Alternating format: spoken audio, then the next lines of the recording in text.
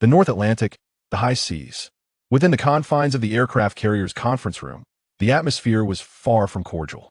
Captain America and Tony Stark had just returned with Loki in custody. The god of mischief from Asgard was now imprisoned within a specially designed cage. Nick Fury was attempting to extract information from him, while others engaged in heated debates regarding how to handle the Tesseract and Loki himself. "Ladies and gentlemen, Loki is simply deranged," Banner remarked, glancing at the assembly. Thor immediately interjected, "Hey, choose your words carefully. While Loki may act irrationally, he is still of Asgardian lineage and my brother." Natasha flatly stated, "He killed 80 people in just 2 days. To be precise, he is adopted." Maria Hill had been monitoring the situation from the control room.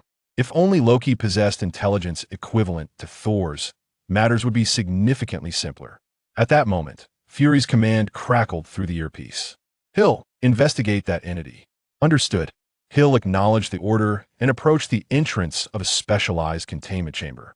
The heavy alloy door slid open silently, revealing the monotonous metallic walls and a massive reinforced glass barrier.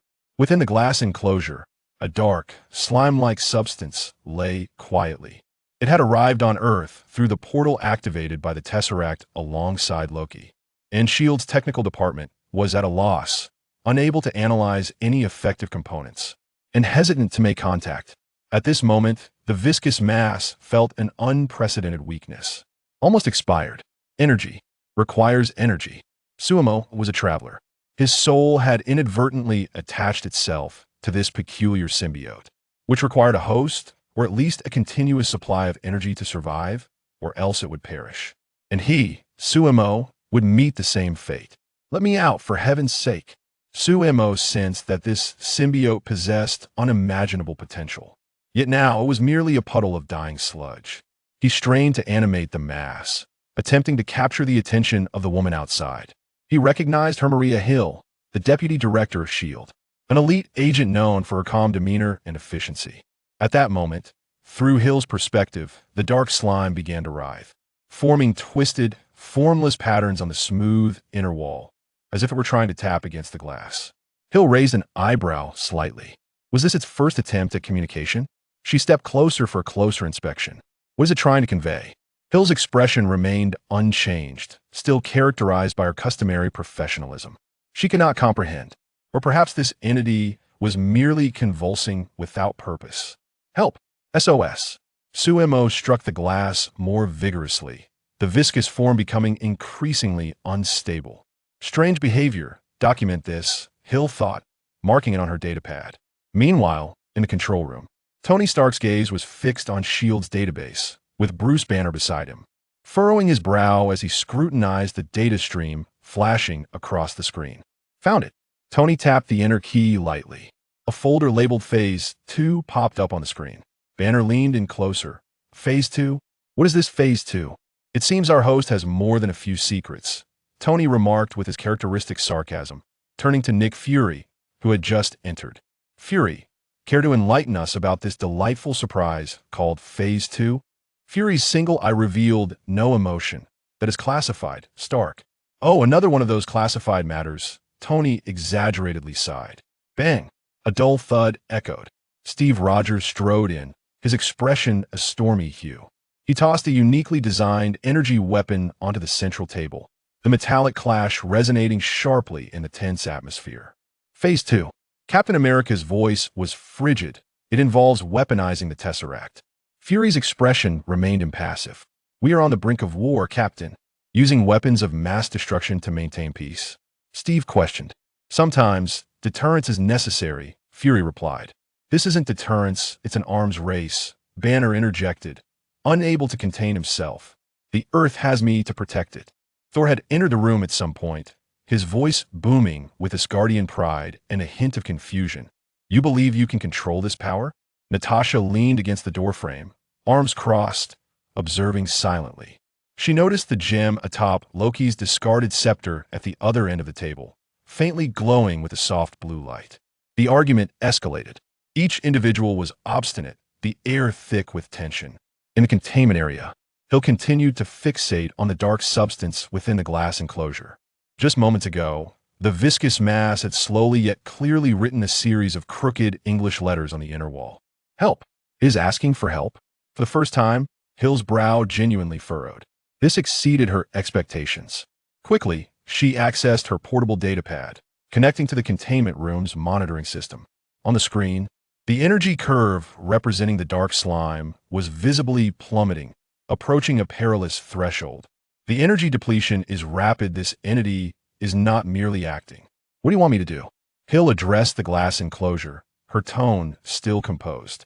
Sumo was on the brink of madness. This woman finally understood. He exerted his final strength, animating the slime to painstakingly spell out a new word on the glass. Touch. Touch. Hill's eyes narrowed. Her right hand instinctively moved closer to her sidearm. What a preposterous notion, to physically contact an unknown extraterrestrial life form. This violated at least a dozen safety protocols. She was not one to take risks lightly. As she weighed the danger's boom, a resounding explosion erupted from somewhere on the carrier. The entire vessel shook violently, the overhead lights flickering erratically, accompanied by piercing alarms. Hill! Fury's voice crackled through the communicator, the backdrop filled with chaos and explosions. Emergency. Banner is out of control. He is pursuing Romanoff in your direction. Evacuate the containment area immediately. Repeat, evacuate immediately. Damn it, who provoked him? We're in the sky. Hill's expression froze instantly. She glanced at the nearly lifeless black slime within the glass enclosure, then heard the approaching roars and crashing sounds through the communicator. Sumo thought, she will surely leave. In this situation, who would care about a puddle of dying sludge? But he was mistaken. Hill pressed a button, and Sumo felt a whirlwind of motion as he was sucked into a smaller glass container, subsequently cradled in Hill's arms. I hope you're truly a value. Hill swiftly moved to escape towards safety. The deafening roars and heavy footsteps grew nearer, the entire corridor trembling. Soon, Hill found a storage room to take refuge. The door had barely closed when it was violently flung open with a bang. Natasha Romanoff darted in, quickly shutting the door behind her. Hill, what a coincidence. She panted heavily, her winered hair clinging to her forehead. That green behemoth nearly killed me. Fury has truly lost his mind. Why recruit such a monstrosity? What's the situation? Has the carrier come under attack? Hill remained composed. She merely shifted slightly to the side to provide Natasha with some space. Natasha, with a sense of resignation, recounted the events that had transpired. Steve and Tony had already rushed off to repair the engine, while Thor had gone to ascertain Loki's condition. Meanwhile, she found herself pursued relentlessly by the furious Hulk, truly a stroke of misfortune. Chapter 2. Forgotten Boom.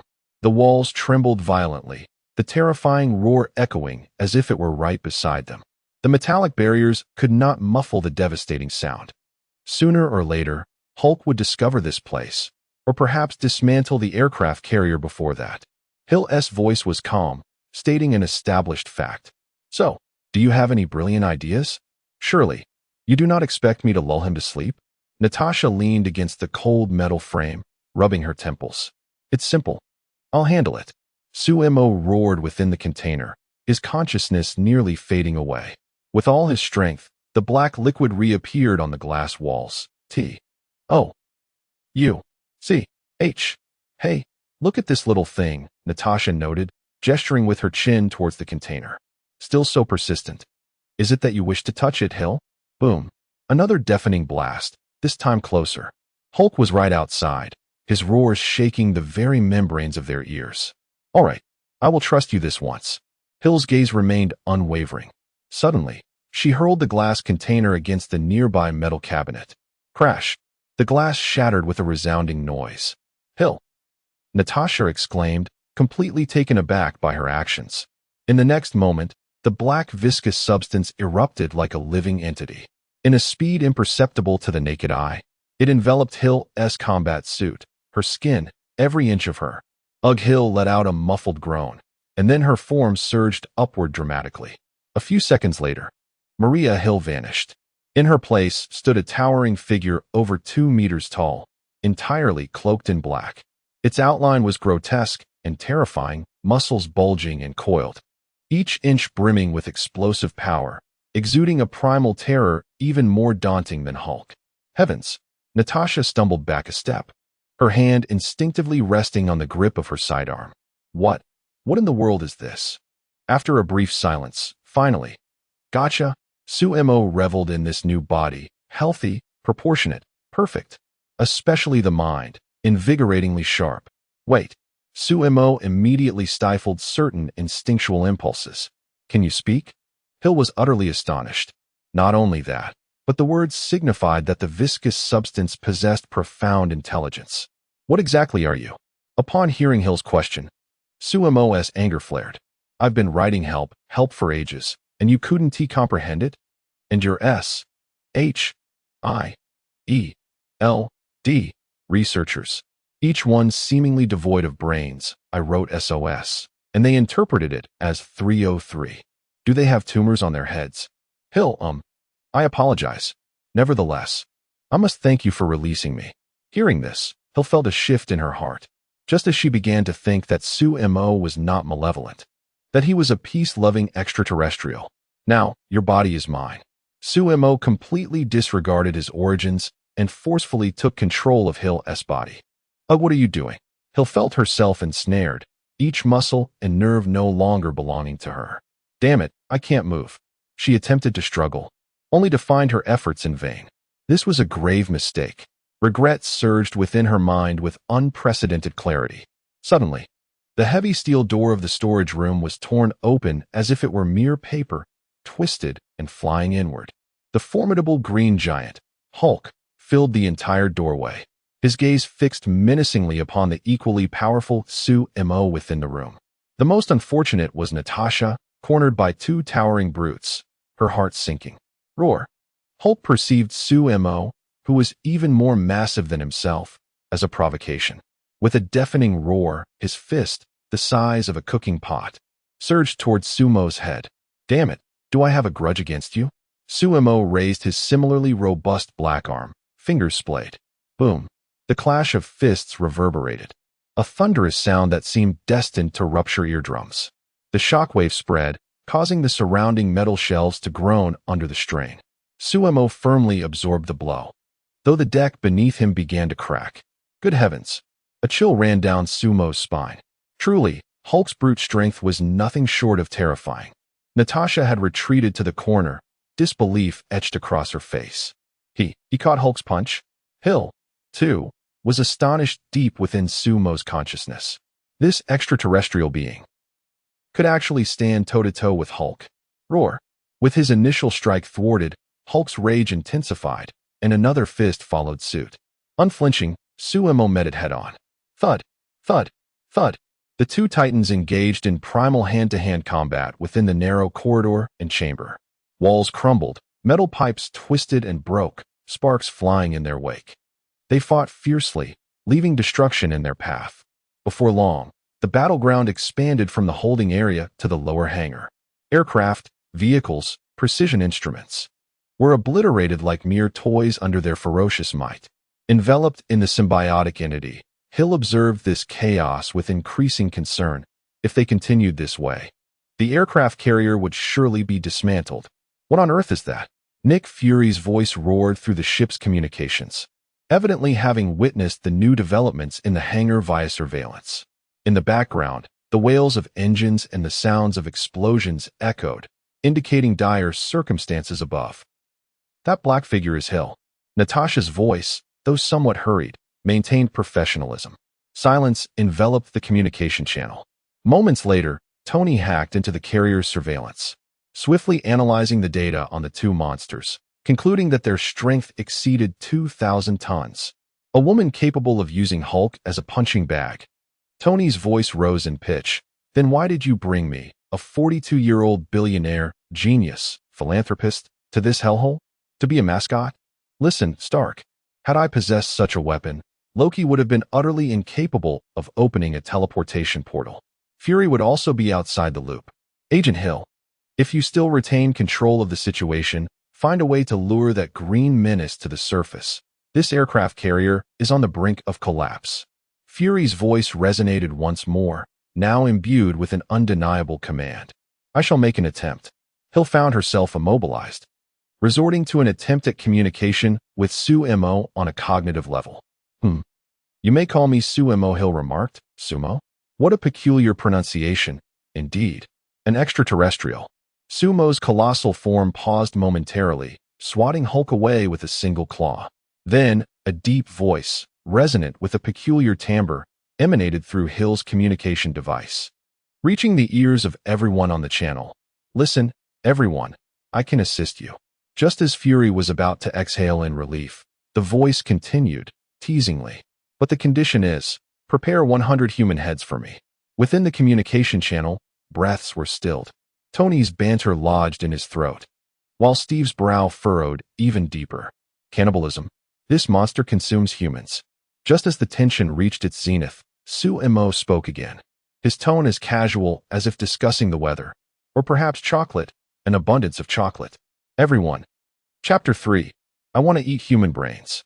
Or chocolate. Nick Fury's single I was fixed intently on the surveillance screen. After a brief silence, his voice emanated through the communicator, exuding an unusual calmness. Sitwell. Send all the chocolate reserves on the ship to the command room. Director, we have no chocolate. It just turned Hulk into a football. Sitwell. Fury's tone remained unwavering. Do as I say, and procure some immediately. Is that understood? A low chuckle escaped from Sumo, reverberating through Hill's communicator. Don't fret, Fury. Even in the absence of chocolate, I shan't resort to consuming human brains. And as for that agent, I have no penchant for serpentine chocolate. Sitwell broke into a cold sweat. Well, of course, neither do I. In the hangar, the battle raged on. Roar. Hulk was not one to wait patiently for dessert discussions. The formidable green figure lunged once more, causing the hangar floor to groan beneath his weight. Sumo twisted his neck, producing a sound akin to grinding bones. All right, big guy, the game continues. He needed to expel him quickly, and his thoughts raced. He glanced towards one side of the hangar, where a massive breach gaped open due to the earlier skirmish, and the frigid winds from 10,000 feet above surged inside. Perfect. No longer opting for brute force. Sumo's enormous black form displayed an agility that belied its size. As Hulk's fist descended, he transformed into a shadow, gliding aside. The liquid surface of his body rendered Hulk's strikes ineffective. Sumo danced like a seasoned matador, taunting the enraged bull. Over here, you dim-witted brute. Sumo's voice dripped with mockery as he swayed near the edge of the breach. Hulk bellowed, charging recklessly. The ground trembled. Just as Hulk's colossal fist was about to collide with Sumo's face, he suddenly crouched low, the dark matter flowing like a tide to one side. Hulk's immense momentum was uncontainable, propelling his entire body towards the opening. Now's the moment. Sumo's right leg expanded instantaneously, transforming into a black giant foot thicker than before. He exerted force from his waist and delivered a powerful kick to Hulk's backside. Boom, crash. A thunderous sound erupted, mingling with Hulk's furious roar.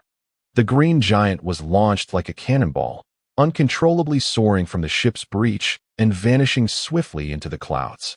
The world fell silent. Sumo stood at the edge of the opening, the wind tousling his obsidian exterior. The communication channel was enveloped in quietude. Natasha's voice was the first to shatter the silence, tinged with a slight tremor. He kicked Hulk out? Jarvis, we need to postpone the anti-Hulk armor plan for now.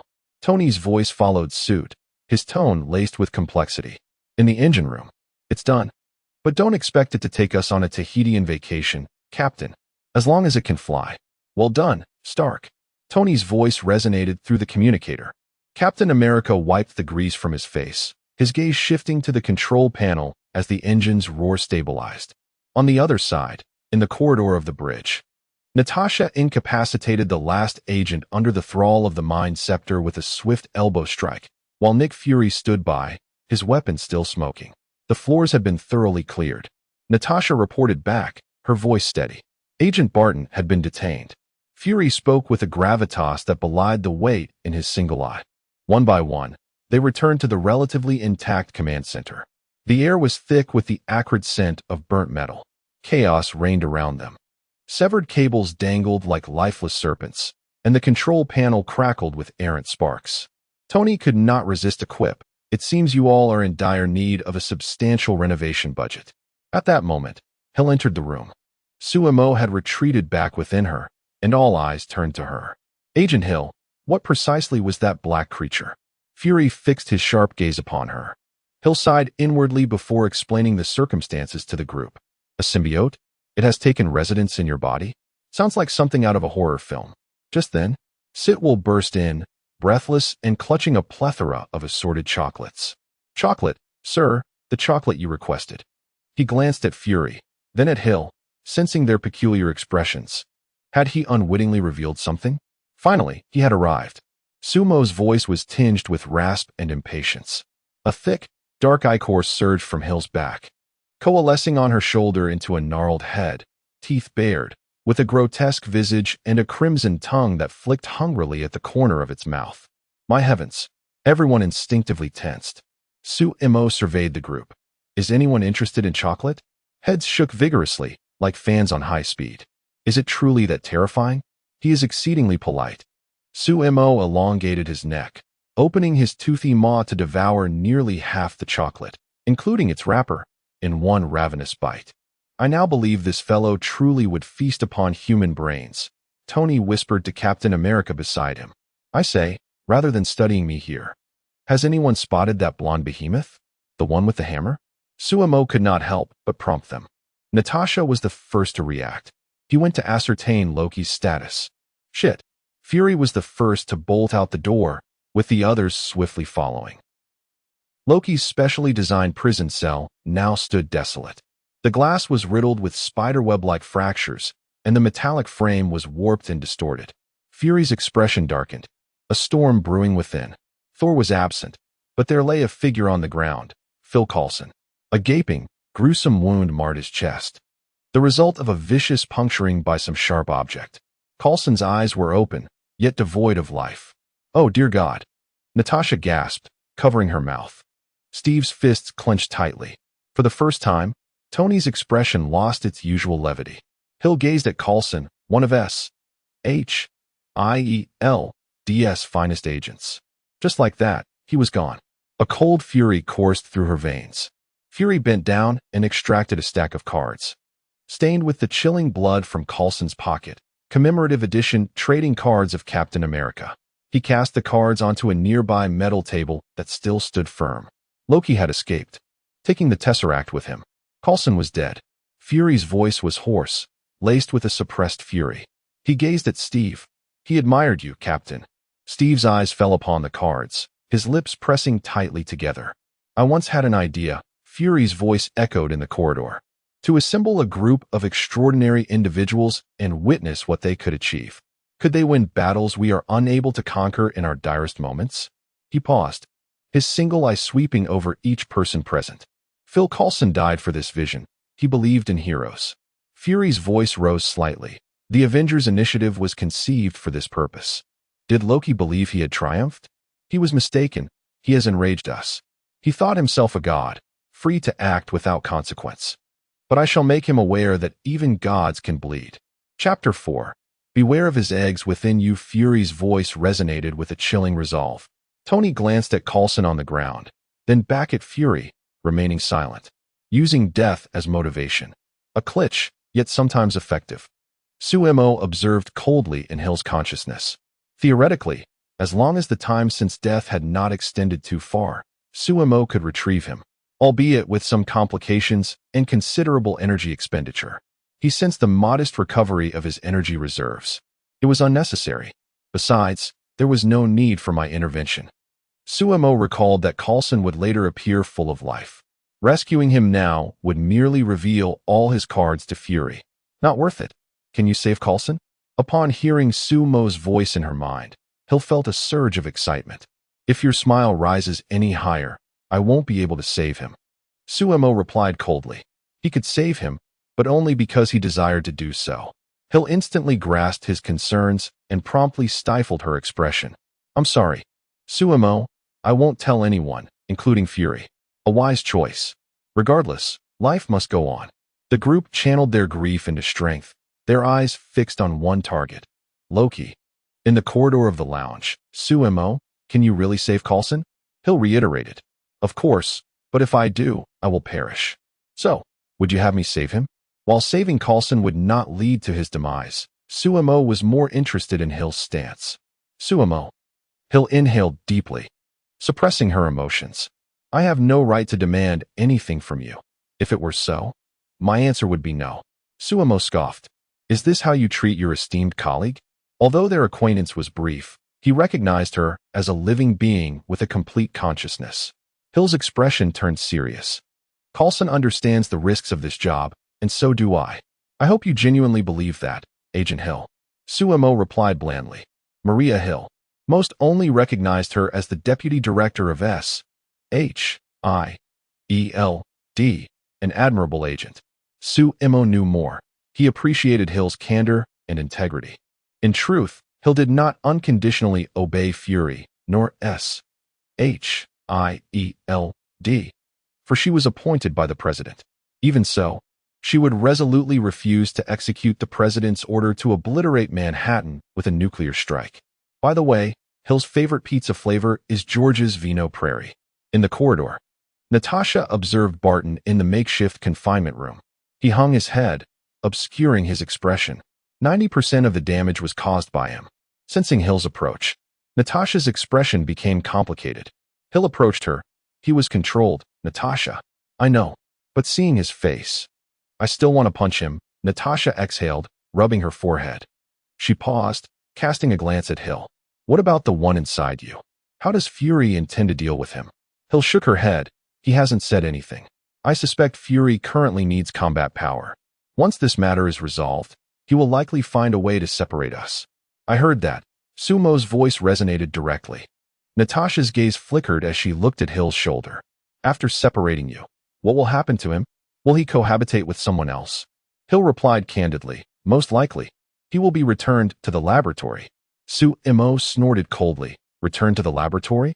Don't be ridiculous. If that black egg dares to do so, I will sever his head and shove it up his backside. Natasha and Hill exchanged glances, speechless. Suemo leaned out from behind Hill, the toothy visage turning toward Natasha. Suddenly, Natasha felt a peculiar sensation, as if she were being thoroughly scrutinized. This power, don't you desire it, Agent Romanoff? Sumo's tone was laced with temptation. And Hill?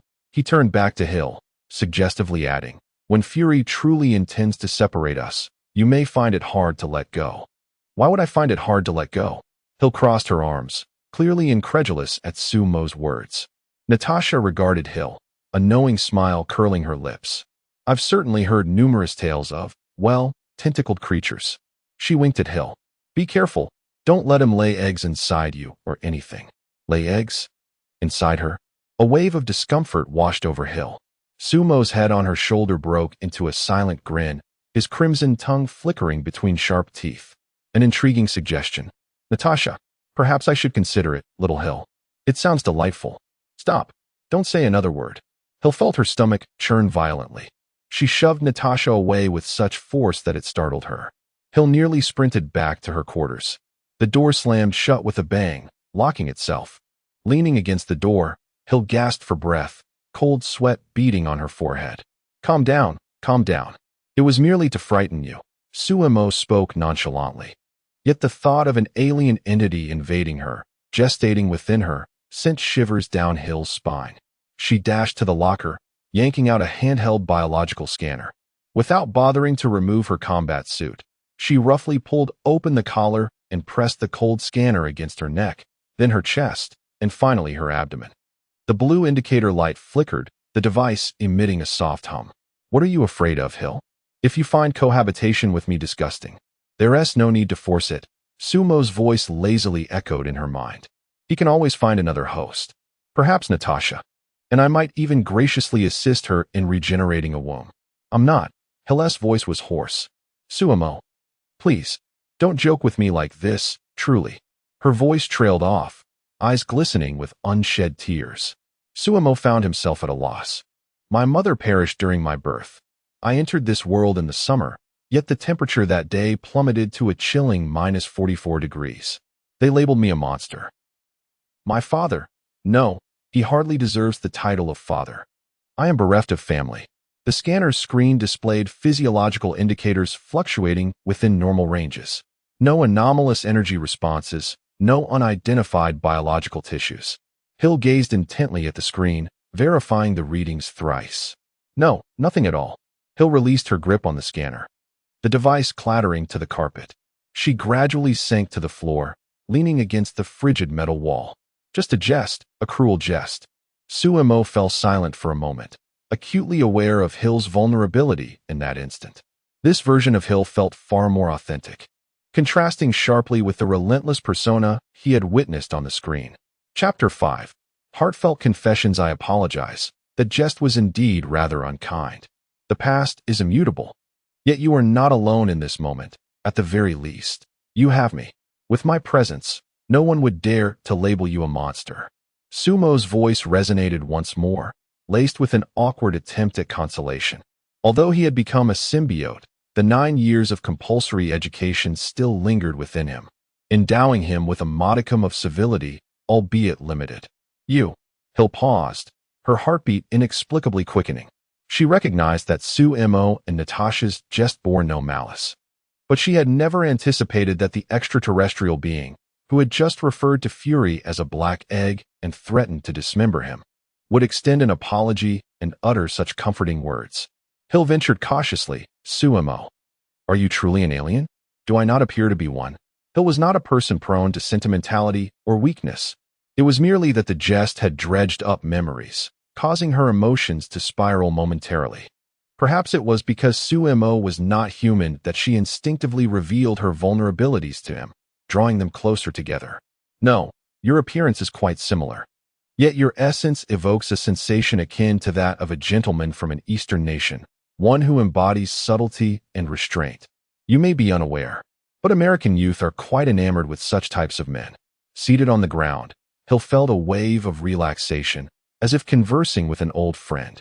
Suemo sensed that she had opened her heart. Is that so? When I transform into a human, perhaps I shall put that to the test. He let out a self-satisfied hum. What? You can transform into a human? Hill was taken aback, her own unrecognized anticipation surfacing. Suemo nodded affirmatively. Indeed. I possess such a premonition, though it may require considerable time. How long? What relevance does that hold for you, Agent Hill? Hill realized she had overstepped the bounds. Regardless. Thank you, Suemo. Just now. Enough of the melodrama, Suemo interjected, dismissively. I merely wish to ensure my temporary benefactor does not suddenly collapse. You still owe me a quest for more chocolate. Despite his words, Hill discerned a certain, clumsy goodwill emanating from him. She inhaled deeply and gradually rose from the ground. Her combat suit was somewhat disheveled, yet her gaze regained its resolve. Fury and Symbiote will not easily overlook your unique existence. They will study you, analyze you, and even attempt to control you. Let them try.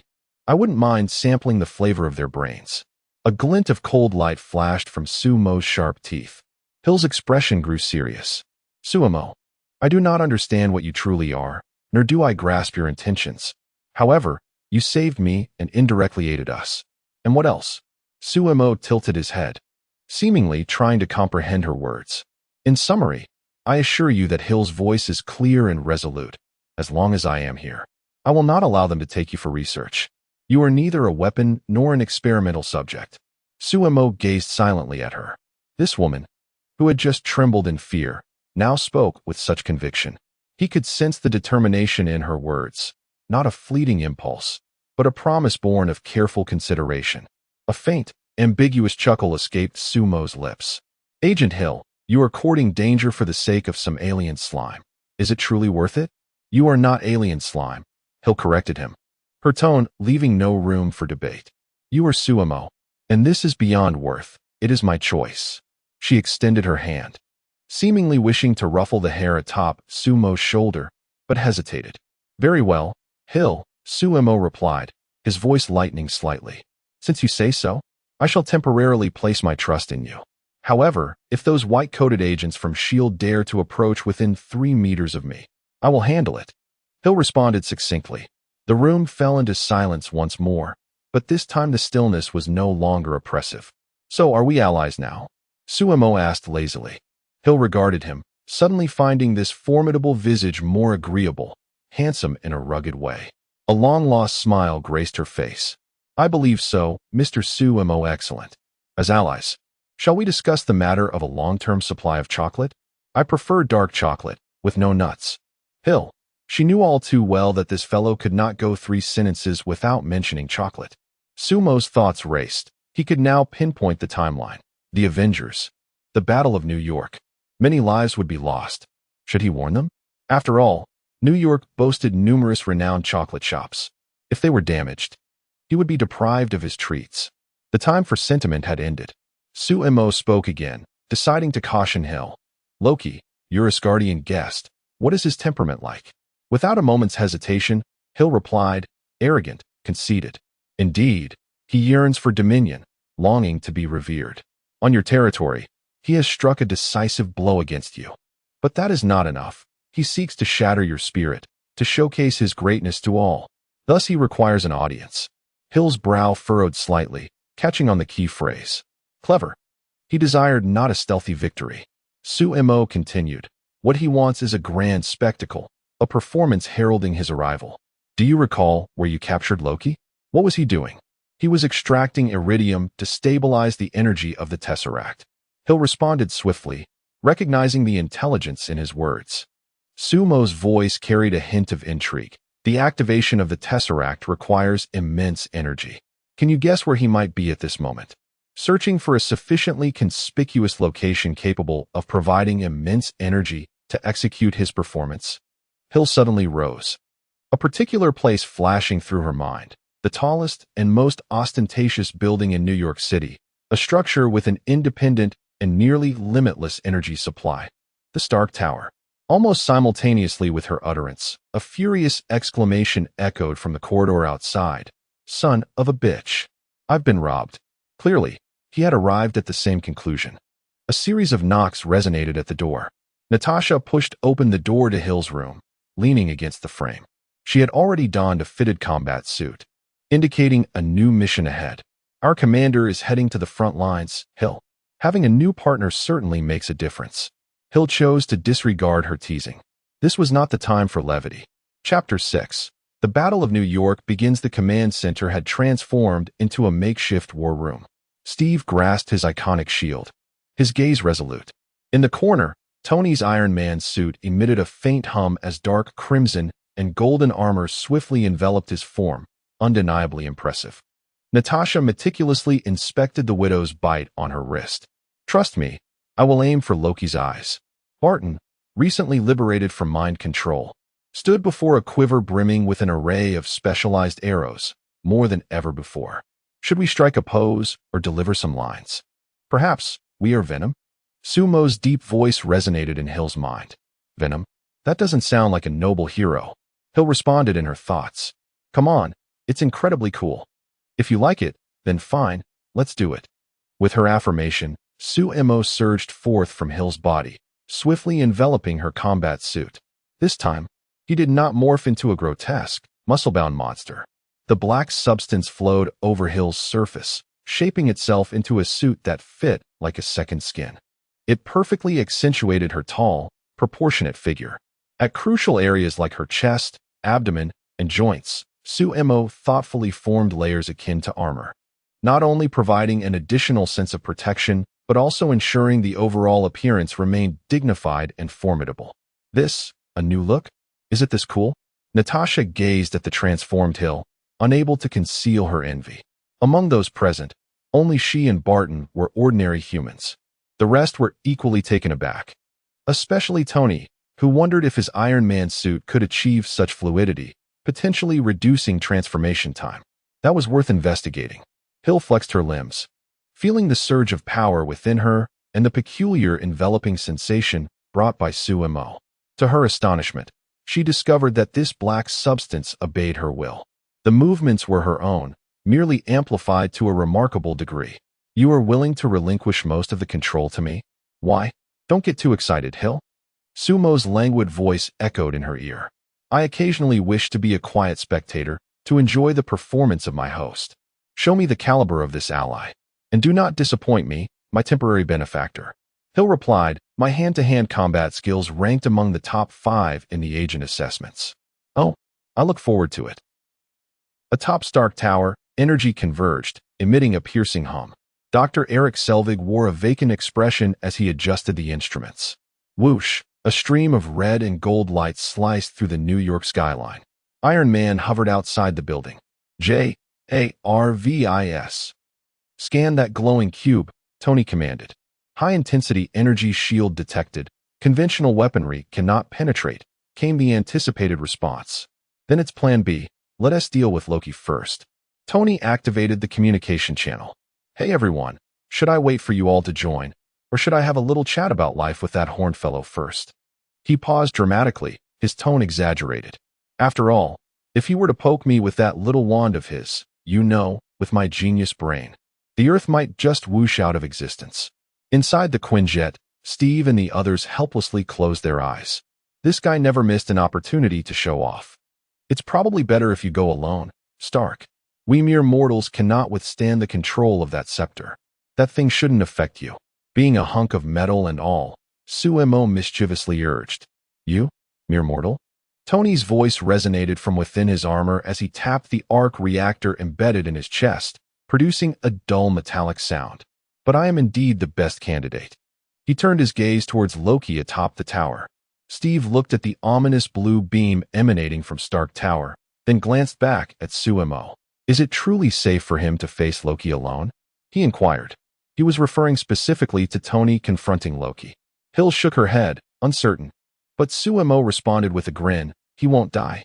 The Quinjet weaved through the skyscrapers of New York, its fuselage gliding past glass facades. And the blinding blue beam from Stark Tower loomed ever closer. Suddenly, Natasha pointed ahead. Look, a diminutive figure was thrust out of a high-rise window, plummeting uncontrollably. It was Tony. Damn. Steve sprang from his seat, rushing to the viewport, pressing his hand against the cold glass. He was going to die? Where was his armor? Wait. Captain, Sumo's voice rang out again, just as Tony's figure disappeared between the buildings below. A torrent of red and gold metal surged from the open window at the top of the tower, swiftly chasing after the falling figure. Clang. Boom. A series of metallic collisions and interlocking sounds pierced through the wind, clearly audible. The descent abruptly halted. Iron Man hovered in midair, the arc reactor on his chest glowing brightly, dispelling the shadow of death. Immediately, the communication channel was filled with Tony's anxious complaints, laced with his characteristic exaggeration. Suemo. That bastard Loki just grabbed me by the neck and threw me from the 90th floor. 90th? Did you see that? But you didn't seem too confident before he tossed you. Suemo interjected playfully. Come on, I trust that some people's genius minds can accurately calculate that during those several seconds of free fall, there was ample time for him to don his new toy. The channel fell silent for a moment, followed by Tony's signature, exhilarated laughter. Ha! I think I'm starting to like you, really. Tony's laughter, a sound of relief from near calamity, had not yet faded from the communication channel. Above Stark Tower, the sky suddenly tore open, revealing a deep blue rift. The energy of the Tesseract surged, creating a vast portal. Oh, this is dire. Tony's tone shifted instantly to one of gravity. In the next moment, a swarm of Chitauri soldiers surged forth from the portal, riding small aircraft that descended upon the streets of New York like a metallic tempest. Following closely behind were colossal Leviathan bioships, their heavy armor glinting as they roared and barreled into skyscrapers. Glass facades shattered, and concrete debris rained down like a storm. The cacophony of explosions, screams, and gunfire engulfed the city in an instant. Inside the Quinjet, Steve Rogers wore a grim expression. Barton, secure a high vantage point. Natasha, ground level, evacuate the civilians. Understood. Hawkeye had already unlatched the door, nimbly leaping onto the rooftop of a nearby building. Natasha inspected her widow's bite, her gaze steely, acknowledged. Hill stood at the door, observing the panicked crowd below and the rampaging Chitauri soldiers. Without needing Steve's command, she was acutely aware of her role. I will contain the battlefield within these streets. Steve expressed concern. Alone? No, I'm with you. A voice chimed in. It was Sam. Captain, We could fight all day. Steve was momentarily taken aback. This guy had stolen his line. Chapter 7. The Lasso of Truth. A shadowy figure struck the asphalt with tremendous force, causing the street to tremble violently.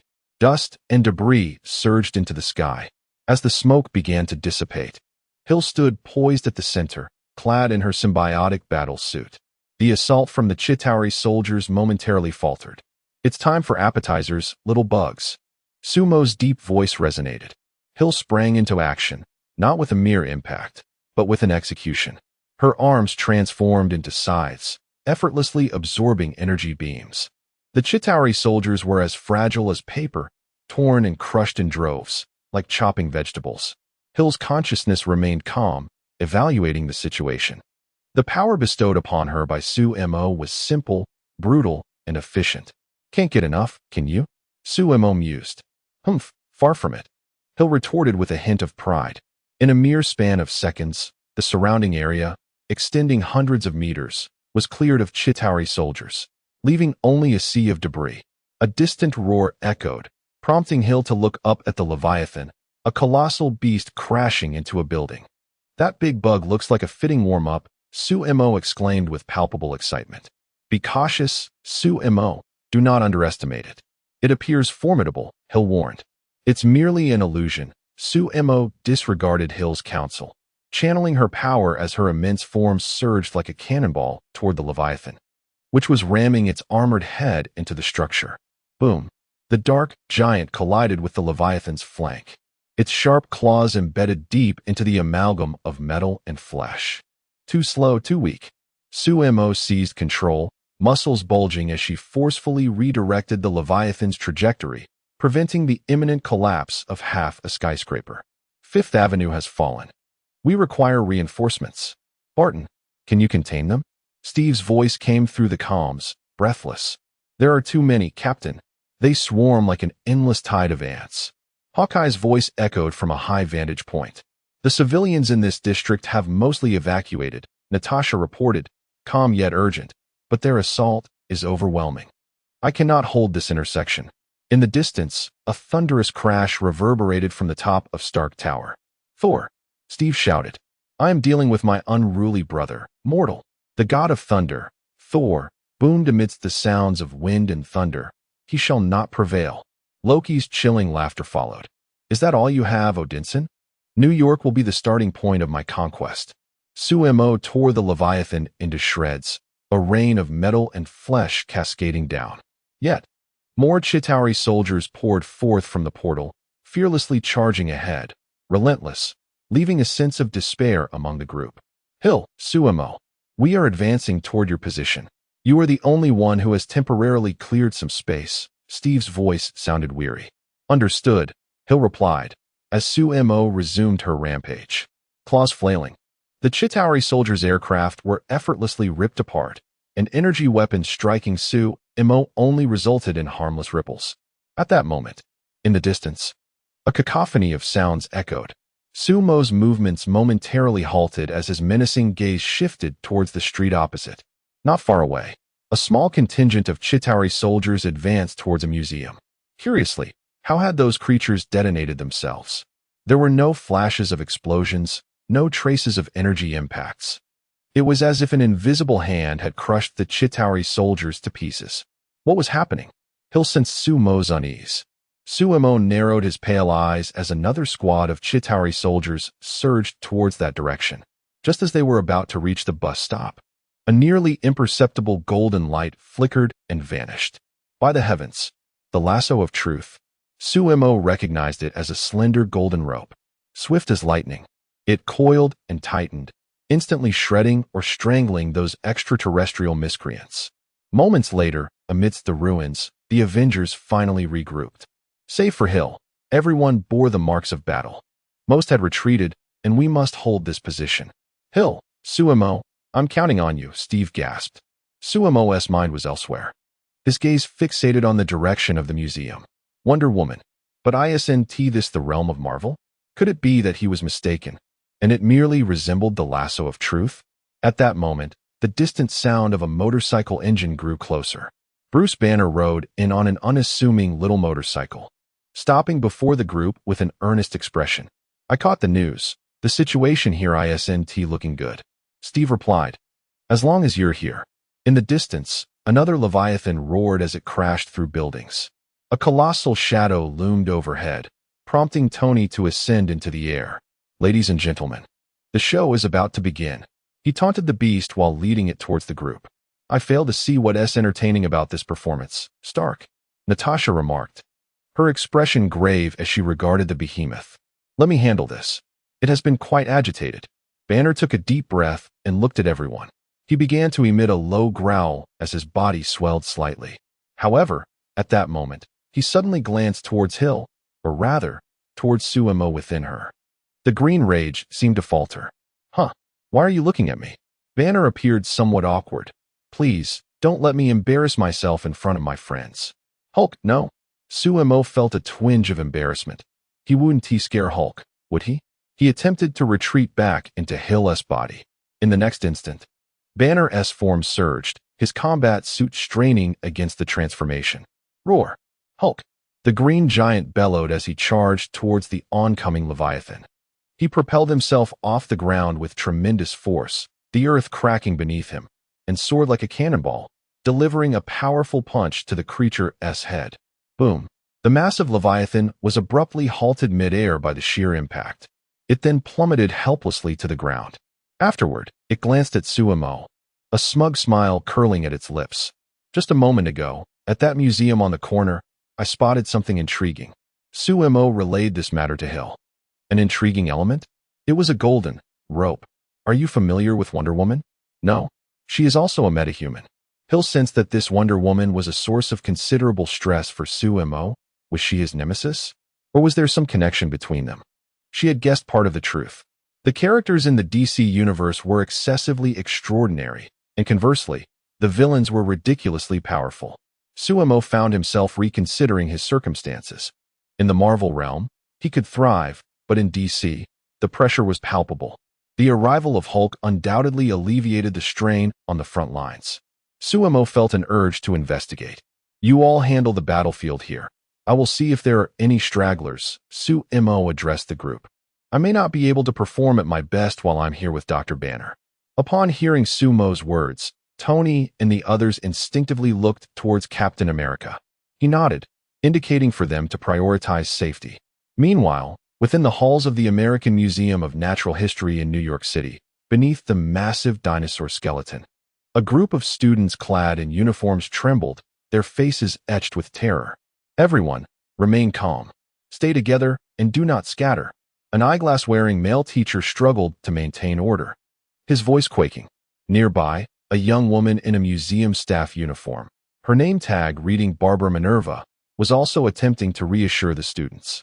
The police and superheroes will arrive shortly. We are safe. Mr. Leslie, a girl cried out in a trembling voice. Gwen. Gwen is missing. And Kara. Another boy added anxiously. Chapter 8. Threads and Divine Power. New York is not just home to the Avengers. Behind the museum, nestled between several towering edifices, a petite figure clad in a white hoodie gracefully traverses the air. Silken threads shoot from her wrists, adhering with precision to the walls. She swings around the corner, pursued by a contingent of Chitauri soldiers who unwittingly collide with a meticulously laid web trap, rendered immobile. Truly impressive, I must say. Gwen claps her hands, retrieving her camera to capture a snapshot with the web. Not far down the street, a golden-haired, azure-eyed girl, seemingly no older than 16 or 17, effortlessly lifts an overturned yellow bus and hurls it towards another wave of advancing Chitauri soldiers, instantly clearing an area. The airborne Chitauri attempt to strike her with energy weapons. However, their beams are invariably intercepted by a blinding flash of golden light, obliterating them mid-flight, or their craft disintegrates uncontrollably. Atop an unassuming clock tower, a figure stands silently, her dark hair billowing in the wind. Suemo, the wondrous woman you mentioned. Does she hold your interest? Hill inquires discreetly while leaping between the skyscrapers. Suemo's voice resonates in her mind, tinged with an unusual seriousness. Her power structure diverges significantly from your understanding. It is immensely formidable. To put it succinctly, She is likely around 5,000 years old. 5,000 years. At that time, the Sumerians were still engraving beer recipes onto clay tablets. Hill exclaims, astonished. Ever since Thor's arrival, S.H.I.E.L.D. has been delving into Norse mythology. Now, Suemo asserts that this extraordinary woman belongs to an entirely different power paradigm. How many mythological systems exist in the world? Are they all genuine? Suemo reassures her. Take heart, Hill. Thor is over 1,500 years old as well. You would never guess it, I mean, intellectually.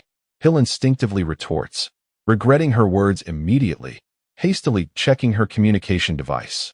On the other end, Sumo's voice is inaudible, only Hill's can be heard. The mention of intellect triggers a response. Natasha, Hill, Suemo, what are you discussing? Captain America, whose intellect is in question? Tony, clearly not mine. Thor, evidently not me either. My mother says I am quite clever. Everyone. Suppressing a chuckle, Suemo decides not to expose the jest. Unity is paramount at this juncture. Let us proceed to the museum, Hill. Hill nods in agreement. With a few leaps, they arrive at the museum's side entrance. She pushes open the heavy oak door. Inside, a group of students clad in uniforms trembles in fear. Upon seeing the grotesque figure cloaked in a dark substance with ghastly, pale eyes at the threshold, their screams nearly shatter the silence. Ah, a monster! Do not approach. Calm down. Everyone, remain calm. As the dark substance recedes partially from Hill, her face becomes visible. I am Agent Maria Hill of S.H.I.E.L.D. For the time being, we are safe. Remain in a concealed location and refrain from wandering. Hill's gaze swept across the startled young faces before him. At that moment, Barbara conveyed the distressing news of the missing children to the two. Gwen, Kara? Suemo suddenly felt a sense of familiarity with those names. In which direction did they head? Hill looked toward Barbara, who gestured toward the rear entrance of the museum. The front was devoid of movement, with only the back door accessible from within. Without a moment's hesitation, Hill took action. Suemo, we must go. Suemo felt somewhat at a loss. The phrasing made it sound as if he were a pet. We're leaving? Pushing open the museum's back door, they found the alley deserted, littered with the remnants of Chitauri soldiers, as if torn apart by some immense force, the air thick with the scent of charred debris. Those two children. Hill sighed, his mood darkening. The situation seemed dire. Suemo did not respond immediately. Gwen, Kara, if they are indeed the ones I know, then the Chitauri soldiers are the ones in real peril. Supergirl is named Kara Zor-El. Hill scanned the surroundings warily, while Suemo extended his senses. No one was present. Hill shook his head just as a tremendous force struck from the side, catching both Hill and Suemo off guard. They were sent hurtling through the adjacent building's brick wall, debris and dust exploding around them. Cough, cough. What was that? Hill struggled to rise from the rubble. Sumo's symbiote quickly began to mend the damage from the impact. Before they could discern the assailant, a blurred figure lunged at them once more. This attacker seemed to target vulnerable areas rather than vital ones. Again, Sumo's voice dripped with anger. Hill was equally incensed. Being ambushed twice would ignite the ire of even the most patient. Instead of retreating, she advanced, her fist, slick with black ooze, aimed at the shadowy figure. With a resounding thud, their fists collided, creating a shockwave. The opponent's strength was immense, even exceeding that of the typical Hulk. Yet, within Sumo's perception, it was manageable. The combat technique exhibited was nearly non-existent. Hill swiftly assessed that the Shadow's attacks were wild and unrefined, relying purely on instinct and brute force, a classic display of a wild brawler. In that fleeting moment of stalemate, Hill felt a sudden lightness in her shoulder. A portion of the black substance shot forth, coiling like a serpent, instantly ensnaring the figure's limbs. Then, with a swift contraction, the ooze yanked the figure off the ground and flung it backward, slamming it against the crumbling wall in a perfect formation. As the dust settled, Hill and Suemo found themselves in silence, gazing at the golden-haired, blue-eyed girl suspended against the wall, her limbs bound by the black substance, struggling futilely. The girl appeared to be merely 16 or 17, clad in ordinary casual attire. Her beautiful face was a canvas of terror and anger. "Let me go, you monster!" Kara felt an overwhelming sense of shame, her ears burning crimson. She struggled fiercely, but the black, viscous substance clung tenaciously, tightening its grip with every attempt to escape. Most disconcerting was the sensation. It felt no different than being touched by a hand. The young girl's eyes glistened with tears, on the verge of crying. The dark matter enveloping Hill gradually receded, revealing her face. "We are not monsters." Hill endeavored to keep her voice gentle. "What is your name? Why don't you find a place to hide?" "My name is Kara. My best friend is missing, and I am here to find her." Sumo peered out, grinning. "I bet your friend is named Gwen." Kara scrutinized Hill's face, then glanced at Sumo, who was entwined in the same adhesive substance that bound her. "Is this your superpower?" She ceased her struggles, disbelief washing over her. Just moments ago, Hill had emerged from the symbiotic suit, her grotesque visage and pallid eyes evoking a sense of monstrosity. In Kara's mind, Hill was even more terrifying than those Chitauri soldiers. "Fortunately, you are quite formidable. Otherwise, if I had accidentally harmed you." Kara's voice trailed off, filled with dread and relief. The thought was too harrowing to pursue. The notion of unwittingly taking a life would haunt her forever.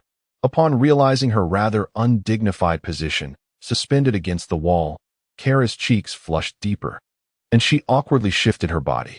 "Sister, uncle, could you please let me down?" Suemo looked utterly bewildered, extending a tendril to point at himself. "Uncle me?" Chapter 9. Grandmother was devoured by the big bad wolf. Kara blinked her innocent eyes. "You sound far more mature than Sister Hill." "I apologize, sir."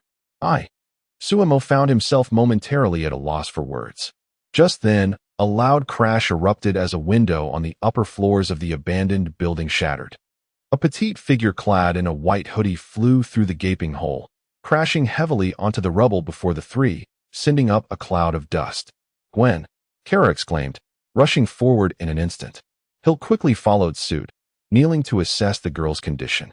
Peering closely at the unconscious figure, Suemo recognized the uniform. Was this Ghost Spider? In this world, Spider-Man was Gwen. A large hole had torn through the back of Gwen's white hoodie, revealing charred skin surrounded by a stark white, with faint wisps of smoke still rising from the edges. It was evident that she had been struck directly by an energy weapon. The situation was dire. Hill's expression turned grave. She immediately tore away the fabric around Gwen's wound to prevent it from adhering. Suddenly, with a series of faint clicks, 5 Chitauri soldiers leaped through the hole, energy rifles drawn, their barrels glowing ominously blue. "I'll hold them off," Kara declared, stepping forward with her fists clenched. Her abilities were still unstable, or rather, unrefined. She had yet to master flight. However, Suemo and Hill did not turn back. Several tendrils of viscous slime shot from behind Hill, piercing the chests of the Chitauri soldiers with precision, pinning them to the wall before they could even fire a shot. "Impressive," Hill remarked. "But her injuries are severe. We must attend to them at once." She gazed at the charred wound on Gwen's back, her brow furrowed in concern. Turning to Kara, she asked, "The museum has first aid equipment, correct? We should take her there and have the staff assist us." "The museum?" Sumo's thoughts raced. It housed only ordinary people and students. Taking Gwen there would inevitably expose her identity as Ghost Spider. Who could guarantee they wouldn't remove her mask? The young Gwen was evidently not prepared for the responsibilities of a hero. "She requires more specialized care," Suemo asserted. As he spoke, the black symbiotic substance began to peel away from Hill. A sudden wave of emptiness engulfed her. Strength was ebbing away, and the familiar embrace of security was fading with it. Instinctively, she reached out, desperate to grasp something, yet found only air. Finally, she managed to utter, "Suemo. Please, hurry." Earlier, Suemo had teased her, claiming that when the true separation occurred, she would feel reluctant. At the time, Hill had dismissed it. "So what if we separate? Without Suemo, I am still Hill." Yet now, she felt as if a part of her heart had truly gone missing. Was he truly going to follow this girl named Gwen? Hill's mind began to spiral into anxious thoughts. The black slime surged like a tide towards the unconscious Gwen. Swiftly enveloping her charred wound, the darkness spread throughout her body, encasing the tattered white hooded battle suit. In less than a minute a soft sound escaped her lips. The once unconscious Gwen abruptly opened her eyes. Almost instinctively, she flipped over, her feet meeting the ground momentarily before she leaped gracefully. Her hands and feet adhering firmly to the ceiling, her movements astonishingly fluid. Gwen gazed down at her hands, feeling the unprecedented surge of formidable power coursing through her. What was happening? Gwen's voice bore a hint of confusion and caution. She keenly sensed that not only had her injuries healed, but her strength, speed, and reflexes had undergone an extraordinary enhancement. Had she been bitten by a spider again? This time, a colossal black spider. Soon after, Gwen noticed the transformation of her attire. The once white hooded suit had morphed into a sleek, pure black, clinging to her form and accentuating her youthful vigor. With a grotesque white spider emblem prominently displayed on her chest. What is this? So cool, Gwen exclaimed with sheer excitement as she admired her new battle suit. New look. Surprised? The voice of Sue-Mo echoed in her mind. Gwen jolted, nearly losing her grip on the ceiling. Who is speaking? My heavens, have I lost my mind? I knew I shouldn't have consumed that expired soda before the battle. Kara always warned that stuff would corrode my brain. And now look at my head, Sue-Mo. This girl's thought process is indeed unique. He responded, both exasperated and earnest. There might be something wrong with your brain. But please, do not blame the soda. There is someone. You're inside my body. Oh wait. I understand now. It's this suit. Gwen realized, immediately tearing at the symbiote enveloping her. Below, Hill and Kara stared in disbelief at the girl in the pure black suit, talking to herself and gesticulating on the ceiling. Sister Hill, has she lost her mind? Kara asked in a hushed tone. Hill remained silent, her heart racing as she hoped for Sue-Mo's return. All right, little spider, the new suit experience is over. Hurry down, I will leave your body. Sue-Mo's voice was teasing. Gwen paused momentarily before nimbly jumping down from the ceiling. Sue-Mo withdrew from her, flowing back to Hill's feet. Phew, that scared me. Gwen exhaled deeply, still shaken. It's fortunate that I saved her. Observing her aversion, Sue-Mo smirked dismissively. Do you think I wish to remain in your body, Little Red Riding Hood? What do you mean? The wolf ate Grandma. Gwen, quick-witted, instantly grasped Sue-Mo's implication, her frustration causing her to bounce around. You. I'm still young. Kara, standing nearby, was perplexed. Didn't the big bad wolf eat the grandmother? Sue-Mo once again merged with Hill's combat suit. The familiar sensation of strength and embrace provided Hill with a considerable sense of reassurance. Why is your heart racing so fast, Hill? Are you frightened?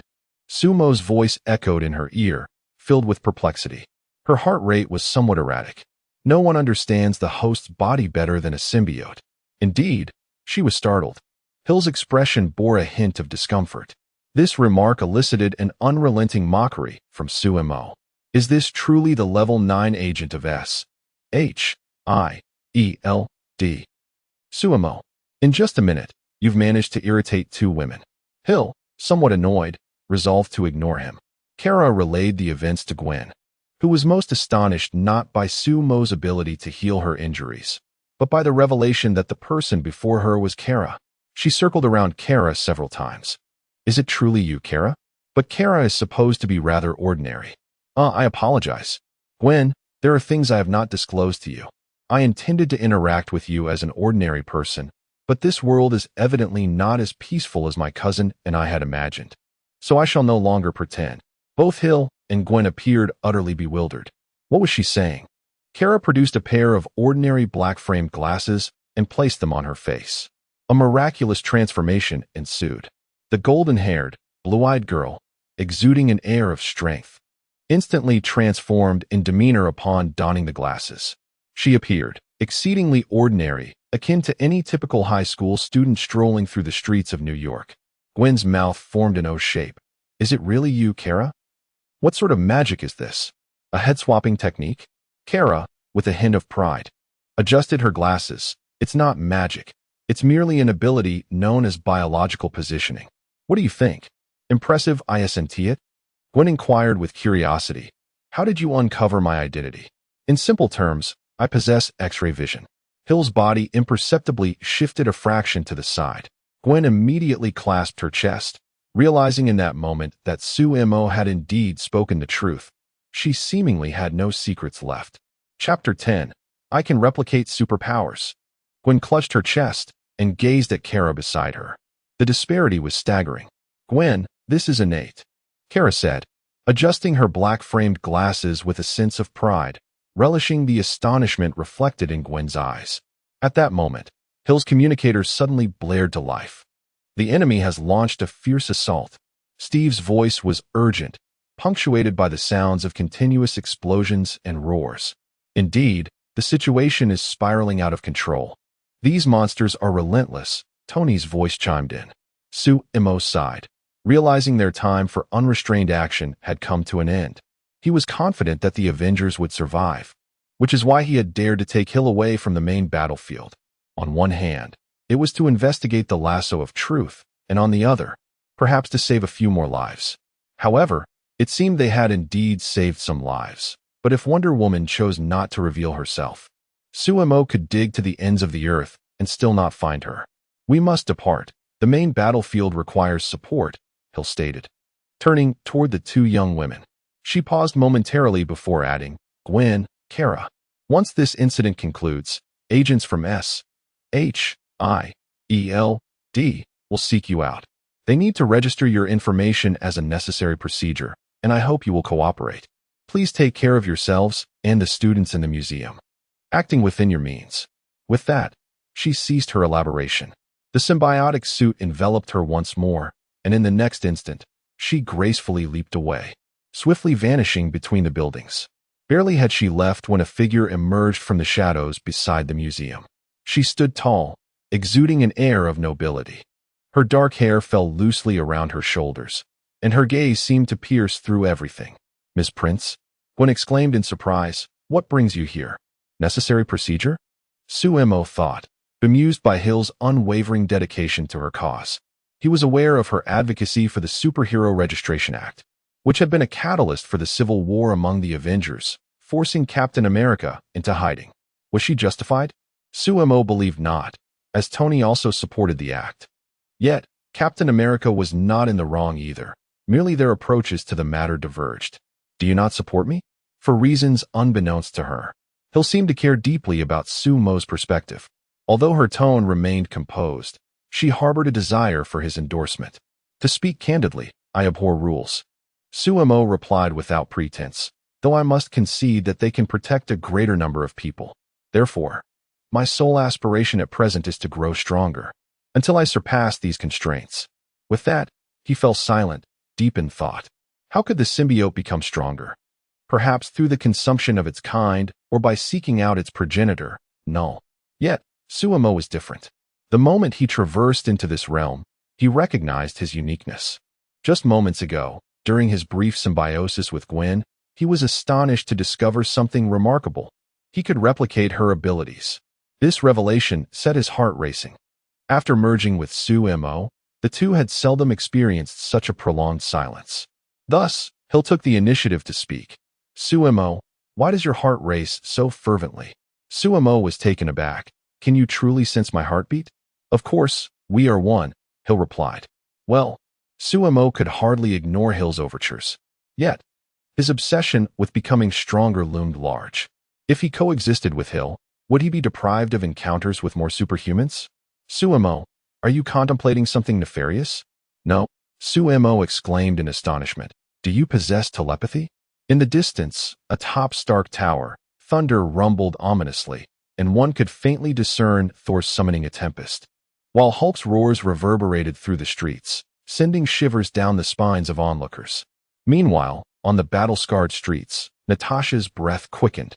Unlike Hawkeye, who boasted precise long-range strikes, Tony with his iron suit, or Steve enhanced by super-soldier serum, Natasha, the Black Widow, relied on her agility, finesse, and close combat prowess. The power of Widow's bite had long since waned, her tactical dagger stained with the cerulean blood of Chitauri soldiers, her body marred by numerous wounds, and the once vibrant crimson of her hair now clung together in a gruesome tableau of blood. Damn it, this is never-ending, Natasha muttered under her breath. Deftly sidestepping an energy beam while simultaneously plunging her dagger into a Chitauri soldier's neck. Yet, more foes swarmed from all directions, encircling her with their menacing weapons glinting ominously with blue light, aimed directly at her.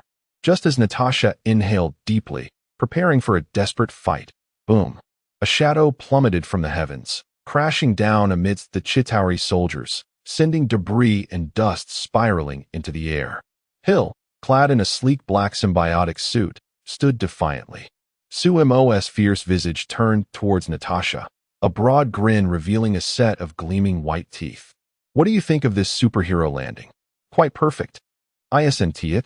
At last, Natasha's taut nerves relaxed. A teasing smile crept upon her lips. Had you arrived sooner, I might have been compelled to greet you with an enthusiastic kiss. Hey, I have aided you numerous times, Tony interjected from above. Hawkeye quipped, clearly. You are not the type that Natasha fancies. Without further ado, Hill's arms morphed into two gleaming black scythes, sweeping ferociously through the air. Simultaneously, Sumo transformed into several sinuous black tendrils, launching from various angles. Their synergy was impeccable, more harmonious than before. Where the scythes cut, limbs were severed and cerulean blood splattered. As the tendrils coiled through, Chitauri soldiers were swiftly dispatched, their forms pierced and obliterated. In mere seconds, the Chitauri soldiers surrounding Natasha were vanquished. Witnessing this spectacle, a flicker of undeniable envy crossed Natasha's eyes as she murmured softly, "Such enviable power." She wiped the blood from her hands and approached Hill. "We cannot continue like this. These pests come in droves, akin to an unending horde of cockroaches. Unless that infernal portal can be closed." Hill glanced up at the azure beam emanating from the pinnacle of Stark Tower. Conventional attacks could not penetrate the shield of the Tesseract. Perhaps we could approach it from the perspective of its controller? Natasha's gaze was sharp. Are you suggesting Selvig? Hill immediately grasped her implication. I believe it is worth a try. Natasha nodded. He is under Loki's mental control, yet there may be a way to awaken him, or at the very least, to disrupt him momentarily. I need to hitch a ride up there. Her eyes scanned the aerial Zetori ships circling above. Just as she was about to identify a suitable target, a languid voice drifted from Hill's shoulder. Hey, Agent Natasha, I do not mean to belittle those scrap heaps, but am I not faster and safer than they are? Natasha paused, raising an eyebrow. She turned to Hill, a playful smile gracing her lips. Oh, that may be true, but I fear our director Hill might disagree. Enough with the chatter. Hill stepped forward, extending her arm. The symbiotic matter of Sumo extended from her arm, gently encircling Natasha's waist, securing her firmly by Hill's side. Hold on tight, Hill murmured. In the next moment, she launched herself like a cannonball.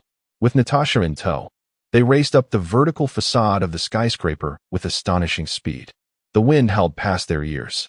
Natasha observed the rapidly diminishing cityscape beneath her, her gaze shifting to the living black armor adorning Hill, or rather, Sumo. Is there more of your kind out there? She inquired, her voice somewhat ethereal amidst the gusts. Indeed, there is an abundance. Natasha's eyes sparkled. Sumo interjected cheekily, though there are many symbiotes, intriguing souls are a rare find. You will not encounter another of my caliber. Natasha. In the rush of wind, a barely audible chuckle seemed to resonate. Chapter 11. The End of the Great War, God of Humanity in the command center of the aircraft carrier. The faces of the members of the World Security Council appeared on the screen, as unyielding as iron. Fury issued the command. Nuclear missiles would be launched within 10 minutes. Considering the absurdity of this order, I refused. Fury's single eye blazed with fury. He could hardly fathom that the Avengers were fighting valiantly on the front lines, only to be met not with support, but abandonment. This is an order, Fury. It's to prevent a greater catastrophe. Nonsense. Our people are battling. Fury slammed his fist on the table. Give me time. But he received no response as the communication was abruptly severed. Within mere minutes, a frantic agent burst into the command room. Director, an unauthorized aircraft has taken off. Damn it. Fury's expression darkened further as he grabbed a bazooka and rushed out. But he was still a step too late. On the battlefield in New York, with the addition of Hill and Sumo, the pressure on the Avengers significantly diminished. The two fought like a well-oiled killing machine, mowing down Chitauri soldiers as though they were mere stalks of wheat. Passing by Captain America, Sumo teased, "Still holding up, Captain? I could fight all day." "What, are you all tired?" replied Captain America. Hill remarked, "Men and their competitive spirit. I'm starting to like you two as a duo." Tony's voice crackled through the communication channel. He had just emerged from Leviathan's body, having found that his beams could not penetrate the creature's armor. One must admit, Tony was rather reckless at this moment. Atop Stark Tower, Natasha had infiltrated the facility and found Dr. Selvig, who had regained his senses. Under his guidance, she discovered the method to shut down the portal. The Mind Stone could penetrate the energy shield of the Tesseract. Upon receiving this news, everyone breathed a sigh of relief. "Well done, everyone," Steve commended. "It's finally coming to an end, but didn't I just hear someone flirting with Agent Normanoff?" Tony quipped, "Faster, safer? TSK, TSK. Just stating the facts, Stark. Unlike some tin cans, I won't pollute the communication channels with noise," Hill retorted. "The battle isn't over yet." Whoa, Tony exclaimed in the communication channel. "Am I being ambushed? Honestly, I would love to be your wedding officiant and even gift you a set of the latest couple's armor, couple exclusive skins." "Really?" Sumo's eyes lit up. The room fell silent. All eyes turned towards Sumo. Wasn't he an alien? Especially Hill, who reacted strongly. "Sumo, what are you thinking?" "I'm thinking about the iron armor," Sumo quickly clarified. "Can I have both sets, Tony?" Although this gadget would be of no use to him. Every Marvel fan surely desires a collectible set. At that moment, Fury's voice cut through everyone's communication channel, imbued with an unprecedented seriousness and urgency. "Everyone, we have a critical situation. The Council has launched a nuclear missile, powerful enough to obliterate the entire Central District." A profound silence enveloped the channel. "A nuclear missile?" Tony's voice broke the stillness, brimming with disbelief. "How much time do we have?" Steve inquired anxiously. 3 minutes, Fury replied. Tony looked skyward, witnessing an unending stream of Chitauri soldiers pouring forth from the portal. Without hesitation, he commanded, "JARVIS, divert all power to the thrusters. I need to take this behemoth where it belongs." "Stark, what are you planning to do?" Steve shouted, delivering a package, extra large. Sumo did not intervene, merely stating, "I will catch you." "You know what he intends to do?" Hill remarked, glancing at Sumo, not as a question, but as a certainty. A madman can always comprehend another madman, to some extent. Upon hearing Sumo's words, Tony felt a warmth in his heart. If he returned alive, he vowed to include him in every party. The Iron Man's suit transformed into a streak of red and gold, resolutely reaching for the missile trailing a white plume. Observing JARVIS flashing red due to damage, Tony nonetheless dialed the woman's number for safety. At that moment, atop Stark Tower, Loki surveyed the chaos below, a malevolent smile gracing his lips. "Look, mortals, you are so fragile. This is your end." Before he could finish, a shadow descended from above. A tendril from Sumo shot out, deftly grasping Loki's ankle. "Little princess, your end has come early." Sumo's menacing visage loomed closer, his pale eyes filled with mockery. Loki had yet to react. Bang, bang, bang, bang, bang. Sumo manipulated the tendril, delivering powerful blows that smashed Loki against Stark Tower's opulent floor, replicating the iconic scene from memory. With a gasp, Loki spat out blood, feeling as if his bones had shattered. He lay amidst the debris, his mind a blank slate. Yet, Sumo flicked his tendril, seemingly dissatisfied. Hulk's method was far more visually appealing. "Hey Hulk, come here." "Hulk." Loki watched helplessly as Hulk approached, flashing a wide grin. "Stop." Below, the Avengers gazed at Tony, cradling the nuclear missile, charging toward the blue portal. "He's lost his mind," Hawkeye murmured. "He's always been this insane." Natasha's voice held a mix of emotions. In the command center, Fury fixed his gaze on the screen, watching Tony ascend. Thanks to the suit's enhancements, this altitude would not freeze it. 100 meters, 50 meters, 10 meters. Just as Tony leaped into the portal with the nuclear missile, the command center erupted in deafening cheers. He did it. He succeeded. "Commander, A high-speed object has been detected approaching from the southern hemisphere. An agent suddenly noticed something amiss. But regrettably, his voice was drowned out by the cheers echoing within the halls of the American Museum of Natural History in New York. Gwen and Kara had seamlessly blended in with the students, while Diana Prince stood alongside them, captivated by the news broadcast flickering on the wall-mounted screen. "How cool," Gwen murmured softly. Kara nodded in agreement. Diana remained silent, her thoughts a mystery to all around her. On board a Stark Industries aircraft, Pepper Potts gazed at her phone, where an incoming call from Tony, lasting merely a second before being abruptly terminated, flashed on the screen. Instantly, her eyes brimmed with tears, cascading uncontrollably. She did not cry out. Instead, she fixed her gaze upon the sky, yearning for that familiar silhouette to return. Yet, time dragged on. "Sam, I'm a bit concerned about Stark," Captain America remarked. "Patience, Captain. The show isn't over yet." No sooner had he spoken than a metallic figure tumbled forth from a portal. Across the globe, spectators erupted in cheers at the sight. Seizing the moment, Sam prepared to intervene. Just then, a vivid flash of red suddenly appeared in the sky, clad in a blue suit with a crimson cape billowing behind. He soared with unmatched speed, yet remained as steadfast as a mountain. With a gentle gesture, he cradled Iron Man's heavy armor in his arms. In that instant, broadcasted through countless news cameras and captured by citizen smartphones, nearly the entire world witnessed this extraordinary scene, left in utter astonishment. They beheld the fallen hero and the enigmatic figure descending as if a deity had graced the earth. On the grand screens lining the streets, the image froze at that moment of the red and blue figure gracefully descending. Who is he?"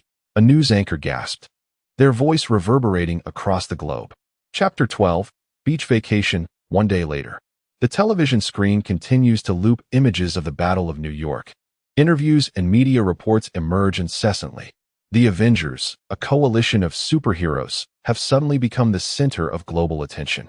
Some hail them as saviors, while others voice concerns regarding such unchecked power. "It was Agent Venom who rescued us. They are heroes in my heart. It is difficult to fathom how many more like them exist among us. They should be held accountable for New York's devastation." At the SHIELD headquarters, "Where are the Avengers now, Fury?" a council member inquired, his tone unkind. "To be honest, I am currently indifferent to their whereabouts," Fury replied calmly. "Given their performance, I believe they deserve a holiday. You allow these dangerous individuals to roam the globe?" Another female council member retorted sharply. "Dangerous, indeed," Fury conceded, unwavering. "That is precisely the purpose of the Avengers. Every corner of the world must know of them." The council members fell silent. "Very well, Fury." The initial questioner cleared his throat. "Our primary agenda today is Agent Maria Hill and the entity she possesses." Fury narrowed his single eye, sensing the gravity of the situation. "We have witnessed their combat capabilities," the female council member continued, her tone tinged with a hint of apprehension. "To be frank, they far exceed our expectations, even more so than that Asgardian. Difficult to control. You should know, she is SHIELD's finest agent." Fury suddenly felt an ominous premonition. "That will soon change. We have pinpointed Agent Hill's location," the male council member revealed coldly. "The special operations team has already departed, with orders to retrieve her for military oversight and extensive examination." Bang! Fury slammed his palm down on the console, unilaterally severing communication. The screen instantly went black. He seized the encrypted phone on the desk and swiftly dialed a number. On a vacation island, the sun scorches the beach. The air is thick with the salty sea breeze and the sweet scent of sunscreen. Curvaceous young women scream with delight as they leap in front of the beach volleyball net, their bronzed skin shimmering under the sun. Further out in the ocean, several figures navigate surfboards, weaving through the frothy white waves. Hill's hotel room overlooks this vibrant beach. The water of the private pool ripples gently. Hill and Natasha are relaxing in the pool, the cool water dispelling the heat. "Here are your juices, ladies," Sue Mo announced. "I do not regret dressing like this. Giving some people quite the eyeful." Natasha accepted the juice and took a sip.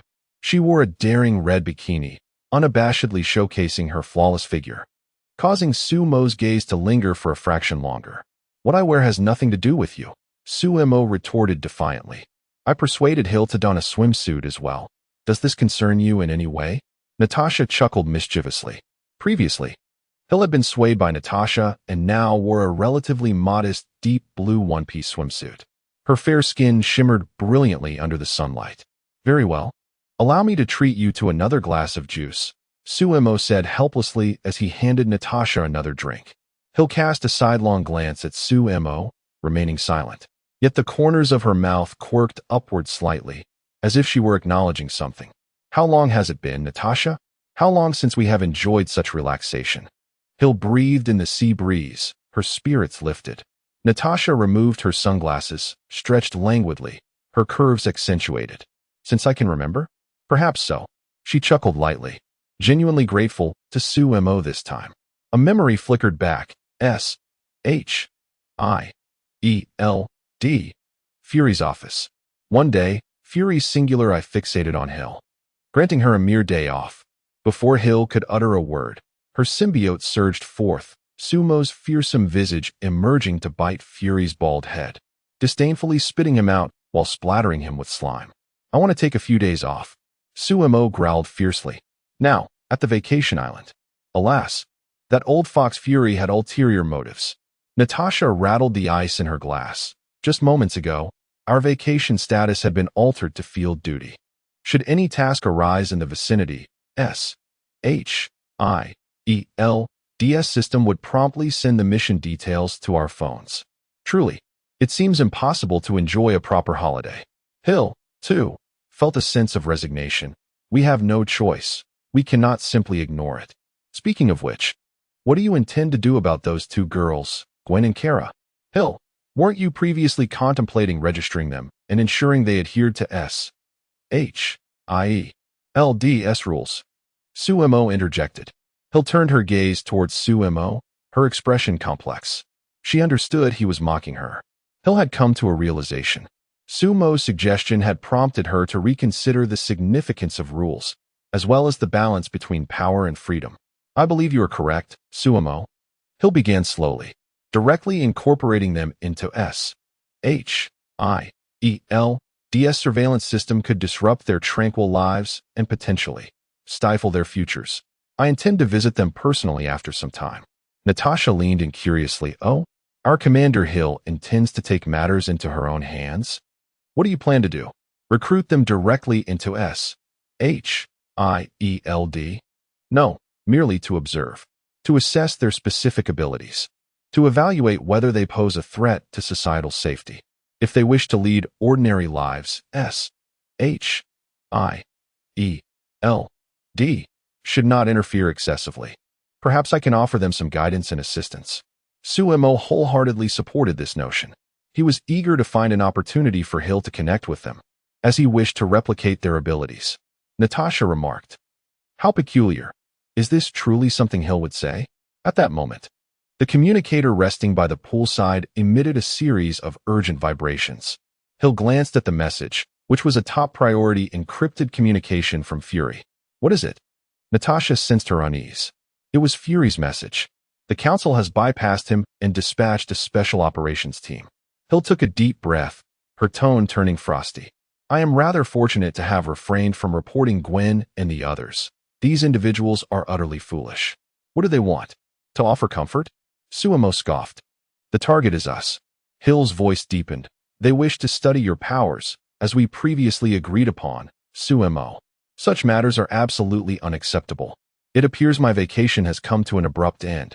The military personnel will not be as accommodating as Fury.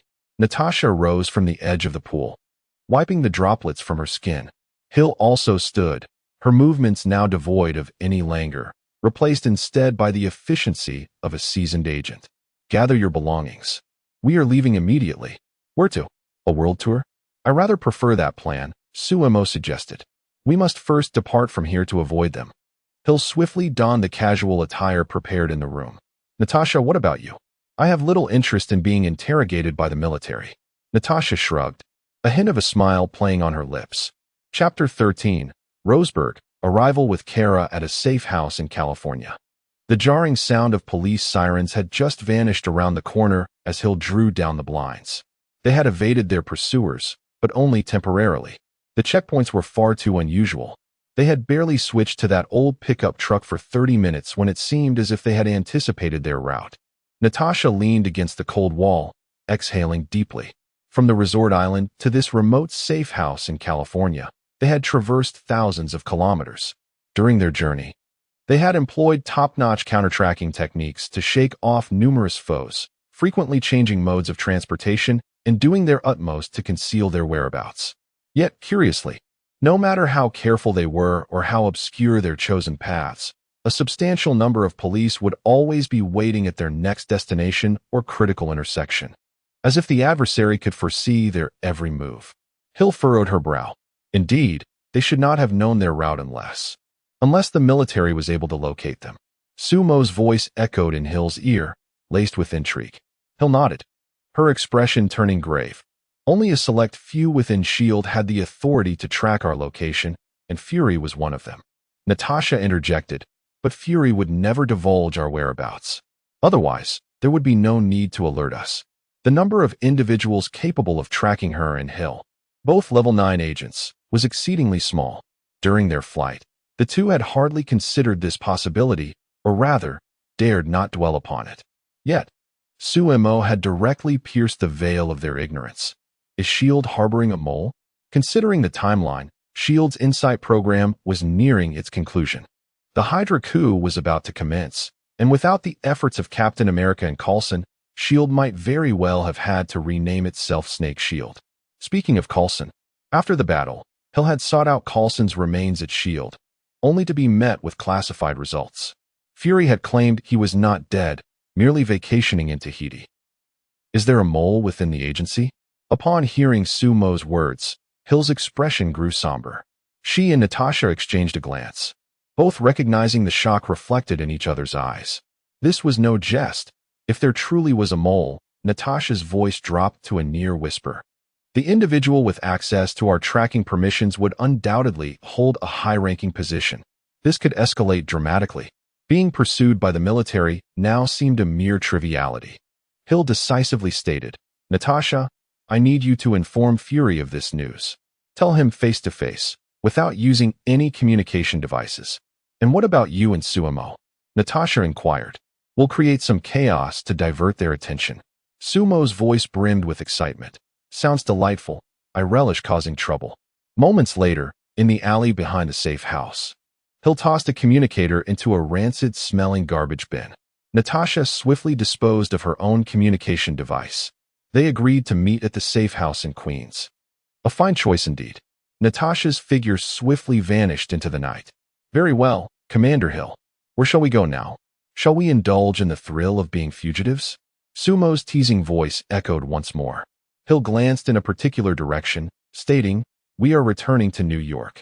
I admire your audacity, Sumo mused, initially suspecting Hill might be up to some mischief, only to find her tone tranquil as she continued. Returning to my home. Sumo fell silent for a few seconds. Are you certain? Indeed. In New York, in Queens, sunlight streamed through the window, casting dappled shadows in Gwen's bedroom. The air was permeated with the delicate fragrance of a young girl and the aroma of pizza boxes. So, because of that alien invasion, we now have an extra 3-day vacation? Kara lay sprawled across Gwen's bed, occupying 2/3 of the territory. Her golden hair fanned out on the pillow like a pool of melted gold, while she swung her legs clad in white knee-high socks. Meanwhile, Gwen sat cross-legged on the carpet beside her bed, clutching a Venom action figure pillow, rapidly typing away on her laptop. This plush toy was not inexpensive, priced at $200, and was a lifelike replica of Sumo, exuding a charmingly fierce expression. Strictly speaking, the aftermath of the New York battle and the need for psychological support for the citizens required time. The school had to make some acknowledgement, right? This was precisely why you could openly linger at my home for 3 days. Ever since Gwen and Kara discovered each other's identities, the two girls, who had already shared a good rapport at school, swiftly evolved into bosom buddies capable of sharing their deepest secrets. Their current state could best be described as inseparable companions. Gwen, this is a strategic sleepover, Kara declared as she sat up, leaning closer to Gwen. Curiosity piqued as she peered at the screen. What are you researching? A new evil organization? I'm looking up fun activities around during this holiday, Gwen replied, rolling her eyes. Come on, Kara, we just survived an alien invasion. Can we not enjoy the life of an ordinary high school student for a moment? But I'm a bit unsure of what to do, Kara confessed, her lovely brows knitting together as her voice softened. What's wrong? Even Supergirl has her troubles? Gwen paused her actions, turning to look at her. I came to Earth to protect my cousin. Kara hugged her knees, resting her chin on them, her voice muffled. And yet, he is taller and stronger than I am. And he doesn't need me at all. I feel rather superfluous. Your cousin, is he the one who flies through the sky? Yes, he is a sailor now. Gwen responded with a look of understanding, offering solace. He merely arrived on Earth before you. He has had more time to acclimate. You are remarkable too. Remember the incident with the billboard almost falling on that child? You dashed in and caught it in an instant. That is different, Kara shook her head. Moreover, he visited me a couple of days ago. Oh, a family meeting? Gwen raised an eyebrow. Something like that. Kara let out a sigh, expressing that I should refrain from utilizing my abilities. When I fled from Krypton, the infamous prison known as Fort Ross, which harbored the most nefarious criminals, fell to Earth alongside my spacecraft. Gwen's expression turned grave. You mean? Indeed, Kara replied, her complexion paling slightly. Many of those criminals were sentenced and imprisoned by my mother, Alara. If they were to escape from Fort Ross, the first they would seek would undoubtedly be me. A flicker of fear and confusion crossed Kara's azure eyes. I had come to protect others, yet I might inadvertently bring greater peril to Earth. Observing Kara's pitiful yet slightly aggrieved demeanor, a surge of protectiveness welled up within Gwen. Who could have imagined that this seemingly delicate blonde sweetheart could shatter a building with a single punch? Gwen reached out and clasped Kara's cool fingers. Do not worry. You are not alone. Here, we have the Avengers, Agent Venom, and me, your dearest friend, Spider-Woman. We shall safeguard you, just as you would protect us. Gazing upon Gwen's sincere smile, much of the gloom in Kara's heart dissipated. She tightened her grip on Gwen's hand and nodded emphatically. Yes, I understand. However, she pivoted her tone, a mischievous grin appearing on her face. You must spend the next 3 days indulging me. I want to savor every flavor of ice cream. Deal. Gwen readily agreed. But remember, no using super speed to cut in line. Oh, fine. Kara pouted playfully, then burst into laughter. So where shall we begin? I adore that ice cream shop in Brooklyn. Anywhere is fine, but before that, please help me tidy up my bed. Miss Unexpected Guest. Gwen pointed to the disheveled state of the bed, courtesy of Kara. At your command, Officer Stacy. Kara executed a less than perfect salute before leaping onto the bed like a playful kitten, eagerly starting to organize, sunlight glinting off the tips of her golden hair. Chapter 14. Hill's Home, Brooklyn, New York. A nondescript 3-story apartment building. The key turned, and the antiquated lock clicked open. This is my abode. Hill stepped inside, closing the door behind her. A musty odor, long trapped within, greeted her senses. The apartment was modest. The living room adjoined a small, open kitchen, furnished simply yet tidily, indicating the owner did not often return, but had meticulously cared for it before her departure. Except for myself, no one was aware of this place. Oh, does bringing me here imply a hidden romance? You are not mistaken. At this moment, Hill lacked the energy to retort against Sue-Mo.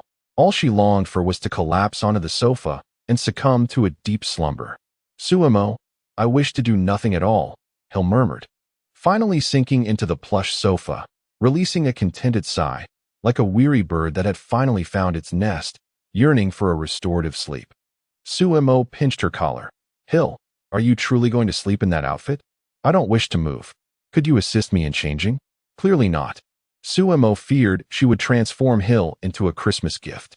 Just envision that scene. The aloof Hill, adorned with a red ribbon, jingling with reindeer bells. I cannot dwell on that any longer.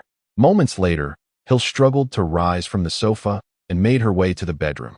Soon, The rustling sound of clothing being removed intermittently reached Sumo's ears. Connected to her, Sumo naturally perceived as Hill shed the garments tainted by scent and dust. Retrieving from the wardrobe, a silky dark blue silk nightgown. Madam Hill, a friendly reminder, I am fully online, and my view is ultra-high definition, with a complete 360-degree angle. And I trust you will close your eyes. Hill swiftly donned the nightgown, a simple yet figure-flattering silk slip that accentuated her skin. As white as snow, outlining the graceful form usually concealed beneath her combat attire. Returning to the sofa, she reclined directly upon it, with her eyes comfortably closed. A faint smile graced her lips, revealing a hint of vulnerability after dropping her defenses. Sumo, you didn't close your eyes. I heard your heartbeat. It's somewhat rapid. Aren't you a symbiotic entity? Is there a distinction in gender? Do you also have reactions? A flurry of questions left Sumo momentarily bewildered. Ultimately, she responded, I shall inevitably become human, Hill. I anticipated eagerly. At the headquarters of the OS group, late at night, Max Dillon, an electrical engineer nearly forgotten by the world, stared in frustration at a complex circuit board. He adjusted his heavy glasses, beads of sweat forming on his brow. Damn it! Who drew this schematic? It's a labyrinth. Max muttered softly. Today was his birthday, and a small cake he had purchased for himself sat forlornly on the table, candles unlit. Max, are you still not finished? They are pressing for results.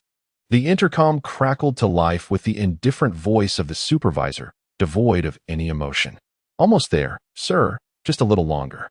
There seems to be an issue with the overload protector. Max endeavored to infuse confidence into his voice. Then hurry up. Don't delay tomorrow's presentation.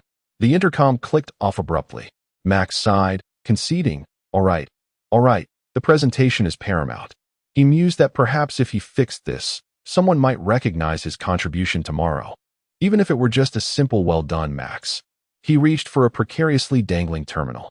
At that moment, the metal grating beneath him suddenly jolted. Whoa! Max lost his balance, the tool slipping from his grasp, crashing onto another control panel. Sparks flew. A blinding arc of electricity erupted. No. He managed only a brief cry before his body toppled backwards. He plunged into a vast basin, suffused with a ghostly blue glow. Inside, hundreds of genetically modified electric eels writhed. Help me. Max flailed in the water, shouting in desperation. The icy liquid enveloped him, followed by numbness. Then excruciating pain. High-voltage electricity surged through him like countless red-hot needles, piercing every cell in his body. The eels, drawn by this unexpected feast, spiraled around him, unleashing even more potent bioelectric currents. Max felt his consciousness rapidly unraveling, his vision blurring, with only the crackling of electricity and the frantic beating of his heart remaining. Is this my end? No one will remember me. These were his final thoughts. The blue electric light erupted around him, illuminating the entire room as though it were day, before everything succumbed to darkness. Time lost meaning. In the morgue, cold and silent, a body draped in white suddenly convulsed. A faint groan escaped. Max jolted upright, the sheet slipping away. What is this? Bewildered, he gazed at his hands, which exhibited an eerie translucent blue hue, arcs of electricity dancing at his fingertips. His voice was hoarse, laced with static. Am I still alive? Max attempted to move his fingers, a tiny arc of electricity shooting forth, striking a fluorescent tube on the wall. The tube flickered several times before bursting. Wow! A glimmer of astonishment flickered in Max's eyes, soon overshadowed by overwhelming fear and confusion. He stumbled off the morgue table, barefoot, and made his way toward the door. It was locked. He extended his hand, fingertips brushing against the metal doorknob.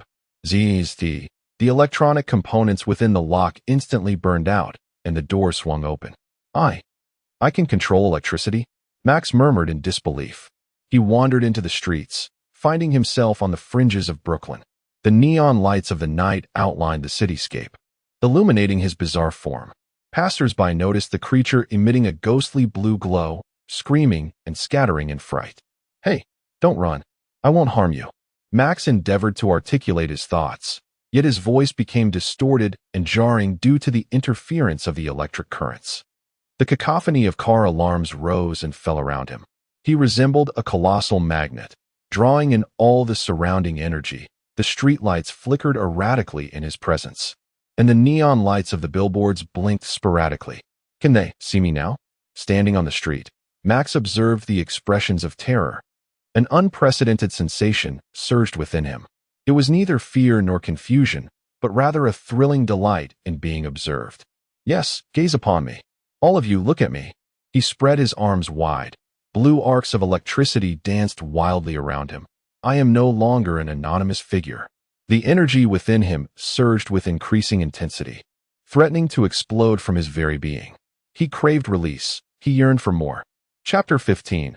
The Spectral Spider versus the Electric Man. New York, Times Square. The vibrant, oversized billboards shimmer with kaleidoscopic hues. Neon lights illuminate the night as brightly as day, with throngs of tourists bustling about. Kara, with an ice cream cone in each hand, her cheeks stuffed with a delectable treat, savored the strawberry swirl far more than any nutrient paste from Krypton. Gwen, she exclaimed, her laughter infectious as Gwen, holding her mint chocolate cone, chuckled in response. Be careful not to upset your stomach, Kara. Upset my stomach? Kara blinked her golden eyes, puffing out her chest with pride. Please, I am Supergirl. The odds of that happening are minuscule, akin to this square experiencing a sudden blackout. As if to validate her metaphor. The moment those words left her lips, a crackling sound erupted. Zzz. The massive electronic screens in Times Square flickered violently. The overhead lights began to dim and brighten erratically, and the cacophony of digital advertisements faltered into a disjointed rhythm. Kara froze mid-lick, her gaze darting around in confusion. Gwen, should I find a restroom? Something was amiss. A faint prickling sensation coursed up Gwen's spine. Spider sense. Danger. Gwen abruptly lifted her head. Her eyes scanned the square, landing on a shadowy corner where a man stood beside a junction box, gripping several sparking cables, enveloped in an eerie blue glow. Gwen thrust her ice cream into Kara's hands. Kara, stay right here and do not move. I can help too. No, remember what your cousin told you? Gwen teased, though her expression was grave. She understood the extent of Kara's strength, yet the terror of facing those supervillains who could have emerged from her hometown was daunting. Kara recognized the gravity of the situation. Pouting, she reluctantly conceded, All right, just be careful. Without further ado, Gwen turned and dashed toward the nearest dark alley, her figure swiftly vanishing between two graffiti-laden buildings. Meanwhile, the shrill wail of police sirens approached. Officers patrolling the square had also spotted the glowing man. New York Police. A cop shouted, raising his hand. Step away from those cables. I mean no harm. Max's voice was hoarse, laced with electrical static. He instinctively raised his hands in a gesture of peace. Yet, in that very instant, several potent arcs of electricity erupted uncontrollably from his fingertips. Boom. Bang. A nearby yellow taxi and a delivery truck were instantaneously hurled by the overwhelming surge, windows shattering as the piercing alarms echoed throughout the square. Screams erupted. The once bustling crowd erupted into chaos, scattering in all directions, panic-stricken. He is attacking us. Another officer shouted, Clear the magazine. Bang, bang. Bang. Max instinctively raised his hands to shield himself. However, before the bullets could reach him, they were obliterated by a powerful surge of electricity. No, I didn't mean to, he murmured, staring blankly at his hands. Yet, almost immediately, an unusual thrill coursed through him. Just as he was about to absorb more power, Ghost Spider descended from above. Whoosh! A web shot out, skillfully ensnaring the cable in Max's grasp, yanking it away with force. Having accomplished this, Gwen landed gracefully atop a lamppost. Hey, Electro Kid! Her voice, laced with playful mockery, came through her mask. Did no one ever tell you that playing with high voltage is perilous? Especially in a place where billboards outnumber the stars, you're bound to trigger seizures. Or worse, dispense catastrophic fashion advice. Meanwhile, across Times Square, Kara was hiding behind a billboard post, observing the skirmish. She watched as Gwen grappled with the man radiating blue light, webs, and electricity intertwining. She thought Gwen was incredibly cool and impressive. Suddenly, someone gently tapped her shoulder from behind.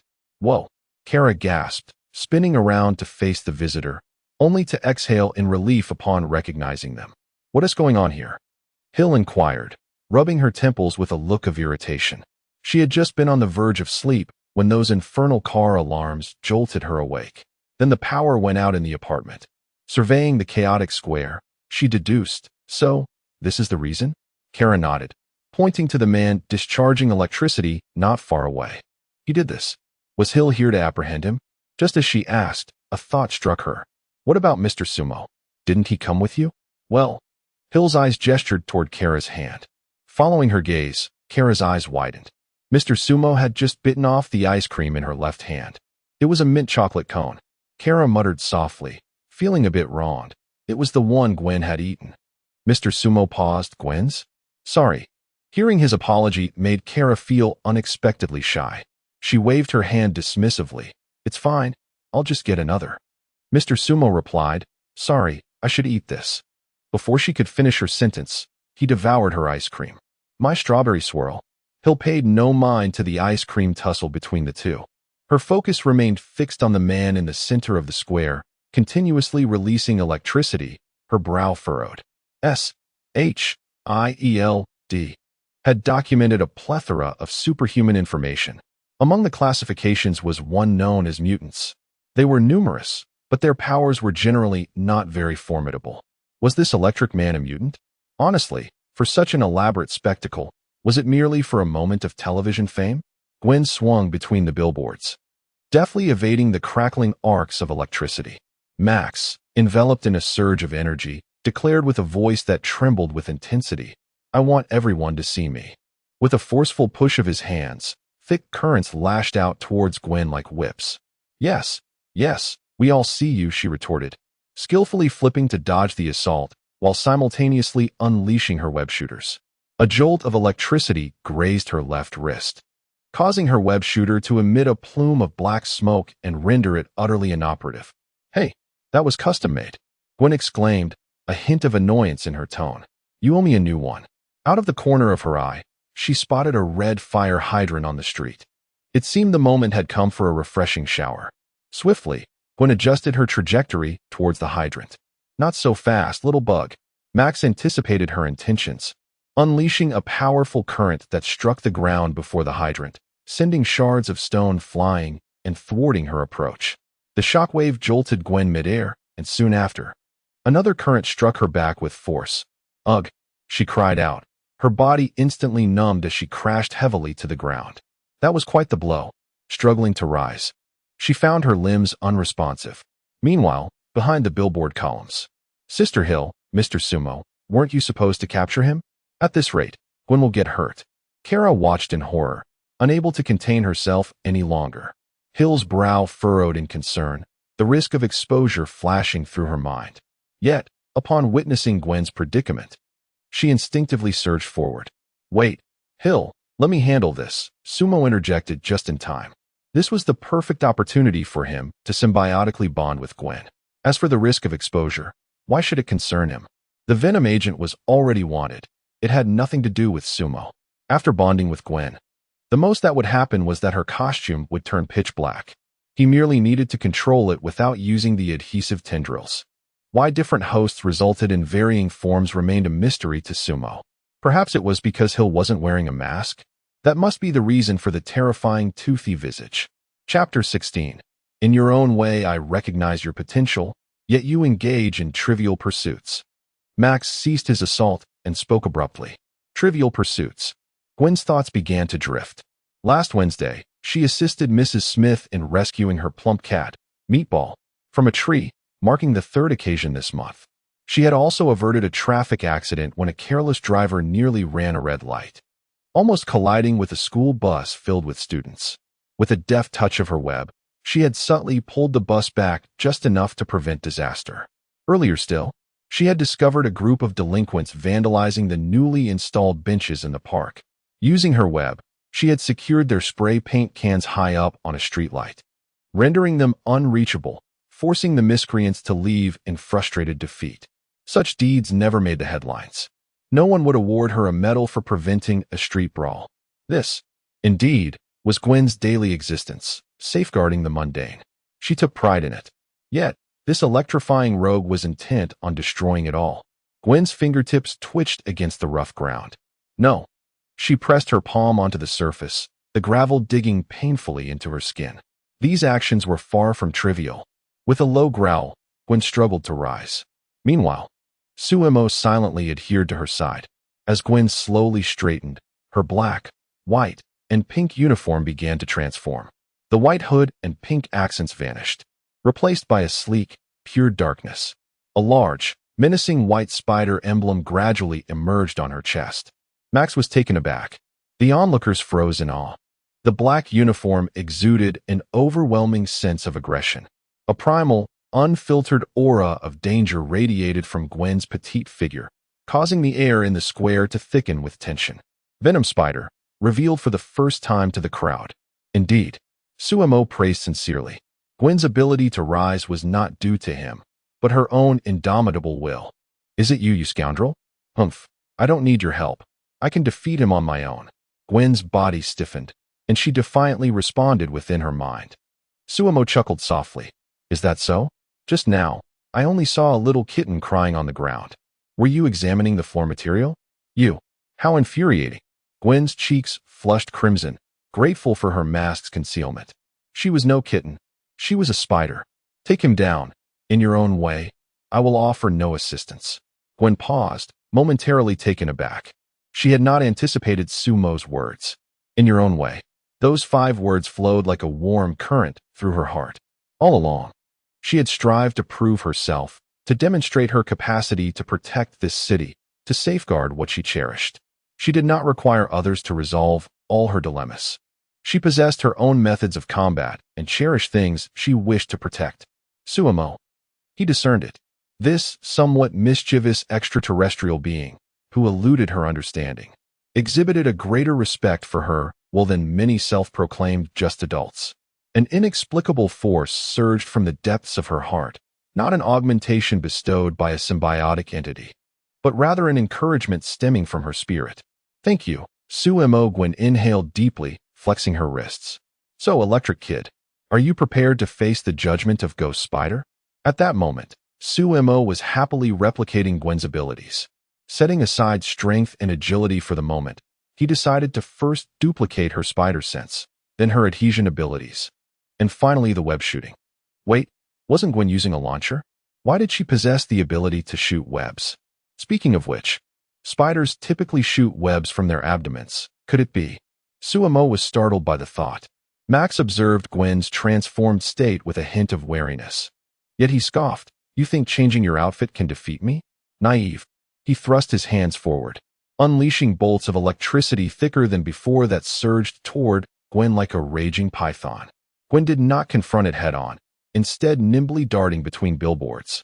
The electric bolts relentlessly pursued her, exploding in sparks behind her. In midair, Gwen executed a flip, and a jet-black web was shot from the launcher on her right wrist, starkly contrasting with the previous white threads. This new web appeared more resilient, even possessing a metallic quality. Gwen let out a soft huff. Suemo, didn't you say you wouldn't help me? It seemed this fellow still harbored concerns for his own safety. Suemo remained silent, merely wishing to ascertain whether this web was indeed artificial or otherwise. Utilizing the web, Gwen swung toward the street. If you have the ability, don't run, Max bellowed, as more electricity surged from within him, coalescing into a colossal plasma cannon aimed at Gwen. Out of the corner of her eye, Gwen caught sight of the red fire hydrant at the street's edge, a barely perceptible smile gracing her lips. Now as the moment. She deliberately feigned a stumble before the hydrant, as if her web shooter had malfunctioned. Got you, Max exclaimed jubilantly, pouring forth his energy without hesitation. The terrifying blue electricity tore through the air, hurtling towards Gwen. Yet, just as the lightning was about to make contact, Gwen's figure swung upward at an incredible angle. Boom. Max's anticipated strike collided squarely with the red fire hydrant. Accompanied by a deafening roar, the hydrant shattered, sending a high-pressure water column shooting skyward. No, Max screamed in terror. Standing amidst the deluge, he resembled a colossal conductor. The frenzied current discovered the optimal path for release through his own body. Zzzzz. The blue electricity rampaged chaotically around him. The electric shock rendered him convulsing, his eyes rolling back, and sparks of electricity escaping his lips. Moments later, the electric light dissipated. Max, charred all over, plummeted into the water with a splash, utterly unconscious. Done. The mind is indeed a facet of strength. Don't you agree, Suemo? Gwen gracefully alighted atop a street lamp, showcasing her prowess. Suemo, why are you silent? Suemo paused for a moment, ultimately stifling his curiosity, refraining from posing an impolite inquiry. Meanwhile, on the fringes of Times Square, in a dimly lit chamber of a towering office building, two figures stood quietly. Is that blue fellow one of yours? One of them, clad in an impeccably tailored suit, had his tie loosened in this moment. Beside him stood a man with neatly cropped hair. No, I am unaware. To my knowledge, Dr. Maya S. Dyer project did not develop any blue, electrically charged serum. He hesitated. That fellow is likely to be dispatched by a woman, suggesting he possesses little strength. Let us examine the goods I brought for you. The short-haired man retrieved several slender test tubes from his pocket, placing them into the suited man's hands. The liquid within the tubes exhibited an eerie crimson hue, gently swaying in the dim light as if it were a flickering flame. Chapter 17. The Dust Settles. A choice to confess. The wail of sirens enveloped Times Square entirely. Cautiously approaching the waterlogged Max, the police confirmed he posed no further threat, allowing several medical personnel to rush forward with a stretcher. Gwen noticed an unusual occurrence in the square. As the medical team lifted Max into the ambulance, the doors had yet to close. Several black SUVs glided silently to the side. Two men clad in black suits emerged, and after a brief exchange, they directly transferred Max from the ambulance into one of the SUVs. How peculiar. Gwen furrowed her brow. That was a vehicle from the Osborne Group, a place where she had interned previously. She recognized the emblem. Gwen gazed thoughtfully in the direction the vehicles had vanished, yet chose not to dwell on it. In a narrow alley, Gwen swiftly shed her combat attire, reverting to her regular clothing. Gwen, are you hurt? Kara was the first to rush over, grasping her arm and inspecting her from head to toe. Hill also ambled over, yawning. She was severely sleep-deprived and was primarily focused on taking Suemo back to rest. All right, you two. It's getting late. We should take our leave. Hill bid farewell to the pair. Suemo also departed from Gwen's side. In that fleeting moment of separation, Gwen inexplicably felt a tinge of loss. Goodbye, Commander Hill. Goodbye, Mr. Suemo. Kara waved. Gwen watched Hill disappear around the corner, her gaze somewhat unfocused. Snap back to reality, Gwen. Are you reluctant to part with Mr. Suemo? Kara teased, nudging her lightly with her elbow. Of course not. Gwen quickly retorted, her face slightly flushed. I was merely pondering why the Osborne Group would take that individual. With a huff, she added, moreover, I have yet to forgive him for saying my chest is small. Kara knowingly nodded, deliberately playing along. Indeed, Mr. Suemo can be quite insufferable, always enjoying to tease others. He even snatched my ice cream before. No wonder you wanted to buy that doll to vent your frustrations. Kara was referring to the Venom doll. She was not wrong. Gwen had indeed intended it as a means of release. For instance, using it as a seat cushion, propping her feet on it, or during moments of boredom, she would grasp the doll's head and contort it into various strange shapes. Kara continued, if I were Gwen, I certainly wouldn't want to see him again. Kara, you don't understand him. Gwen suddenly interrupted, her voice soft yet resolute. That guy. He is actually quite decent. In the following 2 days, for Hill, it felt like an enforced holiday. Suemo sensed her taut nerves had indeed relaxed considerably. She even had the leisure to tend to the few nearly withered potted plants on the balcony. Are you resurrecting the dead? Suemo peered over curiously. Hill felt somewhat embarrassed. Isn't it normal for the plants to die after such a long absence? To say I'm resurrecting the dead is rather excessive. In the afternoon, Hill visited the safe house in Queens, where Natasha had left her a message. Fury had long harbored suspicions of a Hydra mole within the agency. Yet the multitude of involved personnel left him without concrete evidence. Thus, he tasked Natasha and Captain America with investigating a cargo ship named the Lemuria Star in Somalia. Hill perused the message, her fingertips gently tapping against the table. Was there a list of Hydra operatives on that ship? Sumo replied, more or less.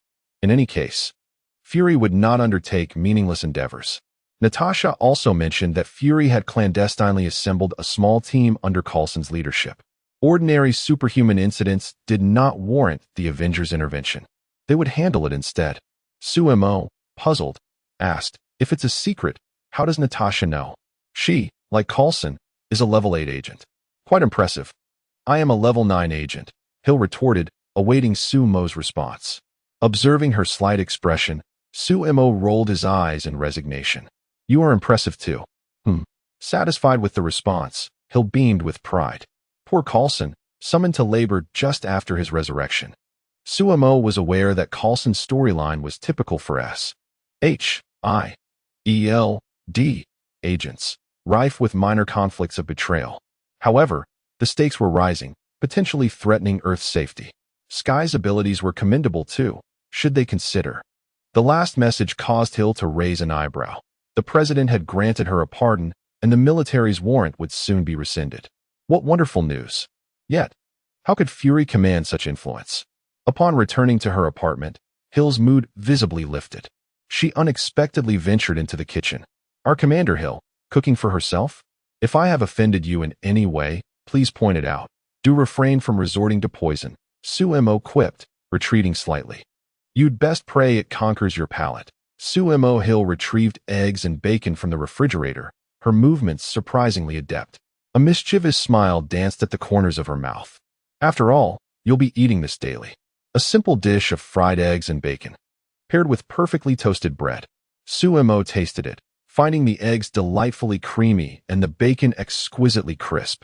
Quite surprising, he admitted, his tone unexpectedly earnest. Alas, not for long. But if I were to eat fried eggs and bacon every day, I would grow weary of it. Hill was accustomed to it, after all. She could certainly prepare more than just this dish. As night fell, atop the apartment building's rooftop, the evening breeze carried a chill, tousling Hill's hair. She crossed her arms, gazing out at the illuminated skyline of New York City. The view is splendid, isn't it? Sumo remarked. There is something I've pondered for quite some time that I feel I should share with you. Hill, puzzled, listened intently. Sumo casually inquired. What do you think of Gwen's abilities? Similar to spider-like powers? Quite impressive, wouldn't you say? Do you desire them? Sumo. Do you wish to transform into a spider and bite me? Sierra made a rare jest. She was unaware of why Sumo had summoned her to the rooftop at such an hour, nor did she grasp the meaning behind his words. Sierra felt fortunate to have Sumo in her life and saw no need to ponder over other extraordinary abilities. Besides, none could rival Sumo's prowess. What secret do you wish to share? I am all ears, she inquired gently. I possess the ability to replicate the powers of any superhuman I encounter, he stated without preamble. The revelation pierced through Sierra's ears, leaving her in a state of disbelief. She fell silent for several seconds, grappling with this astonishing piece of information. The notion of replication? She understood all too well what that entailed. Sumo was, in essence, a walking anomaly. Why did you choose to confide in me? Chapter 18. Gwen's Abilities. The return of the Electric Man. Without further ado, Sumo continued. I have successfully replicated Gwen's abilities. He seeks to engage with more superhumans. As the deputy director of S.H.I.E.L.D., Hill seldom had the opportunity for field work. Moreover, her role extended beyond mere employment with S.H.I.E.L.D. She served as an informant for several national leaders, her words and actions dictated by forces beyond her control. Sumo had long deliberated whether to accompany Hill. Now, he had reached a conclusion. Does it truly matter with whom one coexists? He envisioned Hill as a member of the Avengers rather than merely an agent of S.H.I.E.L.D. While they could embark on missions together, he preferred they not be assigned trivial tasks. This was the state Sumo desired. Are you attempting to teach me to use webbing? Hill's lips curled slightly. Sumo chuckled.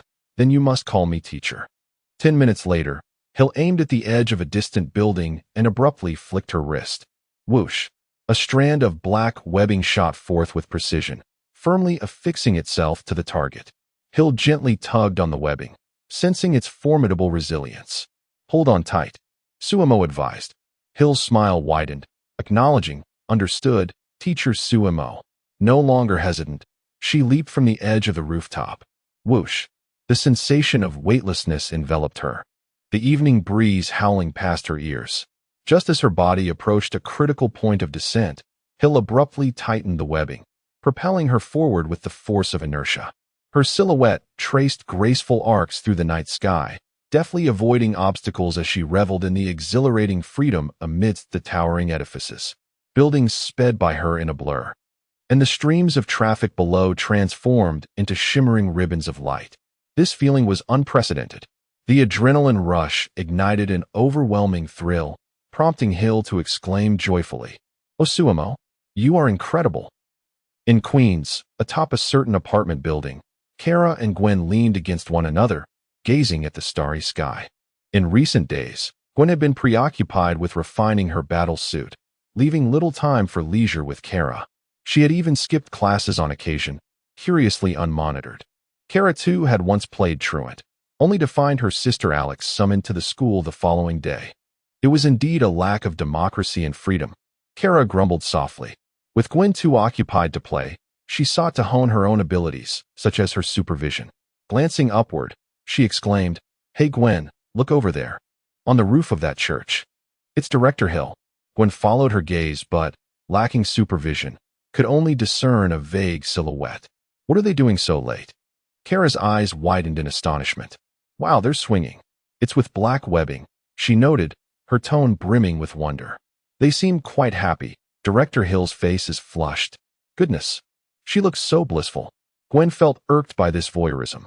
Kara, it's wrong to spy on others. Let's go to sleep. You have school tomorrow. What on earth, Gwen? Aren't you going? Aren't you afraid of being called by your parents? Well, I have taken a leave.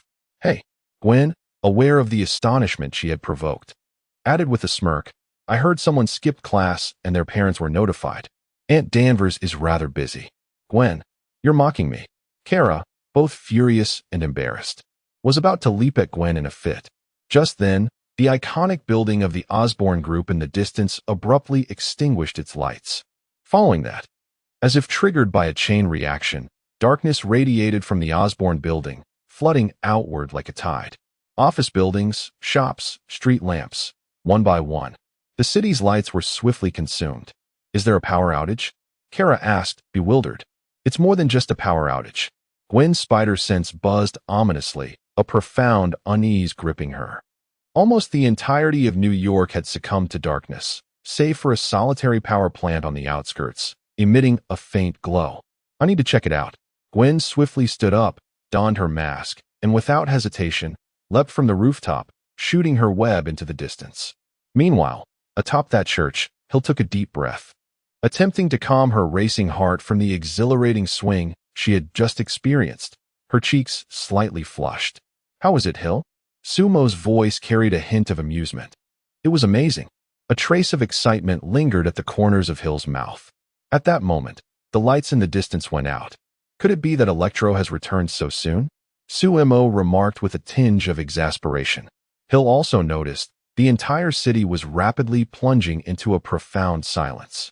Only a distant power plant remained illuminated.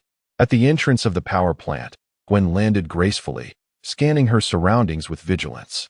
Whoosh! Another figure descended almost simultaneously, landing not far from her.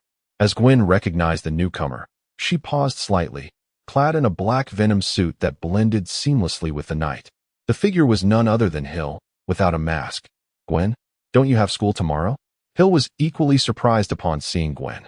An awkward tension hung in the air. Just then, a piercing crackle of electricity erupted from within the power plant, followed by an unsettling surge of energy. Let us go in and take a look. The sight before them made both of them gasp in shock. In the center of the control room stood what was once a massive turbine generator. At that moment, Max hovered in midair, his body no longer flesh and blood, but composed of pure, ferocious blue electricity. Countless arcs of electricity danced around him, illuminating the space as if it were the eye of a storm. "Gwen, you need to leave here." Hill's voice was resolute. This individual was far too dangerous now. "Indeed." Suemo chimed in. "Your web shooter was nearly fried last time. Getting close to him now would surely result in its destruction." "Aye." Gwen's body stiffened, struck by the truth of Suemo's words. She was uncertain about her own feelings. Witnessing Hill utilizing the webbing evoked an indescribable sensation within her. This form clearly belonged to the combination of herself and Suemo. "I have already refined both the web shooter and the combat suit, incorporating electromagnetic insulation and a specially designed insulated lining. Even if this fellow is a walking Tesla coil, he shall not easily cause me to short-circuit. I managed to defeat him once, and I can do so again," Gwen asserted with determination. She yearned to prove herself in front of Suemo. With that, she flicked her wrist. The white webbing shot forth precisely towards the intertwining metallic conduits above. Whoosh! Gwen resolutely swung towards the heart of the tumultuous blue electric storm. Chapter 19. The black and white threads. Max perceived Gwen's arrival and abruptly opened his eyes. "You again, insufferable spider. Every cable in this power plant is my masterpiece. It shall now become my sanctuary. I will ascend as the deity of this city." His voice crackled with electricity, resonating within the vast control room. Perhaps it was a racial affinity. Suemo listened from a distance, almost convinced he was engaged in a rap battle. Gwen alighted gracefully upon a metallic walkway, the corners of her mouth curling beneath her mask. "A deity? What kind of deity? The god of circuit-breaking short circuits? That hardly sounds imposing." "I am the god of lightning," Max proclaimed, his electrical form expanding dramatically, blue arcs of energy swirling in a frenzy. "You have no idea how powerful I am." Just a day prior, the researchers from Osborne Technologies had treated him like a lab rat, relentlessly amplifying the voltage, attempting to extract every ounce of value from him. The agony and humiliation he endured would not be forgotten. It was that fool, Harry Osborne, who had released him, foolishly believing he could control him. How ludicrous! Max Dillon would never again be subjugated. Thus, he had dispatched Harry with a lethal surge of electricity. Thanks to that torment, Max's abilities had grown exponentially. It would be no exaggeration to assert that he was, in essence, electricity, god of lightning. "Are you not afraid that Thor might descend from the heavens and deliver a hammer blow upon you?" Syl entered the scene, landing beside Gwen. Suemo smirked. "Thor, he is merely a brute wielding a hammer, while I am electricity." Max scoffed, brimming with confidence. "I am light," Suemo retorted. Silence. In a fit of frustration, Max unleashed a powerful electric whip aimed at Syl.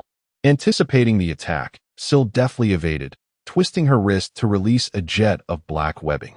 Gwen immediately complemented the maneuver, firing a precise strand of white webbing that ensnared Max's arm. The two threads, one black and one white, instantly tightened. "You think these laughable threads can defeat me?" Electricity surged wildly around Max, yet the threads remained unaffected. Gwen and Syl synchronized their efforts, leveraging the force of their swing to hurl him violently into a row of massive control panels. Boom! In an instant, sparks erupted. Gwen landed, eyes keenly fixed on the cloud of smoke. Suddenly, Max's form transformed into a blinding blue lightning bolt, seamlessly integrating into the entire electrical grid of the power plant. The threads in Gwen and Syl's hands lost their target, drooping helplessly, wisps of smoke rising from their ends. "This is not good," Gwen murmured, a tingling sensation prickling her scalp. The lights within the control room began to flicker chaotically, oscillating between brilliance and darkness. The metallic structure of the entire space emitted a low, ominous hum. "I am the god of lightning." Max's voice reverberated from all directions, laden with an unsettling tremor. Gwen had yet to react when the metallic grid beneath her suddenly unleashed a violent surge of electricity. A sharp cry escaped her lips as she was hurled by the powerful electric shock, colliding heavily against the distant wall. Although the insulation absorbed much of the current, the raw energy still left her dizzy and disoriented. Zing! Another arc of electricity shot forth from the overhead conduits, aiming straight for Hill. Hill responded with remarkable speed, twisting her body sharply. Sumo instantly conjured a layer of black liquid shield around her. Even so, the immense energy still forced her to stagger back several steps. Fortunately, the symbiote isn't particularly afraid of electricity, Sumo remarked. Do you have any fears? Hill inquired swiftly, evading Max's onslaught once more.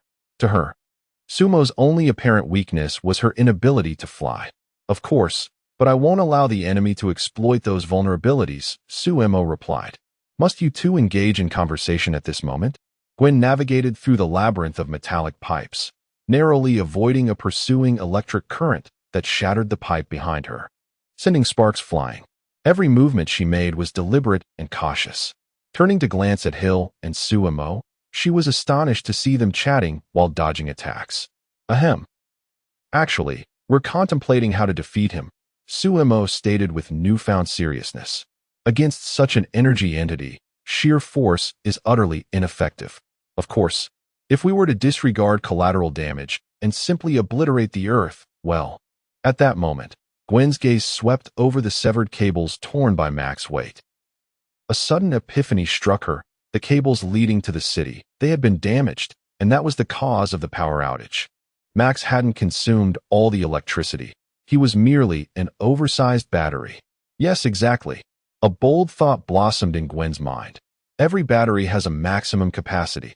What if they could channel all the energy here into him? Sumo, I know how to defeat him, Gwen exclaimed, exhilarated, as she swooped beside Hill and shared her plan in hushed tones. You are quite clever, Gwen. What do you need me to do? Hill regarded her with newfound respect.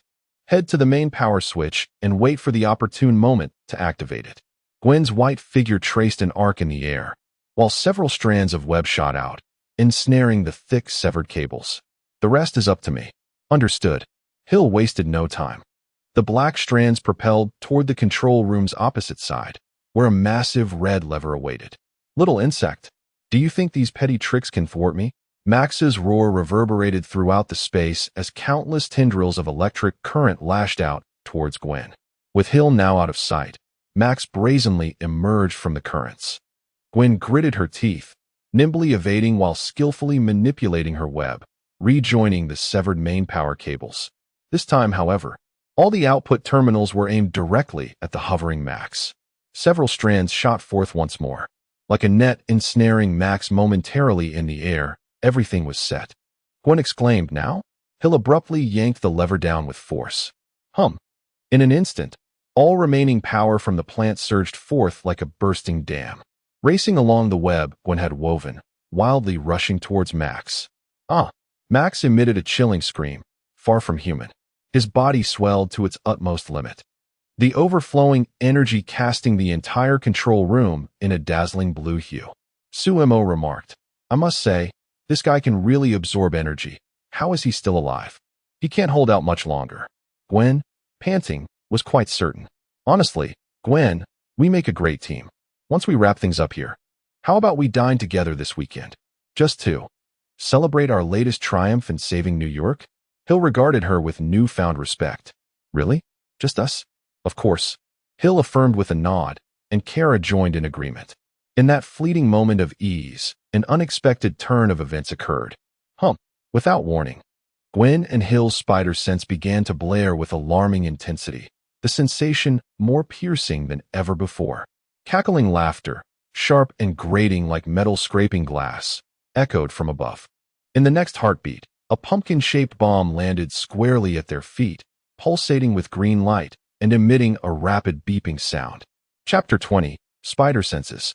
Perceiving every detail of her demise, a sense of alarm surged within Sumo. He had no time to ponder. The inky black substance surged forth instinctively, attempting to envelop both Hill and Gwen entirely. Boom. The pumpkin bomb detonated before his consciousness could react. The searing heat, unfathomable in its intensity, engulfed him in an instant, as if to melt him away completely. This was the symbiote's Achilles heel, flames and sound waves. Sumo's awareness blurred rapidly amidst the excruciating pain, and at that moment, his bond with Hill was violently severed by the overwhelming heat. Meanwhile, Max was thrown into the air by the sudden blast shockwave. Breaking free from his electric paralysis and crashing down onto a twisted metal framework. The current coursing through him dimmed, yet by some stroke of luck, he had managed to survive. Cackling. That is my prey. A sharp, twisted laugh sliced through the night, as a green figure glided on a pair of emerald wings, hovering like a specter above the distant clock tower. Harry Osborn, you're not dead. Fear gripped Max as he unhesitatingly melded into the city's power grid, fleeing in a panic. Coward. The Green Goblin paid no heed to Max's retreat. His attention was captured by the two figures amidst the swirling dust below. Sumo, are you all right? Hill coughed, struggling to rise from the rubble. He is so formidable. He must be unscathed. Gwen rubbed her waist, right? The response was a haunting silence. The two women instantly lost their composure. The lifeless symbiote peeled away from their bodies, and Hill's heart sank. Could it be that Sumo? The Green Goblin's crimson goggles greedily fixated on Gwen. The Osborn Group's spider project. He recognized it. Why could this girl wield such power effortlessly, brimming with youth and vitality, adored by the city? Yet he, Harry Osborn, had to endure the torment of the serum, transforming into this grotesque, inhuman form. And that venom agent. The Green Goblin's grin widened, tinged with a hint of morbid satisfaction. The black monstrosity that had wreaked havoc on the battlefield of New York, leaving the military in disarray, had been dispatched by one of his little pumpkin bombs. How utterly delightful. Two lost ladies, allow me to escort you. The Green Goblin rasped with laughter, accelerating his glider, diving downwards. His claw-like fingers spread wide. Watch out. Gwen shoved the dazed Hill aside, aiming her web shooter skyward. Whoosh. The white web shot towards the Green Goblin, but he adeptly sidestepped it. Quick on your feet, little spider, the Green Goblin jeered, flicking his wrist as several bat-shaped throwing darts glinted menacingly, spinning towards Gwen. Gwen rolled to the side, the darts embedding deeply into the stone where she had just stood. Using the momentum, she sprang up, distancing herself from Hill and shifting the battleground to the clock tower. In the distance, atop the bell tower, Gwen engaged in a fierce battle with the Green Madman, the cacophony of explosions and metallic clashes resonating incessantly. Yet to Hill, all of it sounded as if filtered through a thick pane of glass, distant and unreal. Sumo, Sumo. Hill trembled, repeatedly calling out in her mind. No response. The once familiar voice, often cheeky and occasionally teasing yet undeniably dependable, now echoed only silence. The dark, viscous substance that had once enveloped her, providing warmth and strength, was now lifelessly shedding from her form. Sumo, do not frighten me. Hill's voice trembled with a choked cry, yet no sound emerged. Her eyes reddened, tears uncontrollably spilling forth, blurring her vision. How could this be? In Hill's heart, Sumo was not merely a powerful symbiote. He resembled a family member woven into the fabric of her life. A presence that allowed her to lower all defenses and reveal her true self without reservation. She had grown accustomed to his banter by her ear, to his sudden, thoughtless displays of concern. She had believed he would always be there. But now, Hill leaned weakly against the fractured wall, tears mingling with dust, leaving a disheveled trace upon her cheek. Sumo, do not leave me alone. Can you only run? The Green Goblin relentlessly pursued, hurling pumpkin bombs as if they were free. Boom, boom. The explosions echoed amidst the wreckage of the bell tower. Damn madman. A person like you should quietly remain in the asylum. Gwen swung onto a large, slanted hand of the clock, gasping for breath. Sharp-tongued, the Green Goblin bellowed, as two high-voltage currents shot forth from the front of his glider. Gwen anticipated this, her spider sense alerting her in advance. She tilted her head just in time, the currents grazing her hood and scorching a blackened hole into the stone wall behind her. Gwen fired strands of webbing, attempting to ensnare the glider's turbine. The Green Goblin maneuvered the glider with astonishing agility, executing unexpected sharp turns to evade the webs, while simultaneously producing additional glowing pumpkin bombs from between his fingers. He seemed to revel in this cat-and-mouse game. Gwen furrowed her brow. The Green Goblin was well-equipped, his combat style increasingly insane and unpredictable. She needed to find an opportunity for a decisive strike. It appeared the Green Goblin could read her thoughts. Suddenly, he shifted direction, abandoning his assault on Gwen, and charged directly toward Hill, who was barely managing to stand. Your friend seems rather troublesome. The Green Goblin sneered. No. Gwen's expression shifted dramatically. The Green Goblin's glider came to a sudden halt before Hill. He swiftly seized her ankle. Hill had no time to react. She was inverted and suspended in midair. She attempted to retaliate, but her blows were ineffective against Harry's armor. No, Harry. Let her go. If you have an issue, come at me. Let go? Okay. The Green Goblin grinned, a smile more grotesque than any frown. He suddenly released his grip. Hill plummeted swiftly downward.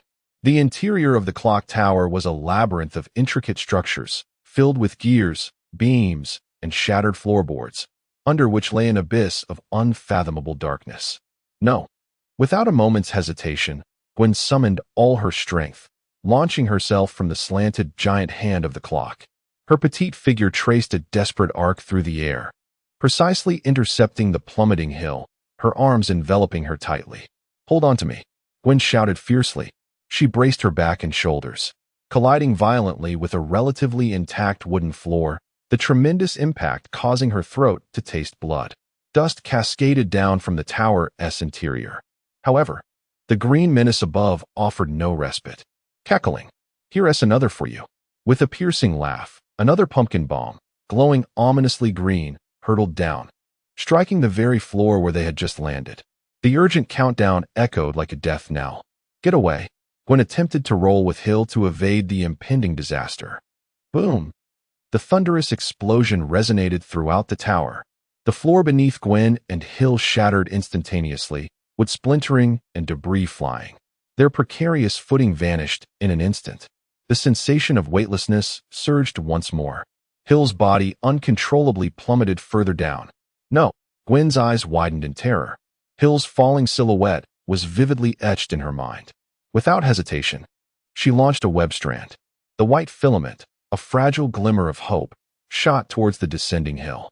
Simultaneously, Sumo's consciousness was yanked back by an overwhelming will. He clearly saw Hill's face, pale from the weightlessness, the flicker of despair in her eyes, and the cold, hard ground beneath her. Hill would perish. Even if the web could catch her, the force of inertia would snap her neck in an instant. Just like that irrevocable tragedy buried deep in Peter's memories. No, I will not allow this to happen. Almost instinctively, Sumo's remaining symbiote surged down the white web Gwen had shot. It spread frantically. The white thread was tainted at a visible speed by the inky darkness. Hill instinctively reached out. In her despair, she saw a familiar torrent of black rushing towards her. Sumo, you are still alive. How wonderful. Just as Hill was about to touch the ground. At the very moment inertia was poised to deliver its fatal tug, the end of the dark web unfurled, revealing a formidable black claw that opened wide. Steady yet undeniably gentle, Sumo grasped Hill's hand. The symbiote rapidly enveloped, fused with her. In the next instant, Hill's tall, slender figure vanished. In her place stood a towering beast, nearly 3 meters tall, emanating an aura of primal ferocity. Chapter 21. A Swift Kill. Seeking solutions to weaknesses, the interior of the bell tower lay in utter disarray. Shattered bricks and twisted metal gears were strewn across the ground, while the colossal bronze bell hung precariously in midair, emitting a lamentation of being overwhelmed, poised to plummet at any moment. Moonlight struggled to penetrate through the gaping dome and the breaches in the walls, casting the remnants of this structure in a ghostly light. An eerie silence enveloped the surroundings. Gulp. Gwen swallowed hard, sensing that Sumo had transformed into a different entity. No, he had become something beyond human. Above the bell tower, the smile on the face of the Green Goblin froze. The glider beneath him shifted nervously, as if seeking an escape. In response to his trepidation, a sudden surge of murderous intent erupted. Sumo's right arm grotesquely morphed into a massive, pitch-black scythe, glinting ominously with a chilling light. He surged forward, his formidable physique unleashing an astonishing speed that belied his size. The Green Goblin barely had time to adjust his glider. Swish! The blades sliced through the air. The Green Goblin and his flying apparatus were effortlessly cleaved in two. Debris and sparks cascaded downward. Meanwhile, near the power plant, atop a derelict skyscraper.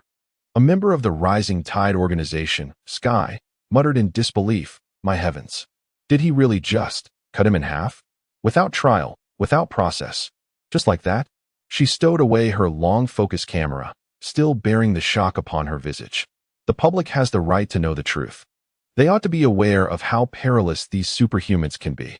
Determined, Sky readied herself to convey this astonishing footage back to her organization. "That may not be feasible, madam."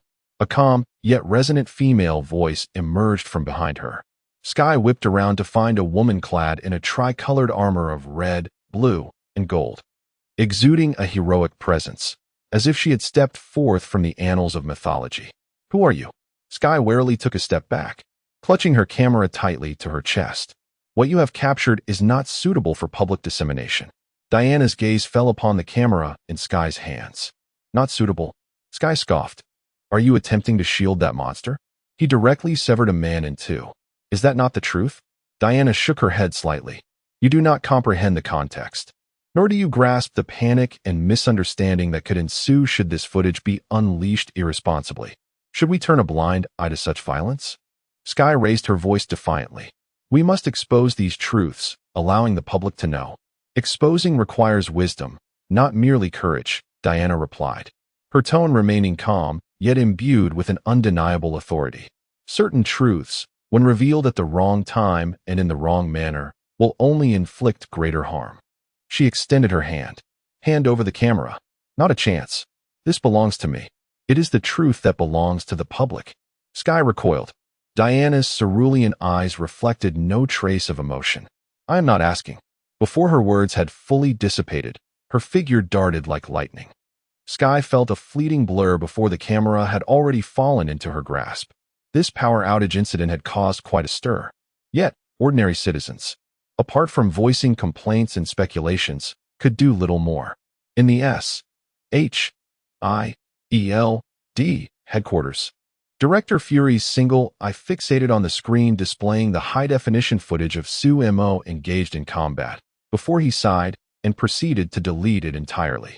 The military regarded this event as yet another testament to the uncontrollable threat posed by superhumans, amplifying calls for stricter regulations. The New York Police Department found themselves overwhelmed, dealing not only with the various incidents arising from the blackout, but also facing relentless inquiries from the media. Back at her residence, Director Stacy lamented to Gwen, "New York was so safe before that ghost spider appeared." Gwen could only respond with silence, as if to imply that the Chitauri army had invaded Earth because of her. "We express our condolences for Harry's death." The Osborn group hastily distanced themselves from the situation, asserting that Harry Osborn had tragically gone missing while attempting to avert disaster, and that the transfer of shares was a routine and legitimate process. 2 days later, under Hill's attentive care, Sue-Mo finally made a complete recovery. The damage inflicted by the flames was more troublesome than anticipated. The soul-searing pain was an experience Sue-Mo wished to avoid repeating. During these days, he and Hill had been ensconced in SHIELD's clandestine laboratory, where, with the assistance of Fitz and Simmons, they endeavored to execute some extraordinary experiments in hopes of discovering methods to overcome or mitigate the weaknesses of the symbiote. Consequently, they even neglected to address the fact that Tony had once again gone missing.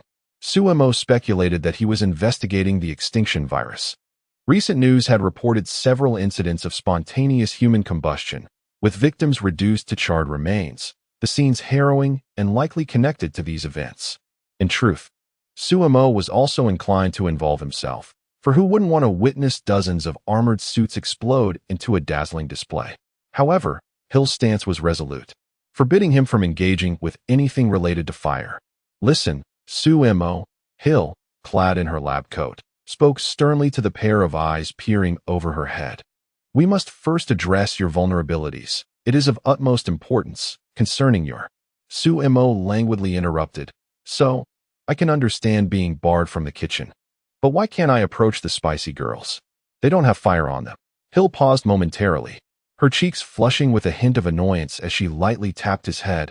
"I've told you. You wouldn't understand. In any case, until we find a definitive solution, these remain high-risk factors. Just as she finished speaking, a knock resounded at the laboratory door, and then Coulson stepped inside, wearing his signature warm smile. "It seems I've arrived at an inopportune moment," he remarked, glancing between Hill and the figure perched atop her head. "Your camaraderie is truly commendable, Director Hill. Naturally, we share a bond that transcends life and death, don't we, Hill?" came Sumo's voice from above, laced with a hint of pride. Hill gave a barely perceptible nod in acknowledgement. A deeper smile graced Coulson's face as he transitioned into the main topic. "The director has tasked me with assembling this small team, and we have preliminarily established the personnel structure." He turned slightly, revealing two unfamiliar faces behind him. "This is Agent Grant Ward, our operations expert, proficient in combat, weaponry, and tactical infiltration." Coulson gestured towards a tall young man beside him, whose serious demeanor was evident. Ward nodded at Hill in acknowledgement. "This is Agent Melinda May, an ace pilot and master of hand-to-hand combat. She will oversee the team's transportation and primary fire support." Coulson then pointed to another figure, a composed and capable Asian woman. "Sumo. I know her, codename Ryder, correct?" May glanced at Sumo in mild surprise. Hill and Coulson shared a curiosity regarding how Sumo was acquainted with her. As for research and technical support, Coulson's gaze shifted to the two busy figures across the laboratory, Doctors Fitz and Simmons, whom you are already quite familiar with. They are also indispensable core members of the team. Fitz, upon hearing this, shyly adjusted his glasses, while Simmons offered a friendly smile to Hill and then turned her attention to Sumo, expressing a keen interest in studying an extraterrestrial symbiote like her. "What about Sky?" came Sumo's voice from above Hill. At this utterance, the members of SHIELD's team exchanged puzzled glances. "Sky, who is she?" Coulson asked first, his tone tinged with evident confusion. Chapter 22, Doppelganger Mystique? "I apologize, Sumo, regarding matters of cyber information and technological infiltration. I have already identified a suitable candidate, an experienced hacker consultant." Sumo was taken aback by Coulson's prompt dismissal of his recommended candidate, Sky. The direction of the narrative left him somewhat perplexed. Had Sky not joined the SHIELD team, would she still evolve into the formidable Quake, capable of shaking the world with a mere gesture? Sumo had hoped to replicate Sky's abilities, utilizing specific frequencies of vibration to precisely neutralize external sonic attacks. Theoretically, this was entirely feasible. This situation, however, presented a dilemma, as a pivotal figure had been eliminated. On their way back, Hill sensed Sumo's discontent and could not resist inquiring, "Is there no one else with similar abilities?" "Indeed, there are others, albeit only similar." Sumo sighed. "To my knowledge, there exists a mutant known as Siren, who primarily emits powerful ultrasonic waves for attack or flight, which is entirely different from Sky's controllable, versatile vibration manipulation. As for the far side of the moon, there is an inhuman named Black Bolt, whose voice possesses world-destroying power, but unfortunately, it cannot be controlled at will. I have such a sweet tongue, I would prefer not to become mute." Hill remarked, "How narcissistic." Whether or not he was sweet was uncertain, but when it came to adversaries, his words were indeed lethal. Sumo pondered, after careful consideration. "The only ability that could perfectly meet my needs and be the safest and most controllable is Sky's power. You just mentioned the far side of the moon, Inhumans? What are Inhumans?" Hill discovered that every time she delved deeply into the topic of superhumans with Sumo, she encountered a plethora of new terms and secrets. It seemed that his intelligence network was more extensive than that of the entire SHIELD. Nevertheless, Sumo was an extraterrestrial being. Upon reflection, Hill found it quite natural that he possessed more knowledge. Well, to put it simply, a long time ago, the Kree conducted genetic experiments on humans, resulting in a group of individuals with various strange abilities known as Inhumans. That Black Bolt is their leader, Sumo explained succinctly, and the Kree are. Hill felt her repository of knowledge expanding at an astonishing rate. The name sounded somewhat familiar. Fury had mentioned it before. a powerful cosmic race that espouses military expansion and genetic purity. However, delving deeper would lead them astray. Sumo promptly redirected the conversation. Let us focus on the matter at hand. I believe it would be prudent to locate Sky first. I have a method that might allow her to awaken and master that superpower sooner. I require Sky's ability to mitigate the vulnerability to sonic waves. This plan cannot be easily abandoned. While he could evade intense flames, sonic waves were another matter altogether. Sumo, you just mentioned mutants. Hill, having been secretly researching information over the past few days, suddenly recalled something significant. Within the X-Files of S.H.I.E.L.D., there exists a record of a mutant endowed with the extraordinary ability to manipulate flames. If one were to replicate such an ability, could it not lead to? Indeed, Sumo's voice surged in pitch, a spark of inspiration igniting within his mind. How could he have overlooked this? In the Marvel Universe, there are indeed several mutants capable of wielding fire. One such individual, while not the most formidable in combat prowess, possesses a unique trait that allows them to absorb energy from the Human Torch of the Fantastic Four as if it were a mere battery. This particular ability exhibits an almost unfathomable dominance over flames. Sumo had been ruminating on ways to combat fire, contemplating transformations into ice or water. Yet he had momentarily forgotten that he could simply control fire itself. The powers of mutants are remarkably diverse. The ability of a shapeshifter combined with Mystique's transformations equates to a grand harem technique. Sumo mused that perhaps he should adopt a different perspective, no longer fixating solely on achieving a physique akin to Superman's invincible form.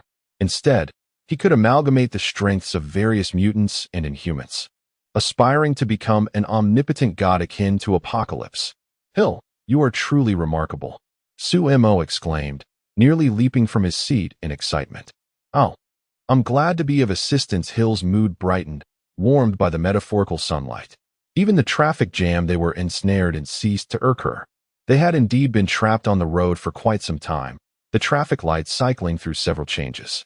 The green light casting its glow upon the immobile vehicles seemed almost ironic. Could there be a fire ahead? I am currently more eager than fury to locate a mutant, Sumo quipped. The cacophony of honking horns, blaring sirens, and the wailing of fire trucks melded together from the front, affirming that Sumo's suspicions were not unfounded. The absence of smoke is quite peculiar, Hill remarked, her brow furrowing slightly. At last, the convoy began to crawl forward. As they passed through the intersection, the truth was revealed. There were no flames, only a scene of devastation cordoned off by police tape. In the center of the road, several charred humanoid imprints marred the asphalt, a horrifying sight. It is the extinction virus. Sumo's voice fell somber, losing its usual playful tone. Their gazes fixated on one particularly small imprint. It was that of a child. Hill's heart sank heavily. Upon returning to the apartment, the oppressive atmosphere lingered. Suddenly, the phone rang with an abrupt sound. Hill answered, instinctively remaining silent, awaiting the caller's words. It is I, Stark. A familiar yet weary male voice resonated. Hill paused, and Sumo was momentarily taken aback.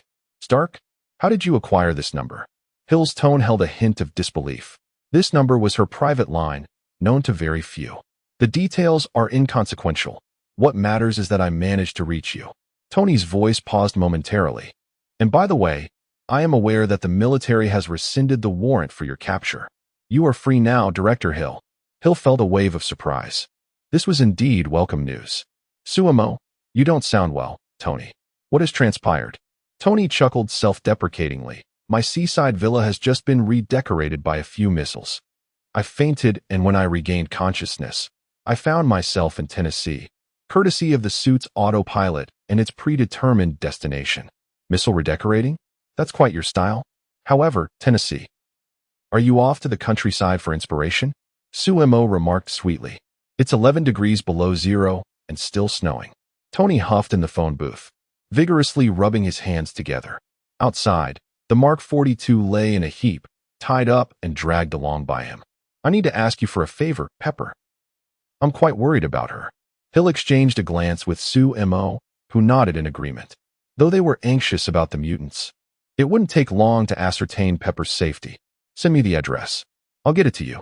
Thanks, folks. Chapter 23. Pepper, I've got you. Caught red-handed. In the darkness of the night, the crimson and azure lights of police vehicles and fire trucks flickered in an intermingling dance, casting their glow upon the remnants of what was once a majestic cliffside mansion. The air was thick with the acrid scent of charred electronic components, mingling with the briny tang of the sea. Pepper stood disoriented amidst the chaos, her hand tightly clutching a warped Iron Man helmet, its golden visage cracked, one eye socket hollow and glaring as if it were silently accusing her. At that moment, Maya Hansen cautiously approached Pepper. Miss Potts. Pepper slowly lifted her gaze, her eyes bloodshot and tear-streaked. Maya lowered her voice, urgency and fear permeating her tone. I believe my employer, Aldrich Killian, may be involved in this matter. It's not safe here. We need to find a place to discuss further. Pepper scrutinized the woman before her. Earlier that afternoon, she had boldly declared herself to be Tony's former lover, a claim Tony had reluctantly confirmed, characterizing it strictly as a brief encounter. Confusion enveloped Pepper, her concern for Tony overshadowing everything else. Numbly, she nodded in agreement. Maya supported her as they hastened towards a black sedan parked a short distance away. The engine roared to life, and the taillights soon vanished along the winding mountain road. A few minutes later, Hill's vehicle quietly arrived at the scene. Stepping out, her sharp gaze swiftly scanned the ruins. She found no trace of Pepper. Quickly locating the site's supervisor, she approached him, producing her SHIELD identification and inquiring in a low, commanding voice. Have you seen Miss Pepper Potts? The foreman wiped the sweat from his brow, gesturing towards the mountain road. Miss Potts. She just left with another woman with dark hair, looking quite anxious. They drove off in a black sports car. It shouldn't be far, less than 2 minutes ago. In the distance, a fleeting glimpse of a red taillight disappeared down the mountain path. After them, Sumo commanded immediately. Without hesitation, Hill returned to her vehicle. The car spun sharply, racing up the mountain road like an arrow released from a bow. However, Hill's vehicle paled in performance compared to the sports car. The distance between them rapidly widened. I must say, Hill, you are a top-tier agent and a senior operative of SHIELD. Your mode of transportation shouldn't be a mere Camry, even if it's not a Chevrolet or an Audi A8. Sumo couldn't help but comment. Hill gripped the steering wheel tightly, her focus unwavering on the road ahead. This is called camouflage. Consider it. I'm residing in Brooklyn after all. Fair point. Sumo conceded. By the way, I've already dispatched Coulson to investigate the mutant situation. It won't be long before we can pinpoint a general location. Hill suddenly broached the topic. Such efficiency? Sumo expressed surprise, knowing that less than 3 hours had elapsed since they had finalized their plans, all while on the move. Do you think I'm just some broke fool living in Brooklyn? Hill seized the opportunity to retort. Sumo was momentarily taken aback, then complimented. Indeed. You are the deputy director of SHIELD, Director Hill. Who could have taught you such audacity? It was astonishing how Hill had become so self-important. At that instant, a thunderous roar of a massive propeller approached from the distance. The two glanced upward to see a pitch-black, unmarked armed helicopter soaring low overhead, its glaring searchlight fixated on the black sedan carrying Pepper on the mountain road ahead. Sumo muttered, "Oh, I have a very ominous feeling." In the next moment, several grappling hooks shot down from the helicopter, deftly securing themselves to the roof of the black car. With a jarring metallic screech, the vehicle was violently yanked from the ground, its wheels spinning helplessly in midair, as though it were prey ensnared in a spider's web, swaying precariously towards the sky. This is bad. Hill's complexion turned pale. She slammed her foot on the accelerator in a desperate attempt to rush forward, but her vehicle was far too slow. She could only watch helplessly as Pepper's car ascended higher and higher. This was a disaster. Sumo thought to himself. When Tony called for help, he most likely used a public phone by the roadside. Now, notifying him that Pepper had been abducted posed a significant challenge. He had promised to ensure Pepper's safety. And now, she had been taken right under his nose. Unable to contain his frustration, Images flashed in his mind of those charred victims of the desolation virus, particularly that child. Sumo's tone shifted to a serious one. Hill, do you wish to unearth the mastermind behind the desolation virus? That Mandarin. Hill had seen the news. These terror attacks were orchestrated by the Mandarin, who had even audaciously live-streamed the execution of government officials. No, the true puppeteer, Sumo replied nonchalantly. Christmas, one of the few unified holidays in America, was a time that required a break. Midtown High School in New York was no exception. Their winter vacation spanned from December 23rd to January 3rd. At New York Airport, a throng of people surged. Kara embraced Gwen tightly, her nose feeling slightly tinged with sadness.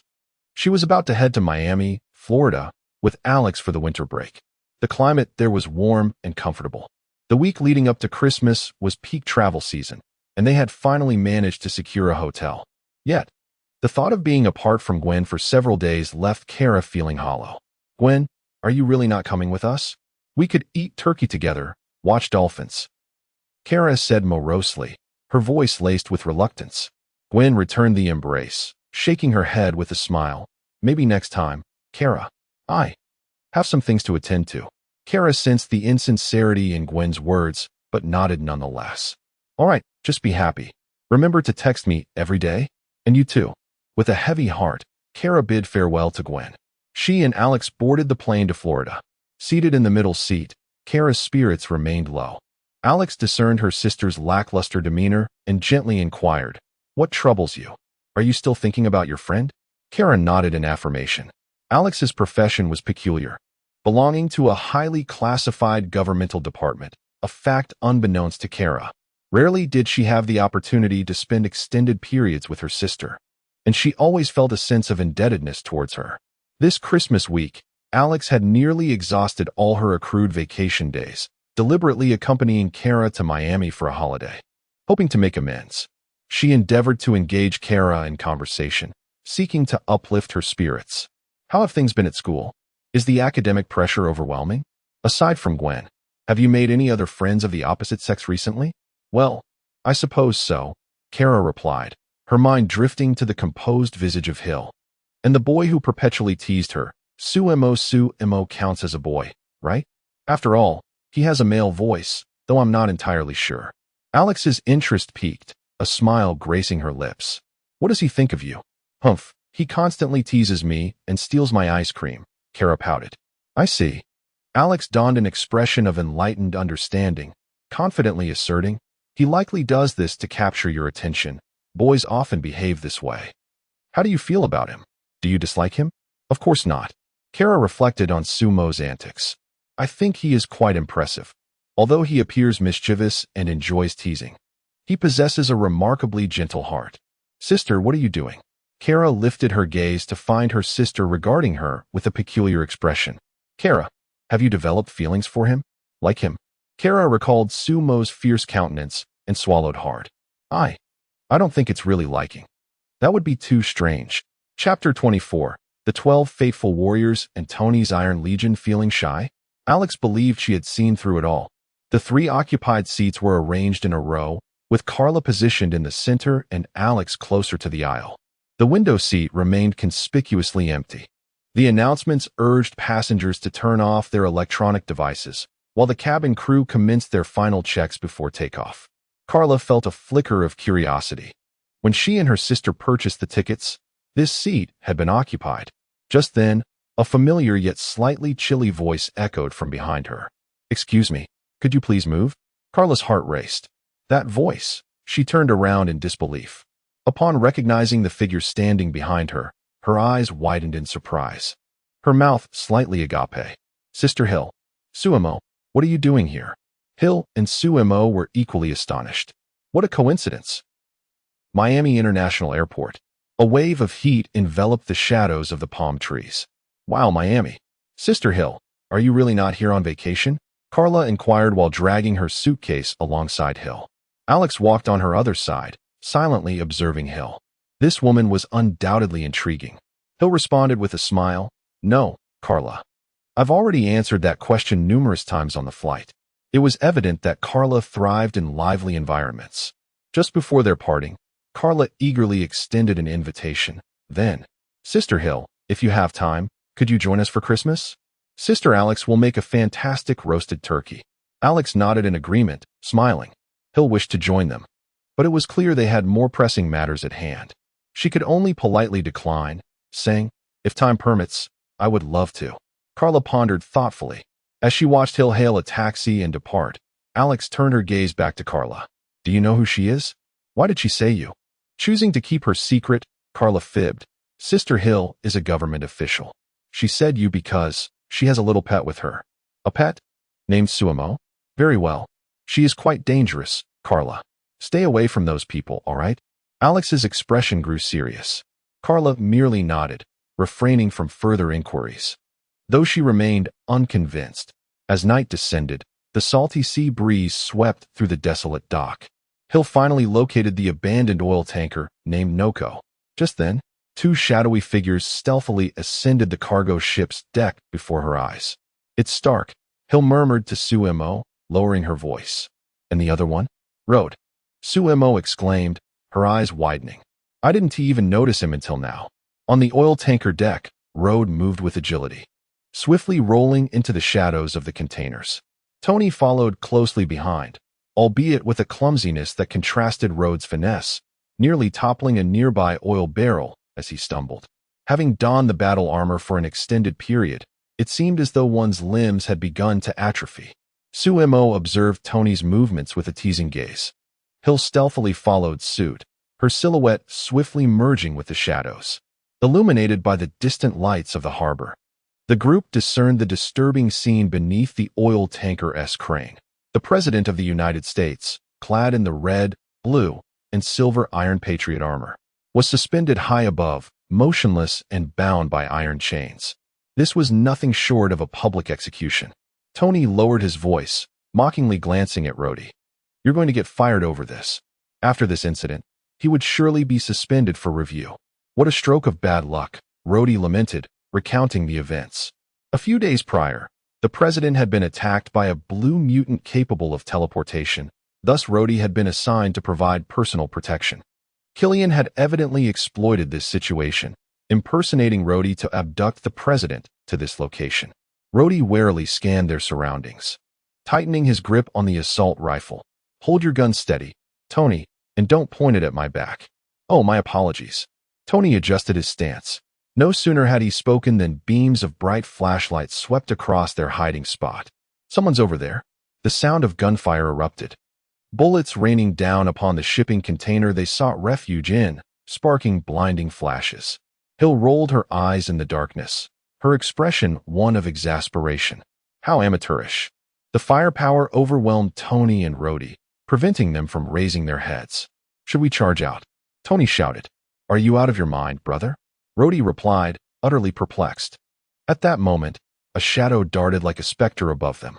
Hill and Suemo had completed their symbiosis. With a flick of their arms, two strands of pitch-black web shot forth, precisely adhering to the steel framework overhead. She navigated silently through the labyrinth of beams with remarkable agility. Who goes there? Before the guards could react, they were swiftly dispatched. 2 minutes later, the gunfire ceased abruptly, leaving Tony and Rhodey exchanging glances. Shall you take a look? Rhodey inquired. After you. I suspect they won't be able to see you, Tony replied. No need for such politeness, gentlemen. Hill's voice emerged from the shadows not far away. With her arms crossed, the black symbiotic substance gradually retreated into her body. Cautiously, Tony and Rhodey peeked out to see Hill, and Tony's face lit up with joy. Hill? Suemo. How splendid. I knew I could count on you. He understood better than anyone the formidable power of Hill and Suemo combined. Yet, just as the smile graced his face, a sudden thought struck him. Wait, Pepper. What about Pepper? She's alive. Suemo succinctly explained the circumstances of Pepper's abduction. The smile vanished from Tony's face. He was certainly not foolish enough to take his frustrations out on Hill and Suemo. After all, they were there to assist. Killian. Tony murmured the name, his gaze icy. That scoundrel not only destroyed his home, but also took Pepper away. Stay calm, Tony. The most crucial thing now is to rescue Pepper and the president. Rod gently patted Tony on the shoulder, while Hill's vigilant gaze continuously scanned the surroundings. The abandoned oil tanker was engulfed in an eerie silence, too quiet for comfort. Something felt amiss. It was implausible that only perimeter guards were present. Before the thought could fully form, a thunderous sound echoed. Thud, thud, thud, thud, thud. The heavy footfalls resonating like a drumbeat from all directions. Dozens of figures emerged from the shadows, agilely alighting upon the uneven tops of the surrounding containers. They emanated an unsettling orange-red glow, their veins visible beneath their skin, resembling flowing magma. These were the Doomsday Warriors, and their numbers far exceeded expectations. Suemo recalled that in the film, there were only 4, yet here stood a total of 12. Could it be that, in celebration of Christmas, these 12 individuals were cosplaying as the 12 disciples of Jesus? They loomed above, silently encircling the few individuals at the center of the tanker. Rod gripped his firearm tightly. This situation was more precarious than any he had previously encountered. His throat felt parched. "Tony, do you have any brilliant ideas?" "An idea? With them around, what can we possibly devise?" Tony replied, shaking off the momentary doubt and regarding their adversaries with disdain. Rod was right. With Hill and Suemo present, defeating these foes should be more than manageable. However, Hill slowly shook her head, her gaze fixed on the nearest Doomsday Warrior. Once these beings self-destructed, the terrifying heat would be catastrophic. No, they needn't explode. They could elevate their body temperatures to such a degree that even touching them could inflict irreversible harm on Suemo. Her only recourse was to use her webbing to restrain them. The task of eliminating them would have to be entrusted to Tony and his mark armors. "Surely you don't intend to sit idly by, Tony? Don't think we're oblivious. When we visited your seaside mansion last night, all your armors in the basement had mysteriously vanished," Suemo remarked. "You're aware of that?" A smirk of pride curled at the corners of Tony's mouth. Caught red-handed. However, this suited him just fine. He spread his arms wide, striking an exaggerated pose. "Time for a family reunion, everyone." No sooner had he spoken than the night sky behind him erupted above the dimly lit waters with dozens of dazzling points of light. They sliced through the darkness at an astonishing speed, hurtling toward the oil tanker with a deafening roar. Chapter 25. The Silver Centurion. The steel exosuits tore through the night sky of Miami like blazing meteors, hovering with precision.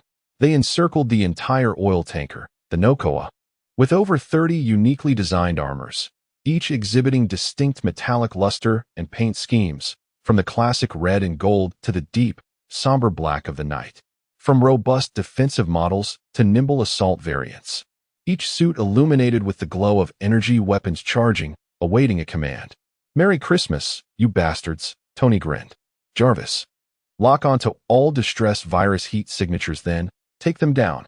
Meanwhile, on the periphery of the oil tanker dock, beneath the shadow of a shipping container, Sky lowered the brim of her baseball cap.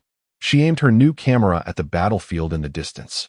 Utilizing her exceptional hacking skills, she had traced the whereabouts of the late Tony Stark, hoping to secure an exclusive scoop. Instead, she stumbled upon that dark abomination, the Venom agent. Adjusting her focus, she thought, "Splendid. Last time, the Valkyrie had interfered.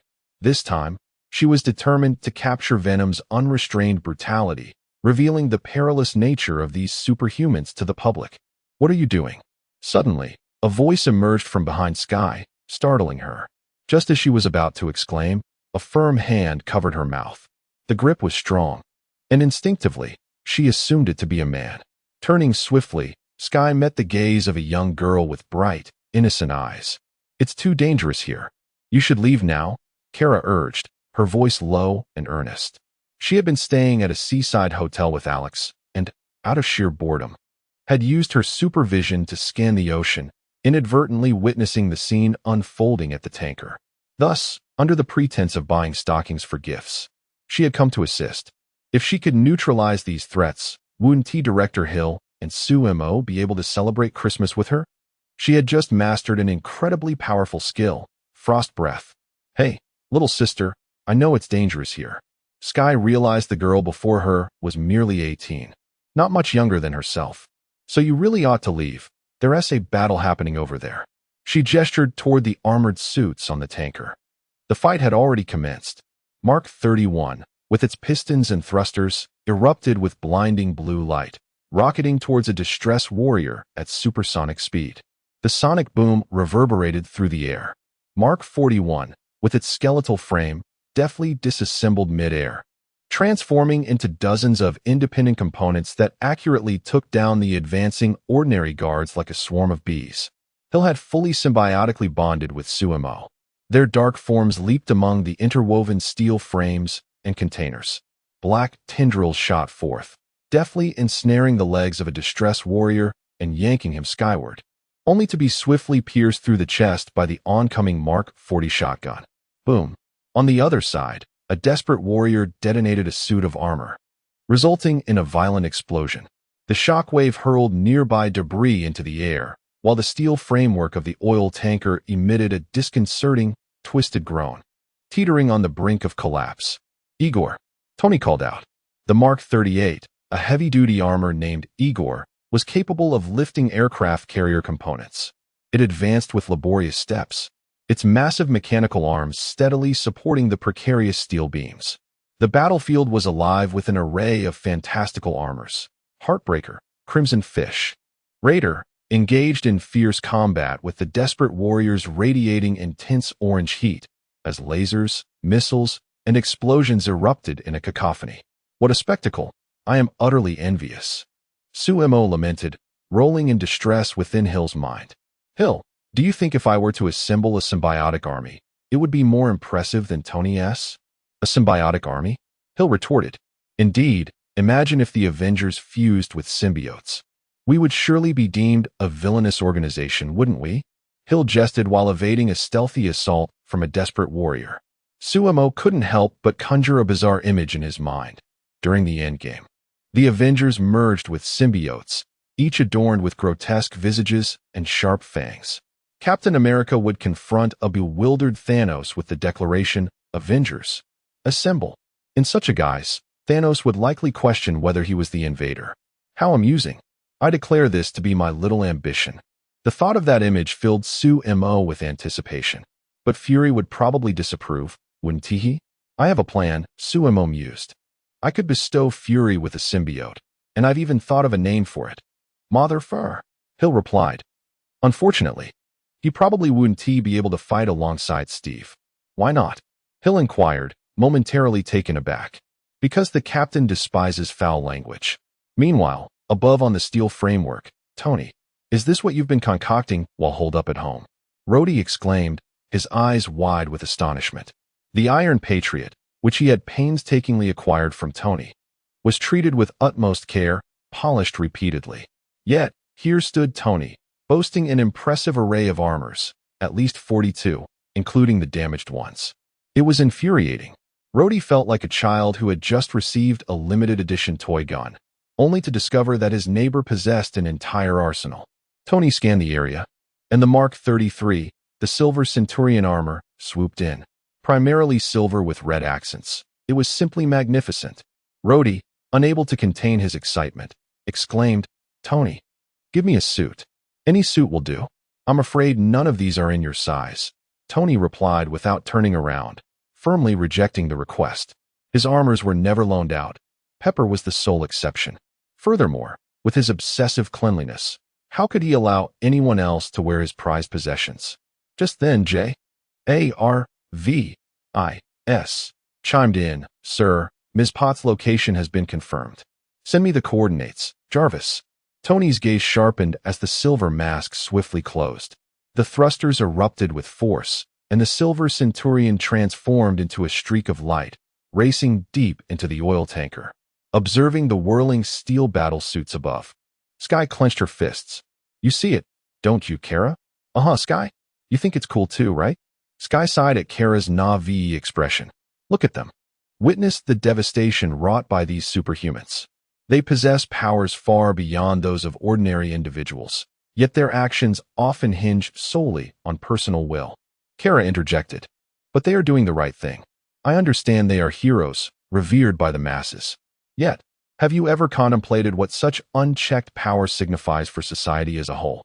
Kara blinked, seemingly puzzled. Sky, armed with her exceptional hacking skills, had unearthed numerous secrets, most notably those of Tony Stark.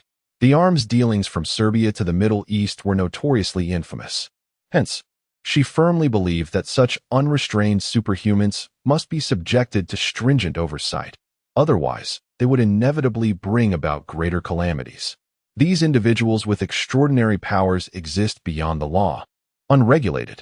Today, he might eliminate a recognized villain, but what of tomorrow? What if he misjudges, or loses control of his emotions, or is manipulated by those with ulterior motives? Who will restrain them? Who will be accountable for the potential innocent casualties? Chapter 26. Kara's icy breath on the battlefield's edge. A desperate warrior was relentlessly besieged by a horde of iron-clad combatants, retreating with each blow.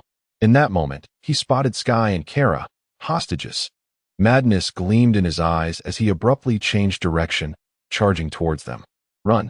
Sky's expression shifted with alarm. Instinctively, she grasped Kara's hand, turning to flee. However, the warrior's speed exceeded that of any ordinary foe. In mere strides, he stood before them, his scorching breath overwhelming. The escape route was severed.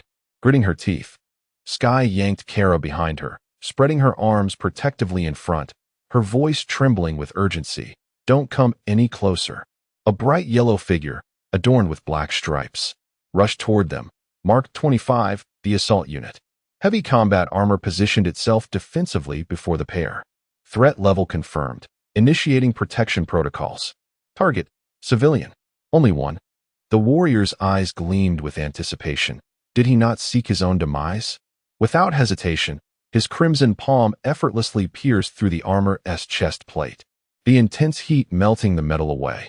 Other suits of armor quickly arrived. Mark 19, the Tiger. Mark 27, the Disco, but having lost both speed and formation advantage. They crumbled into sparks and scraps under the relentless assault of the desperate warrior. Why? Why are they doing this? Sky gazed at the cold machines, unwavering in their defense of her and Kara, her heart jolting with a profound realization. The warrior understood the game well. As long as he stood beside the civilians, the armors would not dare launch their missiles. Using the two women as bait, he dismantled another suit of armor. This cannot continue. In her panic, Kara attempted to freeze the warrior with her icy breath. She blew forcefully, yet no chill emanated. Sweat beaded on her forehead in desperation. How? How could this be happening? I have mastered it. On the opposite side of the cargo ship, Hill sensed an anomaly amidst the distant explosions. Threads of silk ensnared the steel framework, and a shadowy figure propelled itself from the structure in an instant. In less than a few seconds, bang! Hill landed firmly before Kara and Sky. Stay away from them. With a flick of her wrist, she shot out a web, ensnaring the warrior's ankle and yanking him backward. The force staggered him, creating distance between him and the two girls. Sky watched the silhouette of the Venom agent, her heart racing as she realized the stranger was protecting them. A burning sensation coursed through her as an ingrained belief began to waver. There was no time to ponder how Kara had ended up here. Hill attempted to hurl the warrior into the sea, hoping the water would cool him down. However, the orange glow radiating from him resembled a miniature sun, emanating a searing heat. After being scorched by the flames, the silk lost its symbiotic enhancement, transforming into an ordinary web akin to Gwen's.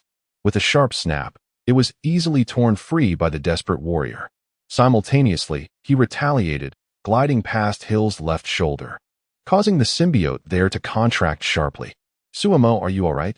I was too careless. Hill immediately inquired about his condition, filled with self-reproach. It's nothing trivial. Suamo replied with a dismissive tone in her mind. Sky had been intently observing the battle and keenly captured this moment. This is bad, the Venom agent's fear fire. Upon hearing this, Kara noticed that Hill seemed genuinely burned. The earlier frustration of being unable to unleash her abilities was swiftly replaced by a surge of anger. She no longer wished to hide behind others. Kara took a deep breath, as if something within her petite form had awakened. Kara, what are you about to do? Sky instinctively stepped back. Yet in the next moment, Kara opened her mouth and unleashed a chilling blast far stronger than anything practiced before. The moisture in the air instantly crystallized. The warriors' radiant glow diminished at a visible rate, their movements abruptly stiffening. A thick layer of frost rapidly formed over their surface, transforming them into a lifelike ice sculpture in an instant. What is happening? Both Hill and Suemo were taken aback and turned to look. Well done, Kara. Suemo couldn't help but exclaim, you've been playing the role of the innocent while hiding your true strength. Hill nodded in approval towards Kara.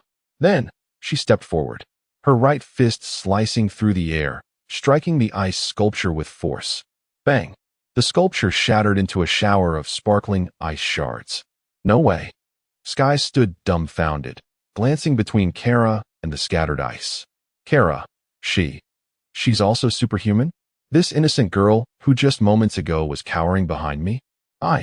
I did it, Kara gasped, her face slightly pale, clearly exhausted from the exertion. Just then, a figure came hurtling from the depths of the oil tanker, crashing onto the deck before them with a thud, creating a dent.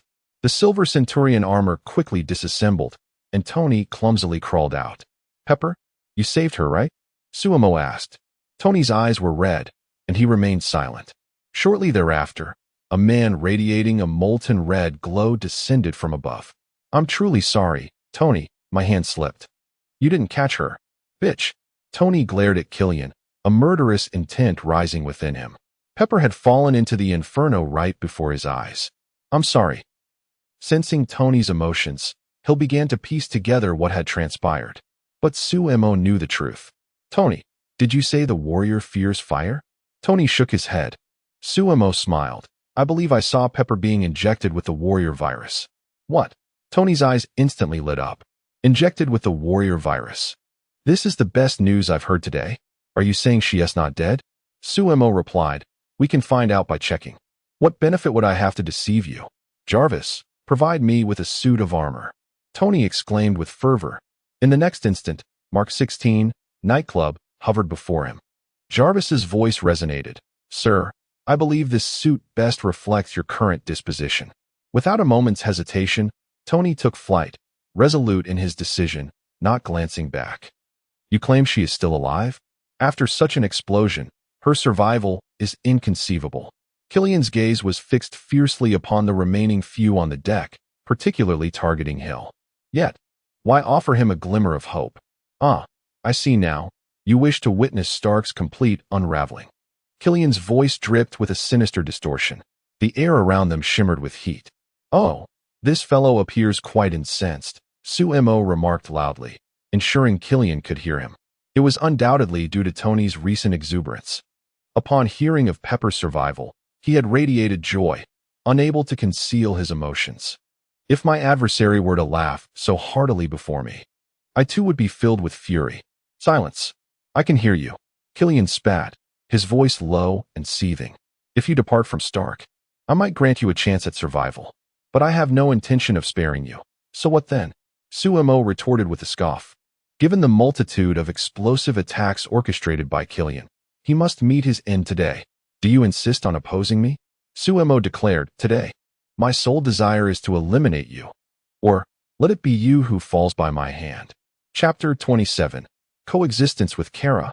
The darkened Supergirl Tony finally located Pepper amidst the ruins, a radiant orange glow pulsing beneath her skin. Meanwhile, Rhodey managed to extricate the president from his ludicrous Iron Patriot suit, ensuring his safety at last. Both men hurried back to the main battlefield, and before they arrived, they overheard Sumo's audacious taunt. Tony smirked slightly. This guy truly was something else. Jarvis, record that remark. Certainly, sir. It has been documented in the Anti-Su-Mo Armor Project folder. Hey, are you recording that for the Anti-Su-Mo initiative or against me? Tony quickly glanced ahead, relieved to find that Su-Mo had not heard him. On the battlefield, Killian chuckled, clearly perplexed. The individual before him trembled at the thought of facing an ordinary extremist soldier. How could he possibly contend with someone injected with the perfected extremist virus? With mere words? To be frank, these people seemed like ants in his eyes. Iron Man, Venom, the Avengers, all destined to be his defeated foes. The mere fact that his extremist virus could overpower Tony's armor was proof that he surpassed Tony Stark in intellect. That night, when Tony chose to seduce Maya and abandoned him on the rooftop, had been his gravest mistake. Sumo understood that facing Killian alongside Hill would be quite troublesome. The reason he dared to provoke him was simple. Everyone else, step back. Kara, you remain. Huh? Me? Kara hesitated, retracting her foot in confusion. Hill, well aware of Sumo's intentions, approached Kara and gently grasped her hand. In the next moment, Sumo transformed into a dark, viscous substance that surged from Hill. With a clear objective, let me witness your abilities. Ha ha ha. Mr. Sumo, your laughter is rather terrifying. Kara murmured weakly. She felt an icy, peculiar essence forcefully infiltrating her body. The sensation was overwhelmingly foreign and intense. Kara's super brain buzzed, nearly reaching its capacity, as her body instinctively began to reject it. Sumo mentally cursed. It was the first time he encountered a being capable of repelling his symbiosis. No wonder she was a Kryptonian. Their physiology was indeed exceptional. This wouldn't do. Kara, I've already made a grand declaration. You wouldn't want to see me embarrass myself in front of everyone, would you? Sumo appealed emotionally. Kara hesitated. She certainly did not wish to humiliate Sumo. However, her senses were far more acute than those of Earthlings. She could distinctly feel Sumo's subtle movements within her. Her legs grew weak, and she sensed impending embarrassment. You wouldn't want to see everyone fall victim to Killian, would you? Rest assured, I will resolve this swiftly. Sumo continued to persuade her with reason and logic. Well, fine, Kara reluctantly muttered. The defenses within the Kryptonian girl began to falter, and her resistance diminished instantaneously. Sumo wasted no time and immediately established a profound symbiosis with Kara. Next came the transformation. The anticipated menacing visage of the symbiotic entity did not materialize. The symbiote swiftly shaped itself upon her corporeal form, gradually forming a sleek black battle suit that clung to Kara's delicate figure. The lines flowed smoothly, exuding a sense of power. Behind her, a pitch-black cape billowed as if animated by an unseen wind, rustling dramatically. Most striking of all was the large, conspicuous white S shield emblazoned upon her chest, the emblem of the House of L from Krypton. Is this the power of Mr. Sumo? So formidable. Feeling the surging force within her, Kara clenched her fists. So, do you now recognize my prowess? Are you still resistant? A triumphant hum resonated in her mind from Sumo. Kara's cheeks flushed slightly, leaving her silent. She dared not articulate the peculiar sensation that had shifted from within her to her exterior. Mr. Sumo, my chest feels a bit constricted. Oh, my apologies. I instinctively adjusted to Hill's measurements. Is Director Hill really that petite? But she could not voice that. Sumo paused, hoping fervently that Hill would not find out. Ah, Kara recalled Gwen. Amazing. Tony could not suppress his admiration, stroking his chin thoughtfully. This color scheme, this texture. Jarvis, conduct a comprehensive scan. I demand the design data for this battle suit, especially that inverted white S emblem. It's a stroke of genius. Rhodey, standing nearby, twitched at the corners of his mouth. Tony, is now truly the moment for appreciating fashion design? Do you not perceive how perilously formidable she appears? I feel like I've encountered this silhouette before, murmured Sky. Hill interjected, the Battle of New York. The attire is commendable, but unfortunately, it lacks utility. Killian scoffed dismissively, his entire being surging with crimson light, abandoning all restraint. He lunged directly at Kara. Stark, these individuals are perishing today because of you. Hill, puzzled, queried, does he harbor such animosity towards you? What have you done to him? Did you not take him on a rooftop date? Tony shrugged. Use the ice breath, Kara. Sumo's voice echoed in Kara's mind, and she did not hesitate. She slightly elevated her chin and parted her lips. Whoosh! A blast of frigid air, 100 times more potent than before, surged forth, almost materializing into substance. The moisture in the air crystallized into countless ice shards at a visible pace, as this devastating cold swept across the entire deck. Killian's advance was abruptly halted. The orange-red glow enveloping him flickered and swayed violently like a candle in the wind, before dimming at an astonishing rate. This is impossible. The astonishment and disbelief on his face, along with his entire being, were swiftly encased in layers of thick frost, transforming in the blink of an eye into a lifelike ice sculpture, frozen in the act of lunging forward. Well done, Kara. Now, that is artistry. Far more refined than those explosive bangs. Yet, this icy blast did not cease, continuing to spread wildly in all directions. The oil tanker's deck, containers, and fractured steel beams, everything was being encased in ice at an astonishing pace. Even the distant dock and parts of the sea quickly became enshrouded in a thick layer of white ice, shimmering with a chilling glow under the night lights. Wow, am I truly that remarkable? Kara herself was somewhat astonished by the scene before her. She felt an overwhelming strength coursing through her, the kind that could effortlessly subdue her cousin with a single punch. As for the criminals of Rossborough, she would take down one after another. Just as her mother could send them to prison, she could do that too. Meanwhile, in the hotel room, Alex glanced at the wall clock, her brow furrowing deeper with each passing moment. Kara had mentioned she was going to buy stockings for wrapping Christmas gifts. Nearly an hour had elapsed. She picked up her phone and dialed Kara's number, but there was no answer.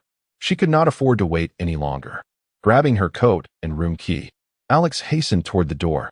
At that moment, a specially designed communicator in her pocket vibrated abruptly, emitting a low hum. It was the internal communication device of the Super Investigation Department. Alex's expression turned serious as she quickly shut the door behind her. The Super Investigation Department operated independently from the SHIELD and other agencies, directly accountable to a select group of high-ranking officials. This clandestine organization specialized in matters related to extraterrestrials and monitored potential superhuman threats on Earth, wielding significant authority and conducting operations with utmost secrecy. Alex was one of its members. She swiped her screen, and a coded message appeared. Emergency alert. Code K-73, Kryptonian criminal, signal detected. Moving at high speed toward the Miami coast. Preliminary target locked onto an abandoned oil tanker in offshore waters. Threat level, extremely high.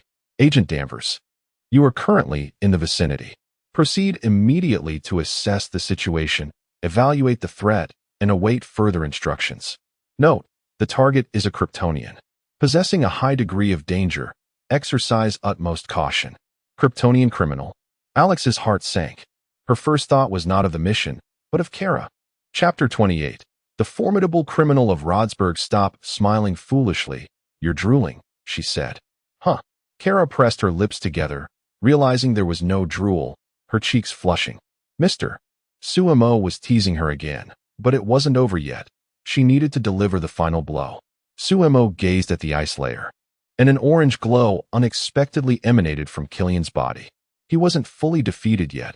He was attempting to melt the ice. One had to admit, his life force was remarkably resilient. If he were reduced to ice shards, he would surely be unable to regenerate. Mr. Suemo, how about we just imprison him? Kara hesitated at that moment. Sumo's voice turned cold. Are you unable to take action? The number of lives lost due to Killian exceeded 1,000, and he had the vice president backing him.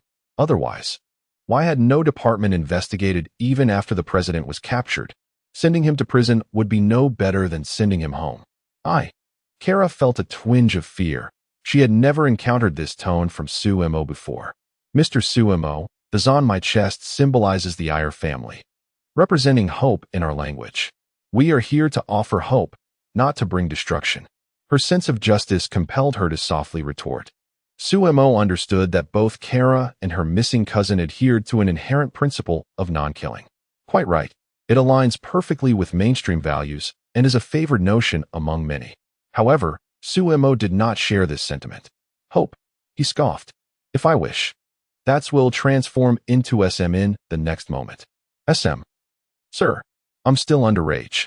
Kara suddenly covered her face, her earlobes burning with embarrassment. How could such words be uttered? SM is simply an abbreviation of my name. Did you misinterpret it? Oh, so that's how it is. Be serious, Kara. If you won't take action, then I shall. Suemo attempted to forcibly control Kara's body. At that moment, an unexpected change occurred. Boom! A tremendous sound resonated as a battle axe, glinting with metallic brilliance, descended from the heavens. The frozen cargo ship's deck was shattered, and the ice splintered into pieces. Who? The crowd looked up into the sky, their senses heightened. Jarvis, scan this individual, Tony commanded immediately. Sir, the target's bone density and muscle fiber strength far exceed that of an average human. Preliminary assessment indicates that his pure physical strength is comparable to that of Thor Odinson. Comparable to Thor. Tony's expression behind the helmet was a mix of astonishment and intrigue. Upon hearing Tony's words, Hill and the others were equally taken aback. Thor was the god of thunder in Norse mythology, and this bald man emerging from the water was on par with him? It certainly did not appear so. You bear a striking resemblance to someone, Alara Zoair, the bald man said, directing his hoarse voice towards Kara. Kara froze. How do you know my mother? You shall never forget the one who cast you into the abyss, my child. Alara, she is the judge, and then, with a crisp crack, as the ice shattered, Killian summoned the last vestiges of his strength, clawing his way from the broken shards. He was a wretched sight. The orange glow that once radiated from him dimmed to its nadir, yet the instinct for survival compelled him to flee. However, the bald man did not even spare him a glance. With an air of impatience, he flicked his wrist. The massive battle axe emitted a resonating hum, transforming into a cold gleam. Thud! Killian's south body froze in place.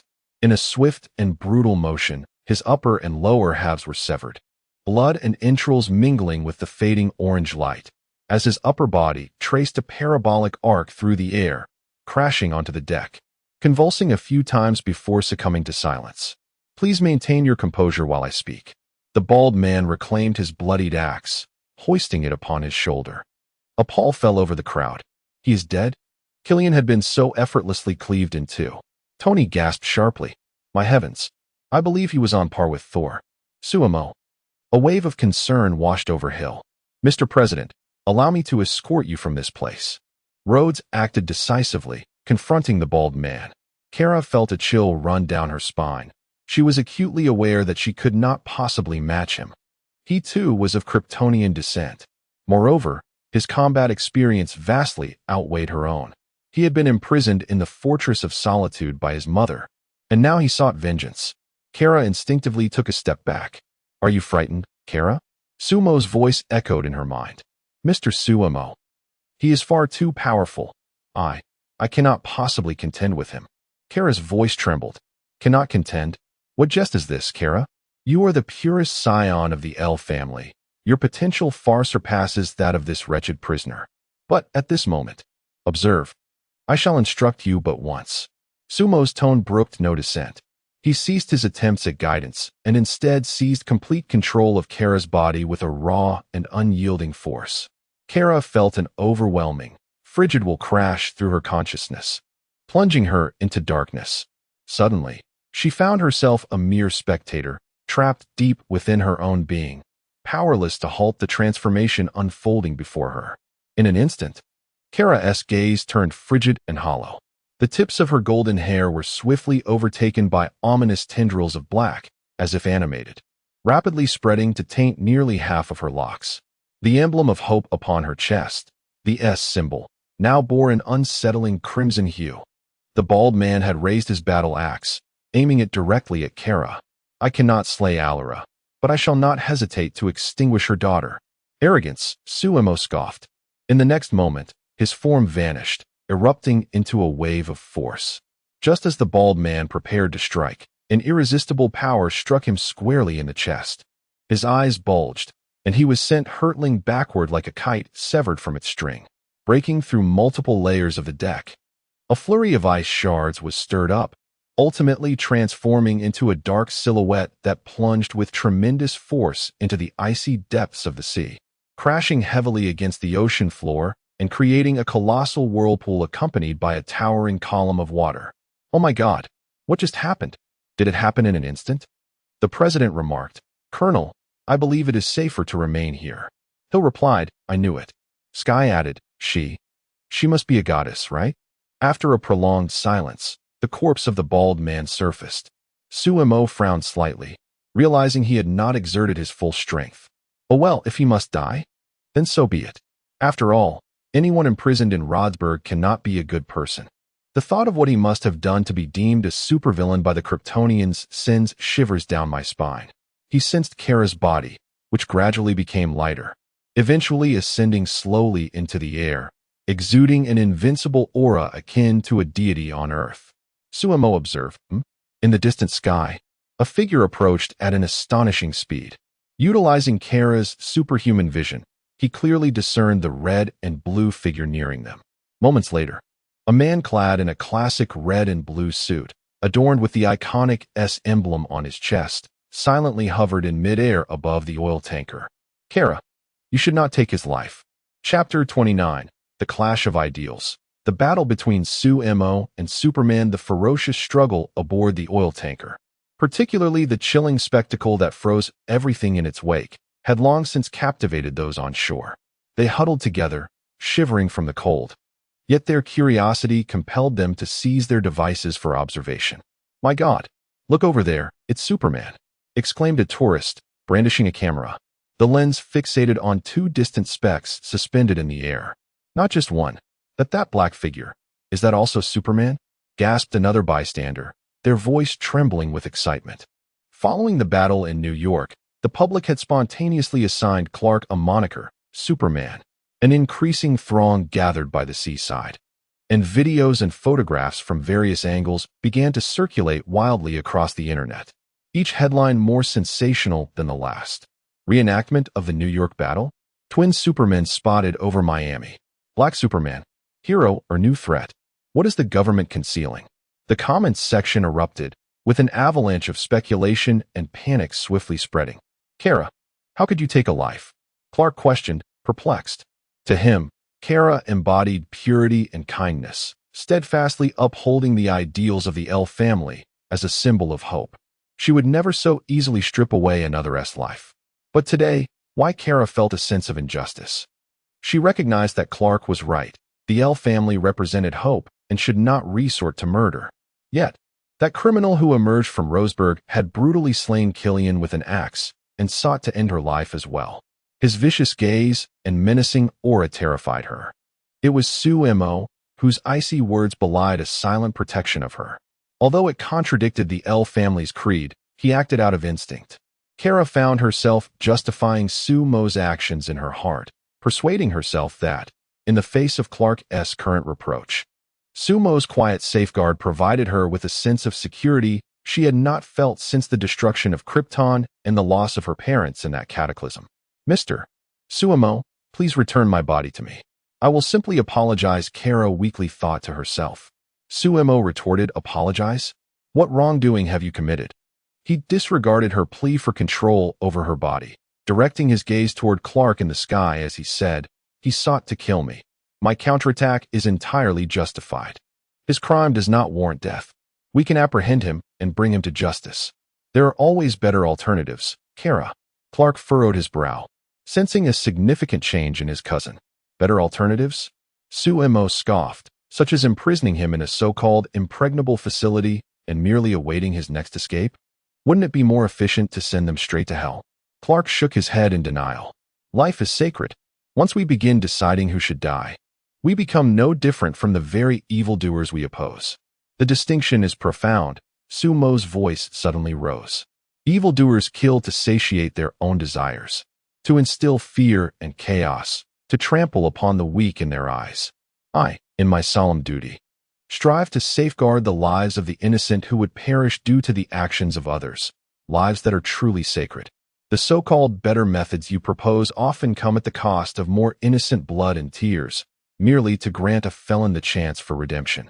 This hardly seems better at all. When the Zatari forces invaded New York, would you ponder what better alternatives might exist, praying they would not devastate the city and slaughter its civilians? Or would you choose the most direct approach, eradicating them entirely to avert a greater catastrophe? I choose the latter. What about you, Superman? Suemo ascended slowly, finally meeting Clark's gaze. Both became aware of drones capturing their encounter, yet chose to ignore them. After all, with a mere blink, they would remain unnoticed. At that moment, Clark noticed the peculiar black at the tips of Kara's hair and the ominous crimson upon her chest emblem. This is wrong. You are not Kara? Depart from my cousin. Sumo adjusted his neck, contemplating his defiance. Please, do not engage in combat. Kara implored within Sumo's mind. Regardless of her entreaties, he understood that this confrontation was inevitable. He glanced towards Hill in the distance. Hill, take that reporter to safety, and be cautious, Sumo. After a brief hesitation, Hill grasped the bewildered Sky and prepared a speedboat for their escape. Tony and Rhodey piloted their suits, escorting the president toward the shores of Miami. Clark observed, somewhat perplexed. He did not appear to be a villain. Nonetheless, for the sake of his cousin and the ideological clash that had just transpired, he felt compelled to act. It seems I have no choice but to force you to retreat. As the words left his lips, Sumo's figure vanished in an instant. Clark's pupils dilated, instinctively retreating at great speed. Boom. A shadow, as dark as night, whizzed past the spot Clark had just occupied, accompanied by a tremendous sonic boom that shattered the air. The shockwave violently lifted the already battered deck of the oil tanker, sending debris flying. How swift! Clark exclaimed, stabilizing himself, his expression grave. The velocity, the sheer force, and the unbridled desire for combat were palpable. You are far too dangerous. It seems I must subdue you first. Clark growled, no longer hesitating. He transformed into a streak of red lightning, hurtling directly towards Sumo. Simple, direct, devoid of embellishment. Sumo scoffed, neither flinching nor evading. He met the charge head-on. Bang! The fists of the two Kryptonians collided fiercely in midair. There was no cataclysmic explosion, only a profoundly resonant thud that momentarily suspended the very fabric of space. Immediately, a visible ring of shockwaves emanated from their point of contact, expanding wildly in all directions. The ocean beneath them was forcefully displaced, creating a vast indentation before surging back violently, raising colossal waves. The remnants of the oil tanker were tossed into the air like mere toys, only to crash down again. After the initial strike, both warriors were propelled backward several hundred meters. This is intriguing. Sumo shook his arm, while Clark furrowed his brow, astonished by the opponent's extraordinary strength. Meanwhile, the spectacle of their battle was being broadcast live across the globe, leaving all spectators agape in disbelief. Is this truly human? Is this even Earth? Sumo and Clark transformed into two indistinct shadows in the sky, their fists and feet colliding in an unbroken rhythm. Each impact unleashed a shockwave that distorted the air around them. The oil tanker had completely disintegrated, its massive steel components effortlessly torn apart and flung into the void by the aftermath of their conflict. Seizing an opportunity, Clark unleashed two searing beams from his eyes, aimed directly at Sumo's face. The air hummed with intensity, compelling Sumo to evade continuously. Kara, you absolutely must teach me heat vision upon our return. Sumo roared internally, lamenting that his inability to conquer Superman stemmed from Kara's shortcomings. I'm sorry, Mr. Sumo. Kara replied apologetically. Clark noticed that this individual seemed to harbor a fear of heat vision, prompting him to pause momentarily. By now, he had confirmed that the entity controlling Kara was none other than Venom from the Avengers. Sumo's avoidance of striking Kara's vital points indicated that he bore no malicious intent. Their skirmish had transformed from one of grudges to pure exhilaration. A contest of wills where neither would concede. Their philosophies were vastly different, and Clark had no intention of yielding. He accelerated suddenly, hurtling towards Sumo like a cannonball, delivering a powerful punch. Sumo raised his hand to block, twisting to leverage the force, and his other hand morphed into a claw aimed at Clark's face. Clark deftly dodged by tilting his head, countering with an elbow strike aimed at Sumo's ribs. The impact sent Sumo soaring sideways, crashing through a distant warehouse on the dock, a cloud of dust erupting in his wake. Mr. Sumo, are you all right? Kara's heart raced with concern. Clark hesitated, pondering why Kara was so invested in this adversary, feeling as though he had unwittingly assumed the role of the villain.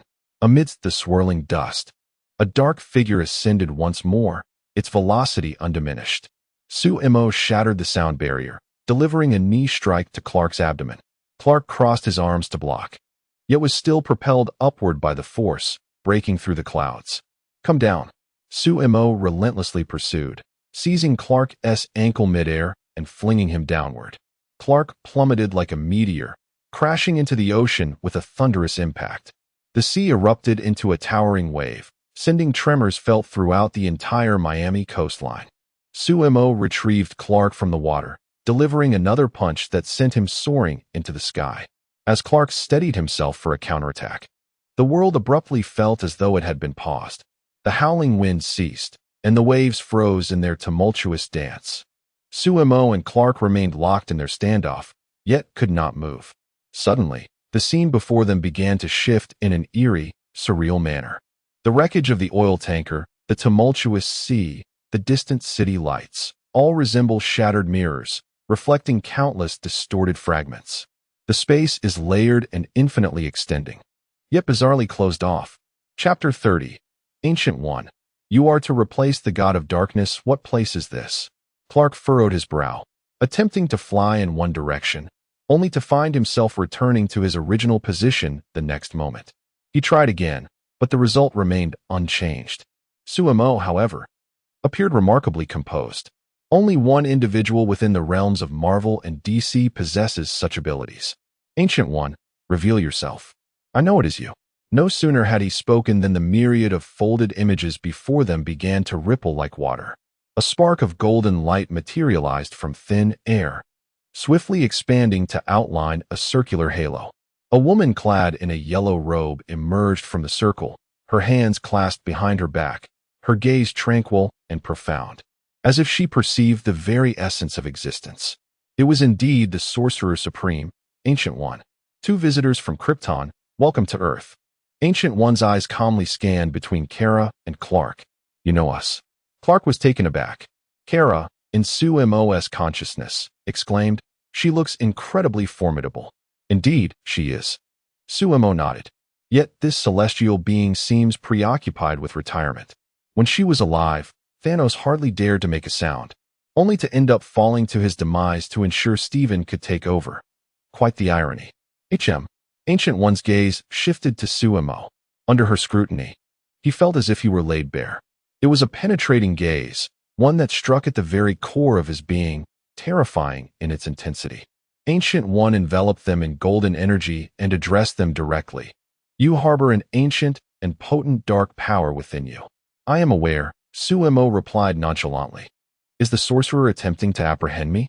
As the guardian of Earth and the Sorcerer Supreme who has repelled the dimensional demon Dormammu multiple times, Sumo sensed that she might indeed pursue such a course. Quite the contrary, Ancient One replied with a knowing smile, continuing her previous discourse. This power originates from the cosmos, from the abyss. I have read about it in the books of Vishanti and the Book of Cagliostro. If memory serves, it is the Black Death Sword. What did you say? Sumo could hardly believe his ears. Kara inquired, Mr. Sumo, is this sword truly formidable? Sumo swallowed hard. It's rather formidable. What a jest. He possessed the Black Death Sword? How could he have been so oblivious? This was the Black Death Sword, the first symbiotic weapon forged from the abyss by the god of darkness, Nurgle, a terrifying artifact capable of slaying deities, even effortlessly dispatching cosmic entities of the divine tier. When had he acquired such an extraordinary treasure? Wasn't he the Black Death Sword supposed to be lost in the homeland of the God Slayer, Gore? Clark, confused, asked, what is this Black Death Sword? It does not sound like a good thing.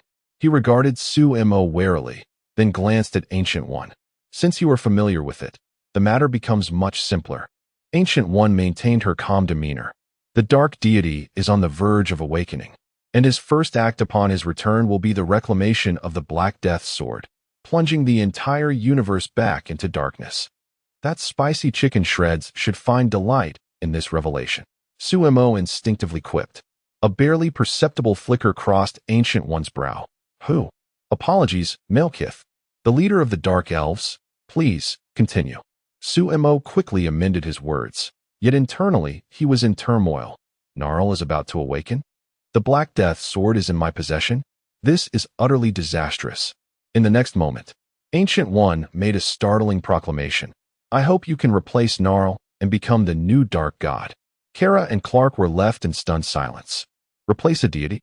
Suemo replied, "This is rather sudden, Master. Gnarl is no minor figure. His existence predates the universe itself. To supplant him, what a jest. Is it?" Ancient One smiled faintly. "Indeed, that being exists on a higher dimension than Dormammu, and usurping him is nearly impossible. However, you are rather special, and with the god-slaying sword, anything is conceivable. If not." Ancient One's gaze darkened, recalling the images from the prophecy. Suemo felt an unprecedented weight of pressure. He had only been traversing this world for a few carefree days. Suddenly faced with the prospect of confronting a boss, Suemo inquired in a solemn tone, "When will Gnarl awaken?" Ancient One's expression turned grave. A tense silence enveloped Suemo, Kara, and Clark. Could it be 50 years hence? The trio responded with disbelief. Suemo laughed in exasperation. "Is this what you call imminent awakening? What a shock. 50 years is but a fleeting moment." Ancient One shook his head and sighed. "If you have made up your mind, come find me at Kamar Taj." With that, he offered no further opportunity for questions, turning to create a golden circular portal, stepping through as it vanished.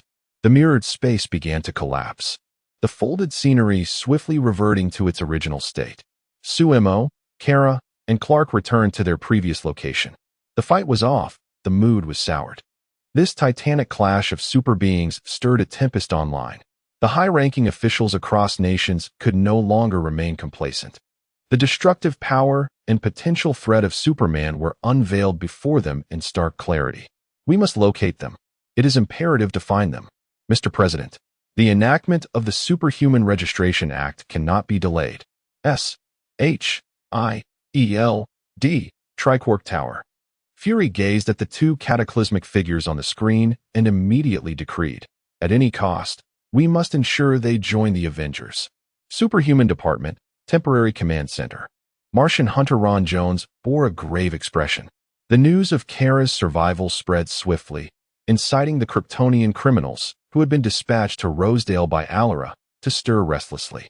"External assistance is necessary. We must first reach out to S-H-I-E-L-D, LexCorp, top floor office."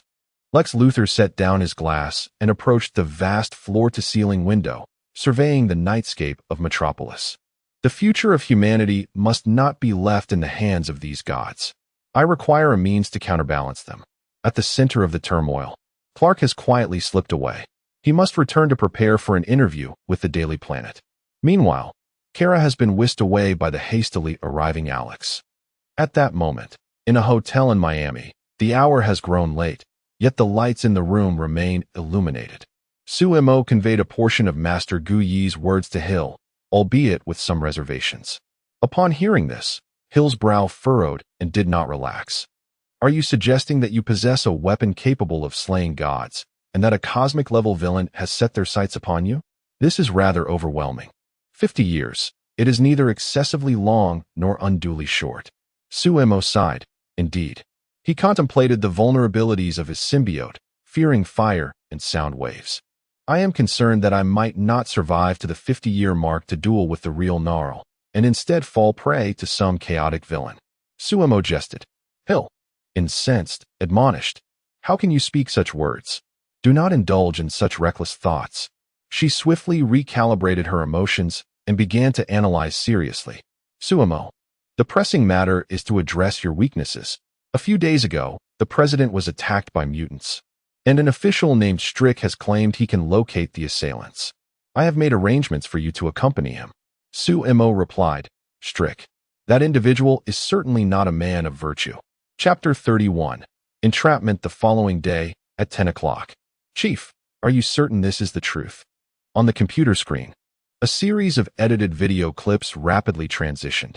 First, two superheroes clashed in a cataclysmic display, with torrents of seawater surging ominously. Then, the scene shifted to close-ups of numerous corpses, some of whom were the desperate warriors felled by Iron Man and Venom.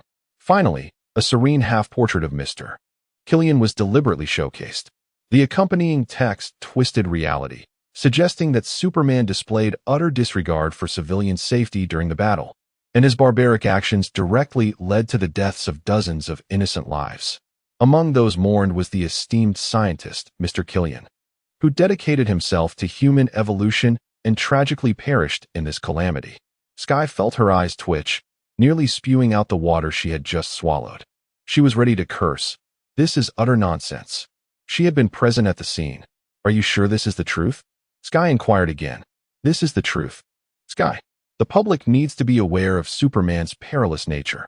The organization requires you to disseminate these videos. It is imperative to erase all traces, ensuring that no one can trace it back to us, especially those from S.H.I.E.L.D. And with that, the communication was abruptly severed. Sky fell into contemplation. She had always believed the Tide organization was fighting for the truth. Yet now, they were actively fabricating and spreading distorted information. She recalled the videos previously released against superhumans. How many of those had undergone similar manipulation? Gazing at the inflammatory titles and footage on the screen, Sky's finger hovered over the publish button, hesitating to press down. Ultimately, she snapped her laptop shut, pushing it aside, and irritably tugged at her hair. In the adjacent room, Hill withdrew her gaze from the wall and looked at Suemo. Are you certain she is Sky? Without a doubt, Suemo nodded, though he himself found it somewhat unbelievable. After last night's confrontation with Clark, once he had calmed down, he realized that the woman he had mistaken for a reporter bore a striking resemblance to Sky. Was it truly mere coincidence? He decisively followed her with Hill and took up residence in the room next door. By the way, the abilities of your Kryptonian kind are astonishing, Hill remarked suddenly, gently blowing on her drink. A small puff of white frost emerged, swiftly coating the surface of the can with a thin layer of ice. No need for a refrigerator anymore. After merging with Kara, Suemo had replicated most of her abilities. Curiously, perhaps due to Kara's own inexperience, his supervision only extended to the range of a city, nothing particularly extravagant. However, he had successfully inherited abilities such as ice breath and bioforce fields. Since Kara had not mastered heat vision, he could not replicate that either. Nevertheless, Suemo felt that he had become quite powerful. At this moment, he coexists with Hill, fully capable of matching Clark in an arm wrestling contest. As for defeating him, Suemo felt there was still a significant gap. That fellow Clark had yet to reach his limits, and he also wielded heat vision. A refrigerator is still a necessity. It could serve as a delightful gift for a girl in the future. Suemo recalled a memorable scene and then spoke. Who gifts a refrigerator to a girl? Could you not be a tad more romantic? Hill feigned generosity and continued. You can tell me whom you intend to gift it to, and I will assist you in strategizing. Is it Gwen or Kara? Perhaps Natasha. A sudden sensation washed over Suemo, as if Hill were not offering assistance, but rather marking names on a death list. It felt as though those three had been inscribed on her assassination roster. Hill, shall we focus on the matter concerning Sky? After a brief contemplation, Hill replied, Very well, if you wish to give a gift. Stop. I shall not be the one giving gifts. If there are to be gifts, they should be given by them. Suemo candidly expressed his thoughts. Sky would ultimately be pivotal in addressing his sonic vulnerability.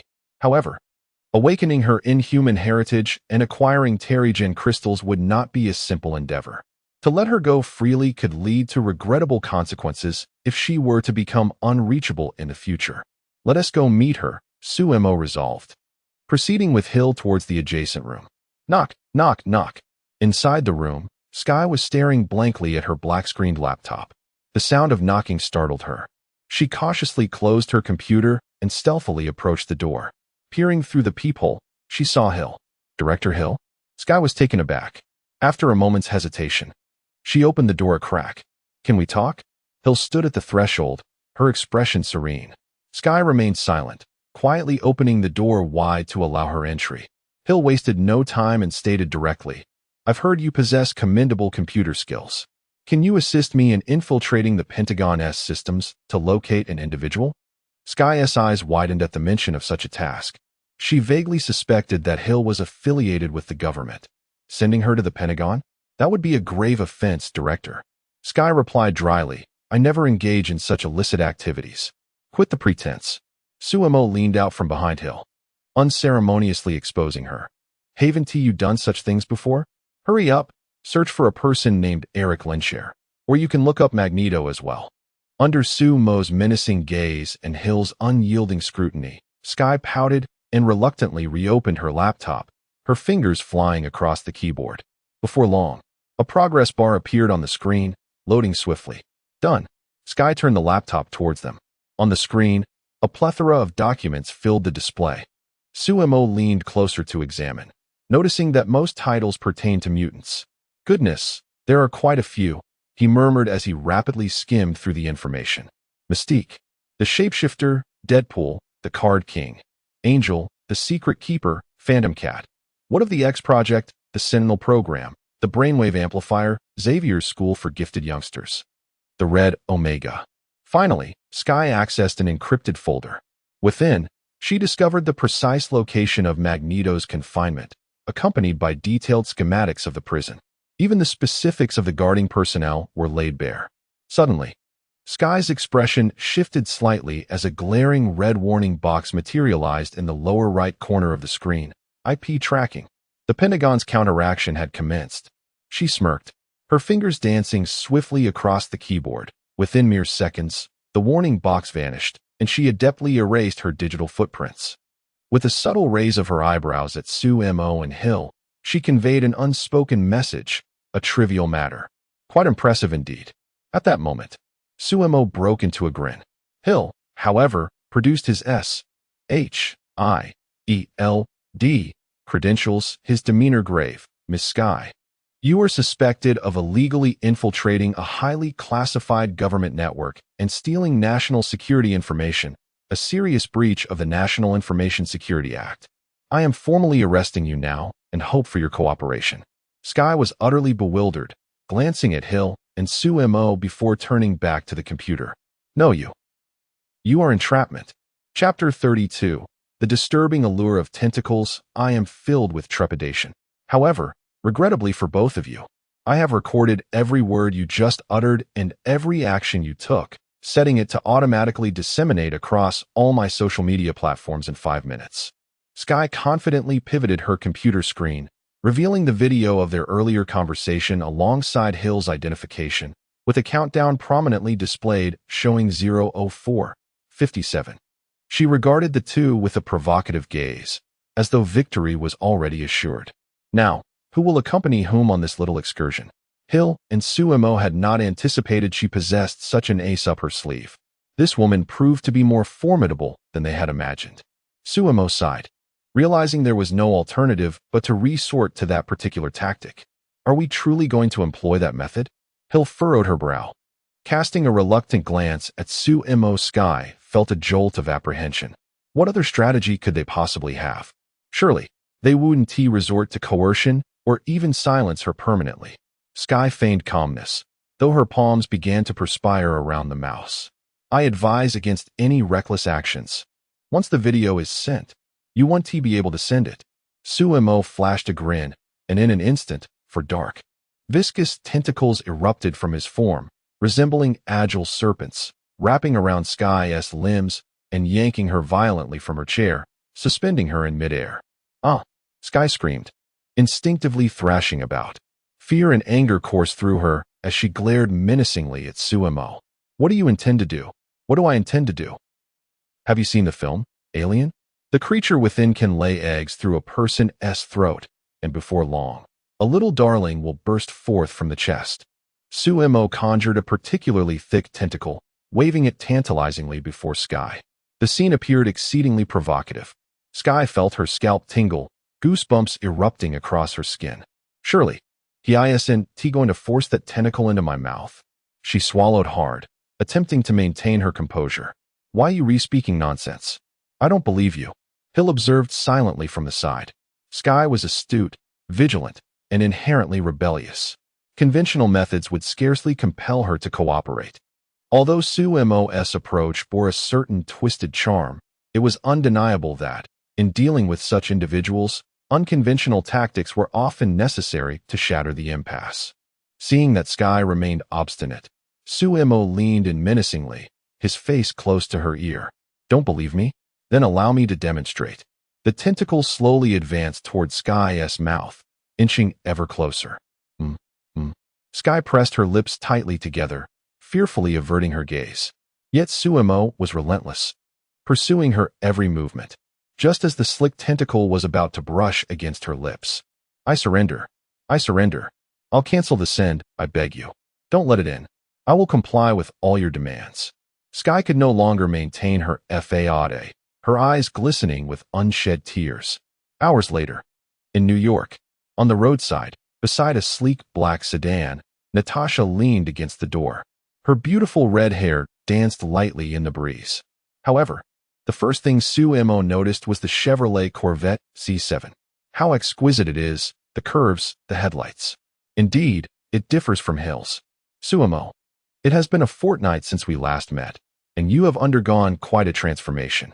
I must concede, your aesthetic sense has reached a remarkable elevation. Natasha straightened her posture. He was referring to the car. Hill cast a glance at the strikingly shaped Natasha and remarked nonchalantly, "And who might this be?" Natasha cleared her throat, concealing her embarrassment. She swiftly diverted the conversation, her gaze landing on Sky, who stood behind Hill. "Hello." Sky wore a face devoid of enthusiasm. Suemo introduced, "This is our new colleague, Sky." Humph, Sky rolled her eyes inwardly. On the plane, Suemo had dangled a tantalizing offer before her, claiming he could grant her superpowers, but the price was her obedience to him henceforth. Without a moment's hesitation, Sky had declined. She had no intention of compromising herself for the sake of superhuman abilities. Yet, Suemo was insistent. After exchanging a glance with Hill, he seized her and led her toward the restroom. Indeed, the ominous, dark tendrils threatened to invade her mouth. "Let us discuss the matter at hand.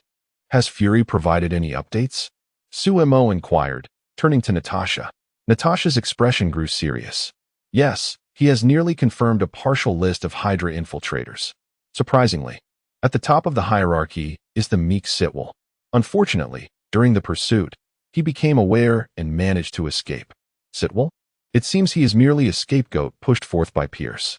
We have also received intelligence that someone is secretly instigating tensions between mutants and humans, attempting to incite greater conflict. Fury has instructed me to collaborate with you on the investigation. Strucker may have leads," Natasha continued. "Then let us proceed to the Pentagon," Hill decisively declared. "Am I to accompany you as well? You won't take the opportunity to imprison me, will you?" Sky expressed her concern. "If you can assist me in locating other mutants." Suemo smiled at her. "You will not be detained." Outside the Pentagon, a poised Asian woman clad in a black professional suit awaited them. She introduced herself as Yoko, Strucker's secretary. Hill assessed her, sensing an elusive aura of danger emanating from her.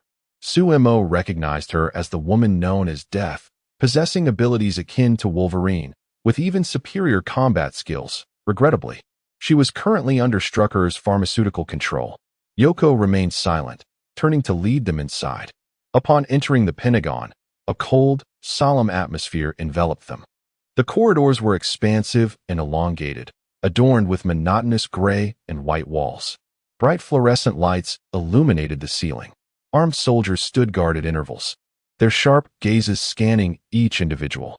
An air of heightened vigilance pervaded, accompanied by the subtle sounds of encrypted communications and directives being transmitted. Yoko guided them through several heavily fortified checkpoints, arriving at the entrance of an office. A middle-aged man donned in military attire, his gaze piercing, emerged from within. He was William Strucker. After a brief exchange of pleasantries, Strucker turned his attention to Sky, stating, "The location we are heading to does not welcome irrelevant personnel." Sky tilted her lips in a subtle expression of disdain, choosing not to voice her thoughts. She had not intended to be here in the first place. The computer lay in the car, daringly urging action. "Should anything go awry, I shall come to your aid." Suemo whispered a few words to Sky before following Hill into a distinct detention area. Everything here was crafted from a special plastic, devoid of any metal. This was the place where Eric Lensher was imprisoned, Strick explained. Through the observation window, Suemo beheld the once mighty leader of mutants, Eric Lensher, now clad in prison garb, quietly seated on a plastic bed, engrossed in a book. A few years prior, He had caused quite the uproar at the Statue of Liberty, ultimately sentenced to life imprisonment in this very location. Suemo could not help but feel a pang of sympathy. His face bore several visible bruises, a testament to the torment he had endured. Strix signaled to the guard to open the plastic door and approached Magneto directly, producing a small vial of serum. Without hesitation, he administered a drop of the liquid onto Magneto's nape. The mutant's body jolted, his gaze becoming momentarily unfocused. The ensuing interrogation proceeded seamlessly, leaving Hill and Natasha astonished by the serum's effects. When did the military acquire such a substance? It has existed for 30 years, yet its efficacy has never been this pronounced. Unbeknownst to them, this serum was extracted from Strix's son's brain, possessing potent hallucinogenic properties, effective solely on mutants. Upon overhearing Hill and Natasha's conversation, Strix turned to them, adopting an authoritative tone. "Ladies, I trust you comprehend that my actions are directly beholden to the President. You possess no authority to intervene. Thus, it would be prudent not to impede my work, lest his initiative to seek the President's approval for the apprehension of mutants was driven by a singular purpose: the annihilation of all mutants." Yet, the sudden arrival of two government advisors complicated matters. The higher-ups stipulated that while they would not interfere with his operations, it was imperative that his actions remained within the bounds of legality. Natasha scoffed, interrupting him. "You have no right to interfere with our operations, former general. The President has explicitly stated that during the capture and interrogation of mutants, their lives must not be endangered. We are merely here to oversee." Hill stood resolutely beside Natasha, neither subservient nor arrogant. "Are you instructing me on how to conduct my duties?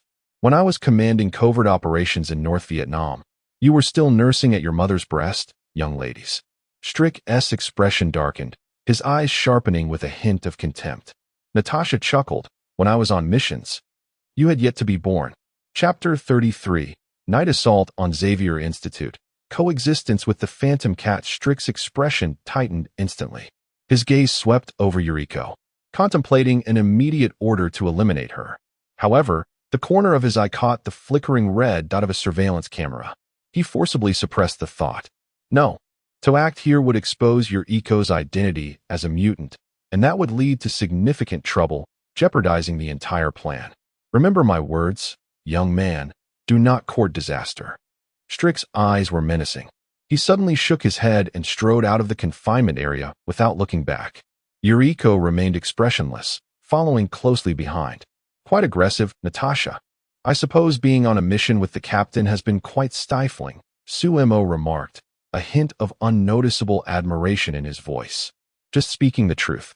And don't mention that old relic to me." Natasha shrugged indifferently. Once Suemo and his companions departed, Eric on the bed suddenly opened his eyes. He had already memorized the faces of Hill and the others. That night, outside Xavier's school for gifted youngsters, the night was deep and still. Several military trucks arrived silently, parking along the tranquil, tree-lined path of the academy. Strix emerged from the lead vehicle, waving his hand as a large contingent of armed soldiers swiftly dispersed, surrounding the area. Prior to this, Professor X and Cyclops had gone to the prison to visit Magneto, who had already been ensnared by Strix's design. Coincidentally, at that moment, Jean and Storm were investigating the Nightcrawler in Boston, the mutant who had attacked the President. Now, only Wolverine remained as the high-end combat force within the academy. "Team 1, follow me. The rest go capture those mutants," Strix commanded, initiating the operation. The primary objective of this assault on Xavier Institute was not merely to apprehend mutants, but to seize the brainwave amplifiers. Strix was acutely aware that once Professor X connected to this device, he would be able to locate every mutant globally. His plan was to completely control Professor X using the hallucinogenic agent extracted from his son's mind. Under the dual influence of the agent and the brainwave amplifier, Professor X would be compelled to unleash his formidable psychic powers, launching indiscriminate attacks on all mutants worldwide, thereby realizing Strix's ultimate goal of eradicating all mutants. They had already commenced their offensive. In a concealed location near the academy, Natasha lowered her night vision goggles. Hill nodded, her expression stern. "I've confirmed. They are all non-lethal weapons. It appears to be tranquilizer darts, at least on the surface. The two exchanged glances and swiftly returned to the vehicle parked in the shadows. Inside, the atmosphere was tense. Surely, the assailants of the president cannot be these children. I believe Strick is merely seeking a pretext to apprehend mutants. Natasha deduced astutely after a brief observation, recognizing the incongruity of the targets. However, this was a presidential order, and they could not intervene directly. Strick's operation had commenced.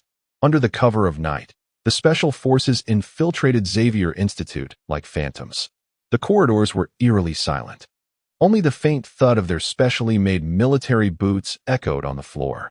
One room after another was opened, and red dots appeared on the sleeping mutant children, followed by a soft hiss, the sound of tranquilizer darts, until one door was pushed open. On the bed, the phantasmal cat, Kitty Pryde, abruptly opened her eyes. "Who's there?" A surge of alarm rushed through her. A soldier raised his weapon. Without a moment's hesitation, Kitty rendered herself invisible, slipping through the bed and vanishing into the floor below. Target lost. Repeat, target lost. At the other end of the academy, Wolverine, Logan, sniffed the air and bolted upright in bed. He sensed danger. Room A3. Inspection complete. A soldier opened another dormitory door, accidentally stepping on a toy that emitted a squawk. The golden-haired little girl on the bed stirred awake, rubbing her sleepy eyes. "Who are you?" The soldier raised his tranquilizer gun. Upon seeing the dark barrel, terror instantly enveloped the girl's mind. "Ah!" A piercing high-frequency sound erupted. Boom. The glass windows of the room shattered in an instant. The entire academy's alarms blared, sharp and jarring. "Damn!" The soldiers clutched their ears, painfully collapsing to the ground. Within the academy, everyone was jolted awake by the sudden, shrill scream. In the distance, a black sedan halted outside the tree-lined avenue. "Damn! That sound wave is crippling me." Sumo howled in the body of Hill, feeling his symbiotic tissue tremble, an instinctual discomfort washing over him. "Should we leave here first?" Hill immediately replied with concern. "No, it's just a bit uncomfortable. It seems Stryker has provoked a certain little fellow. Speaking of which, are we just going to stand idly by? These children are innocent." Natasha glanced at the chaos enveloping Xavier's academy. She recalled her experiences in the Red Room. "It's all right. I will take action," Sumo declared with righteous fervor. "Since you all are reluctant to intervene, allow me to step in. I can find a suitable mutant to bond with, and together, we shall defeat the intruders." Hill did not respond immediately. She understood Sumo too well, rather than offering assistance. "Whose ability are you eyeing? Is there a mutant here that fits your criteria?" Hill asked directly. "Sumo, you truly underestimate me." Before he could concoct a plausible excuse, a voice crackled through his earpiece, Sky's voice, tinged with barely contained excitement. "Hey, everyone, I've uncovered something intriguing. Go on." Sumo gestured for her to continue. "That's Stryker." Sky spoke rapidly. "His son, Jason Stryker, is also a mutant with the ability to create illusions. Stryker's wife was driven mad by Jason's uncontrollable power, ultimately leading to her suicide. Therefore, this fellow harbors no good intentions towards mutants." Natasha cast a sidelong glance at Sumo, a meaningful smile gracing her lips. This new colleague is quite audacious. She managed to uncover that. Indeed, she could infiltrate the Pentagon, Sumo replied with pride. "How could you so casually divulge that?" "Sumo?" Sky exclaimed in anger. A flicker of amusement danced in Sumo's heart. After all, SHIELD was paying Sky, and she accepted it with glee. Well, perhaps not sheer glee. At that moment, Sumo's tendrils were swaying enticingly before her. This tactic was remarkably effective. Just then, the air within the vehicle quivered slightly. A girl, appearing no older than 14 or 15 and clad in pajamas, materialized in the back seat. Her expression one of sheer panic as she stared at Natasha and Hill. The girl's chest heaved violently, clearly terrified. Their gazes met. Well, 6 eyes locked in mutual astonishment. Katie's legs felt as though they might give way beneath her. She had been pursued by menacing soldiers, fleeing in a frenzy, and had closed her eyes to activate her ability, wishing only to escape anywhere. When she finally opened her eyes, She found herself staring at two strikingly beautiful women who were fixated upon her. One of them exuded an otherworldly aura that sent shivers down her spine. "Oh dear, a delightful little surprise has come knocking," Suemo mused, leaning forward with a wide grin that revealed her gleaming white fangs. As if summoned by her thoughts, it seemed this young girl was indeed the elusive phantom cat Katie. Her ability allowed her to enter a phasing state, enabling her to traverse through any solid object. Intriguing, Suemo decided she would have her. Without granting Katie the slightest chance to react, Suemo surged forth from Hill and swiftly lunged toward the back seat where Katie sat. Chapter 34. Intercepting the aircraft. Just get a grip. The Xavier Institute was in utter chaos, regardless of whether the enemies fired tranquilizer darts or real bullets.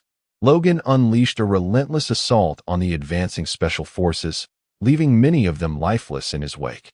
Only after enduring a barrage of tranquilizer darts did he begin to feel drowsy. Shaking his head, he readied himself to continue the fight. "Logan, over here." Iceman Bobby Drake appeared just in time, extending his arms as a formidable ice wall erupted from the ground, temporarily halting their pursuers. The mischievous Kitty Pryde and Firestar John Allerdy rushed to join him. "Logan, they're capturing everyone." "I think I just heard Katie scream," Kitty said, nearly in tears. Firestar, flames dancing in his palms, gritted his teeth and exclaimed, "Let me incinerate these bastards. There's no time to waste. We must retreat." Logan knew that confronting the military head-on was futile. Their immediate priority was to locate the professor. Utilizing their knowledge of the campus layout, the four evaded the Special Forces search and dashed into the garage outside. At that moment, Logan's keen eyes spotted a flashy red sports car concealed at the edge of the nearby woods.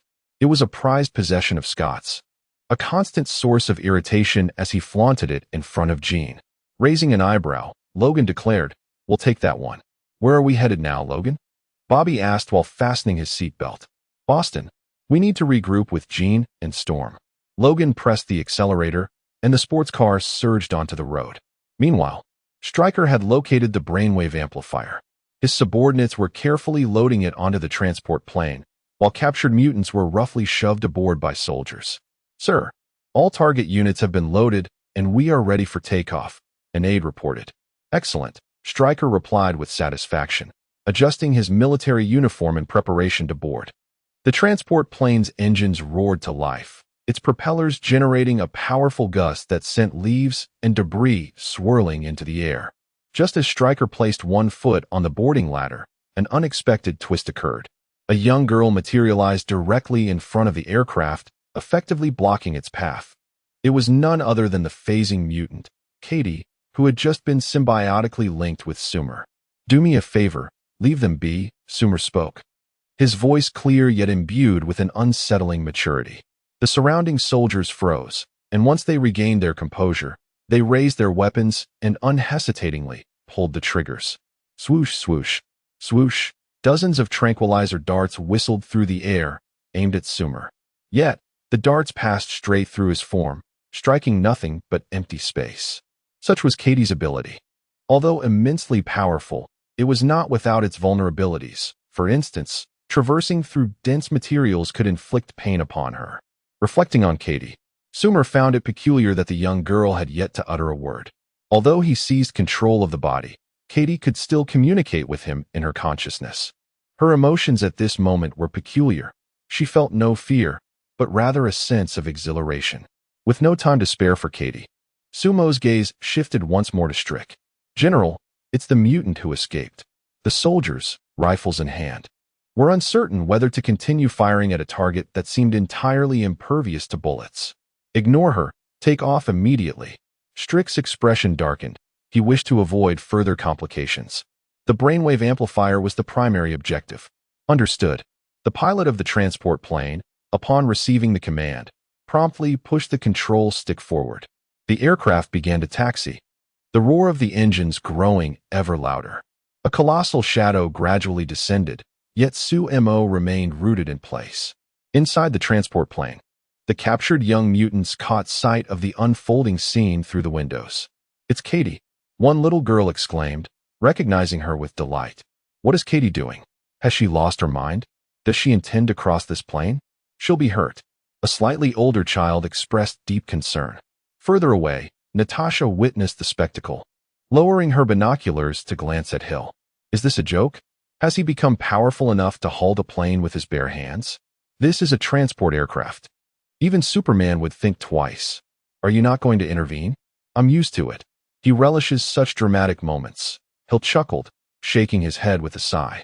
After acquiring Kara's abilities, Hill felt no apprehension regarding Symbiote. The transport plane was drawing closer to Symbiote, its speed increasing. It appeared imminent that a collision would occur. In that critical moment, Symbiote began to ascend gently, aligning himself perfectly with the nose of the aircraft. Then, to the astonishment of all, he extended his slender, delicate right hand, belonging to Katie, and gently pressed it against the front of the transport plane. Super strength, biological stance, activate. Strick sneered. Fool, do you think you are Superman? Creak, crash. The enormous transport plane collided with an invisible wall, its nose abruptly brought to a halt. The weighty fuselage lurched forward due to immense inertia, the tires screeching against the ground, leaving behind long trails of black marks and emitting clouds of smoke. The aircraft groaned under the strain, as if on the brink of disintegration. The roar of the engines ceased abruptly, leaving only the propellers spinning due to inertia, producing a mournful whine. Time froze at that moment. The soldiers' weapons clattered to the ground. Eyes wide, mouths agape, they stared in disbelief. I couldn't have seen that wrong, could I? She stopped the plane. With one hand? Oh my God, this is impossible. A third Superman. The Earth is doomed. We are all doomed. The confidence and derision vanished from Strick's face. How could there be such a powerful mutant? It was inconceivable. Inside the transport plane, the captured mutant children were momentarily stunned. Then, a thunderous cheer erupted. Katie is a superhero, akin to the Avengers. We are saved. She accomplished it. Katie did it. But how did she achieve such a feat? Symbiote remains suspended in the air. In the next moment, his figure blurs and penetrates the metallic shell of the transport aircraft, entering its interior. He maintains his levitating posture, while the captive mutant children gaze up at him, their eyes shimmering with excitement and admiration. Symbiote nonchalantly adjusts his pajamas, which, despite the recent display of valor, show not a single wrinkle. It feels somewhat diminished. He glances over to where Strike stands a few paces away, his expression one of profound dismay. With a light tone, he inquires, So, what now, former general? Can you grant me this favor? Strike glares intensely at Symbiote. After a few moments of silence, he manages to utter through gritted teeth, Release them. The soldiers behind him, as if granted a reprieve, promptly spring into action, carefully unbinding the young mutants, escorting them off the aircraft with utmost respect, even imbued with a hint of obsequiousness and trepidation. This is the essence of power. In the face of absolute strength, all conspiracies dissolve into nothingness. Strike is not one to be easily subdued. The sense of defeat within him is swiftly supplanted by a more sinister calculation. He possesses a serum that can manipulate minds. If he could control this formidable mutant to serve his ends, Strike is acutely aware that he and his soldiers alone cannot contend with her.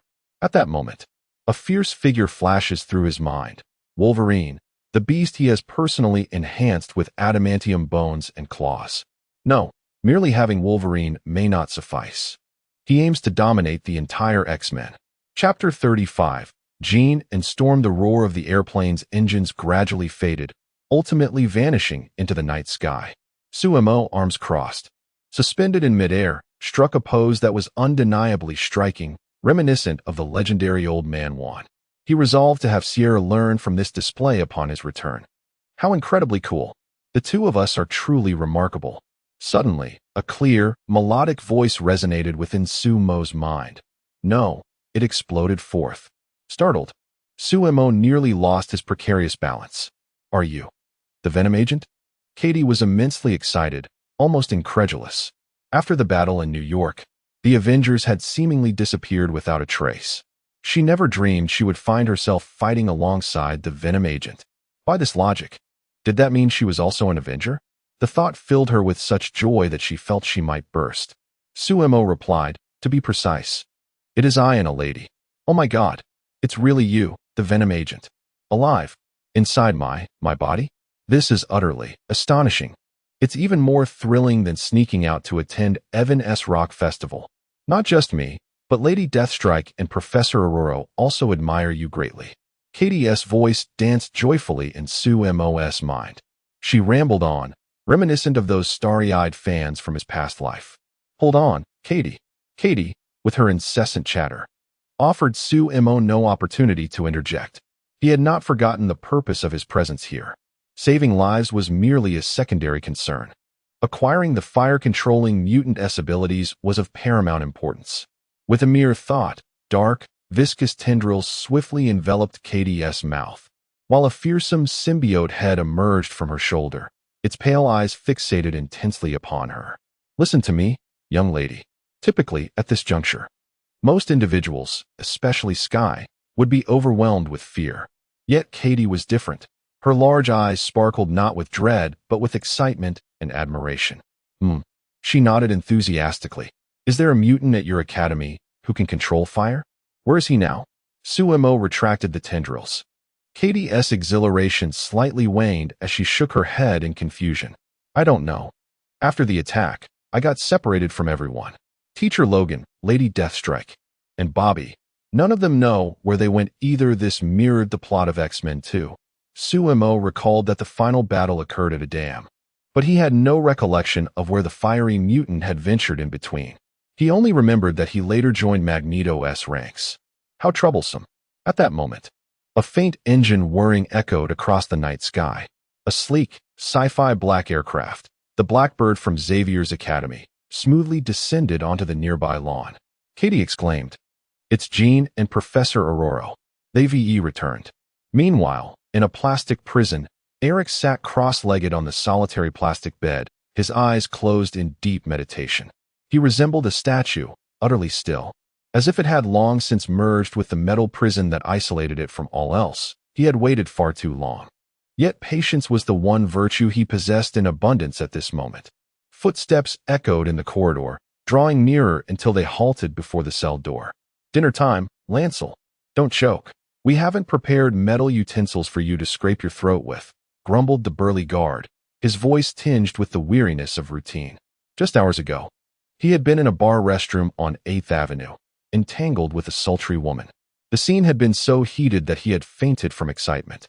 Upon awakening, he was summoned back to duty, tasked with overseeing this master of metal, a most unfortunate assignment indeed. A tray slid through a specially designed plastic delivery slot. He instinctively glanced at Eric through the narrow observation window. All appeared as usual. Mutants were no different from those vagrants. The guard turned to leave, but suddenly halted.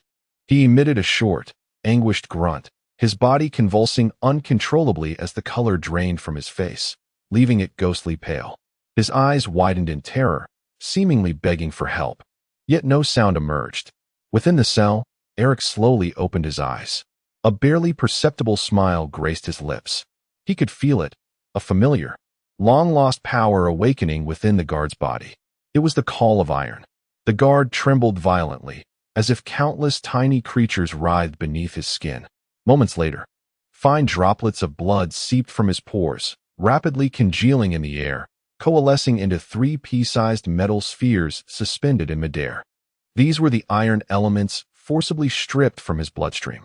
Eric extended his hand, and the metal spheres flew towards him, swirling around his fingertips in a graceful dance. "Old friend, it has been a while," he murmured, savoring the cold yet potent sensation the metal provided. The spheres transformed into a disc, levitating beneath him and lifting him off the ground. Magneto ascended slowly, like a deity descending from the heavens. Inside Xavier's Academy, the lights burned brightly. Yet the atmosphere was far from the usual tranquility. In the corridor, shards of glass and toppled decorations littered the once pristine carpet, the faint scent of tranquilizer darts lingering in the air. In a spacious reception room, Suemo had long since parted from Katie and was now within hail. For reasons unknown, Aurora had been casting furtive glances this way, unable to reach the professor or Scott, and Logan was similarly unreachable. Jean's expression was grave. They had gleaned the details of the situation from Katie. The military's despicable actions ignited her fury. Why should mutants not receive the respect due to any other superhuman? Stryker's actions were premeditated and, to some extent, legitimate. Natasha sat on the single armchair, keenly attuned to Jean's emotions. We have received intelligence indicating that someone is secretly inciting animosity between mutants and humans, attempting to sow greater chaos. Xavier's Institute has always been committed to peace, and I wonder what your stance on this matter is. Jean took a deep breath, her tone resolute. The mission of Xavier's Institute has never wavered. We firmly believe that humans and mutants can coexist harmoniously. Any efforts to instigate war are our common adversary. However, the issue lies in the fact that, Natasha interjected, leaning slightly forward, most mutants struggle to control their powers. Moreover, with your numbers steadily increasing, the Security Council is, well, rather vigilant towards you. She paused, her gaze sweeping over Jean and Aurora. The SHIELD hopes to ameliorate this situation. Thus, we have an idea, to recruit some mutants to join the Avengers. Through this initiative, we aim to demonstrate to the world that you are not to be feared. No sooner had she finished speaking than Katie sprang from the sofa, her eyes sparkling with excitement. I want to join the Avengers. Jean and Aurora exchanged a glance. Their expressions inscrutable. They clearly contemplated more than Katie had. Jean gently pressed Katie's shoulder, signaling her to remain calm, and then spoke. This is a significant decision. The professor is not present. Such matters must be decided by him. It turns out Natasha had brought this mission with her. Sumo marveled in Hill's mind. Truly the king of spies, fury. This old fox is nearly causing my beads to burst in my face. The night deepened.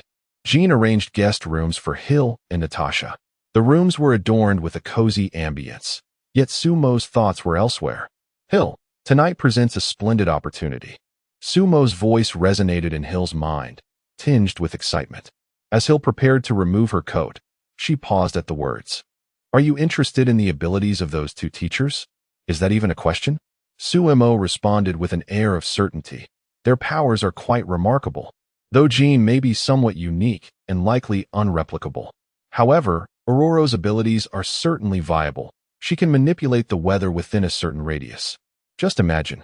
When the winds howl and the rains fall, it will all be under my command. I shall be the weather deity of America. Hill replied. I knew it. Chapter 36. The Slumbering Storm. Peculiar weather. The night deepened. In the temporary office of Xavier's Academy, the light remained aglow. Aurora stood by the window, gazing blankly at the pitch-black courtyard. Scott's vehicle had been located in Boston. I suspect Logan and the others are on their way to find us. Jean rose from her seat and approached Aurora, suggesting, we shall retrieve them tomorrow. For now, rest well, Aurora. As she reached the door, Jean suddenly halted, turning back with a faint, almost imperceptible smile. Speaking of which, that Venom agent, weren't you rather intrigued by her news? She teased. Having seen her in person, aren't you going to ask for an autograph? Don't jest, Jean, Aurora replied, casting a mild glance at her. Jean shrugged, leaving with a knowing smile. The door closed softly behind her. Aurora's gaze returned to the outside. The Venom agent, an entity of sheer destructive power, as depicted in the news. Aurora had often imagined what it would be like to wield such strength. Now, having encountered her, she was a composed, capable, and one might say, refined Caucasian woman. This contrast evoked an indescribable sensation within her, a hint of unarticulated disappointment. She had anticipated a more wild and untamed essence behind that power. In the deep of night, Aurora lay in bed, the courtyard outside enveloped in darkness. A black, liquid form silently slipped through the crack of her door. Sumo's intentions were clear. This rendition of Storm was indeed quite striking.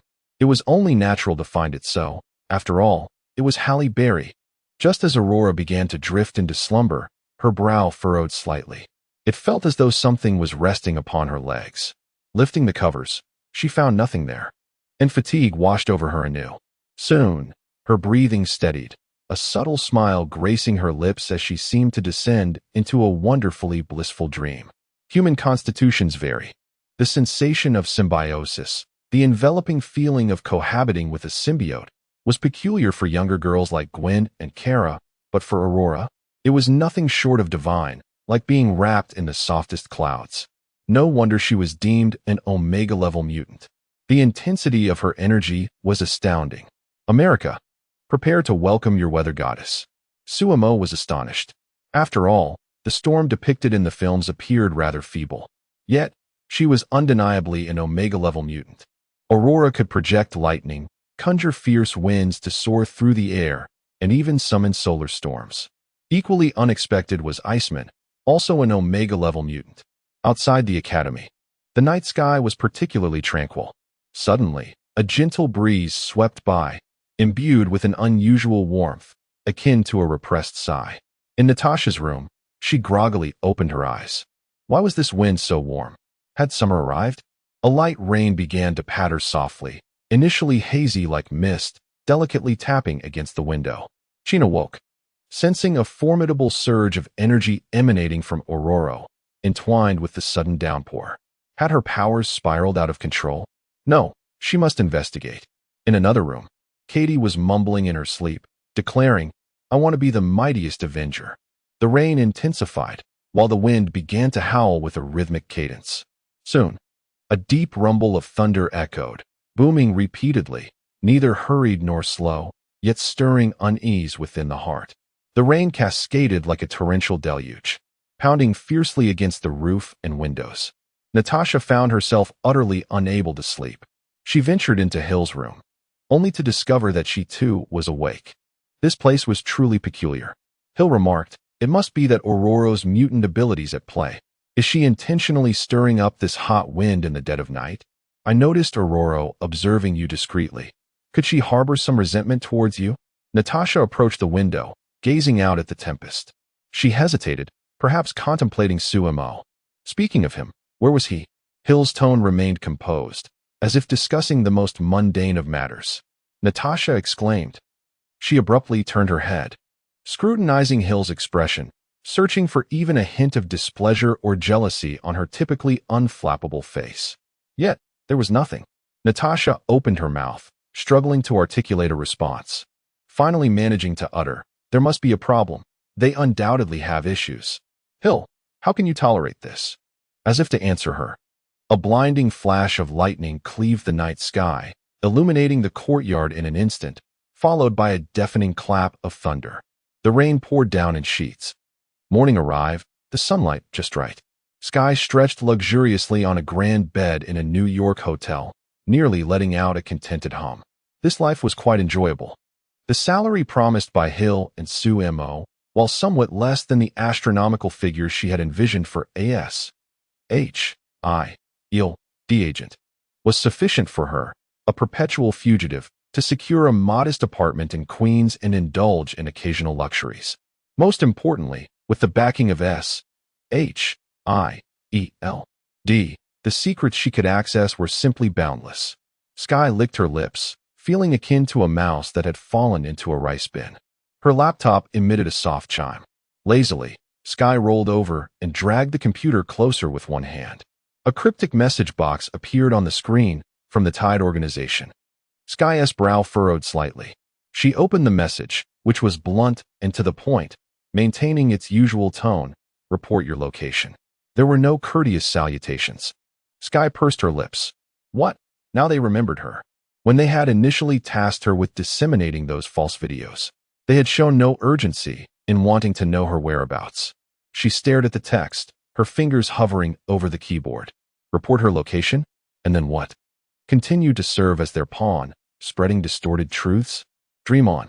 Sky let out a soft huff, snapping her notebook shut with a decisive clap. Before long, a series of knocks echoed through the room. Tap, tap, tap.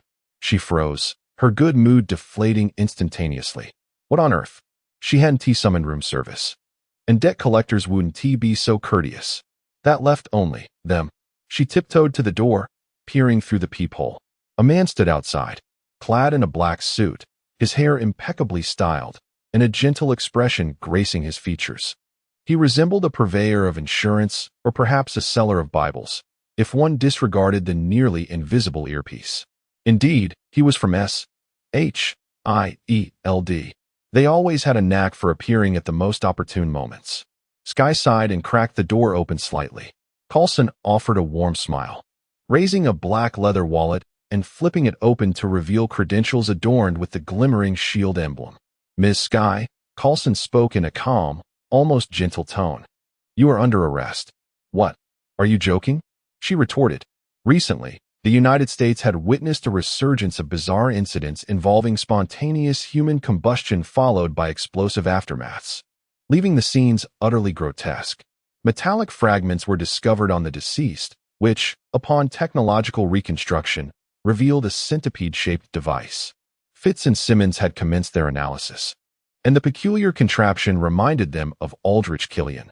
That accursed extremist virus seemed to have resurfaced under a new guise. Naturally, S-H-I-E-L-D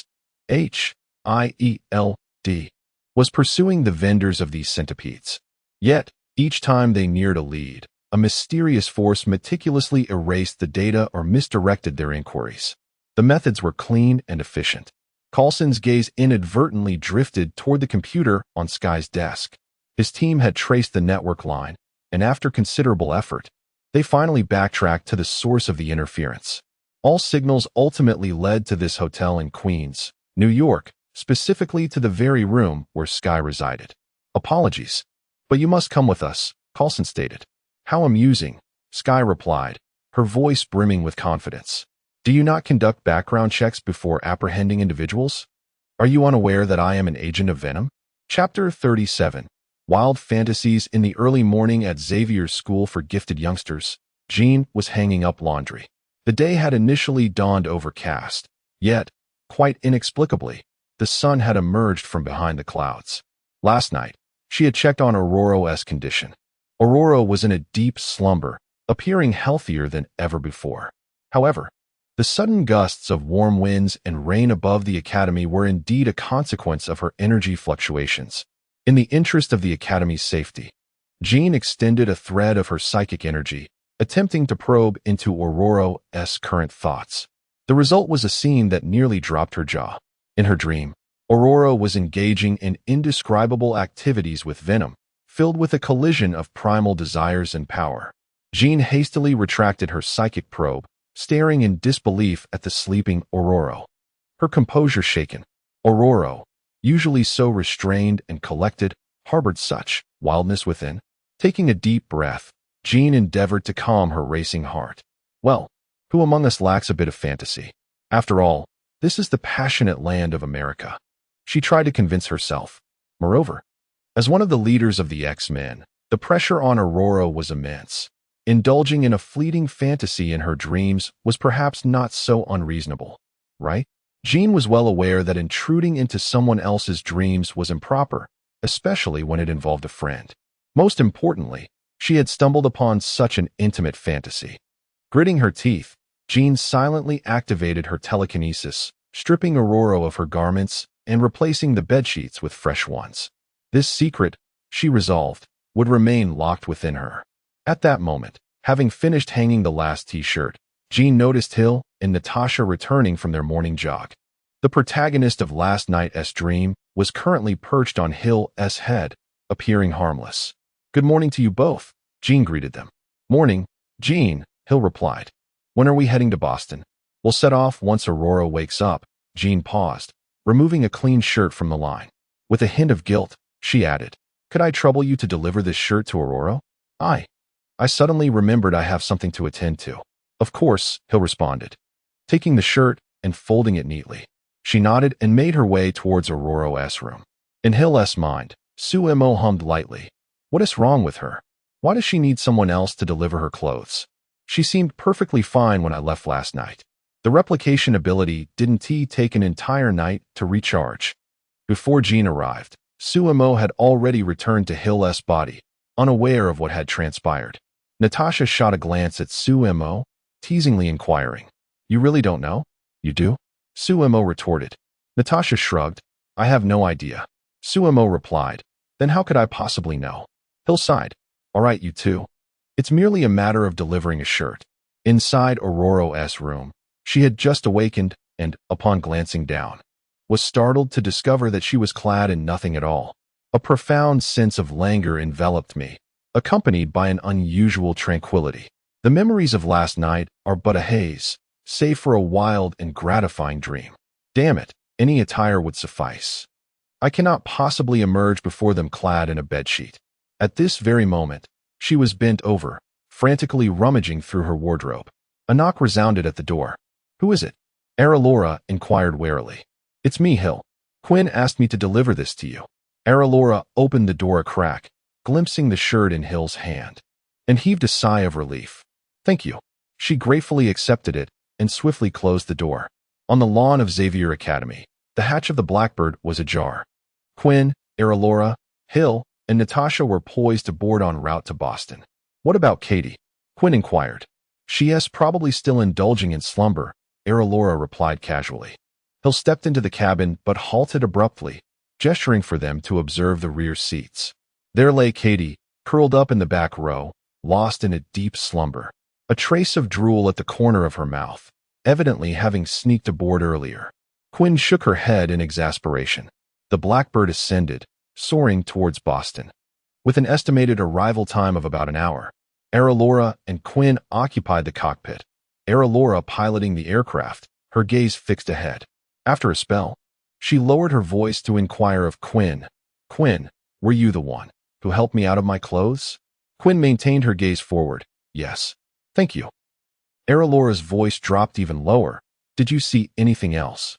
No, Quinn swiftly interjected, her tone resolute. "All right."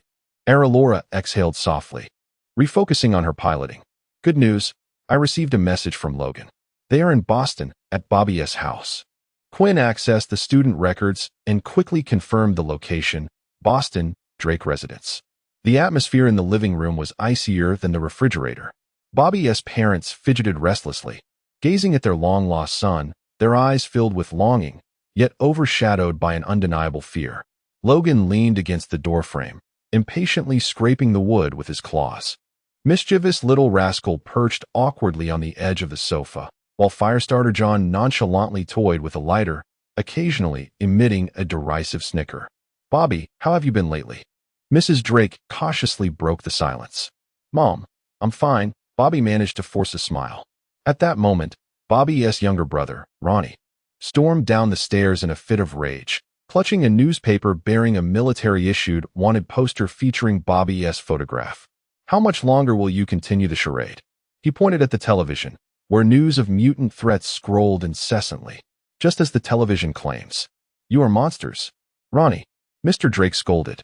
Ronnie paid no heed, racing back upstairs to quietly dial a tip-off hotline. 5 minutes later, Logan caught a whiff of something amiss. Something was wrong. He pushed the door open and stepped outside. In the next moment, blinding police lights enveloped the entire house. Dozens of armed officers surrounded the premises, rendering escape impossible. "Listen up. You are surrounded. Raise your hands and come out." The voice from the loudspeaker reverberated throughout the community. "Hey, don't panic." Just as Logan intended to negotiate, a young officer, overwhelmed by anxiety, inadvertently pulled the trigger, and a bullet struck him squarely in the forehead. Despite possessing self-healing abilities, the sudden shock rendered him momentarily unconscious, and he collapsed to the ground. "Logan," the little troublemaker gasped. The officer raised his weapon. "Everyone else, lie on the ground." Now, Bobby and the little troublemaker, having been raised under Professor Xavier's teachings, understood the importance of not antagonizing ordinary humans. Their faces reflected confusion as they slowly raised their hands and lay down. John observed their cowardice, feeling a mix of disdain and fury. "Kid, I told you to lie down." The officer aimed his gun at him. John remained silent. A flicker from a lighter danced at his fingertips. "You all say mutants are dangerous," John suddenly exclaimed, his gaze igniting with a wild flame. "And I am the most dangerous of them all." Before the words left his lips, a searing wave of fire erupted from his hand. The first few officers screamed as they were hurled backward, their uniforms ignited in an instant. Soon after, a police car was engulfed in flames, exploding with a thunderous roar, scattering debris and fire in all directions. The entire block descended into chaos and inferno. In the shadows, atop a small building, Yuriko quietly observed the unfolding turmoil below. The situation had spiraled out of control, resulting in widespread chaos. Her voice remained steady. On the other end of the communicator, Stryker's voice soon followed. Good. Proceed as planned. Understood. Yuriko severed the communication. Chapter 38. The Fall of the Blackbird. You need a savior. The Blackbird glided smoothly through the clouds. Once we resolve matters concerning the mutants, we shall visit Kamartaj. Sumo's voice resonated in Hill's ear. Have you decided to seek out the Ancient One? Indeed, although there is still considerable time until Neru awakens, we must prepare in advance.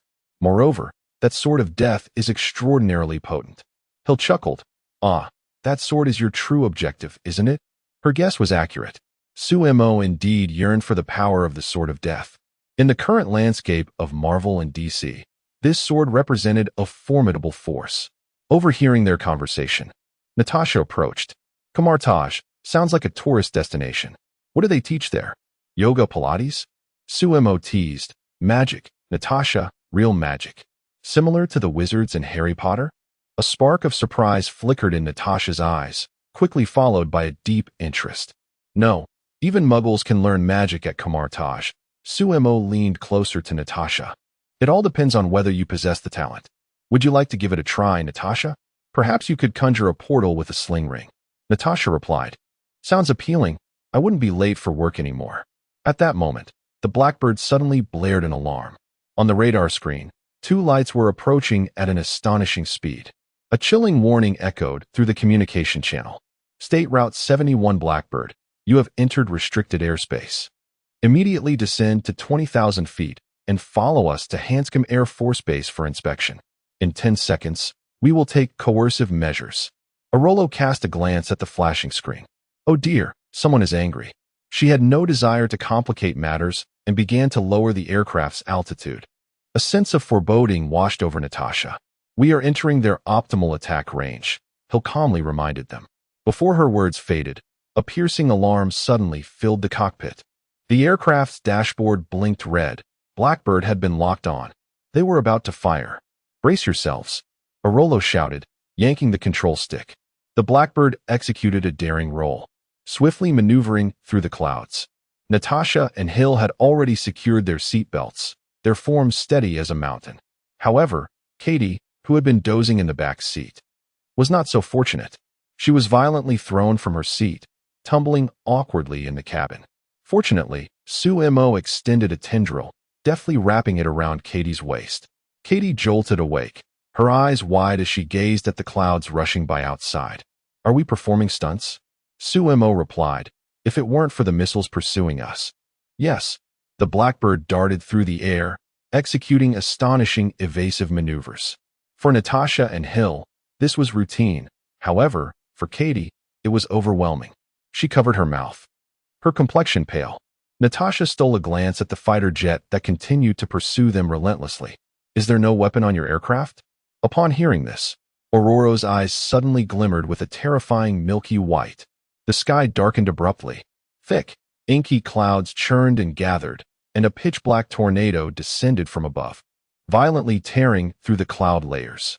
It roared as it swept towards the two pursuing fighter jets. However, the pilots of those aircraft were exceptionally skilled. With their exquisite piloting techniques, they narrowly evaded the menacing tornado while continuously adjusting their positions in an attempt to reacquire the Blackbird. Sumo's voice echoed deep within Hill's consciousness, urging the weather deity of America to treat them well. In the next moment, Hill slightly lowered her head, her eyes gradually illuminating with an enigmatic white light. Unlike Aurora's merciful methods, what Hill revealed now was a far more horrifying sight. More tornadoes materialized out of thin air. Howling winds surged, and torrential rains poured down. Blinding lightning danced like silver serpents, frantically weaving through the dark clouds, striking the two diminutive fighter jets like relentless raindrops. As if the entire sky were enraged, presenting a spectacle akin to an apocalyptic event. Everyone was stupefied by this sudden and terrifying phenomenon. Aurora, do you wish to kill them?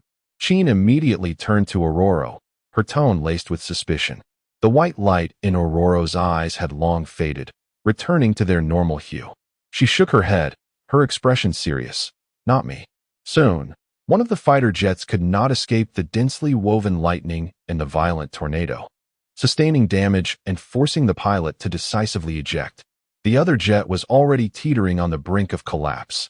Yet, before ejecting, the pilot, unwilling to concede, launched 2 missiles. The trajectory veered left. Hill ceased her exertion of power. The sky rapidly reverted to its previous clear state. Everyone regarded Hill with a peculiar gaze. She merely lifted her head slightly, furrowing her brow, as if the cataclysmic scene just witnessed had nothing to do with her. Apologies. I was a bit airsick. Suemo cleared his throat and quipped, I bear witness. Natasha wore an expression of disbelief. Warning. Warning. Incoming missile. The piercing alarm sounded once more. On the radar screen, a missile was now miraculously locking onto the Blackbird with a bizarre arc. Damn it. Aurora cursed, attempting to evade. Sheen's pupils suddenly illuminated with a terrifying red glow.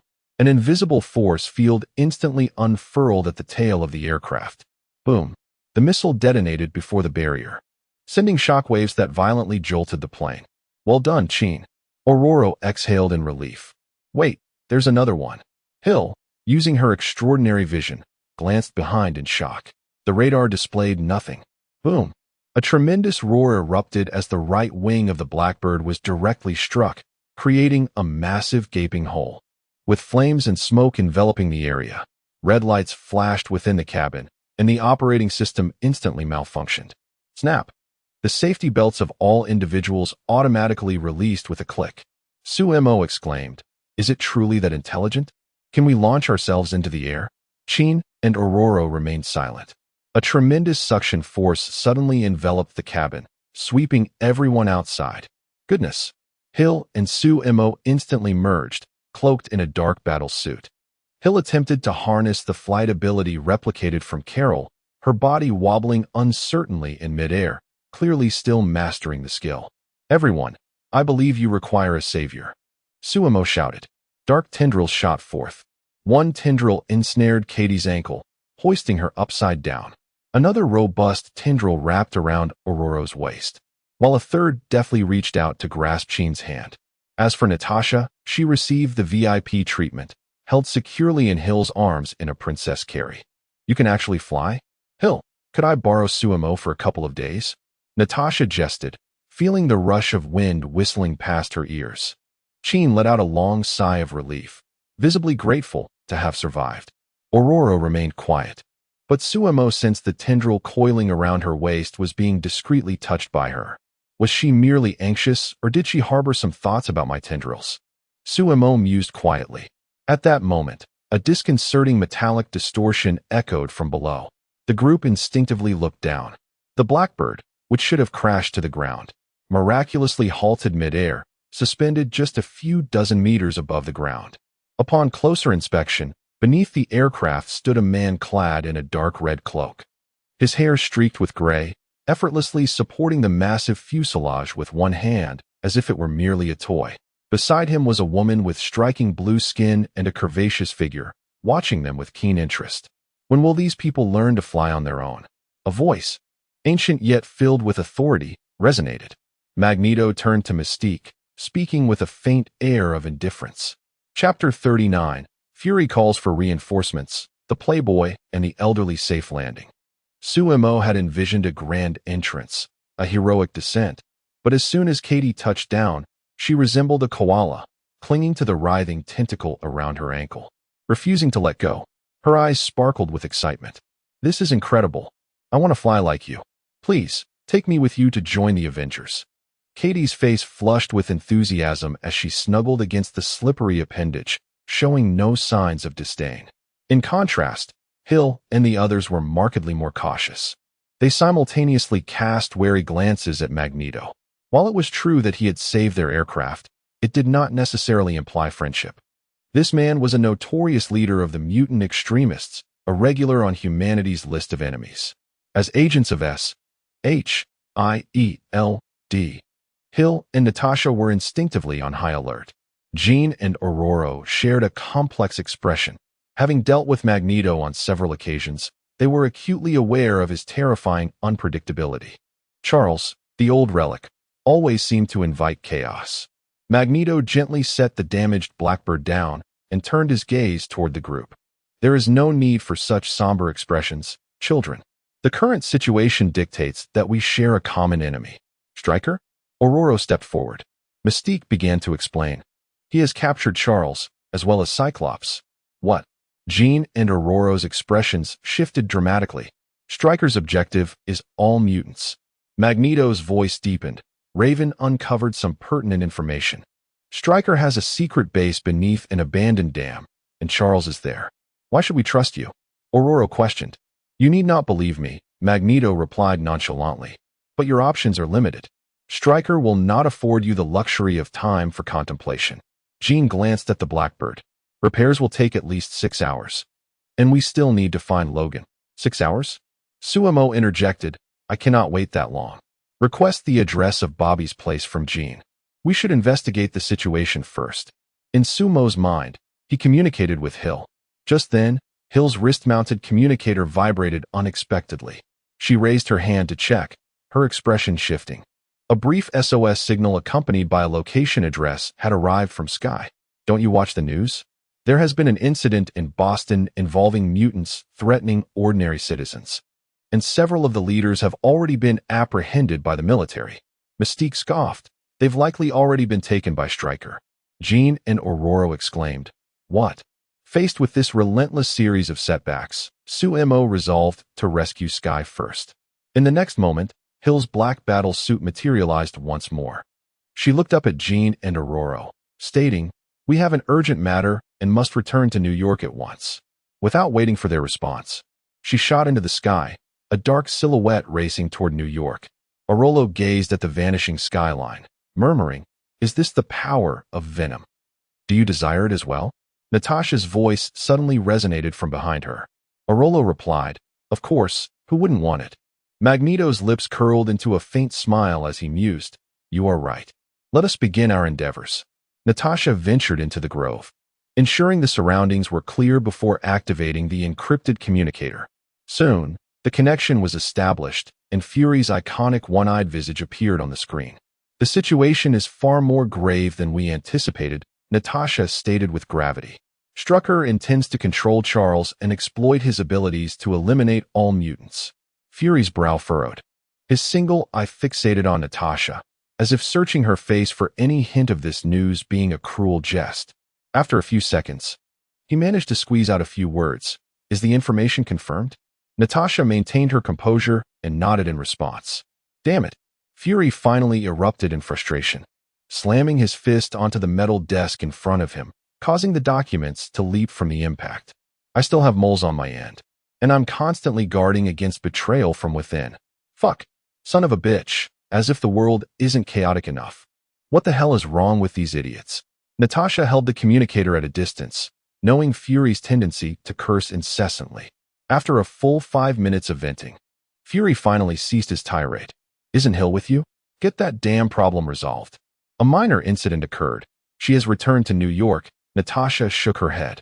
Silence enveloped the other end for a few seconds. Fury instinctively began to utter that word, but Natasha interjected coolly. Sumo's temper is rather volatile. Fury choked on his words. Fine.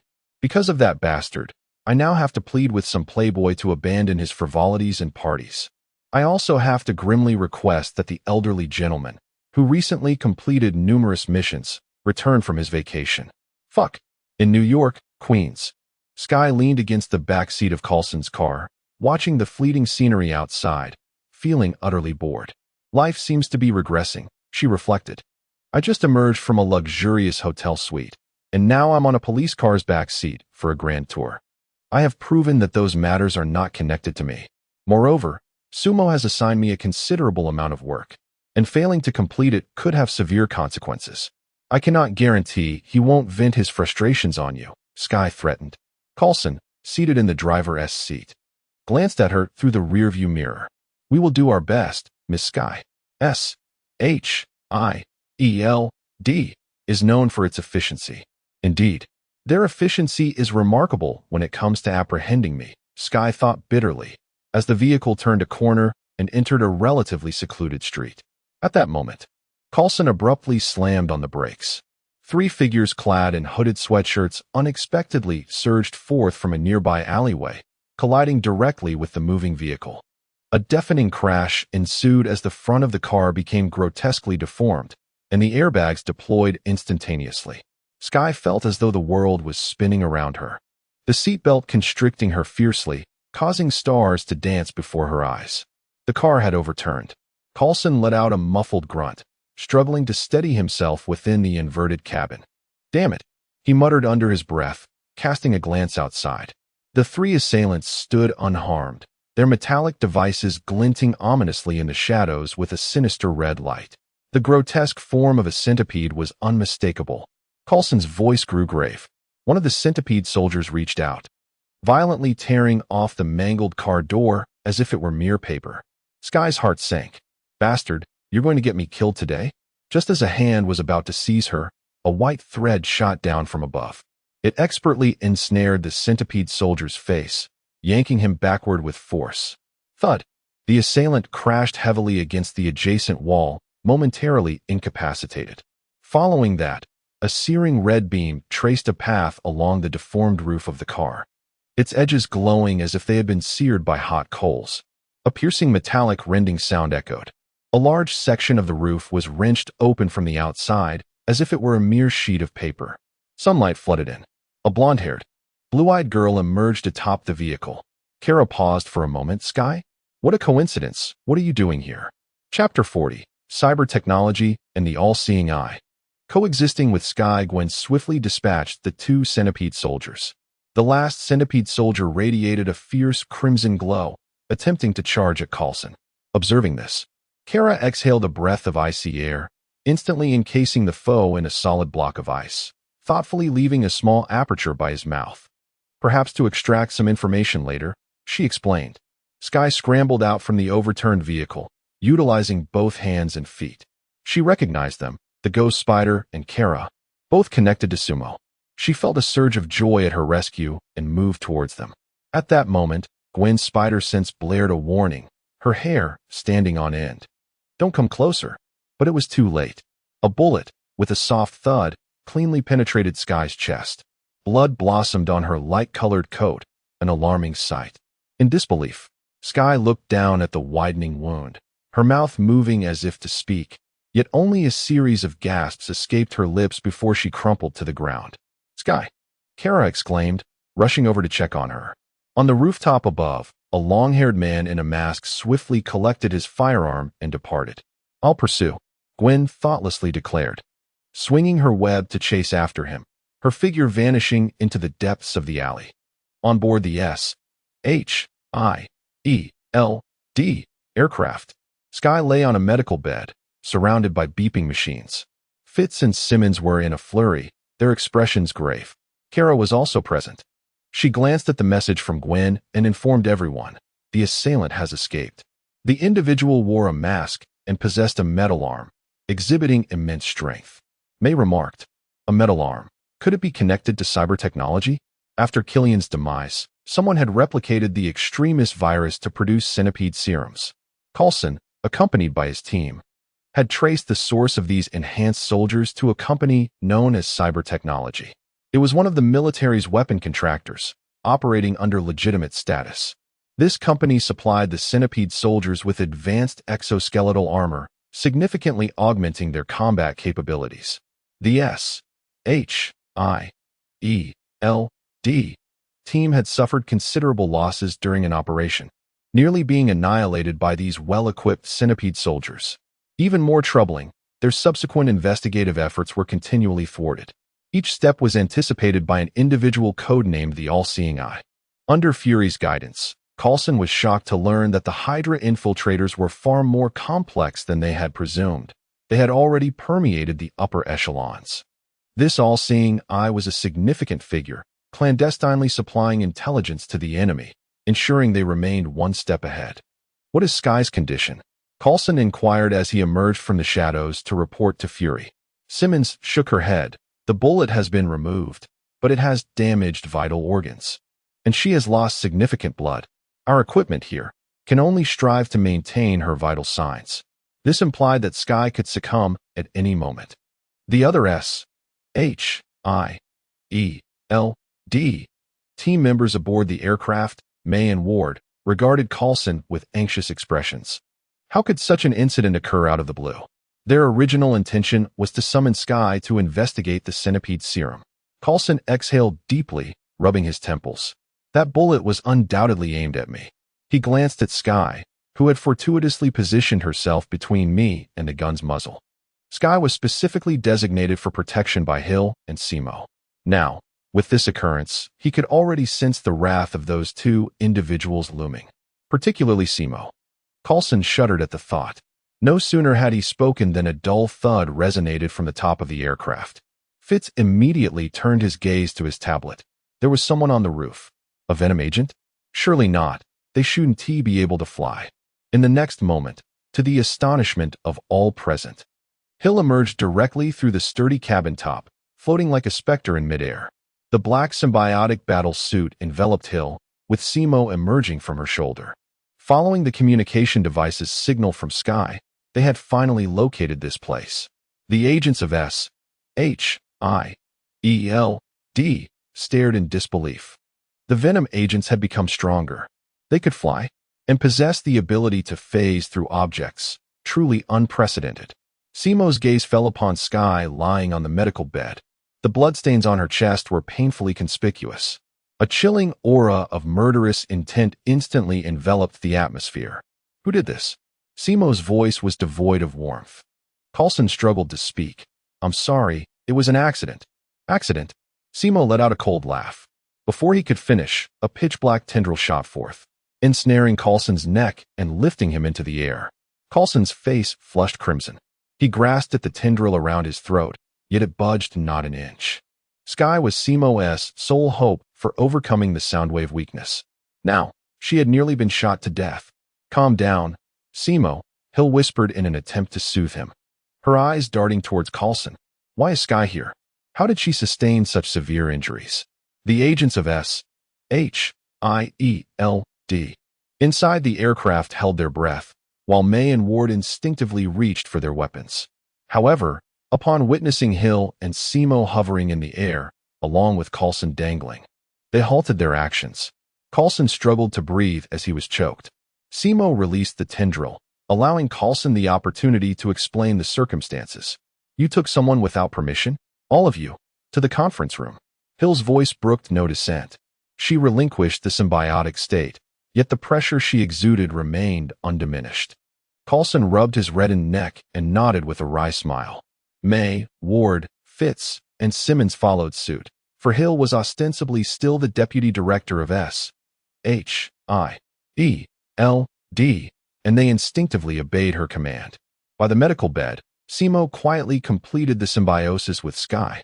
Fitz and Simmons, indeed brilliant minds, had managed to keep Sky alive through the medical bed, as her consciousness teetered on the brink of chaos.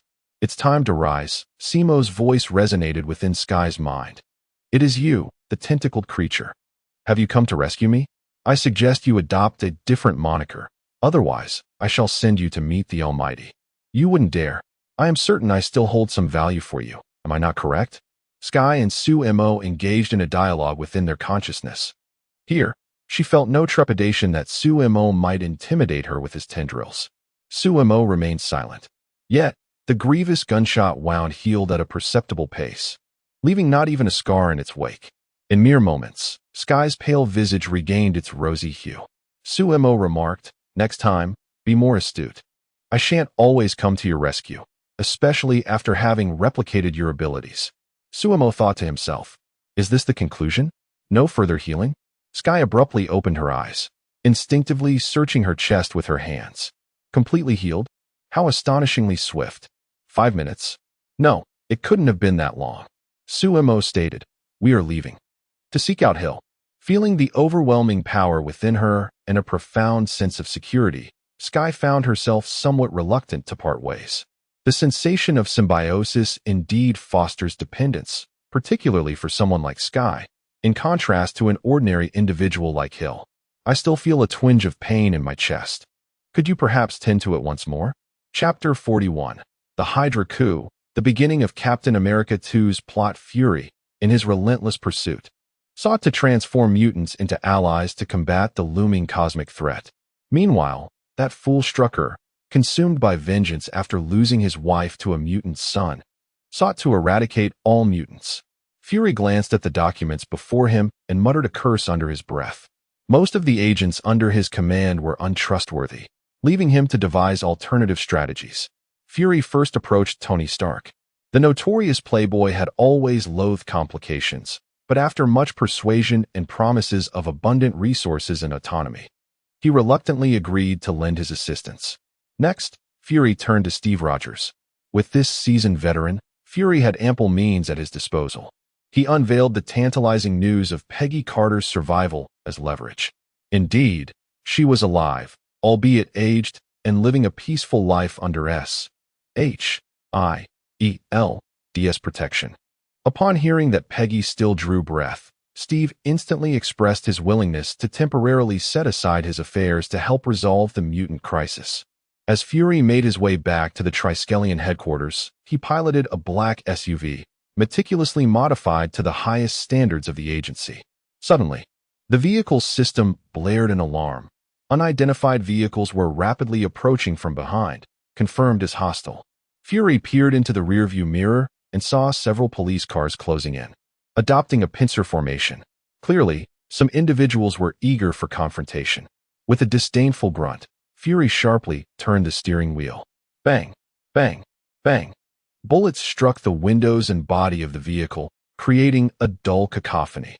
Fortunately, the specially designed bulletproof glass and armor withstood the initial onslaught. Ahead, a traffic blockade was anticipated to materialize in 30 seconds. Excellent. Fury slammed down on the accelerator, attempting to break free from the encirclement. However, the adversaries were evidently well prepared. A modified off-road vehicle suddenly burst forth from a side intersection, colliding directly into Fury's SUV. The violent impact jolted Fury's body, causing the world around him to spin chaotically. The SUV was sent careening, skidding along the asphalt and producing a shower of blinding sparks, finally coming to a halt as it crashed into a concrete barrier, its frame severely mangled and billowing smoke. The airbags deployed, yet Fury remained disoriented. He shook his head, striving to regain his composure. Outside, the police cars had completely encircled him. The doors swung open as armed officers in uniform leaped out, their rifles trained on Fury, and without hesitation, they opened fire. The vehicle's AI reported hull integrity at 80/75. Damn it, those bastards. Fury cursed, momentarily disregarding the hail of bullets outside. As he retrieved a compact device from beneath his seat, he pressed a button, and with a mechanical click, the floor beneath him opened, preparing for an escape.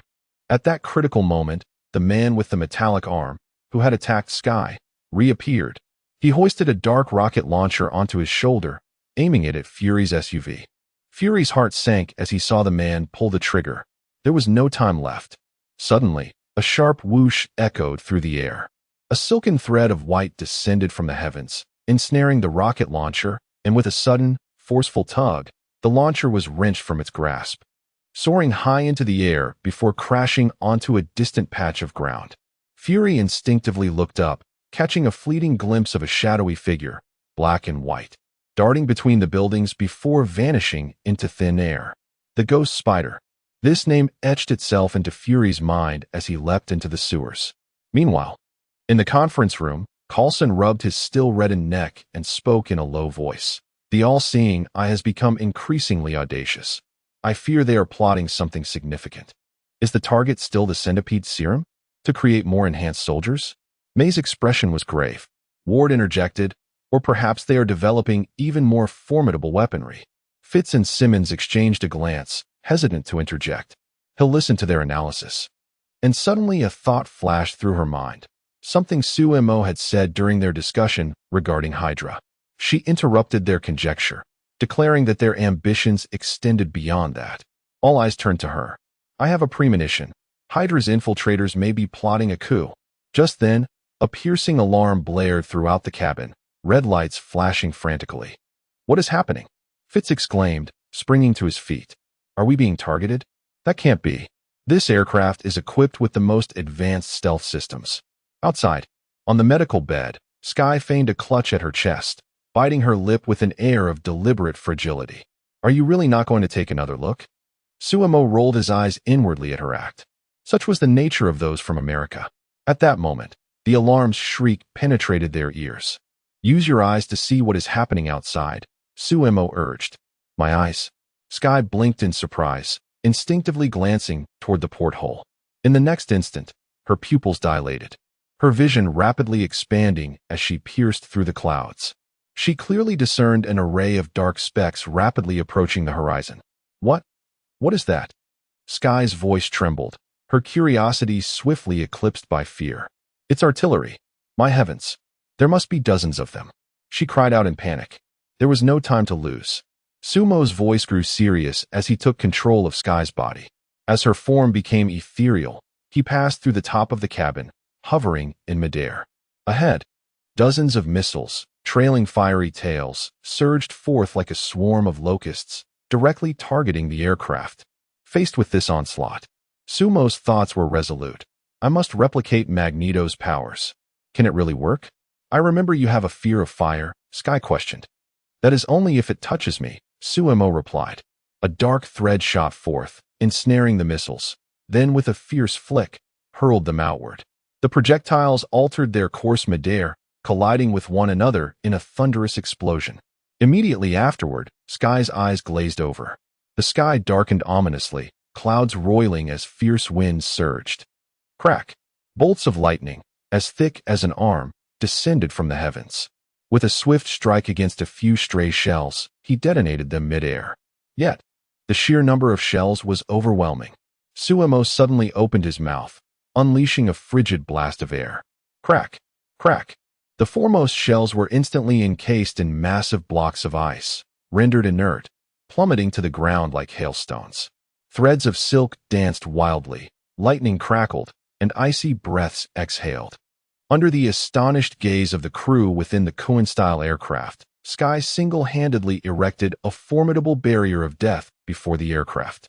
Shells were incessantly intercepted, and the explosion's fiery glow and thick smoke nearly obscured the sky. The scene was as magnificent as an epic from mythology. Inside the cabin, the members of the Coulson team were collectively speechless, mouths agape, unable to close them for a considerable time. Am I seeing things? Fitz rubbed his eyes, nearly dropping his tablet. Is this the power of the Avengers? Ward murmured, his eyes filled with shock and a subtle hint of envy. He prided himself on his exceptional skills, yet compared to such world-shattering abilities, his seemed trivial. May's expression also softened, a flicker of wonder gleaming in her eyes. Simmons curiously turned to Hill. Director Hill, are all of you Avengers this formidable? They are quite impressive. However, none possess strength comparable to Sumo's. Hill's lips curled into a slight smile, exuding just the right amount of pride. Chapter 42. Night raid on the shapeshifter. Upon returning to the aircraft, the symbiote enveloping Sky receded. She gasped for breath, her cheeks flushed with exhilaration. Did anyone record my spectacular performance? Please tell me someone captured it. I want to save it to a USB drive and embed it on my tombstone. Coulson's lips twitched as he exchanged a glance with May, both unable to conceal their astonishment. Fitz observed the fervent curiosity in Simmons's eyes and sighed, realizing how unlikely it was for her to willingly share her findings. Kara, who had remained silent, approached Hill and whispered, Mr. Suemo, is it possible to replicate another's abilities? Shoo, Hill replied with a faint smile, placing her finger to her lips. She lifted her gaze, surveying the astonished expressions of Coulson and the others. Everyone, regain your composure. May, contact Director Fury immediately and report the situation here. May nodded and approached the communication equipment. Moments later, she shook her head, unable to reach him. Both the encrypted and emergency channels are unresponsive. Hill's brow furrowed. The fact that even Fury was unreachable boded ill. I'll give it a try. Sky moved to another console, her fingers flying across the virtual keyboard.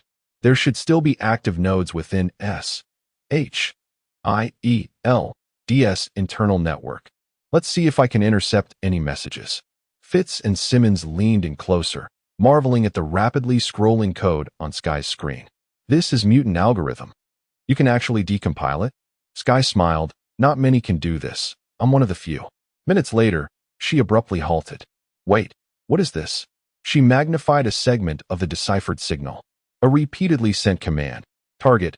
All S. H. I. E. L. D. Divisions and undercover units. On the screen, a grotesque Hydra skull insignia flickered ominously. Hydra, Hill's voice turned icy. Almost simultaneously, Fitz exclaimed, the aircraft has deviated from its course. The autopilot has been overridden by an external force.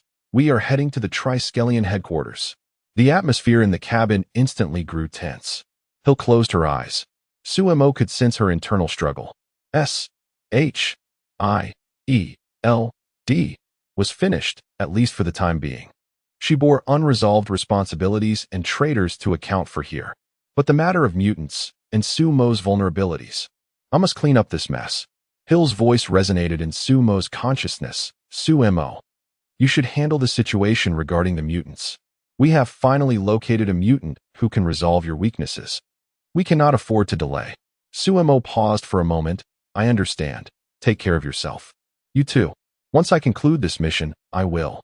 Stop. Such words are not to be spoken. I will swiftly resolve matters on that front. Without further hesitation, Suemo declared, Sky, let's go. No sooner had she spoken than the symbiotic battle suit reappeared around Sky. She nodded subtly to the crowd, then without hesitation turned. Her form becoming ethereal as she effortlessly penetrated the fuselage of the Quinjet, vanishing from sight. Coulson gazed intently in the direction where Sky had disappeared. The threat posed by Hydra was dire. If he were present, the matters at hand were of paramount importance to him. Hill's gaze returned from the window, her tone serene. She paused briefly, then turned her attention to Kara beside her, a faint smile gracing her lips. Moreover, we still have Supergirl, do we not? Meanwhile, Suemo, accompanied by Sky, soared swiftly toward Boston. Wow! Exclaimed Sky as she reveled in the exhilarating sensation of gliding through the clouds, akin to a liberated bird. Why aren't we staying to assist Hill? Sky could not suppress her curiosity. That is the unspoken understanding between Hill and me. What understanding? Sky blinked, somewhat perplexed. You wouldn't comprehend, Suemo replied dismissively. Sky pouted, but chose not to press further. Before long, they arrived at the crash site of the Blackbird. Observing the downed aircraft and the seemingly stagnant efforts of Jean and Aurora, Suemo remarked with exasperation, Ladies, are you planning to use this contraption for firewood to keep warm? Both Jean and Aurora rolled their eyes in unison at his comment. If only someone could lend a hand. Our efficiency would skyrocket, Aurora said, wiping the sweat from her brow while casting a pointed glance towards Suemo. At that moment, Katie suddenly emerged from the Blackbird's cabin, excitedly holding up a small metallic part. Jean, Professor Aurora, look what I found. Upon seeing the component, Jean's expression darkened instantly, her finger pointing accusingly at Katie's find. Katie, that was meticulously organized. I truly suspect you might be a spy sent by Strucker to wreak havoc. The culprit was Katie. By now, the sun had set. Natasha emerged from the woods, her gaze landing on Sky. You're back. Has everything been resolved? Wait. You're not Hill. The symbiotic battle suit receded, revealing Sky's face. Hill is preoccupied with some matters. Sumo's voice emanated from Sky. Natasha raised an eyebrow, a smirk playing on her lips. Oh, has she encountered something substantial enough to forego merging with you? It's nothing grave, Sky replied. Your S.H.I.E.L.D. is on the brink of collapse. It might be time for you to update your resume. Sumo's tone remained composed. Natasha was momentarily speechless, taken aback by Sumo's statement. Her previously jovial demeanor faded as she processed the information. That sounds dire indeed. You know, jobs that involve saving the world are not easily found. Though concern gnawed at her, Natasha trusted that Hill would manage the situation. Worrying proved futile. It was better to contemplate how to subdue the madman, Strucker. She gestured toward a recently pitched tent not far away. Behold, the tents have been prepared for you. However, since Hill is absent, would you care to join me in my tent tonight? Suemo replied, perhaps another time. I have pressing matters to attend to this evening. He cast a glance towards Mystique and Magneto, who were engaged in hushed conversation not far away. As night fell, the only sounds that lingered were the crackling of the campfire and the chirping of insects. Sumo executed his familiar tactic, stealthily approaching the exterior of Mystique's tent. Inside, beneath the dim light, her form was in a constant state of flux. Her mind was consumed with Magneto's recent command to recruit Agent Venom at any cost. How to entice him? This was indeed a delicate art. She first transformed into the likeness of Jean, Aurora, and Kitty. Ultimately, she adopted the appearance of Natasha, exuding allure with her captivating figure and beguiling gaze. Confidently, she licked her lips, murmuring, "There is bound to be something you desire." Chapter 43. The temptation of the shapeshifter. The tent was enveloped in dim light, with a flickering lamp casting shadows in the corner.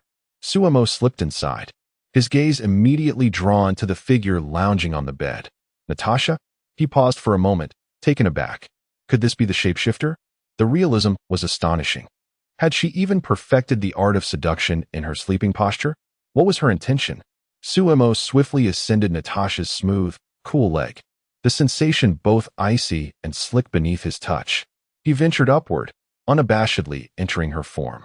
The shapeshifter's body stiffened abruptly. Something was penetrating.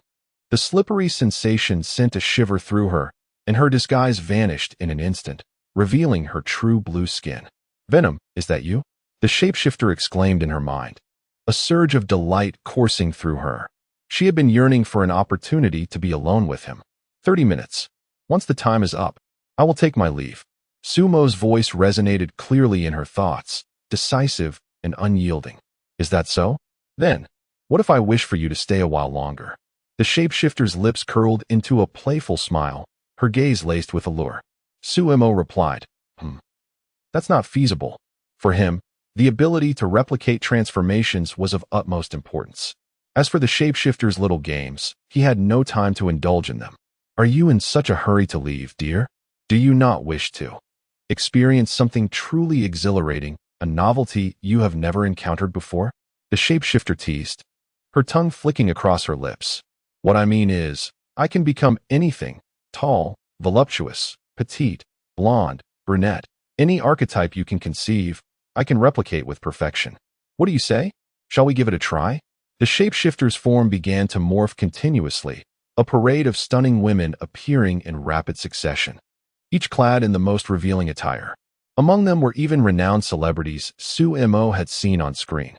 It was undeniable. The spectacle was undeniably enticing. However, Sumo was not a man easily swayed. I have no interest in your shape-shifting display. My time is precious, and once I conclude my business, I must depart, understood? Sumo's voice remained unwavering in her mind. Business, does that refer to entering my body?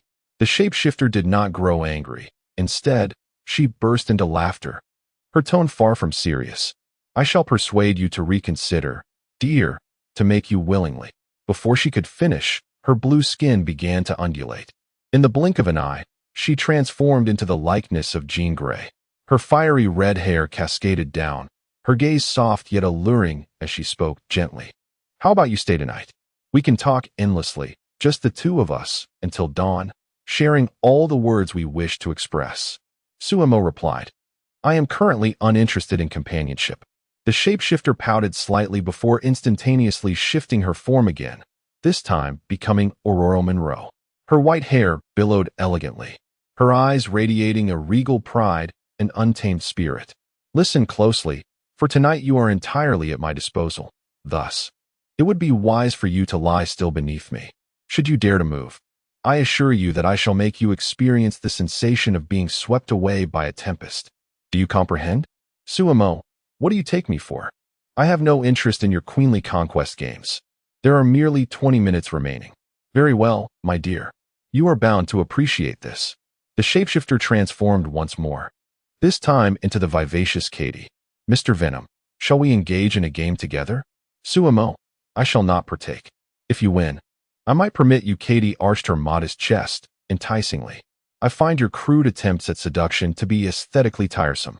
If you are wasting my time with such tactics, I could very well employ the symbiote to indulge in some serious pursuits within your body, perhaps even cause a few intestines to twist.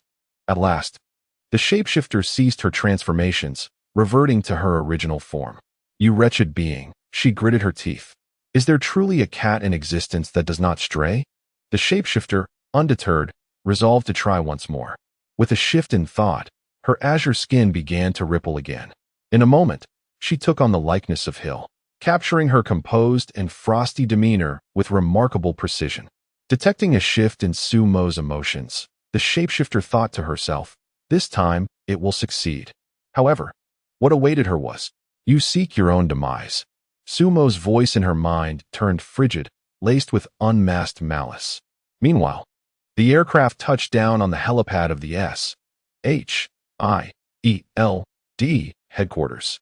As the hatch opened, a cadre of armed agents swiftly surrounded the area. Led by a woman with a steely expression, Victoria Hand, a senior agent of Symbiote.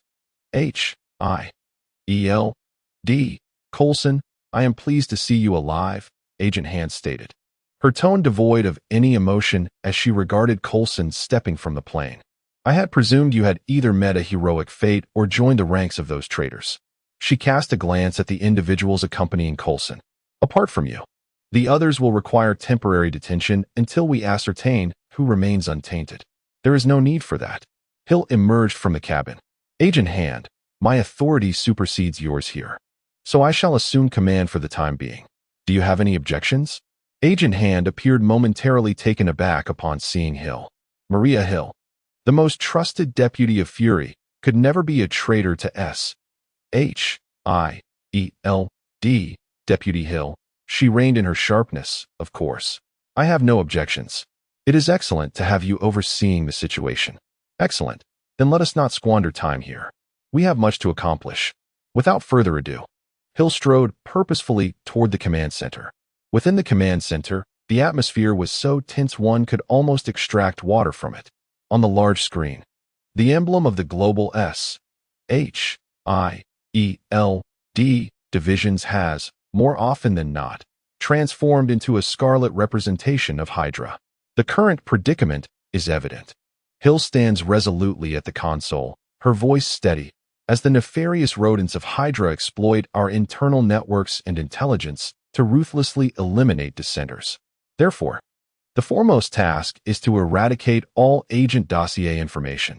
We must ensure that they cannot wield this knowledge to harm our personnel. Fitz immediately sprang into action, his fingers dancing swiftly across the virtual keyboard. Wait, Simmons exclaimed suddenly, pointing at a file on the screen. Commander, this file is locked. It's quite peculiar. With your clearance, there should be nothing within Symbiote that you cannot access. Hill glanced at it, her brow furrowing in concern. The screen displayed a folder entitled Project Insight, adorned with the highest level of encryption. Project Insight, she recalled that Symbiote had constructed 3 aircraft carriers, intending to utilize big data analysis and predictive technology to preemptively identify and neutralize potential security threats. If those standards have been tampered with by Hydra, then instead of predicting crimes, the system would target those who stand in their way.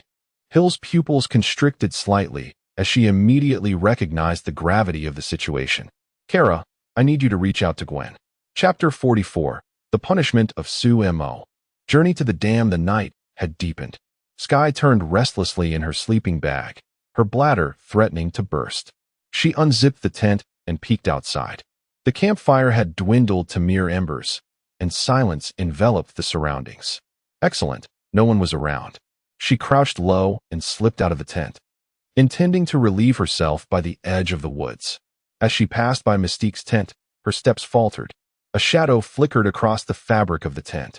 Curiosity piqued. Sky couldn't resist inching closer for a glimpse.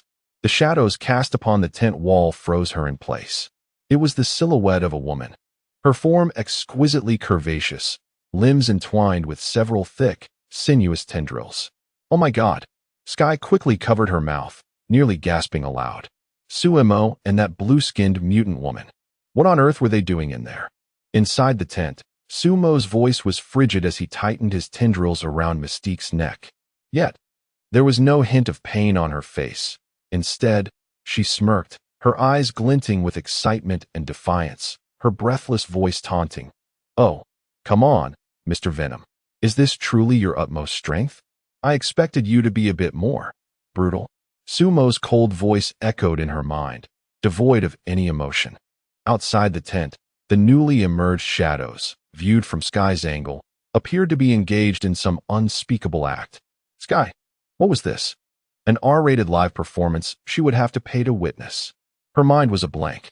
Was this what Sumo referred to as the serious business of the night? She slowly retreated, her eyes fixated on the tent. The scene was far too exhilarating. She feared she might be haunted by nightmares from this night. As dawn broke, the morning mist in the woods had yet to dissipate. The Blackbird's engine emitted a low rumble, preparing for takeoff. Sky yawned repeatedly, her dark circles betraying her fatigue. She had hardly slept the previous night, her mind consumed with those swaying shadows, the tendrils, and that blue-skinned woman. Sky stole a glance at Mystique not far away, who was engaged in hushed conversation with Magneto. She had to admit, Mystique's physique was indeed quite impressive. However, Sumo's taste seemed excessively heavy. "Time to go." Board the plane, Sumo's voice resonated in her mind, interrupting her wandering thoughts. Sky replied with a quick "oh" and hurried to catch up with the group. The Blackbird ascended, heading towards the Stryker base. Within the cabin, the atmosphere was somewhat tense. Sky occasionally cast sidelong glances at Mystique, her expression complex. Magneto sat beside Mystique, turning his head slightly and whispering, "How are you feeling?" Mystique instinctively rubbed her neck, as if still lingering under the suffocating grip of an unseen force. She forced a smile, her voice slightly hoarse. He said he would consider it seriously. "Magneto, your voice. It's nothing." Convincing a character like him requires quite a bit of persuasion. Mystique averted her gaze uneasily. After hearing this, Magneto's expression flickered, but he refrained from further inquiries. "We are nearing our destination," came Jean's voice from the cockpit. Katie, Natasha, and Sky peered out through the porthole. Below them, an immense dam stretched across the canyon, torrents of water cascading from the spillway with breathtaking force. On one side of the dam, inconspicuous structures were hidden, resembling ordinary hydraulic facilities. This was Stryker's secret base. Ororo spoke first, pointing at an unremarkable passage on the virtual map that is the spillway, the only entrance into the dam's interior. "If we waltz in brazenly, Stryker will likely open the floodgates. I can slip through." Katie raised her hand, her face brimming with eagerness. Jean immediately shook her head. "No, Katie. The dam structure is far too solid. Forcing your way through would be excruciating, and you might even get stuck." Sky felt the surging power within her, gifted by Sumo. She thought to herself, how difficult could it be? She was about to suggest, why don't we just demolish this wretched place? When Sumo's voice echoed in her mind. "Wait for me to find someone." Sky was taken aback. Find someone? At a time like this? Sumo offered no further explanation. In his view, eliminating Stryker was surely important. Yet finding Firestorm and replicating his ability to control flames took precedence. Had the situation unfolded as per the original script, Sumo might not have been as anxious. However, matters had changed. Wolverine and Firestorm had been captured by Stryker, who knew how the plot would transpire below. If Firestorm met an untimely end amidst the chaos, who would Sumo turn to for the replication of flame control? He had to plan ahead. Replication required time, and he did not wish for the situation to spiral out of control so soon. Thus, he intended to refrain from assisting Jean and the others in entering the dam. At that moment, Ororo and Magneto conferred briefly, quickly reaching a consensus. Mystique would transform into Magneto's likeness and feign surrender. As long as she could gain entry into the dam, she could seize the opportunity to disable the spillway. It was a straightforward thought, yet effective. Sumo recalled that in the original script, it was Wolverine who had infiltrated the dam. "Everyone, let us take our leave for a moment," he signaled, disappearing with Sky. Ororo and Jean exchanged glances. Meanwhile, Natasha, with her back turned to the group, scrutinized the communicator in her hand. Where were the promised reinforcements? Why had they not yet arrived? Both missions were proceeding concurrently. Mystique transformed into Magneto, striding confidently into the spillway. The cameras had already detected her presence, and the guards promptly reported to Stryker. Stryker grinned. Just perfect, let Charles deal with him. Behind him, Wolverine and the others, like Yui, had already been subdued. On the other side, as she traversed the absurdly thick dam structure, Skye felt as though she were about to fall apart. This hurt so much. Sumo. The screams within her consciousness could topple a roof. Sumo felt the pain too. The sensation, seeping from the very marrow of his bones, made him gasp for breath. Katie's abilities, when applied to such a thick substance, were nothing short of torture. It was no wonder that Sheen forbade Katie from taking risks. This level of pain was simply unbearable for an ordinary person. Don't blame anyone but yourself. You charged in so quickly that I didn't even have time to dull the pain. Sumo retorted sharply. Skye, feeling somewhat aggrieved, replied, How was I to know it would hurt this much? Sumo shot back. Did you not realize? Do some people actually believe that slamming into a dam face first would feel like a spa treatment? Your speed was practically enough to launch you into the air. Skye was momentarily taken aback, but then her eyes sparkled with mischief as she said, You'd better be nice to me. Or I'll tell Hill all about the serious matters you had with that blue-skinned woman last night. Sumo. Skye huffed, thinking to herself, You think I've got nothing on you? Sumo couldn't help but chuckle at Skye's bluster.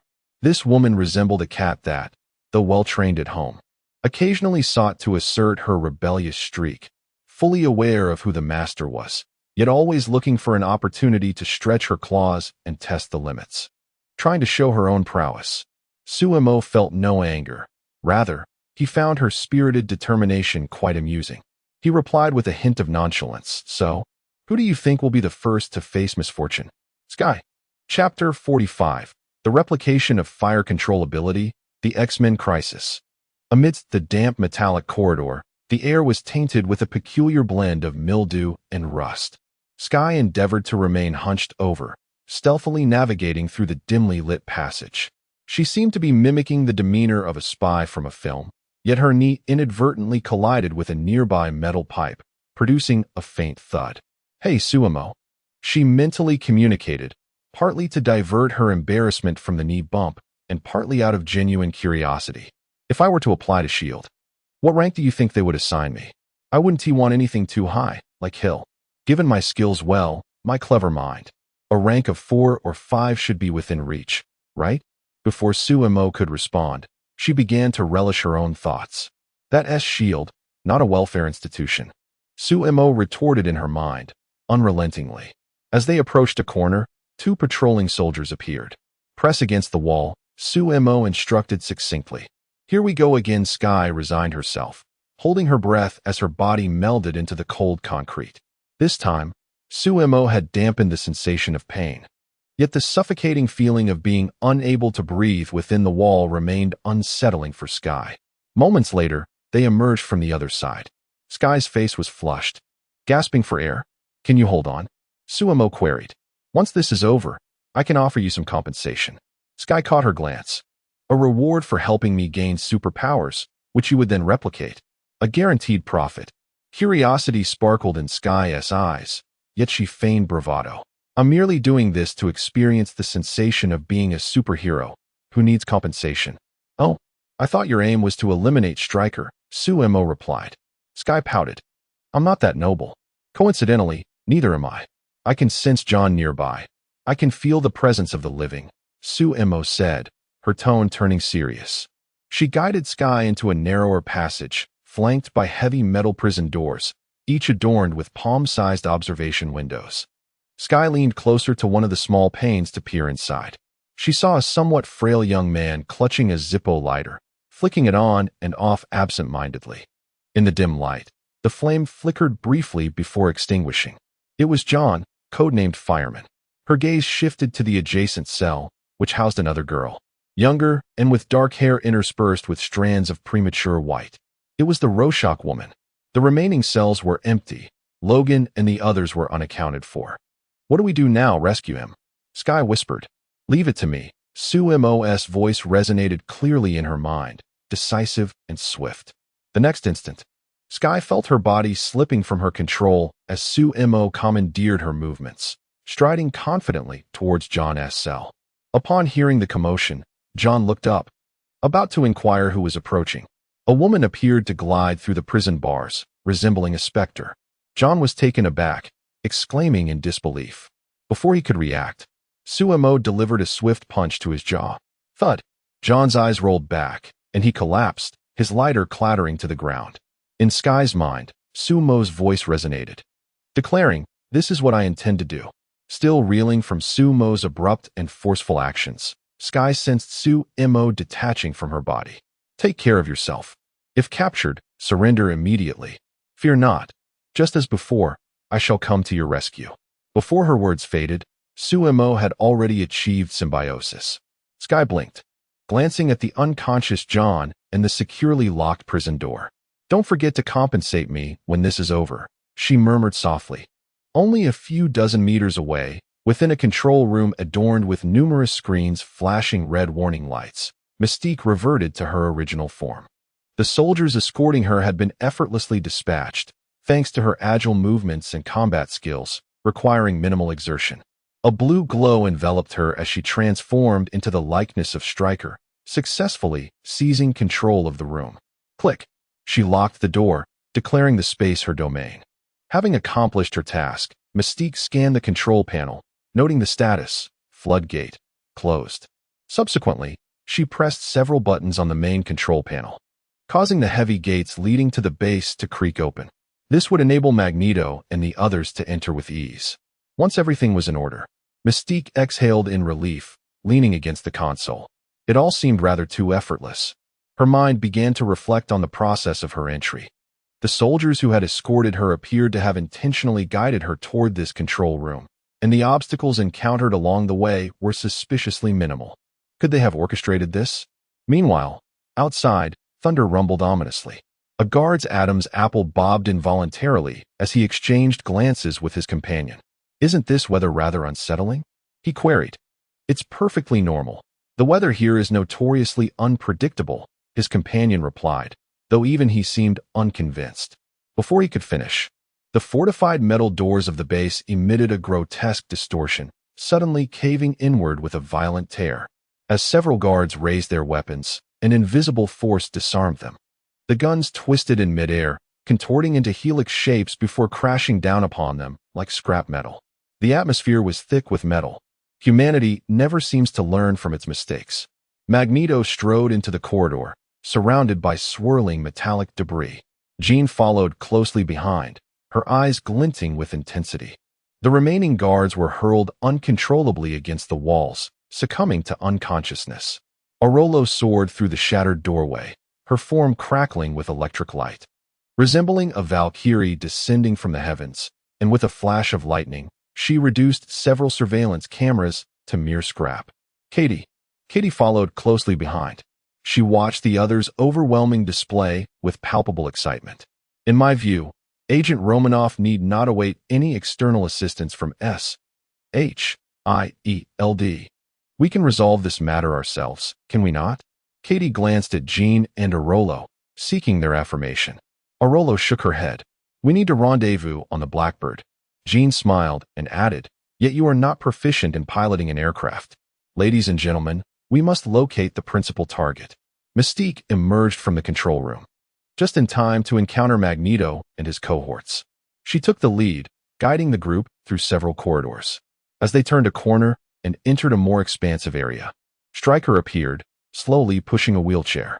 Seated within was none other than Charles Xavier, adorned with a rudimentary metallic suppressor, his eyes tightly shut, his complexion pale. "Welcome, everyone. I expected you would take a bit longer playing hide and seek outside," Stryker grinned, his expression rife with arrogance and cunning. Magneto's countenance darkened. Charles, however, was disregarded by Stryker, who lowered his head and addressed the man in the wheelchair softly. "It is time to get to work, my old friend. Let them quiet down." Charles's body trembled slightly. In the next instant, an invisible wave of psychic energy erupted forth. Orolo and Mystique were the first to be affected, crying out in agony as they clutched their heads and collapsed to the ground.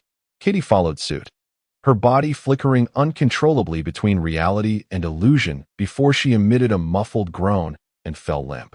Professor. Jean's forehead was etched with veins, clearly straining against the formidable psychic force. In contrast, Magneto, shielded by his helmet, was spared the brunt of the mental assault. However, just as he prepared to act, a metallic claw struck from the side. Magneto reacted swiftly, immobilizing Logan in midair. Yet, in the next moment, searing red beams and frigid blasts surged toward him from two other directions. Cyclops and Iceman, their eyes devoid of life, moved like marionettes, relentlessly assaulting Magneto. With such a back-and-forth struggle, it was merely a matter of time before defeat would befall them all.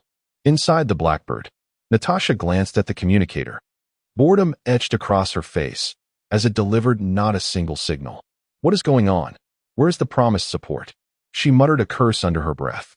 Just then, the communicator emitted a sharp crackling sound, followed by an infectious rhythm of rock music echoing throughout the cockpit, an ostentatious display. Has the communication been compromised? Natasha froze. An irreverent yet familiar voice emanated from the communicator. Hey, Agent Romanoff. Surprise. Stark? Chapter 46. The Avengers vs. The X-Men. Prison Sector. Suemo withdrew from John's body, feeling a warm and restless power coursing through him. His spirits soared, yet he noticed an unsettling silence outside. Logically, with old Juan, a man of his stature, engaged in a brawl with Strick, the place should have been in ruins by now. How could there be not a single sound? Turning back, Suemo glanced at Skye, who had inexplicably dragged the unconscious John off the bed and tossed him onto the floor. Meanwhile, she had curled up on the narrow single bed, sleeping soundly. Suemo thought, what extraordinary level of relaxation allows one to sleep so peacefully in such a setting? You should really get up and sleep again. Silently, Suemo slipped back into Skye's form. She was not yet fully awake when a sudden chill ran down her back. Black tendrils extended from her spine, wrapping around her waist like a whip and unceremoniously yanking her upright. Whoa, what are you doing? Skye jolted awake in fright. If you feel drowsy, I can certainly invigorate you, Suemo replied. As soon as he finished speaking, he controlled Skye's body and kicked out. Bang! The heavy metal door was forcefully kicked off its hinges, embedding itself into the opposite wall with a piercing screech, creating a thunderous cacophony. Initially, he had stealthily entered to replicate abilities in peace, but now if it weren't for the fear of burying Katie and the others, he would have torn the dam asunder. Skye pondered in silence for a moment. All right, the commotion was indeed quite invigorating, but the target is not just me suddenly. Alarms blared throughout the area. The sound of hurried footsteps approached, and several armed soldiers rushed in. Upon seeing Skye standing before the shattered door, they immediately aimed their guns and fired. Rat-a-tat-tat. A torrential barrage of bullets rained down the corridor, clattering against Skye. The sharp sounds rang out, sparks flew, and deformed bullets fell helplessly to the ground. Suemo couldn't even be bothered to dodge. The symbiotic entity was already bulletproof. Not to mention, he had replicated the steel body. These attacks were hardly worthy of a mere scratch. Yet, these men had sealed their own fate. With a leisurely stride, Suemo moved Skye's body forward a couple of steps. Amidst the dense gunfire, he raised his hand and snapped his fingers. Snap! A crisp sound echoed. In the next moment, the flames spewing from the soldiers' guns seemed to be doused in gasoline, surging ferociously. Several searing pillars of fire erupted in reverse, instantly engulfing and incinerating them. Within mere seconds, the corridor was left with only the acrid smell of charred remains. Skye stood there, dumbfounded. Wasn't he afraid of fire? How could he suddenly control the flames? Could it be? The astute Skye immediately grasped the implications. If someone sees you do this, it will surely cause a scandal, she instinctively remarked. Sumo's voice echoed softly. For example, you? Skye quickly shook her head, reminiscing about her previous actions. A flicker of guilt washed over her. They opened fire without a word. Isn't it only natural for us to retaliate? Hey, haha. I hope you truly believe that, Skye. Suemo ambled toward the exit, leaving the prison area behind. Along the way, she noticed several guards sprawled on the ground. Turning a corner, she arrived at the equipment zone. Before her lay a vast hall, where a dozen enormous hydroelectric generators were arrayed across the slightly damp floor, emitting a deep, resonant roar. The metallic grid flooring beneath her feet trembled gently with the machine's operation, making her feel as if she were inside some colossal creature. Just then, a spider sense tingled abruptly. Suemo instinctively turned her head. Whoosh! 3 sharp claws grazed her cheek, stirring a fierce wind. It was Wolverine. Without a glance, Suemo retaliated with a punch. Boom! Logan was sent hurtling back, crashing into the thick metal wall, leaving a clear human-shaped dent. An ambush. How utterly dishonorable. Skye mused inwardly. Suemo pivoted to face the side, where the X-Men and Magneto's faction stood in perfect alignment. Cyclops, Iceman, Storm, Mystique. Everyone was present except for Kitty. They all wore vacant expressions, devoid of emotion, resembling a troupe of marionettes. Stryker stood behind them. Sumo's heart sank. With such a large group here, he had not sensed them at all. It was as if this area had been wiped clean from his perception. It was Charles's ability. Sumo's vigilance surged. This guy can influence my senses? Could he also control my thoughts? Never mind. I'll summon a blizzard and freeze this bald head. Impressive, Stryker remarked, admiringly observing Suemo. You are unlike them. This is true power. Join us, and we shall eradicate these abominable mutants from the earth. He took a couple of steps forward, his face alight with fervent persuasion. What distinguishes mutants from superhumans? Why do you harbor such hatred for them? Skye questioned, perplexed. They are aberrations of genetic mutation, mistakes of nature. And we, you and I, are of the same kind. The same kind? Suemo chuckled, as if hearing the century's most ludicrous joke. You, hiding behind a group of puppets, dare to claim that we are of the same kind? Allow me to enlighten you, Stryker. Suemo leisurely flexed her wrists, producing a series of crisp, popping sounds. In this world, there are only 2 kinds of people, myself and all those who will soon be beneath my feet. Unfortunately for you and your puppets, you belong to the latter. Very well, Stryker sneered, turning to Charles with a command. Silence him, Charles. Charles pressed his index finger against his temple. An invisible tempest of mental energy surged forth, akin to a searing iron rod attempting to pierce Skye's brain. Indeed, it was Skye's. Skye exclaimed, "Why am I always the one getting hurt? My head is about to explode." Suemo interjected, "Hold on, don't explode just yet." Suemo acted before Charles could. With a breath, he remained motionless, yet a tempest of snow swept through the vast hall. The temperature plummeted below freezing, thick frost rapidly forming on the water turbine. And even the walls creaked ominously. The mental assault seemed to be encased in ice, its potency waning significantly. This tactic had failed. All the controlled mutants sprang into action simultaneously. Blinding red beams, swirling frost, and electrifying metallic fragments converged upon Suemo with overwhelming force. At that moment, a playful voice resonated throughout the venue via some amplification device. "Hey there, kiddos, has anyone ordered takeout?" No sooner had the words left the speaker's lips than several small missiles, trailing flames, descended from the sky, exploding with precision amidst the ranks of the X-Men. The shockwave sent them tumbling, their formation shattered in an instant. Charles's mental assault dissipated entirely. Suemo, taken aback, remarked, "Tony?" The Iron Man suit landed nearby, its mask retracting to reveal Tony's mischievous visage. Well, a superhero's timely intervention. Surprised? He quipped. "By the way, who is the one making Fury drop the F-bomb daily?" Suemo didn't require assistance. Truth be told, Tony's arrival felt somewhat superfluous. Yet, it wasn't entirely unwelcome. Such was the bond shared among the Avengers. He chuckled lightly. However, as Sumo's gaze swept across the formidable Magneto opposite him and then back to Tony, he said, "Perhaps you should head home, Tony." Tony responded, "That's a bit hurtful." Natasha emerged from the shadows on the other side. "What is the situation? It seems we are outnumbered." "Don't fret," Tony shrugged. "We have an old relic on the way." Suemo inquired, "Steve? Where is he now?" Suddenly, Stryker squinted, glancing toward the rear of Suemo.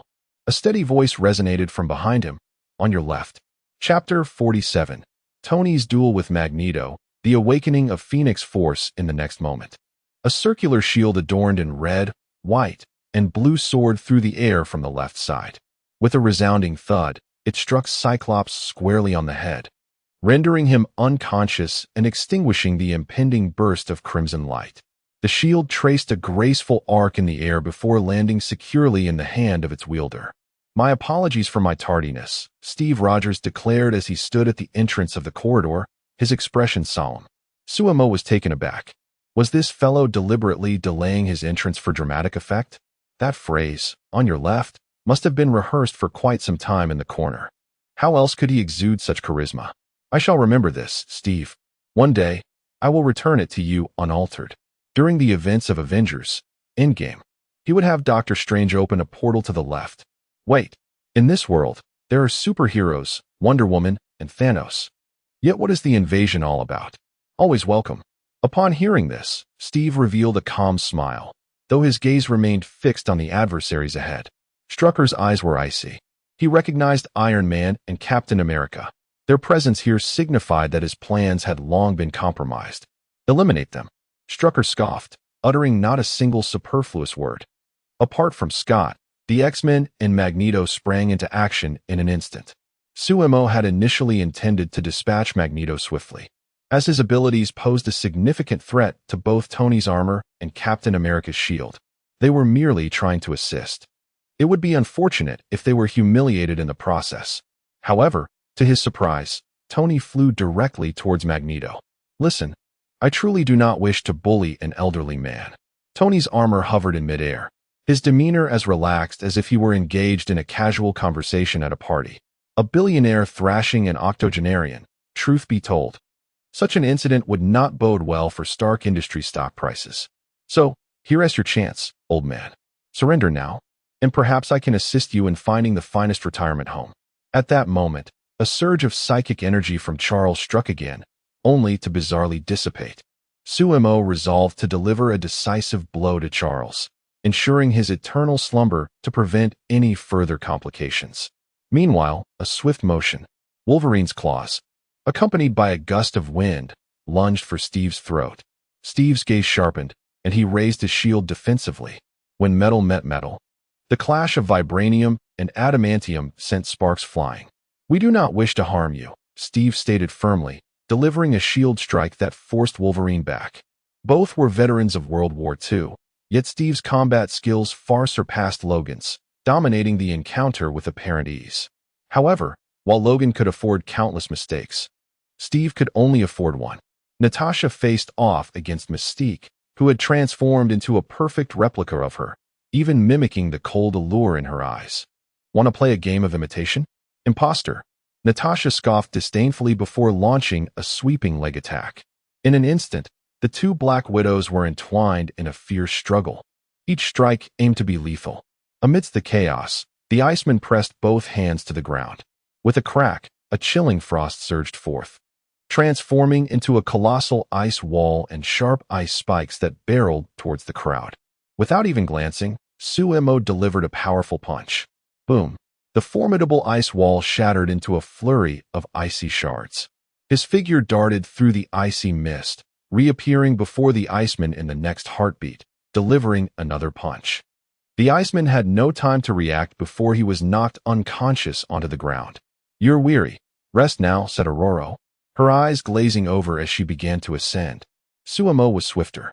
At the very moment Aurora's feet left the ground, surrounded by crackling electricity, he suddenly appeared above her. With one hand, he pressed down on her silvery hair, gently exerting pressure. The tempestuous lightning she had been conjuring was instantly extinguished. Aurora was forcefully pressed back to the ground. Thud! Her feet struck the metallic floor, producing a dull thud. Suemo gracefully descended, observing the astonished Aurora with an even tone. "Do you still wish to unleash your powers? You should rest as well. A simple punch later." Storm rolled her eyes and fell into unconsciousness. The entire process was straightforward and brutally swift. In the blink of an eye, several X-Men had been incapacitated. Only Jean, who had remained stationary throughout, stood still. Turning to Tony and Magneto, the latter made a move, slowly raising a hand. Creak, screech, a piercing sound of twisting metal echoed. Tony's armored suit crumpled as if it were a mere soda can caught in an invisible giant's grip, distorting and collapsing inward. The armor at the joints twisted grotesquely, and the arc reactor in his chest flickered dangerously, almost extinguishing. What the? Tony's exclamation was cut short as he lost control, like a broken toy. He was hurled towards a massive generator with a crash. Bang! The sound reverberated as the iron suit sparked and embedded itself into the machinery. Sumo, regaining his senses, turned back, lost? A billionaire beaten by an octogenarian. This stock is bound to plummet further. The mask clicked open, and Tony coughed twice, awkwardly crawling out from the deformed armor. He glared at Sumo, who wore a gloating expression, and complained, "Hey, you didn't tell me this guy could control metal. What did you think he was called Magneto for?" Sumo shrugged, his tone unperturbed. Tony retorted defiantly, "Honestly, wouldn't T-Metal King be more fitting?" Meanwhile, the battle was quickly reaching its conclusion. Seizing an opportunity, Steve struck Wolverine on the head with his shield. A dull thud resonated as Logan rolled his eyes and collapsed. This marked the second time. Following Logan's previous encounter with the police's bullets, he had once again succumbed to a concussion-induced slumber. Just as Steve breathed a sigh of relief, he felt a chilling sensation at his waist. Upon lowering her gaze, she noticed a tear in her uniform, blood seeping from the wound. Such a reckless style of combat. The battle between the two Natashas had escalated to a fever pitch. With a graceful somersault, the shapeshifter ensnared Natasha's neck with her legs, exhibiting an extraordinary flexibility that transcended human limits. This was precisely the scissor kick Natasha excelled at. Her face flushed crimson, feeling utterly humiliated. She was weary of toying with these superhumans. With a swift twist of her wrist, the widow's bite pierced the shapeshifter's thigh. A sharp hiss echoed as the shapeshifter convulsed, reverting to her original form, collapsing to the ground. Natasha rubbed her sore neck, surveying the scattered bodies around her, and furrowed her brow. Where struck her? He slipped away amidst the chaos. Let me see where he is hidden now. Sumo's gaze penetrated the thick walls, revealing Strucker preparing to escape with his precious son, Jason, through a secret passage. Hibiki, who had been following closely, stood guard at the inevitable route, thinking he could flee. Just as Sumo was about to pursue, a sudden tingling sensation coursed through him, spider sense. He whipped around, focusing on the only other person still standing in the arena, Jean Grey. Her once vacant eyes now glowed with a terrifying crimson light, an ominous energy awakening within her, distorting the very air around them. The Phoenix Force, one of the oldest and most potent cosmic powers. Unbeknownst to Tony and the others regarding the gravity of the situation, Natasha quipped, "It seems she has her eyes on you, Sumo." A chill ran down Sumo's spine. How could he not realize the Dark Phoenix was fixated on him? But why? Chapter 48. The Black Phoenix, Save Me, Ancient One. The Himalayan Mountains. The frigid wind sliced through the ridge like a knife, the air cold enough to freeze breath into white frost. An ancient temple stood silently amidst this white wasteland. Inside the courtyard of Kamartaj, the Ancient One leisurely arranged her tea set. She lifted a purple clay teapot, amber tea streaming into the cup. Strangely, the rising steam did not dissipate but coalesced into flowing imagery in the air.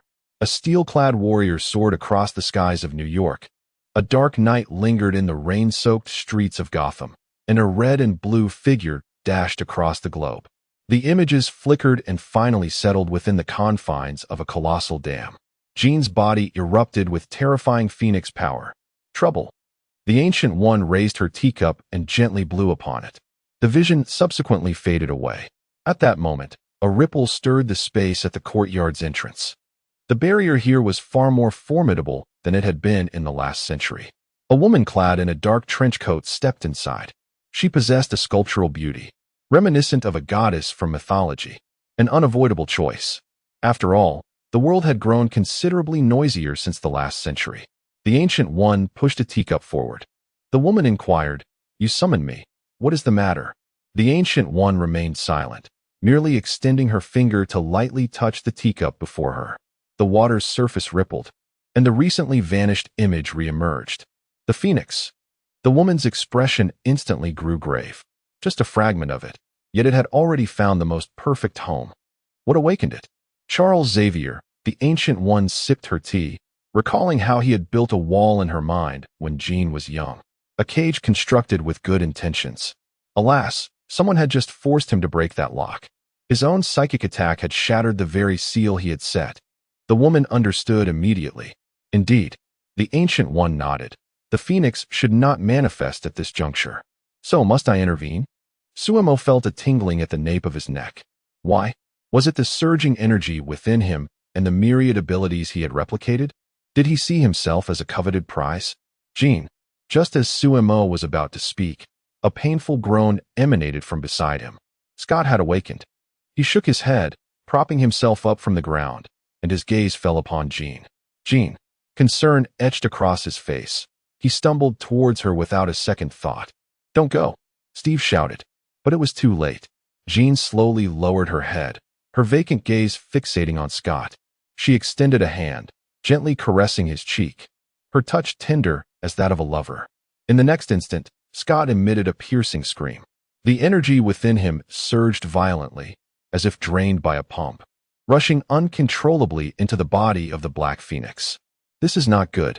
Tony raised his hand instinctively. She's killing him. Natasha prepared to draw her weapon. Yet they were all immobilized. A formless, oppressive mental force enveloped everyone like a heavy mountain. Steve clenched his teeth, yet he couldn't even lift a finger. She was observing us. Sumo's voice was chillingly calm, as if she were selecting her next target. Jean drained Scott's energy, allowing him to collapse to the ground. Then, she turned her gaze once more. Her eyes fixed on Suemo, and that immense mental power instantly doubled, bearing down upon him. Damn! Suemo cursed silently within Sky's mind. However, at that moment, his gaze swept to the corner. Magneto's unassuming helmet lay carelessly discarded. Could it be salvation? Suemo looked at Jean again. If I don't give you a beating today, you are insufferable. Whoosh! A black tendril shot forth with precision, ensnaring the helmet and pulling it back. Suemo grasped it firmly and placed it directly onto Sky's head. The overwhelming mental pressure diminished by 90%, as if emerging from the depths of the ocean to the shallows. Sky murmured, "What just happened? I feel as if I have died once already." Suemo replied nonchalantly, "You weren't completely dead. I brought you back." Sky asked, "Can you defeat her?" Suemo retorted, "Let us find out." Sky exclaimed, "Don't just find out and end up deceased. I'm the one who dies." In the next moment, his body surged upward, expanding as black symbiotic material erupted wildly, enveloping him entirely. In an instant, a towering black monstrosity, over 3 meters tall, stood before everyone, its muscles bulging and grotesque. "Get Katie and the others out. Don't forget, there are still 2 in the prison." Suemo glanced at Steve and the others. After speaking, he exerted force beneath his feet, causing the ground to crack. With all his might, he launched a punch at Jean. A red energy shield flared to life around her. Boom! His fist struck the shield with a thunderous sound. The shield did not shatter. Yet, that immense force propelled Jean backward with a violent thrust. Bang! Bang! Bang! They shattered the first wall, then the second, the third. The heavy concrete walls crumbled before them as if made of paper. The entire foundation of the dam trembled violently. Dust cascaded from the ceiling. Suemo realized he could not possibly defeat the Dark Phoenix now. What lay ahead was uncertain. He could only attempt to emulate a scene from a movie, trap her with a flood. Amidst the swirling dust, Jean slowly ascended, her eyes glowing with a fierce red light. A cataclysmic energy storm erupted around her. Suemo was struck head-on by this force. His massive form was violently hurled away, but it didn't hurt. In the haze, Sumo's great body crashed through the last wall, regaining his balance. Sky's voice carried an odd note. "Suemo. She seems not to want to kill us." Suemo sensed it too. That last strike felt more like a shove rather than an attack. That was even worse. He replied in a low tone, his words still hanging in the air. Behind the energy erupted. A pair of wings, forged from pure energy, unfurled with sudden ferocity. A colossal phantom of a fire phoenix roared behind her, soaring upward. The entire space vibrated with a low hum, teetering on the brink of rupture. That unparalleled force surged forth like a tsunami, like an avalanche, bearing down upon them. Buzz, the helmet, borrowed from Magneto, emitted a mournful wail. It could no longer withstand this relentless power. Sumo's body stiffened, rendered completely immobile. His gaze subtly rose. During the battle, he had discreetly cracked the ceiling. It was on the verge of collapse. Sky, in despair, declared Sumo. It has been a pleasure knowing you, but please, don't utter your last words. It would be quite awkward. Wait, can we still survive? Sky's emotions, akin to a thrill ride, suddenly soared. Soon, he would use phasing to dash outside. Sumo remained skeptical. Even if the flood could not contain, surely he could delay her momentarily. With his phasing and super speed, could she truly keep up? Hovered in the air, her crimson eyes calmly fixating on Sumo. She gradually approached, aligning her gaze with his towering head. Then, she extended her hand, gently placing it upon Sumo's head, much like she did with Scott. Yet in the next moment, she did not siphon any energy. Instead, she kissed him. Sumo and Sky were both bewildered. Shit, what is she doing? Sumo was equally flustered. He had envisioned 100 scenarios of being obliterated by the Phoenix's power, yet this was entirely unexpected. This was not a kiss. It was an act of plunder. A greedy consumption from the universe's most ancient force. The symbiote gradually lost its vitality, beginning to shed its form. The 3-meter-tall, grotesque monster was disintegrating. It did not hurt. It was not pleasurable. It was a profound emptiness, as if the soul were being extracted. Sumo exclaimed, "Damn it, where's the water? Why is this dam so sturdy? Who built this dam, anyway?" Just then, a strange sound of energy fluctuations resonated throughout the chamber. In midair, a circular portal composed of golden sparks materialized out of thin air. Sumo's eyes brightened. "Ancient One, save me." No sooner had he spoken than a shimmering golden rope shot forth from the portal. Chapter 49. The Form of Aken. The crimson chains of Sidorak, the word of power lasso, deftly ensnared Sheen, encircling her in a relentless grip, binding both her and the colossal ethereal phoenix behind her.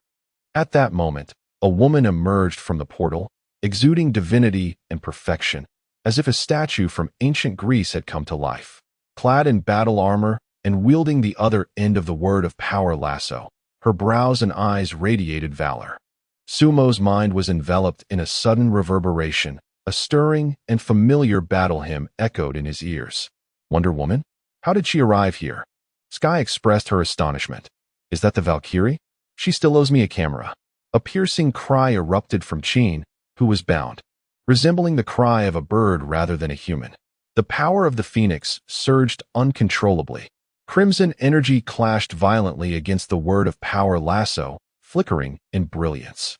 Diana furrowed her brow as the ground beneath her began to fracture. Just then, the figure of Ancient One materialized before the portal. She stood there, and the tumultuous space seemed to be pressed on pause. With her hands clasped before her chest, Ancient One gradually pulled them apart. Countless identical phantoms detached from her body, layer upon layer, flooding the vast hall in an instant. Hundreds, if not thousands, of Ancient Ones donned identical yellow robes, striking the same pose. Their tranquil gazes fixed upon the ensnared Sheen, the form of Aken. Then, she traced circles in the air with her hands, her movements fluid and graceful. Softly, she intoned an incantation. Several deep red energy chains materialized from thin air, instantly coiling around the Black Phoenix, intertwining with the word of power lasso. One golden, one crimson, sacred and malevolent. The Black Phoenix's shriek turned hoarse, its energy waning. Sky was utterly astonished. Incredible.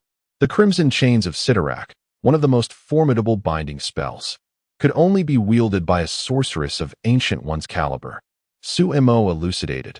It is well known that Marvel's magic is borrowed, and this particular spell draws upon the immense power of the formidable demon, Sidorak, from the Crimson Cosmos. Sidorak is the sovereign of the Crimson Universe and the source of the Red Hulk's strength. Even the Infinity Gauntlet holds no sway in his domain. He has previously ensnared the ship of the Devourer of Worlds and expelled 1/5 of the Phoenix fragments. However, to to summon so many duplicates to wield Sidorak's crimson chains? What a jest! How much power must one borrow from Sidorak? Is Ancient One planning to bankrupt her creditor? Suemo recalled that in Avengers: Infinity War, when Strange battled Thanos on Titan, he had employed a similar tactic. His duplicates unleashed ordinary energy whips. Ancient One, however, was the true master. Each duplicate was an independent and formidable spellcasting entity. Yet, this was still insufficient. Ancient One formed seals with her hands at a speed that blurred the air. Sealing. An ancient rune ignited in her palm, forcefully thrusting upward. Stamp. Another gesture followed. Countless intricate magical arrays layered upon one another, resembling a meticulously crafted cage. Ensnaring Qin at its center. Master Gu Yi's demeanor was serene, as if engaged in the simplest of tasks. She took a step forward. Retracing her steps, she spoke the incantation, and the colossal phantasm of the fire phoenix was forcefully repressed back into the confines of the instrument. Inch by inch, the entire space echoed with lamentation.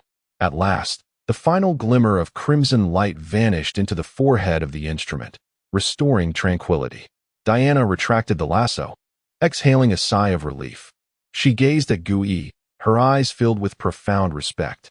It was indeed rare for an ordinary human to possess such formidable strength. Suemo exclaimed, "Coach, I wish to learn this." Suddenly, a thunderous roar resonated overhead as the dam's foundation could no longer bear the strain and finally crumbled completely. A massive fissure tore through the wall, and a torrent of water surged forth like a wild beast, roaring into the space. The frigid waters swiftly engulfed their ankles. "Follow me." Gui glanced at Suemo. Without hesitation, Suemo leaped forward, plunging directly into the portal. Meanwhile, inside the Blackbird jet, Steve had just dragged the unconscious Logan aboard. A deafening crash reverberated, causing the entire fuselage to shudder. Everyone turned to see a gaping rupture in the distant dam wall, which continued to widen and collapse.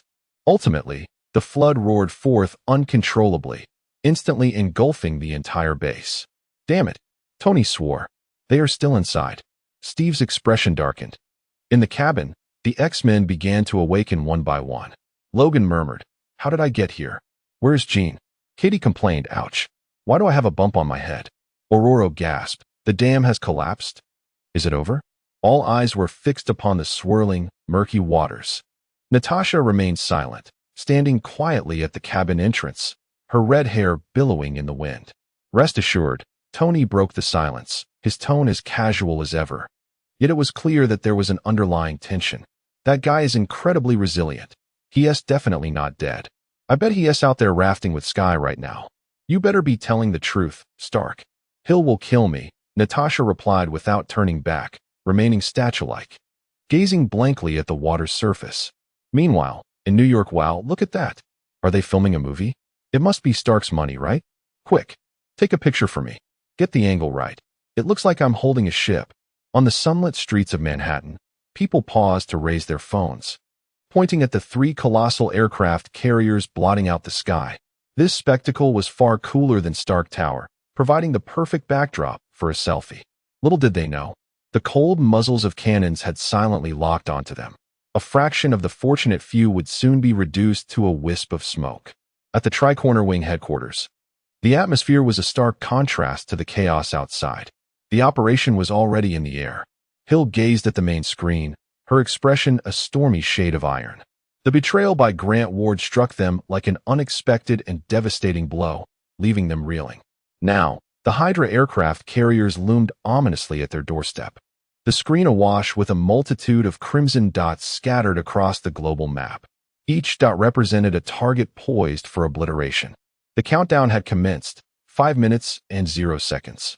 "The chip is ready, Director Hill." Simmons succinctly elucidated the chip's functionality.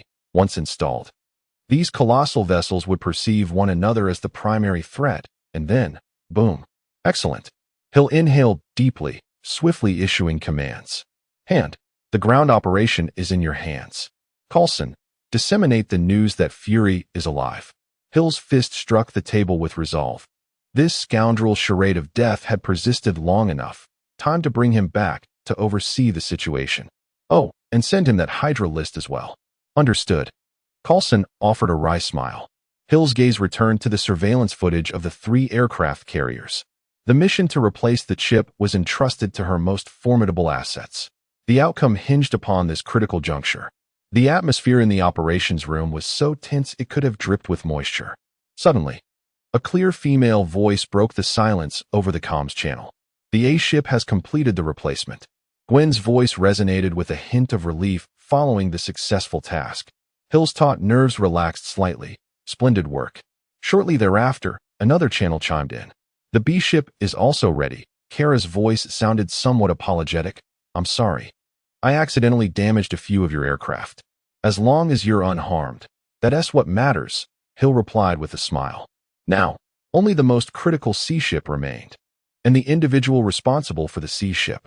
Hill glanced at the impending countdown on the screen, her heart racing. Jessica, what is the status? The comms crackled with nothing but static. Chapter 50. A new objective. Clint's final aircraft carrier was overseen by Jessica Jones, a classmate of Gwen's. She was a girl known for her penchant for leather jackets and a temperament as tough as her denim. When S.H.I.E.L.D.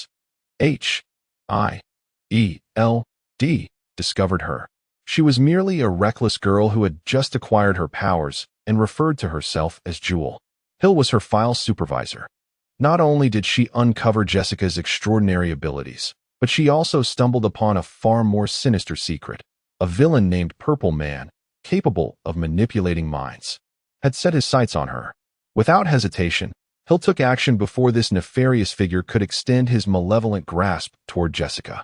She shielded Jessica under her wing, thereby averting a tragedy that could have obliterated her life. This was the very reason why, upon first meeting Gwen and Kara, Hill was so insistent on documenting their files. She wished to prevent any gifted child from spiraling into ruin under her watch. Hill's gaze was fixed intently on the countdown displayed on the screen. She had unwavering faith that Jessica would not disappoint her. 30 seconds, 20 seconds, until it reached 0. The communicator continued to emit a crackling sound. Just when everyone presumed the mission was a failure, 3 aircraft carriers unexpectedly adjusted their turrets to aim at one another. A barrage of cannon fire intertwined in the air, with explosions resonating incessantly. Soon, the 3 steel fortresses were engulfed in thick smoke, plummeting into the Atlantic below, creating monstrous waves. Success! Hill abruptly rose from her seat, and the command center erupted with thunderous cheers. Static, cough. Commander. Jessica's voice finally broke through, hoarse and weary. Mission accomplished. That guy was too formidable. I couldn't overpower him. Thankfully, he can't fly. Also, cough, please call an ambulance. The transmission was abruptly severed. Hill dashed out, pinpointing Jessica's location and dispatching a medical team immediately. Golden sparks extinguished before her eyes as the portal closed, isolating her from the roaring deluge and the chilling mist behind her. Sumo's liquefied form flowed back into sky. The surroundings fell into an instant hush. The air was infused with a delicate blend of tea and incense, accompanied by the rhythmic chanting of monks in the distance. Sky stood in the courtyard, gazing at the ancient architecture and the snow-capped peaks afar, momentarily transfixed. For reasons unknown, she felt an odd sensation of comfort and tranquility, akin to a wayward soul finally returning home. Sky, where is this? Su-Imo, Kamartaj, the stronghold of the sorcerers. Thoughts began to whirl uncontrollably within Sky's mind. Such a mysterious and powerful place, presided over by an omnipotent bald sorceress. And here she was, an orphan who had never known her parents. Could it be that the Ancient One is my mother? Suimo, what are you thinking? How did you even connect those dots? Sky scratched her head, wondering if she was allowed to indulge in a moment of fantasy. Diana trailed behind, casting a teasing glance at Sky. Strange, weren't you quite disdainful of him? Why the change of heart now? She had previously declared her intention to expose Suimo. Upon hearing this, Sky became flustered. Slander. Suimo, she is slandering me. Suimo interjected, elaborate, please. With her hands on her hips, Sky confidently retorted to Diana, hey, when your partner can single-handedly take on an entire team of mutants and even spar with that Phoenix Force, you would become his #1 fan too, okay? Diana was left speechless by her response. Ancient One led them through the courtyard to a grand library. The doors of the library opened automatically. Inside, it was not the sprawling expanse of a traditional library that Sky had envisioned, but rather resembled a private collection room. At the center of a stone pedestal lay a book, quietly bound by several slender metal chains. This is... Sky was about to inquire when Sumo's voice echoed in her mind, casual in tone. The Book of Cagliostro, a forbidden tome about the dark dimension and temporal magic. Ancient One approached the book, extending her hand to gently brush the cover. The book opened automatically, revealing yellowed pages adorned with various bizarre symbols and patterns. An aura of malevolence enveloped the room, leaving Sky utterly bewildered. Yet, Sumo's consciousness seemed to latch onto something, as he recognized familiar inscriptions. The Eye of Agamotto, Dormammu. Chaos magic. What are all these? Sky asked. Sumo, however, paid her no heed. His gaze was fixated on the bottom of a page where a grotesque red spiral symbol was illustrated. Beside it, an ancient script annotated a name, Nu, the Dark God. The Lord of the Abyss, the creator of all symbiotes. Merely gazing at it sent a wave of disarray through Sky's mind. Ancient One closed the book and turned to Sumo. I believe you understand him better than I do, so I shall refrain from elaborating further. His era has passed.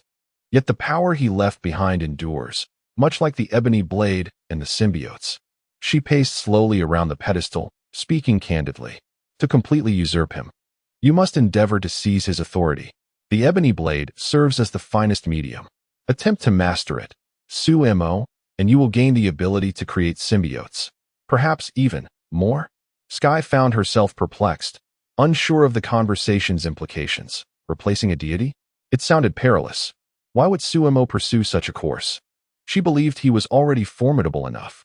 Sumo replied, Ancient One, please refrain from painting an overly optimistic picture just yet. He regarded her with a calm demeanor. The idea is commendable, Master, but I have two questions. First, you mentioned that the blade resides within me, yet I cannot sense its presence at all. Second, Sumo paused, his tone serious. What exactly do you mean by control, and how should I proceed with it? As far as I know, there was a fellow named Gel, a slayer of gods. Can you guess his fate? Do you think he mastered the sword, or did the sword master him? Gui chuckled. Indeed, it is a gamble. Yet I perceive that you are one who relishes a high-stakes wager, are you not? I enjoy winning, but I have no desire to stake my life, Sumo candidly replied. You will not while I am here, Gui interjected. To be frank, I am uncertain how to sense and wield the Black Death sword. However, I do know that you must journey to a certain place. Clinta, the place where Gnarl is sealed, the home planet of the symbiote? Sumo rolled his eyes. You want me to go to Clinta, the ancestral home of the god of symbiotes? Are you certain you are not purchasing me a one-way ticket? It sounded akin to walking into a trap. Gui remained silent, calmly raising her hand to reveal a pendant she wore around her neck. The Eye of Agamotto, a time gem radiating a gentle green light, floated within it. Very well, Sumo instantly comprehended. I do not understand, Sumo. Why engage in such perilous endeavors? Sky could not restrain himself, questioning Sumo in his mind. Is it because you were defeated by that dark phoenix? Or is it, like one of those cliché tales, to save the world? Sumo, did you not claim, like me, that you are not so noble? Sumo felt a twinge of surprise. He had not anticipated that this temporary ally, Sky, would genuinely concern himself for him. You guessed half of it. Sumo's voice resonated in Sky's mind, laced with lazy self-mockery. Being forcibly kissed against a wall by a deranged woman and nearly drained of life is indeed quite a blow to one's pride. Naturally, I wish to grow stronger. But saving the world? Sumo scoffed, as if he had heard a most unamusing jest. Come now, Sky, have you forgotten my earlier words? There are but two types of people in this world, myself and those I trample beneath my feet. And to put it bluntly, this is not my earth. Their fate, be it life or death, matters not to me. I merely despise the feeling of being at the mercy of others. Do you understand? Sky listened, momentarily stunned. Oh, I think I understand. Chapter 51. Coexisting with Ancient One, and she grants me a sanctuary in New York?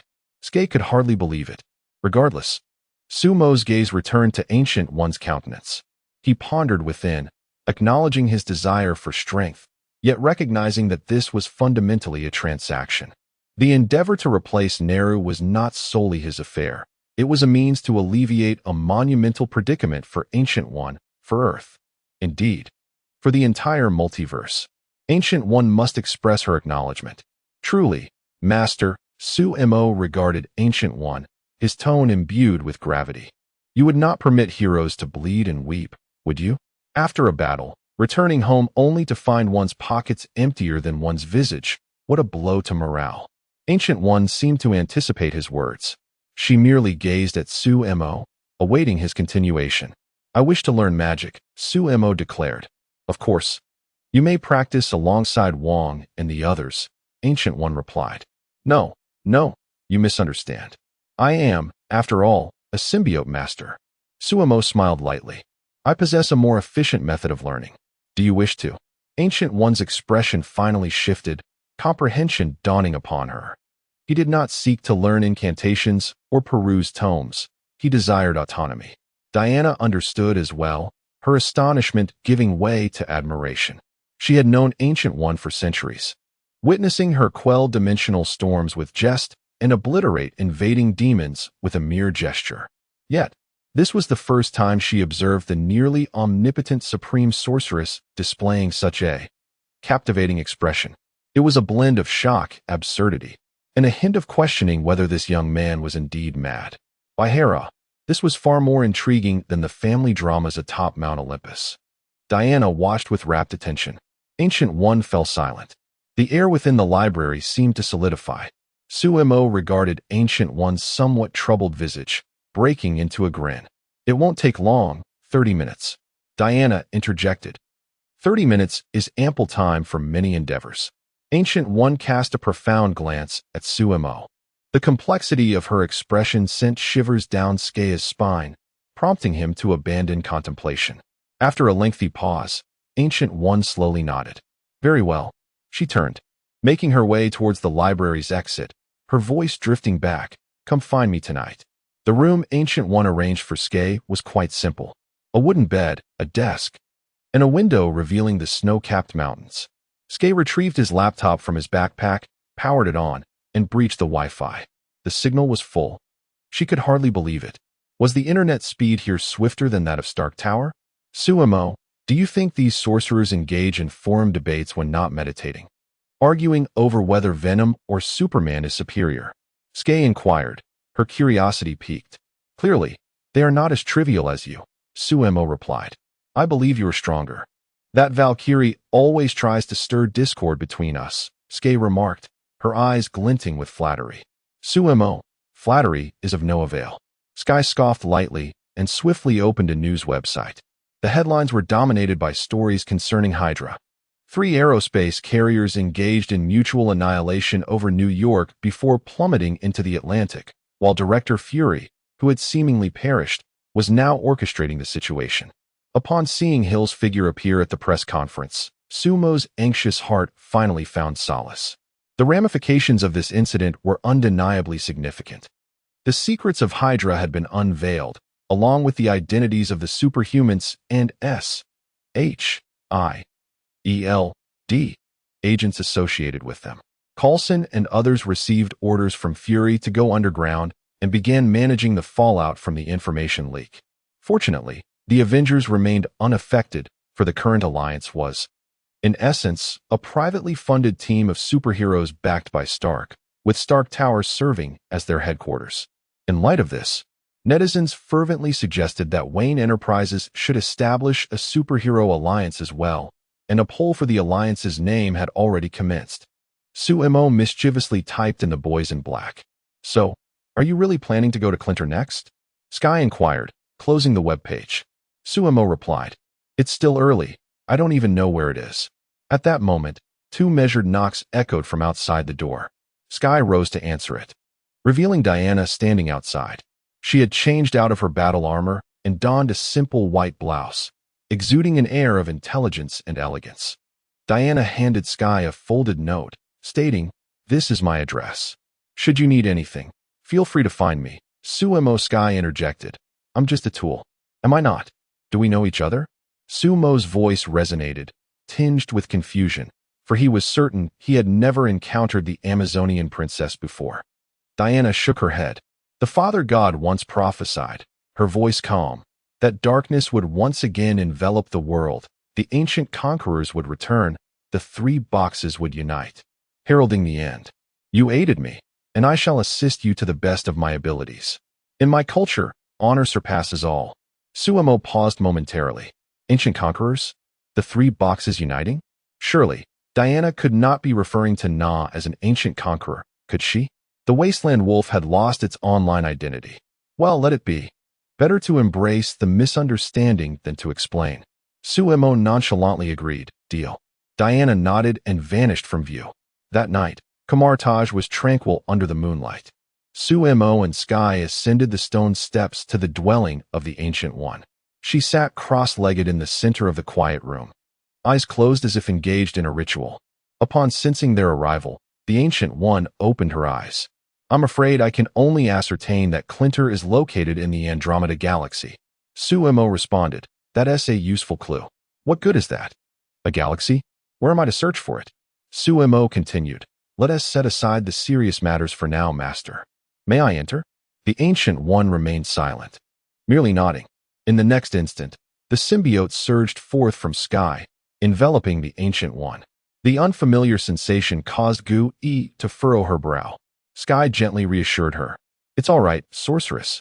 I felt strange the first time too, but over time, it becomes quite comfortable. Gu-E gazed at her in silence, causing Sky to immediately close her mouth. Had she said something amiss? At that moment, Sumo's consciousness seemed to plunge into an endless ocean. Contrary to his expectations, he sensed a shimmering golden tree of magical talent, densely populated with nodes pertaining to sorcery. Without hesitation, he illuminated his magical aptitude. Furthermore, he perceived other entities. Within Gu-Yi's vast, cosmic core of energy, several discordant and malevolent forces lurked, incessantly gnawing at her vitality. The most conspicuous and domineering of these was a deep crimson mass, frenzied and chaotic, exuding a scent of destruction, an embodiment of Setarak's power. How much power from the demon gods have you borrowed, sorceress? Sumo was profoundly shocked. Not much, I can't recall, she replied nonchalantly, as if discussing someone else's affairs. Such a vague recollection is concerning. The energy emanating from Setarak is due to the sealed instrument, so, well, I suppose I won't live much longer. Gu-E stated with an air of indifference. Sumo was averse to feeling indebted. He had admired Gu-Yi's bravery at that moment, unaware of the price he would later pay. Rest assured, sorceress, he began slowly, his tone imbued with unprecedented sincerity. After your passing, I shall take charge of the New York sanctum and ensure its protection.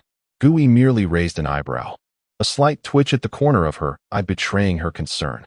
If you truly wish to, you may move in right now. No need to wait for my demise. Just a jest, sorceress. Sumo chuckled. I merely replicated your magical talent. I need a fitting place to practice. Gu-E replied, I was not joking. Daniel can go to the sanctum in Hong Kong. He quite enjoys that location. Well, since the sorceress is so generous, I shan't take advantage of you. Sumo deftly shifted the conversation. It seems there's a slight issue with your health. Perhaps rheumatism? Allow me to assist you as a form of rent. Rheumatism? Gu-E was momentarily taken aback. As she attentively examined her condition, her eyes widened in disbelief. The corrosive energies belonging to Dormammu from the dark dimension were dissipating. Chapter 52. Stronger than the Lord of Dimensions? The Assault of General Zod. Stop. Do not touch that place. The voice of Ancient One resonated with an undeniable authority. Sumo was abruptly pushed back by a gentle yet irresistible force, flowing once more into the body of Sky. Ancient One's countenance was pale, not from weakness, but from a profound shock. To protect the Earth, she had borrowed the power of Dormammu, the Lord of the Dark Dimension, to extend her own life, a transaction that inevitably demanded a price. That corrosive energy within her was the cost. Dormammu was waiting, anticipating the moment she would be fully assimilated by this power and succumb to darkness. This was the rule, irrevocable and unalterable. But Suemo, what had he just done? Had he nearly wiped away the mark left by Dormammu, as if erasing a stain? This was inconceivable. Dormammu was the Lord of Dimensions. Unless Suemo's standing was far beyond what she had imagined. A look of apprehension flickered in Ancient One's eyes. No, what expression is that? You look like you've seen a ghost. Even if the sanctum remains unhealed, it is still mine, interrupted Suemo, his voice cutting through her thoughts. Sky chimed in. Exactly. We agreed on this. After a lengthy silence, Ancient One raised her hand, bringing her index and middle fingers together to swiftly draw several symbols in the air. A sphere of golden light coalesced at her fingertips before fading into nothingness. Suemo, Sky, what is this? An information. Ancient One's expression returned to its customary calm. Have Daniel pack his belongings immediately and leave the New York sanctum. Suemo. Sky and Suemo began to communicate mentally. Sky, are we being a bit too wicked? Suemo. Sky, what kind of place is New York? A hub of troubles. I simply do not wish for our friend Daniel to be embroiled in some inexplicable crisis, you understand? I can't bear to see others suffer. Sky, you have a point. Can I stay at that sanctum then? Suemo, no. As the two engaged in their mental sparring, Ancient One rose and walked to the window of the silent room, gazing at the snow-capped mountains illuminated by the moonlight. She spoke to herself, I apologize. But if that energy were to disappear, Dormammu would sense it. We do not yet possess the strength to confront a Lord of Dimensions. However, what you have just accomplished is more than sufficient for me. Ancient One thought to herself, sufficient enough for me to borrow another 200 years of life from Dormammu. Dormammu, how selfish you are. Since I have ceased my quarrel with Sky, may I request 2 more suspended rings? Suemo inquired. Sky, wow, you're taking everything. Of course, they are not particularly precious items. Ancient One removed one of the suspended rings from her hand and handed it to Sky. She paused for a moment, then shifted the conversation. Suemo, I have a request as well. Suemo raised an eyebrow. Do tell. This world is truly beautiful. If possible, do not tarnish it. Suemo fell silent for a moment. I cannot make any guarantees, Ancient One. However, he shifted his tone, breaking into a grin. I will endeavor to leave as few marks as possible on my new sanctum. In Queens, a barbecue restaurant reserved exclusively by S.H.I.E.L.D. agents buzzed with vibrant energy. Having eradicated the Hydra menace, everyone had the rare opportunity to unwind. He'll held a glass of beer, engaging in lively conversation with Kara and Gwen. Honestly, you all did an outstanding job this time. A toast to the 3 heroes. Hill raised her beer bottle, clinking it with Gwen and Karis. I managed to take down 4 Quinjet fighters, Kara said somewhat sheepishly. Just don't send me the bill. It's a trivial matter. Hill replied with a chuckle. Fury will cover it. And where is he? Gwen asked, biting into a perfectly grilled rib, feigning casualness. I assumed he wouldn't miss such a lively gathering. Kara responded, I know, Mr. Suemo is quite busy. Upon mentioning Suemo, the smile on Hill's face faded. What is he up to now? Natasha has returned, and the situation with the mutants has been resolved.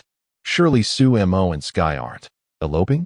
At that moment, Jessica approached with several drinks, taking a seat beside them. Suemo? I recall that name.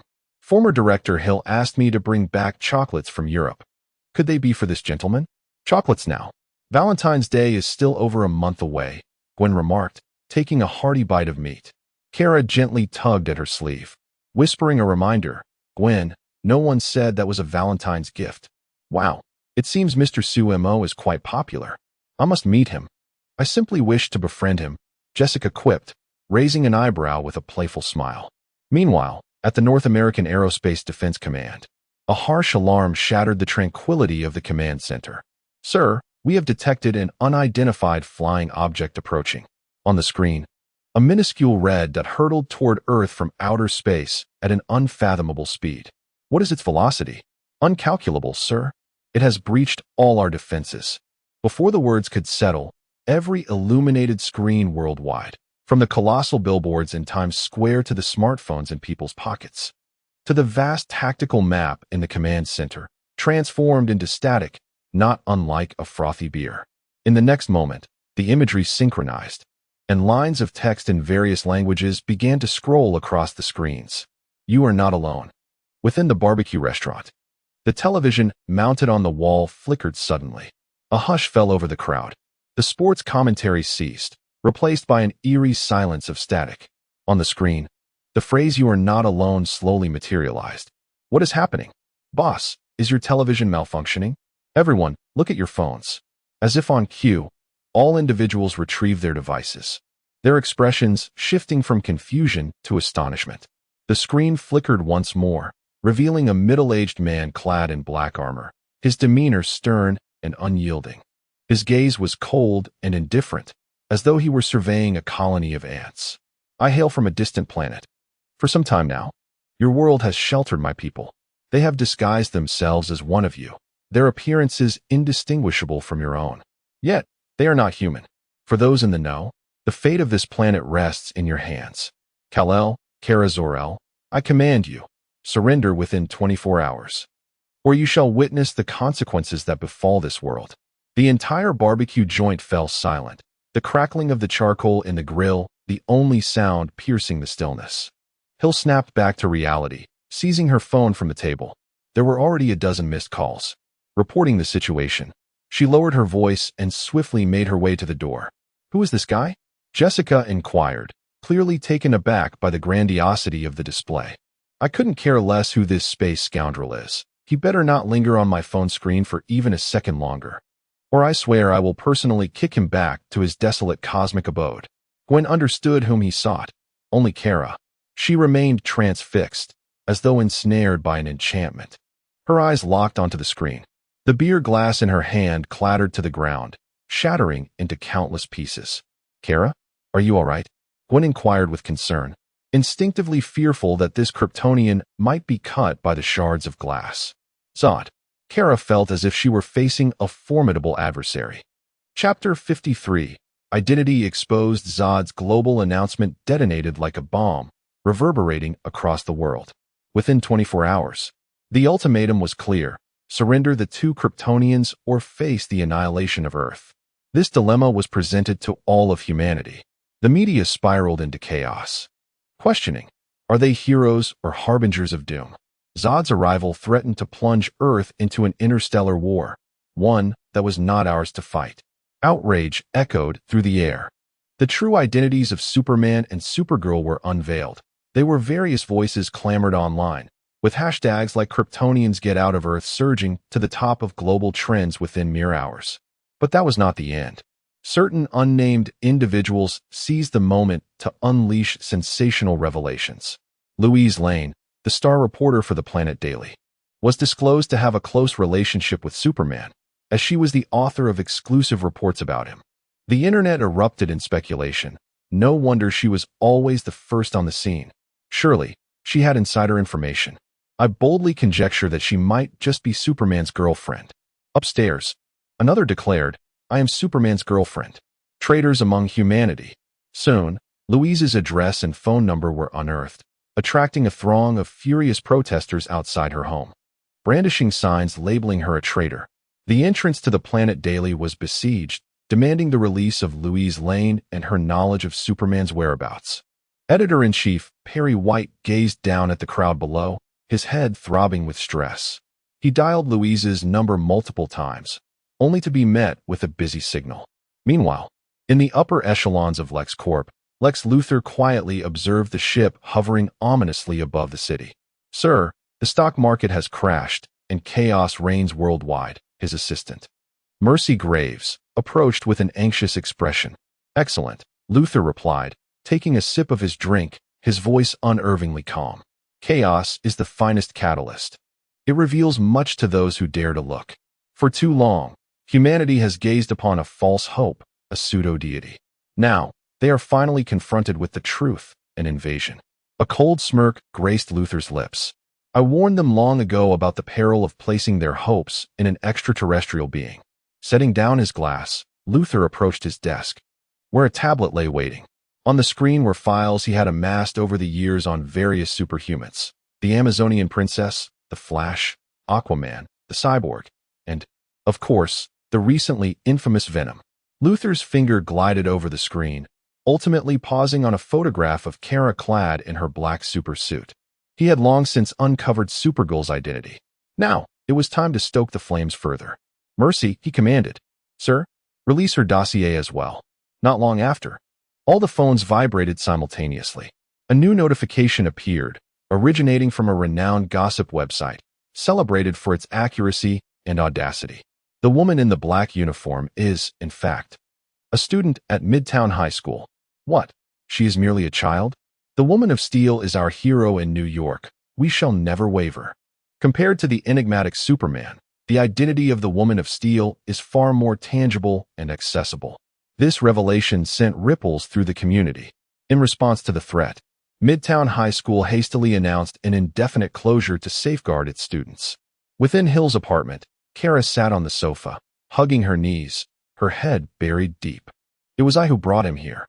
"Hey, don't say that," Gwen reassured her, sitting beside her and gently patting her back. "The one to blame is that scoundrel Zod and the unscrupulous media that revel in his downfall. I wish I could shove their heads in a toilet." Gwen was right.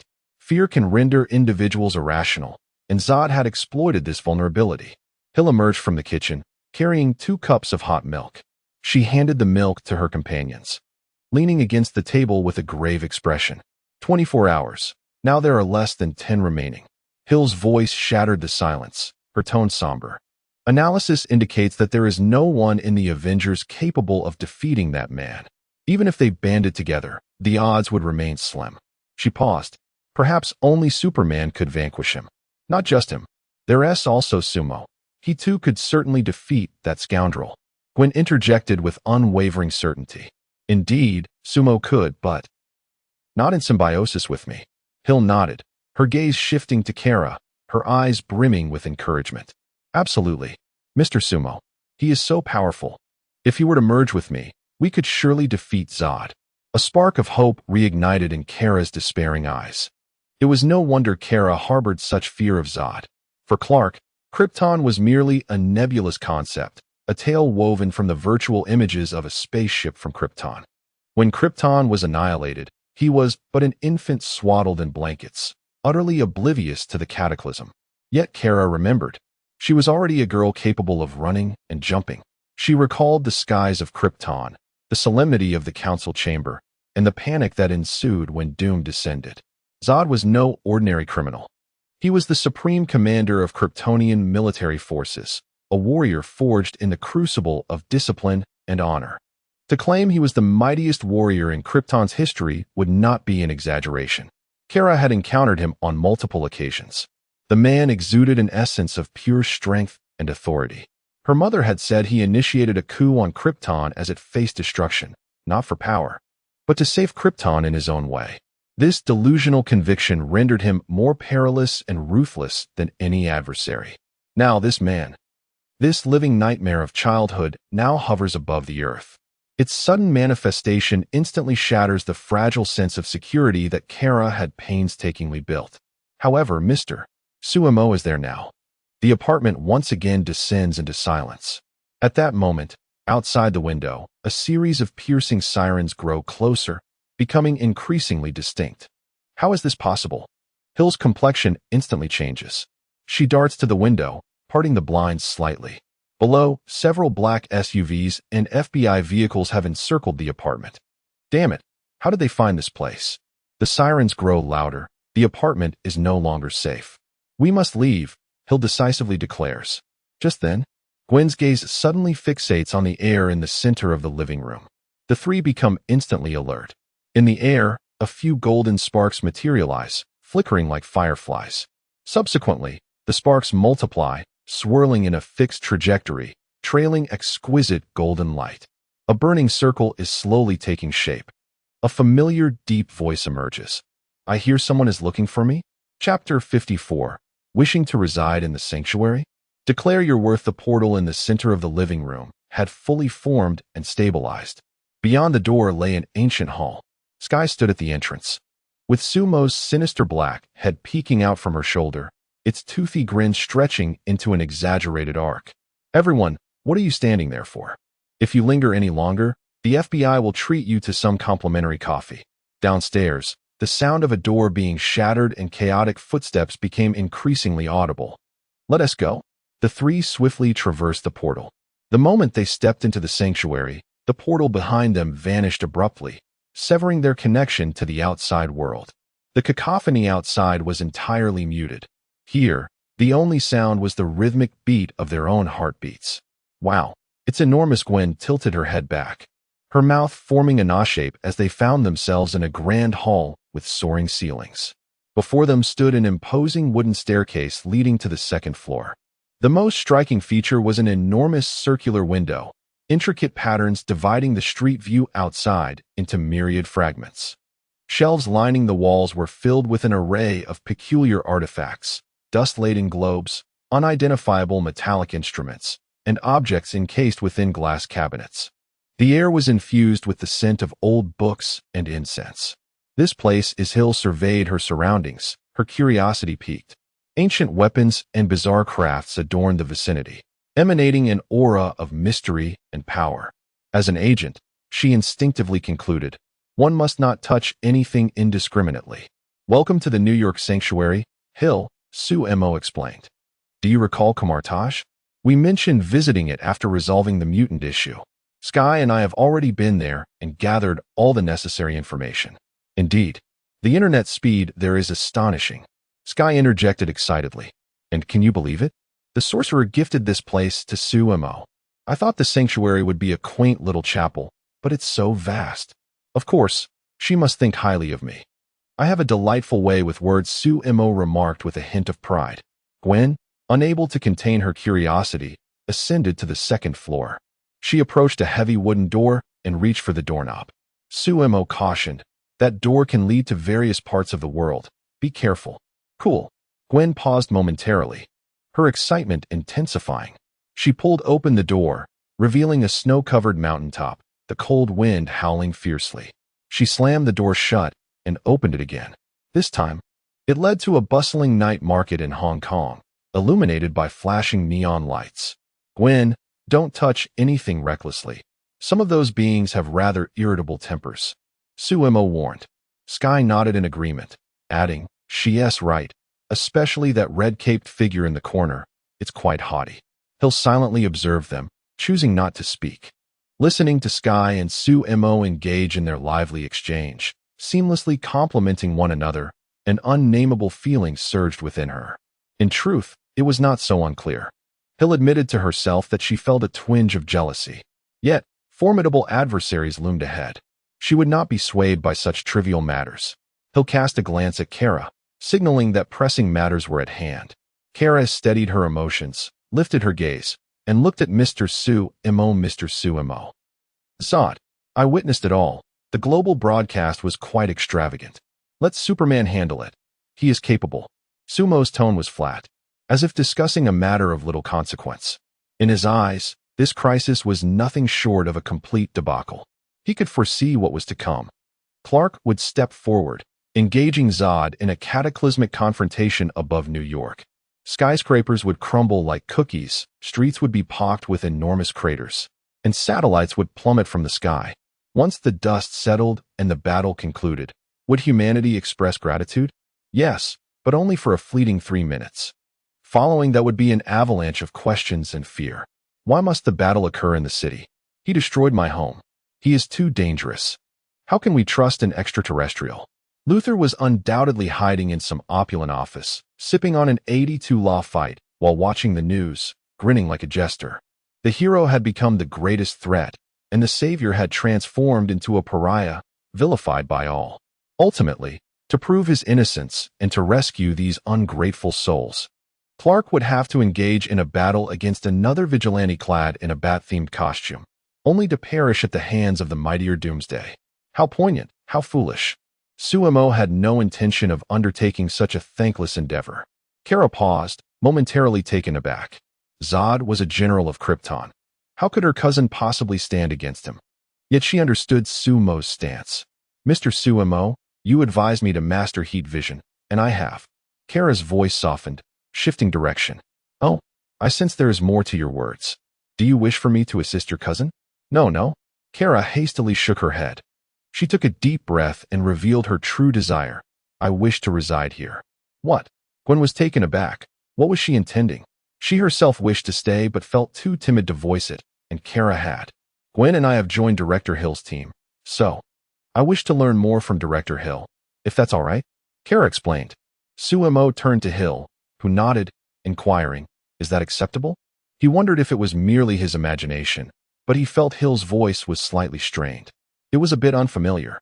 However, what was this team? Was it S-H-I-E-L-D team? Sumo looked back at Kara, asking, what about your sister? She rarely comes home. Kara's voice dropped, sounding somewhat lonely. No matter, stay here. There are plenty of rooms upstairs. You can take care of the cleaning later. Sumo readily agreed. He was not a stranger to Kara. They could even be considered friends. His reluctance to help her confront Zod stemmed from his desire to avoid dealing with the ensuing mess. Such an ungrateful script. Let those who wish to perform it do so. Moreover, this sanctuary is exceedingly vast. The second floor houses enough rooms to operate as an inn. With only him and Hill residing here, it feels as desolate as a haunted house. A few more occupants would at least bring some liveliness. Gwen promptly declared, then I shall reside here too.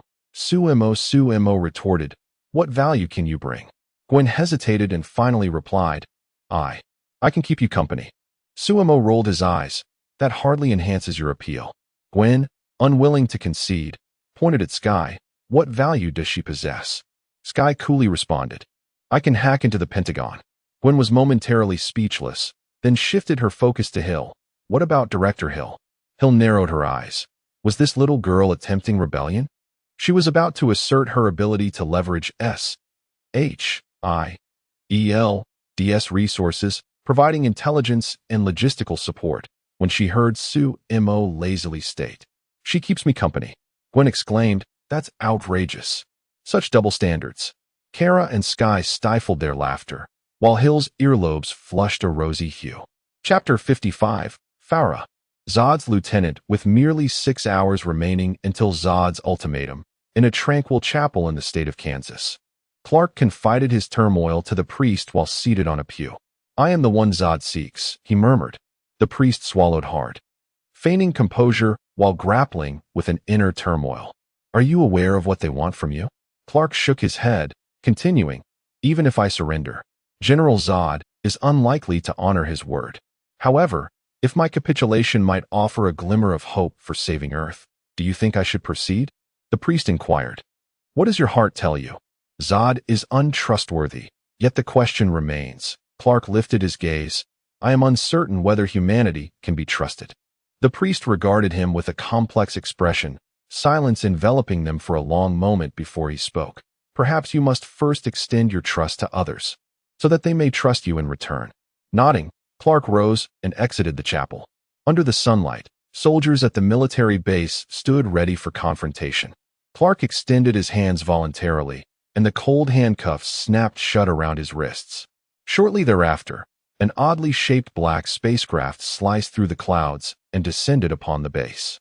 As the hatch opened, a woman emerged, tall and clad in a form-fitting black biosuit, her silhouette sharp and imposing, with a sleek bob of black hair and ice-cold eyes. She was Farah, Zod's lieutenant. He is willing to accompany you. I implore you to honor your promise and leave this planet, General Hardy stated in a grave tone. Farah's gaze swept over the handcuffed Clark, disregarding Hardy as she turned her attention to another in the crowd. Lois, she must come with us. What did you say? You never mentioned taking our people. General Hardy stepped forward, positioning himself protectively in front of Lois. Do you believe you are in a position to negotiate with me? Farah's tone was flat, yet imbued with an undeniable air of authority, the atmosphere thickening with tension. I will go. Lois stepped forward from the crowd, meeting Clark's worried gaze. She discreetly tightened her grip on an object in her pocket, the key to the Kryptonian ship, which might prove useful. Clark and Lois were escorted aboard the spacecraft, and the hatch sealed shut. The vessel ascended silently, vanishing into the clouds. However, Farah did not board. Like a statue, she remained rooted in place. General Hardy's heart sank. Why are you still here? Farah regarded him with indifference. It seems you have forgotten that there is another of my kind on this planet. She produced a palm-sized black device from her waist, which emitted a low hum and projected a faint beam of light, directing it toward New York. Found it. Before her words faded, the ground beneath her feet cracked violently. In an instant, she had transformed into a shadowy silhouette. Target, New York. In the sanctuary of New York, within the Grand Hall, once she regained her composure, Hill unreservedly displayed a broad smile. Well, I can do more than just engage in conversation with you. Before she could finish her sentence, Gwen promptly shifted the topic, sensing the atmosphere had taken a peculiar turn. However, I believe it is prudent to see if there are any updates on Zod. Sumo reassured. There's no need to be so anxious, Gwen. Even if Clark were to falter, we still have the formidable Ancient One. Indeed, the Ancient One is exceptionally powerful. Sky affirmed with a nod. With this declaration, the tension among the women somewhat dissipated. Hill transmitted this information through encrypted channels to S.H.I.E.L.D. Far away in a secret base, Fury exhaled deeply upon hearing Sumo's assessment and immediately devoted all his energy to the evacuation efforts of the populace. With the crisis seemingly under control, the atmosphere within the sanctuary lightened. Ladies, let us not linger idly. We have work to do. Hill clapped her hands and began directing everyone to select and organize the rooms. Sumo's symbiotic form withdrew from Sky and returned to Hill. The long-lost sensation returned, and Hill blissfully narrowed her eyes. Humph, Sky smirked, retreating to a corner of the hall with her laptop, her fingers striking the keyboard with a rhythmic clatter. Hill cast a sidelong glance at her and couldn't help but tease, Sky, do be gentle. Without lifting her head, Sky retorted, my strength has always been this considerable. Sumo chuckled within Hill's consciousness, then remembered to inquire, what did Kara mean by a squad earlier? Presently, an increasing number of superhuman criminals had emerged across the globe. While tidying the room, Hill explained, the authorities are overwhelmed, leading them to issue various wanted notices with considerable rewards. Are you implying that you intend to capture villains for monetary gain? No, we are not lacking in funds. However, some of these apprehension methods are not compliant with regulations. They require oversight. Sumo responded, well, that aligns with your usual practices. Sumo, you have no idea. Hearing Sumo's teasing, Hill felt a twinge of grievance. With the proliferation of superhumans, existing laws have become inadequate to restrain them, and certain entities have commodified superhumans, parading them across the nation. S.H.I.E.L.D. is currently investigating a company known as Vought. Who? Sumo thought he had misheard. The Vought from the boys. We have discovered that they are researching the compound V left behind by Hydra. This chemical is harmful to humans, yet Vought continuously encourages ordinary individuals to inject this substance. Sumo was momentarily taken aback. The Seven? The people from Homeland? Ah, it seems you are well informed. Vought refers to him as an artificial superhuman. But due to the existence of actual superhumans, his popularity has waned. I suspect that much of the coverage regarding superhumans is likely orchestrated by them from behind the scenes. Sumo, the world is in such disarray. Hill smiled reassuringly and said, do not worry, it is not a significant issue. There is no need for us to intervene. This task has been handed over to the mutants. Sumo, has Charles agreed to join the Avengers? To be precise, it is a collaboration. Meanwhile, Gwen had just chosen her room when her phone suddenly rang. Gwen, where are you?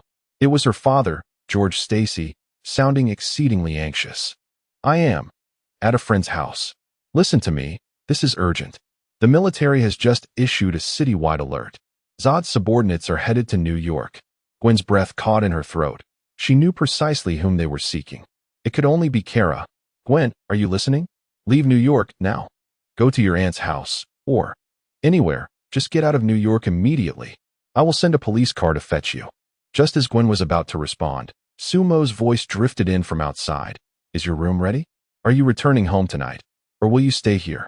On the other end of the line, there was an oppressive silence. Oh no. Gwen shut her eyes. It was neither too early nor too late. But now, the tone on the phone shifted. Officer George was gone, replaced by the presence of her father, who now posed a dangerous inquiry. Who is he? Dad, Gwen. George's voice suddenly rose. Who is this man with a voice rougher than a jackhammer? Chapter 56. The Defeat of Kara, the Earth Shatterer. Sumo's furious roar nearly lifted the roof off the sanctuary.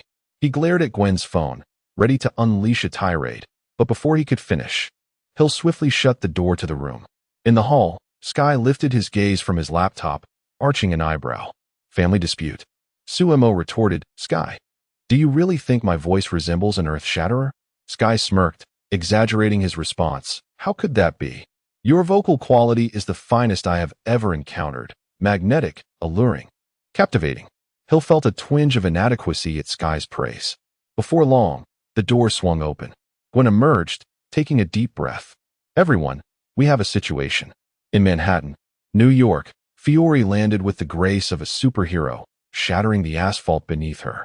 Nearby vehicles screeched to a halt, colliding amidst a cacophony of gasps. She stood upright, her indifferent gaze sweeping across the chaotic street. The signal here was abruptly cut off, seemingly concealed by some extraordinary means. Yet, it mattered little. Her goal was simply to flush out the hidden rats. Casting her eyes towards an empty police car nearby, she waved her hand, and the vehicle soared as if it were a mere toy, crashing into the entrance of a bank on the corner, resulting in a violent explosion and a billow of smoke. In the sanctuary, Kara had been closely monitoring the news and found herself unable to remain passive any longer. I can't hide anymore. She gritted her teeth. In the next moment, she removed her glasses, donned her red and blue uniform, and soared towards the battlefield. Hill, utilizing her enhanced vision, spotted her departing through the window. She turned to Sumo. Sumo interjected. Let's go witness the commotion. I need to replicate her thermal vision. Oh, is that so? Hill replied. What else? Besides, she'll need to return to tidy up afterward, Sumo added. Sky pretended to put away his laptop, and Sumo continued. Sky, you should stay here and search for information on the Inhumans and the Terrigen crystals. It's still too early to think about Clinter. Sumo was more focused on resolving his own weaknesses. Thus, his current objective was to assist Sky in acquiring vibrational powers to counteract his sonic vulnerabilities. Suddenly, a flash of crimson and gold descended from the sky. Crashing not far from Fiore, Jarvis assessed the property damage. Tony's voice emanated from beneath his helmet, adding, and send the bill too. This rather displeased extraterrestrial lady in gothic armor. Tony, prioritize evacuating the crowd. Captain America skidded to a stop on his motorcycle, his iconic shield raised. I've got this. Damn it. I already informed them to evacuate. Jessica Jones's voice resonated nearby as she struggled to hold up a broken advertising board, while office workers scrambled away in a panic. Fiora gazed with keen interest at the three individuals jumping about like slightly stronger ants. With a swift motion, she appeared before Captain America like a phantom. Instead of delivering a fatal blow, she extended a single finger and flicked it against his vibranium shield. The sound reverberated, clang. Steve felt an irresistible force surge through him, propelling him uncontrollably backward, crashing into a row of streetlights. Fiora's tone remained utterly impassive as her gaze shifted to Tony. Your tin toy seems to be more resilient than his. The armor Tony wore was larger and heavier than any he had previously donned. Its design resembled Veronica, a prototype he secretly crafted to combat entities of Sumo's caliber. Despite being a preliminary version, its power output exceeded that of the previous series by several times and was equipped with a large-caliber flamethrower. Oh, thank you for the compliment. This is the latest model. Anti-Su. Tony nearly let slip more than he intended. Opting for silence, he activated his propulsion system, and with a thunderous roar, his colossal fist hurtled toward Fiora's face. The force behind this strike was sufficient to reduce a small building to rubble. Yet, Fiora merely raised her hand expressionlessly. Bang! The fist connected with her palm, producing a dull thud that tightened the heart. The armor's punch was firmly caught by her petite hand. However, the strength of the suit was not to be underestimated. The ground beneath Fiora cracked, collapsing a significant portion of it. She was pushed back half a step by the immense impact, leaving shallow grooves in the fractured surface. What? Within the armor, Tony's eyebrows shot up in surprise. He glanced at Fiora and then at the massive crater beneath her feet. All right, his voice shifted in tone. Madam, I retract my previous statement. Let this bill fall upon my shoulders. I concede the boxing match. Seriously, you possess remarkable strength. Losing interest in him, Fiora turned and kicked Tony away. She surveyed her surroundings and shouted, Kara Zor-El, you coward! Are you going to hide behind these weaklings and let them die for you? Just then, a red and blue figure descended from the sky with a sonic boom. Boom. Kara crashed into Fiora like a cannonball, directly breaching a nearby skyscraper. The glass facade shattered instantaneously, and the enormous Vought Corporation emblem was obliterated. Debris and steel rained down like a tempest. Inside the building, Fiora steadied herself, brushing dust off her armor, and scathed. At last, you are willing to show yourself. Kara remained silent, her gaze fixed on Fiora, her eyes radiating a scorching red light. As her heat vision swept across, Fiora sidestepped with a speed akin to that of an apparition. The red beams melted through several layers of flooring. Too slow. The voice of Fiora echoed near Kara's ear, startling her before she could comprehend the situation. A sharp pain seized her abdomen as Fiora delivered a precise strike to her waist. Like a kite severed from its string, Kara crashed into the wall and was propelled outward. The thud of her body hitting the ground created a deep crater in the street. Before she could rise, Fiora appeared before her like a specter, placing a foot upon Kara's chest. Struggling in vain, Kara found herself immobilized. Did your parents never teach you how to fight? How pitifully weak you are, Fiora remarked coldly, bending down to grip Kara's throat, lifting her effortlessly off the ground. Kara's face reddened from lack of oxygen as she weakly battered at the iron grip. It was sheer domination. Just then, a golden portal tore open nearby, and Suemo, Hill, and Gwen emerged. Tony's visor scanned the scene. What the hell? A new skill? Captain America was equally taken aback. Magic? As Suemo and the others looked up, they saw Kara being held aloft by Fiora, like a mere chick suspended in midair. Damn it, let her go? Gwen shouted, ready to charge forward. However, Suemo extended a dark tendril to restrain her. Kara possessed immense potential, with an astonishing efficiency in absorbing solar radiation that far surpassed her cousin Clark. Yet, she squandered her gifts, lacking the resolve to become stronger. In her world, heroes simply soared through the skies, rescued cats, and thwarted bank robberies. She could not continue down this path. The criminals of Roseburg were watching her, and it was only a matter of time before they would come for her. Remembering the torment she would endure in the Supergirl storyline, the physical and psychological devastation, Suemo felt it imperative that Karen not experience such suffering. She must grow stronger. Now was the time for her first lesson, painful yet necessary. Shame of Krypton. Fiora released her grip, casting Kara aside like refuse. With a resounding crash, Kara's body collided with a double-decker bus, the rigid metal frame instantly contorting upon impact. Struggling to crawl from the wreckage, her eyes were filled with fear and helplessness, devoid of any fighting spirit. As Fiora prepared to take her away, Suemo seized control, strolling leisurely across the debris-laden street to stand before Fiora. Gazing directly into her eyes, he declared, "You are correct. No one has taught Kara how to fight. Now, I shall be the one to instruct her. Fiora, are you willing to engage in yet another battle?" Chapter 57. Desire to be the master? Fiora faces whipping aboard the Kryptonian ship. Zod endeavored to persuade Clark to join him in the reconstruction of Krypton. He did not perceive himself as an invader. If Earth were to be annihilated, and humanity discovered a new habitable planet inhabited solely by a colony of ants, would they abandon the transformation of that world for the sake of those ants? I was once a friend of your father, son of El. Tell me, where's the Codex? Following the destruction of Krypton, Zod had located the world engine at the outpost, capable of altering other planets to suit the survival of Kryptonians. Now, everything was in place, save for the central codex that recorded the superior genetic sequences of the Kryptonian race. Clark fell silent, grappling with how to counter such a cold logic. Louise stepped forward, locking eyes with Zod. You regard us as mere ants, yet you overlook our shared trait, resistance.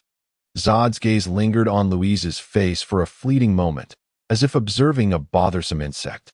Your rebellion is utterly futile. Confine them and await news from Fiora. Zod turned away, as two Kryptonians approached, escorting Clark and Louise deeper into the ship. Meanwhile, in New York, Fura lay incapacitated amidst the rubble. Above, the camera of a helicopter zoomed in on her face, leaving viewers across the globe astounded. This Kryptonian woman, who had recently exuded arrogance, was now crying. Two streams of tears mingled with dust, cascading from her eyes, her face a canvas of humiliation. 2 hours prior, upon hearing Sumo's words, Fura had disdainfully curled her lip. Teach her, you? I am well aware of your kind, symbiotes, products of the abyss. To my knowledge, Rosedale holds many of your kin captive. Alas, the potential of individuals is woefully low. Fura wore an expression of lofty superiority, critiquing with self-satisfaction. She was insufferably more annoying than Tony had been 40 years ago. Yet, she pivoted her tone. However, as a pet, congratulations, you qualify. Fura raised her head, slightly tilting her chin, her gaze akin to that of a condescending observer. She extended a finger towards Sumo, gently beckoning. Would you consider becoming my pet? Nearby, Hill and Gwen clenched their fists. This wretched woman. Tony, damn it, take her down. Sumo. Captain America, watch your language. Tony, there are cameras here. As the subject of their conversation, Sumo was somewhat taken aback. Symbiotes were indeed imprisoned within Rosedale? Upon reflection, it was hardly surprising, given the advanced technology of Krypton. As for Fura's taunts, Sumo replied coolly, I was uncertain how to deal with you, but now, if you wish to be a pet, I shall indulge you. At that moment, Sumo had completed his symbiosis with Kara. The red and blue uniform transformed into a sleek black battle suit, while the tips of Kara's golden hair were tinged with ink. The emblem of hope upon her chest transformed into a foreboding crimson hue. Mr. Sumo, perhaps it is best if you take the lead? A sense of guilt enveloped Carla. Despite the woman's egregious insults, she felt utterly powerless to avenge Sumo. Such incompetence was unbearable. Engage your formidable intellect and learn from her combat style. Do not charge in like a wild boar, understood? Carla's cheeks flushed with embarrassment. All right, I will. The battle reignited. Fola struck like lightning, delivering a swift chop aimed at Carla's neck. Instinctively, Carla raised her hand to block. Bang!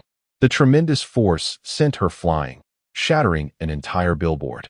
Yet, she stood unscathed, her symbiotic battle suit absorbing most of the impact. Fola frowned and charged again. Fist, elbow, knee, kick. The onslaught was relentless, each blow accompanied by a sonic boom that tore through the air. The pavement cracked under the assault, and abandoned cars were hurled into the air by the shockwaves.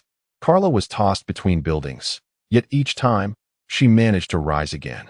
You're almost there, study her movements. Sumo calmly assessed. Fola unleashed a sweeping kick. This time, Carla did not evade.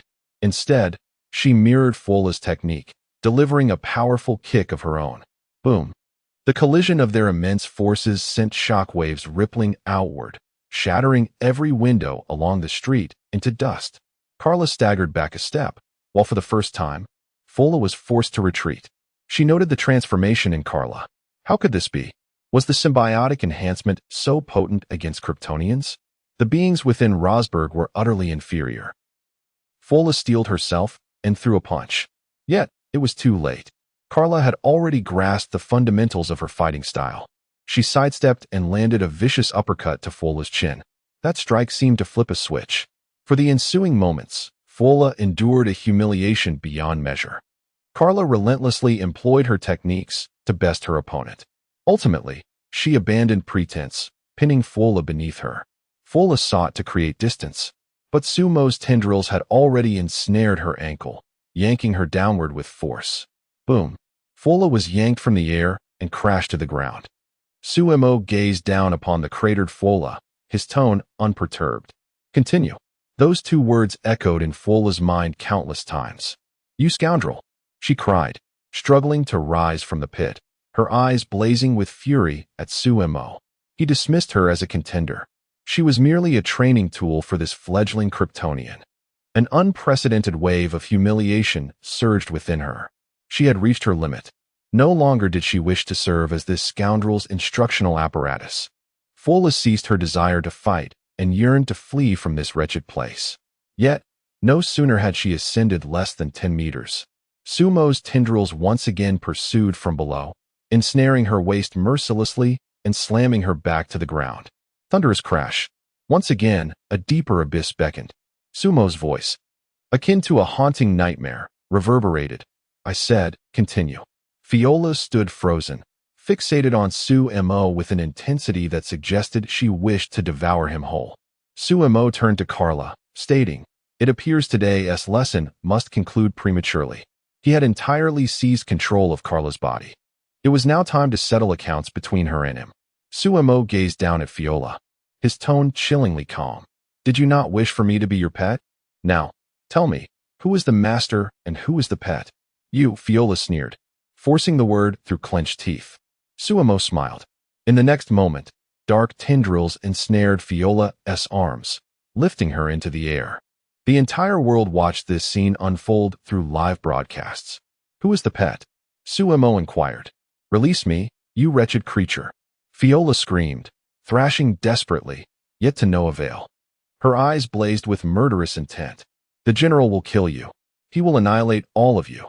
Let me down. With a crack, the black tendrils transformed into a long whip, striking Fiola with a force that was not painful, but laden with humiliation. Fiola was momentarily stunned. Who is the pet? Sumo reiterated. It is you. Fiola roared in fury, struggling violently. Crack, crack, crack. A series of lashes struck her armor, sending sparks flying. Not far away, Gwen and Hill exchanged a silent glance. Jessica pulled out her phone, exclaiming, oh my goodness, I must record this. Tony waved at the helicopter above, saying, children under 18. Please watch with parental guidance. Though, it's probably best not to watch. Chapter 58. The Patriotic People and Queen Maeve. Fiola weeps profusely yet. No amount of chastisement could breach Fiola's psychological defenses. Sumo felt as though she had grown accustomed to it. Locking eyes with her, he was met with a frigid glare brimming with animosity. Kara, Mr. Sumo, are you weary from your exertions? Allow me to take over. Sumo, who has led this child astray? Fiola regained her composure. Humiliation? Such trivial indignity meant little to a Kryptonian warrior. She silently scoffed, reassured by the fact that only a handful of individuals were present. Once the general arrived, they would all perish. Unbeknownst to her, her predicament had been broadcasted live. In an overlooked corner, her armor bore cracks.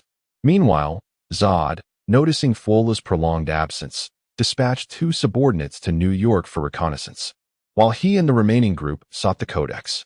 As Fiola waited, she finally spotted her reinforcements. The sky echoed with 2 sonic booms. 2 Kryptonians descended, crashing to the ground nearby. The sight of yet more Kryptonians plunged the hearts of all present into despair. Who could save us? We need the Hulk. Damn it. I warned against provoking them. Indeed, now the Earth faces ruin, all due to their actions. Upstairs, IP tracked down the information of these individuals and disseminated it online. Upon seeing her comrades, Fiola's eyes ignited with elation, simultaneously casting a menacing glare at Sumo. You are doomed. I shall dismantle your bones one by one.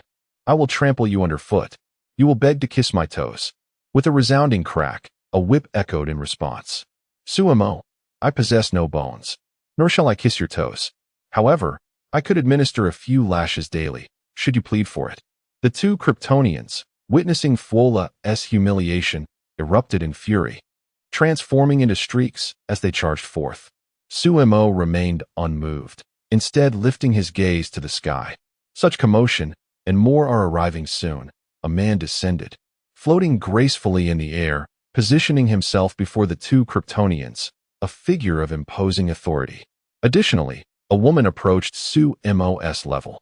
Sumo, only shit. She extended her hand, introducing herself. Hello, I am Maeve. Recognizing her as Queen Maeve, Sumo refrained from reciprocating the gesture. This woman might be bisexual. One could not dismiss the possibility of her interest in Kara. Maeve awkwardly withdrew her hand, seizing the opportunity to sidle up to Sumo unnoticed. I know Oro. Sumo instinctively reacted quicker than her words.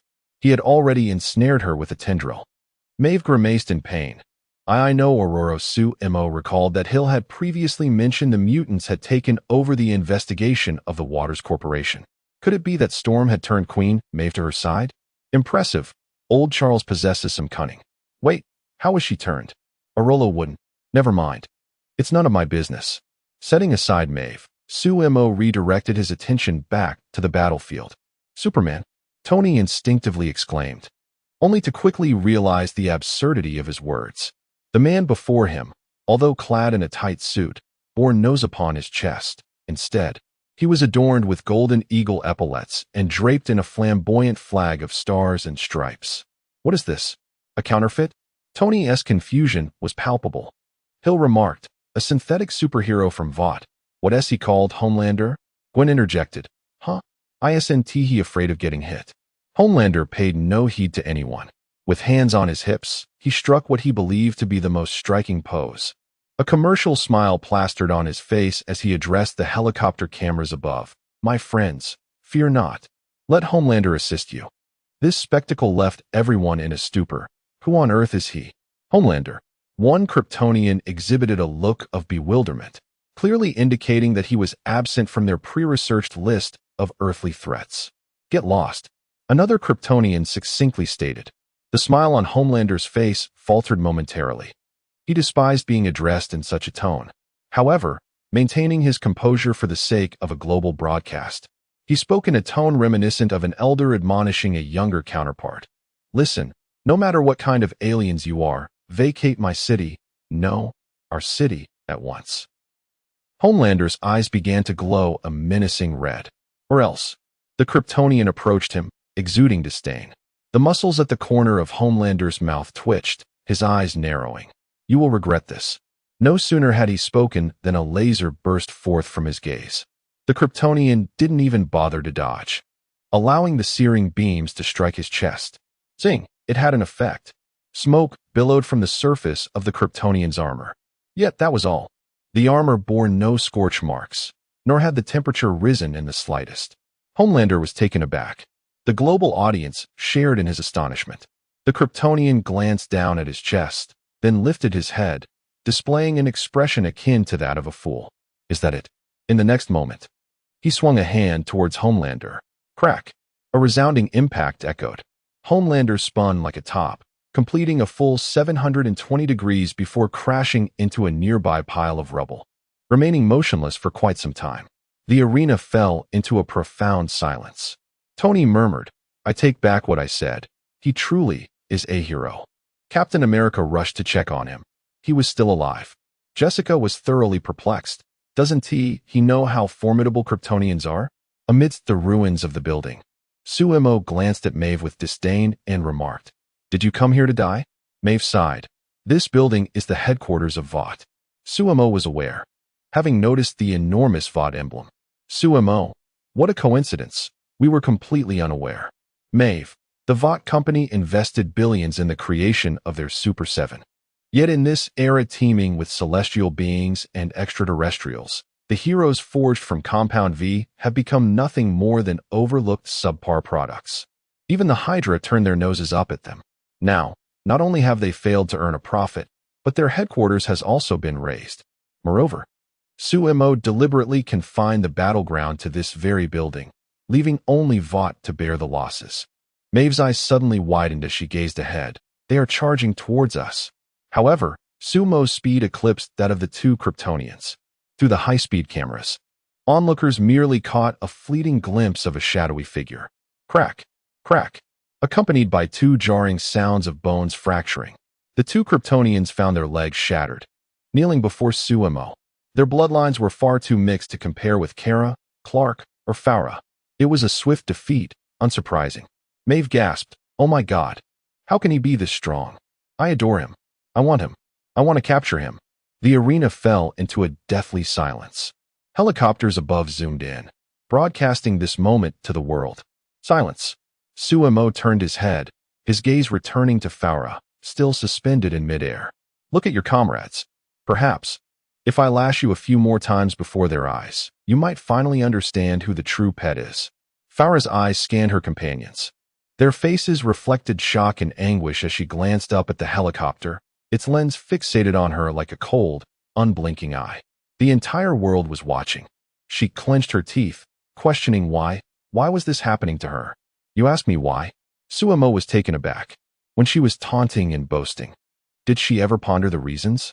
If it were Captain America, he might choose forgiveness. If it were Tony, he would repay in kind. Suemo was different. He must return the favor manifold. Whap! The black tendrils lashed out once more. Crack! A faint sound echoed as a fissure appeared on Farah's helmet. Subsequently, the system maintaining the Kryptonian environment failed entirely. The rays of the yellow sun flooded into her body. The entire world transformed. The heartbeat of pedestrians on the street, the wailing sirens from blocks away, the whirring of helicopter rotors above, the distant whispers of the crowd. Countless sounds surged into her ears like a tidal wave. Sharp and jarring, indistinguishable. Everything was painfully clear, so clear it felt as though her head would burst. Farah groaned in agony, feeling her skull might explode. This time, as the whip struck her, the incredulous murmurs of her companions, Tony's mocking voice from afar, the gasps of the global audience, all these sounds intertwined, morphing into a tormenting cacophony. She had undergone the most rigorous military training since childhood, believing she had cast aside all weaknesses of emotion. Yet in this moment, under the gaze of millions, she faced the humiliation inflicted by an indigenous inhabitant of Earth. A profound sense of injustice and despair overwhelmed her once proud resolve. Farah's lips began to tremble, her eyes reddened. A single crystalline tear traced down her dust-laden cheek, soon followed by a second and a third. The formidable Cold, an invincible Kryptonian warrior, wept. The helicopter's camera captured this poignant moment with precision, offering a close-up. Meanwhile, within the confines of the prison, Louise, using the Kryptonian key, summoned Clark's biological father. The two became aware of Zod's nefarious plot to transform Earth. With the aid of Clark's father, they boarded an escape pod and returned to Earth. Louise remarked, "We must seek assistance from others." After a moment of contemplation, Clark responded, "I know a guy who is exceptionally strong." Chapter 59. Is it possible to kill government officials in such a manner? Farah seems to have been utterly overwhelmed. The agony of sensory overload, coupled with the humiliation of being broadcasted globally, elicited a sound from her that was not quite human, a piercing scream. After which she rolled her eyes back and fainted completely. Suemo retracted his tendrils, allowing her to plummet from the air. Gazing at the unconscious Farah, Kara suddenly became hesitant. "Mr. Suemo, I still have some combat techniques that I haven't quite grasped. Could we, perhaps, let it go? I truly wish to improve." "What do you wish to convey?" Suemo discerned her intentions. Kara stammered, "Is it possible not to kill her, Mr. Suemo?" Suemo replied, "Do you wish for her to serve as a sparring partner?" Kara initially thought that she and Clark were the last of Krypton. She had hoped to find compatriots within the confines of Fort Ross, yet most of the prisoners there belonged to other races: Red Martians, Daxamites, the Thanagarians, and the Plorans. In this vast cosmos, Krypton had already faced annihilation. Having finally encountered someone of her own kind, Kara reasoned that since Farah had not caused civilian casualties, perhaps she could plead for her life before Suemo. "Of course, you may, but you must atone for her sins," Suemo stated. Kara's cheeks flushed crimson. "Do I also have to be whipped?" Suemo remarked. "To atone for Farah's sins is to take her place in punishment, is it not?" Kara found herself in a moral quandary. This was far too humiliating. Not every American girl is so liberated. Furthermore, her relationship with Suemo was not of that nature. Imagining the scene, if she were the one being whipped, she would undoubtedly scream. Yet, for the sake of her compatriot, with a determined bite of her silver teeth, she trembled as she replied, "I can do it, Mr. Suemo, but please, be gentle. Is your mind filled with nothing but filth?" Suemo dismissed further conversation. He could not allow his pristine reputation to be tarnished by her influence. He turned his attention to the two Kryptonians kneeling on the ground with broken legs, their eyes filled with terror and rage, glaring at him intensely. Suemo had no desire to engage in idle chatter with them. Bang! Bang! A punch for each, swift and decisive. The heads of the two Kryptonians tilted at unnatural angles, their fates unknown. Subsequently, he produced a floating ring, and a golden portal opened behind him, leading to the basement of the sanctum. Tendrils ensnared Farah, casting her directly within. The sanctum's magical enhancements rendered the space akin to a mirrored realm. Unless Farah could master the spells of Kamartaj, she would not escape through sheer force. Is this what it means to be an Avenger? Maeve observed in astonishment. Compared to them, mere experimental subjects at risk of sudden demise, these individuals were favored by the times. Having completed these actions, a few military helicopters suddenly descended upon a nearby clearing. A large contingent of soldiers clad in black combat gear rushed in, swiftly securing the area. A man in a suit, bearing a serious expression, approached briskly. He first cast a glance at the two unconscious Kryptonians, confirming there was no threat before striding confidently towards Symbiote. I am the head of the Special Operations Unit of the Department of Defense. According to the emergency statute, these two alien prisoners will be taken into our custody. The man produced his credentials. At that moment, Hill and others arrived as well. She verified the credentials and found them to be authentic.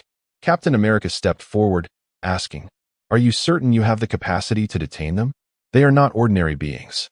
We possess specialized facilities, Captain Rogers. Please trust in the nation's capabilities." The man replied with a businesslike demeanor. Tony scoffed. "If your expertise had arrived half an hour earlier, instead of waiting for us to clear the battlefield before swooping in, it would be far more convincing." The man disregarded his mockery and turned his gaze to Sue Mo. "Intelligence indicates there is another female prisoner. Please hand her over." Sue Mo glanced at him with a hint of disdain. "It seems your intelligence is somewhat flawed regarding me." A faint smile flickered in Sumo's mind.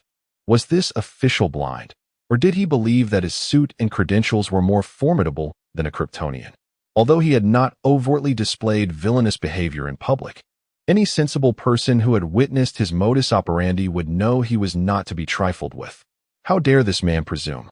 Regardless of who you are, please adhere to the laws of the Federation. Otherwise, the man waved his hand, and two soldiers stepped forward, unveiling a lead box. Inside, several pairs of handcuffs emitted an ominous green glow. "Are you threatening me?" Sumo asked. "This is not a threat. This is the law," the man replied, a hint of barely concealed contempt on his face. He regarded Sumo with an inner smirk. What could he possibly do? Harm an unarmed official from the Department of Defense? In front of a live audience across America? With so many civilians present and Captain America, the moral benchmark, standing by? Did he dare openly oppose the entire American Federation? Don't be ridiculous. These superheroes are most concerned about their public image. They must appear virtuous. As long as I stand firm in the law and the nation's position, he will be bound by invisible shackles. With this thought solidified, the man straightened his posture, his tone growing more assertive. "This is your final warning. Surrender the prisoners, or I will arrest." Before he could finish, a tentacle shot through the air, piercing through his chest with a sickening sound. Sumo expressionlessly flicked his wrist, pinning the corpse to the rubble on a twisted rebar. Blood instantaneously stained the suit crimson. The onlookers gasped in shock. Hill glanced skyward, her mind racing to devise a method to erase the recording. But this was live. What to do? Hill had already resolved to flee with Sumo. Sumo turned his attention to the soldiers behind the man, his voice resonating clearly through the live broadcast from the helicopter. "Return to your superiors and inform them not to provoke me. Otherwise, the next to shatter would be his Lex Tower." Sumo understood that eliminating an official in front of the entire world would undoubtedly alter the public's perception of him drastically. Yet, he remained indifferent. Having taken residence in the sanctum of New York, the buzzing nuisances around him held no power to vex him.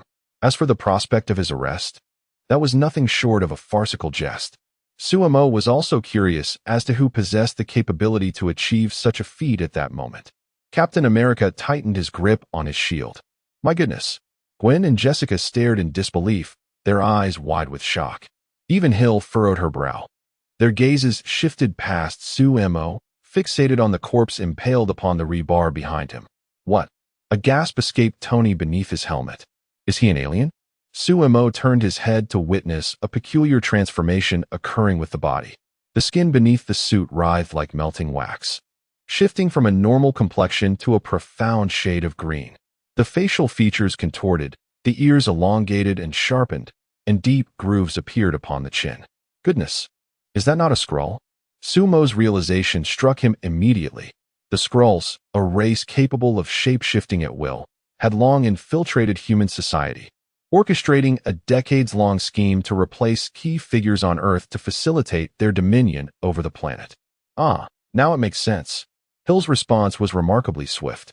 She stepped forward, addressing the camera of the helicopter hovering above, declaring loudly, "Indeed, Sumo and I have long seen through the alien's disguise, which is why we took decisive action to eliminate it on the spot." Gwen was left bewildered. How could this narrative possibly hold together? Hill, with her back to the camera, quickly winked at Sumo, her eyes brimming with urgency to comply. Sumo remained silent for 2 seconds. Well, that was indeed what he had in mind. Chapter 60, Zod's Scheme. The Lost Mind. Scepter. Hill addressed the camera with a few additional remarks, conveying that extraterrestrial infiltration had persisted for some time and that the Avengers would conduct a thorough investigation into the matter, thereby salvaging the situation. Sumo grinned at the other soldiers. Surely, you cannot be. Humans. We are humans. The soldiers immediately surrendered, seeking to prove their identities. Hill surveyed the crowd and declared, "We need to convene a meeting regarding paperwork." In the lobby of Stark Tower, which had now transformed into the headquarters of the Avengers, or rather, a rookie training camp, the space had been reconfigured into several transparent testing zones. Newly recruited heroes were undergoing assessments of their abilities within. Some donned eccentric costumes, while others were in casual attire, creating a scene reminiscent of a grand awakening event for protagonists in web fiction. Sumo's gaze wandered, recognizing numerous familiar faces. Katie was excitedly shooting arrows at a moving target, hitting bullseyes with every shot. Nearby, the Iceman, appearing rather bored, was fashioning ice sculptures to cool the lobby. Not far off, a striking woman clad in a tight-fitting white battlesuit was engaged in combat with a robot, her movements swift and lethal.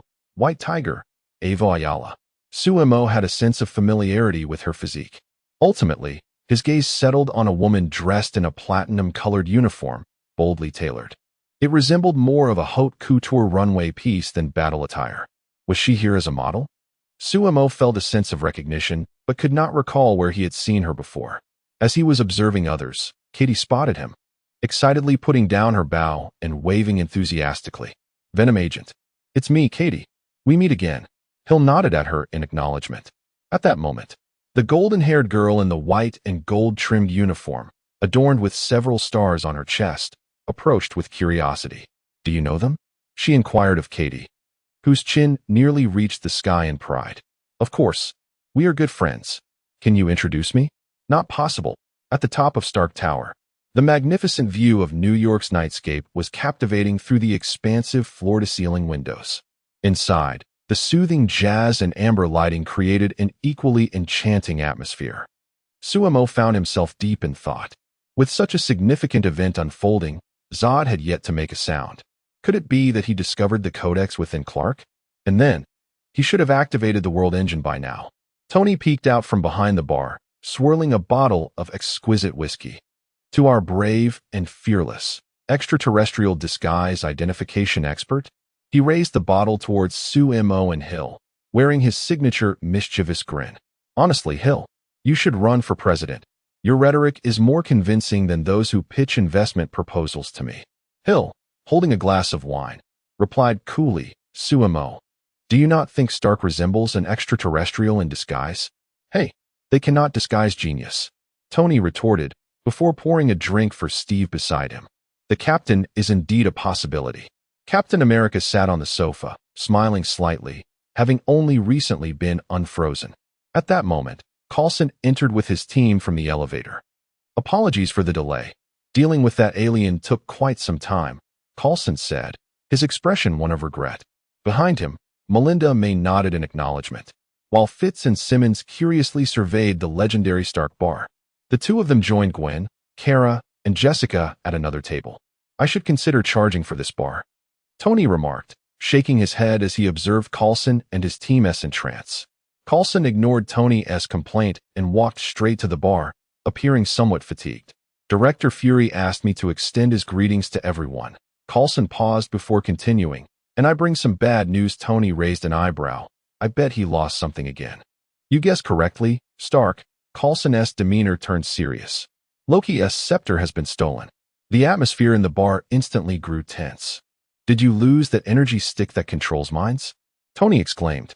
There's no need for such theatrics. Tony, Sumo spoke leisurely. Hydra has almost turned S.H.I.E.L.D.'s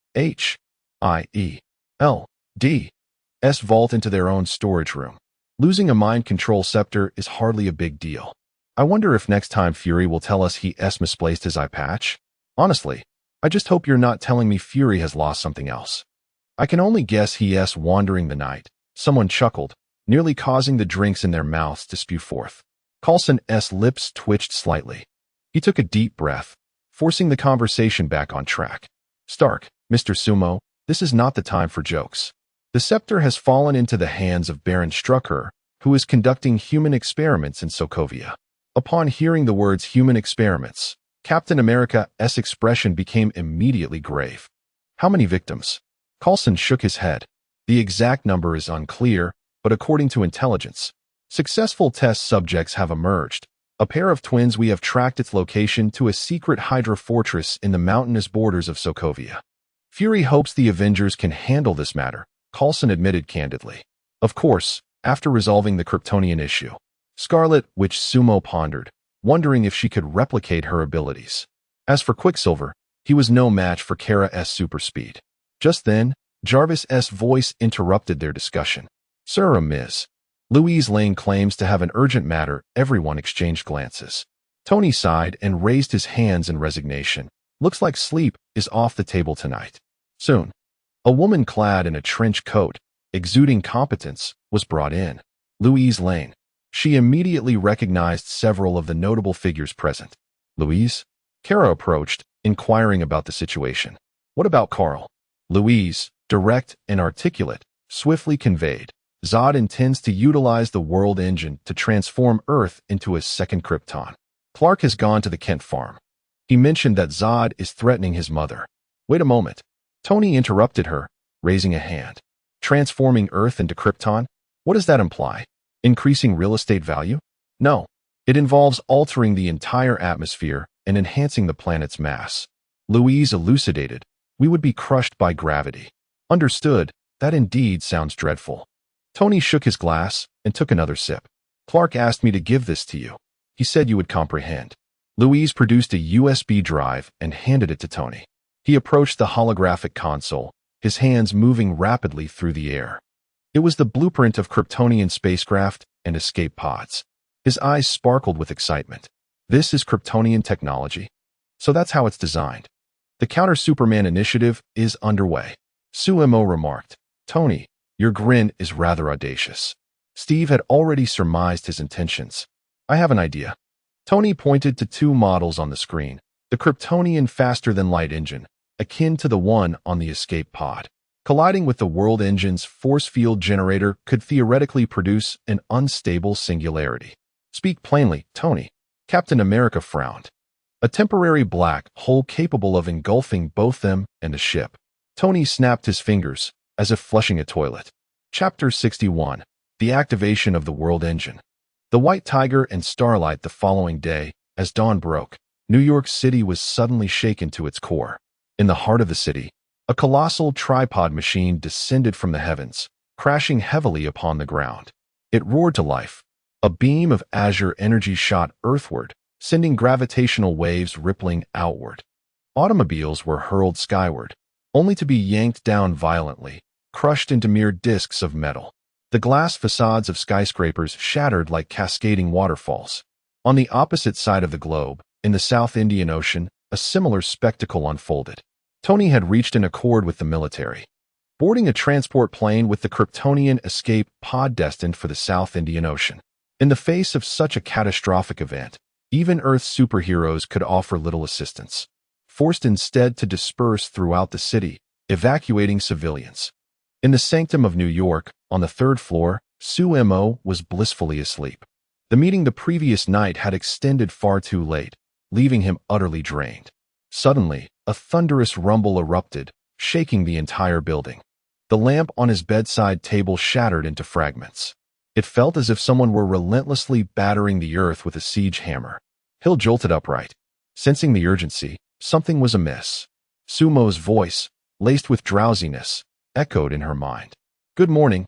I presume General Zod is setting off your wake-up call." Hill hurried to the window and flung open the curtains. In the distance, a massive blue pillar of light soared into the clouds. With each pulse of the beam, the entire city trembled. On the streets, cars were tossed like toys by an unseen gravitational force, torn apart as if the apocalypse had descended. Hill stated, "Zod has activated the world engine. Honestly, there's no need to rush," Sumo replied nonchalantly.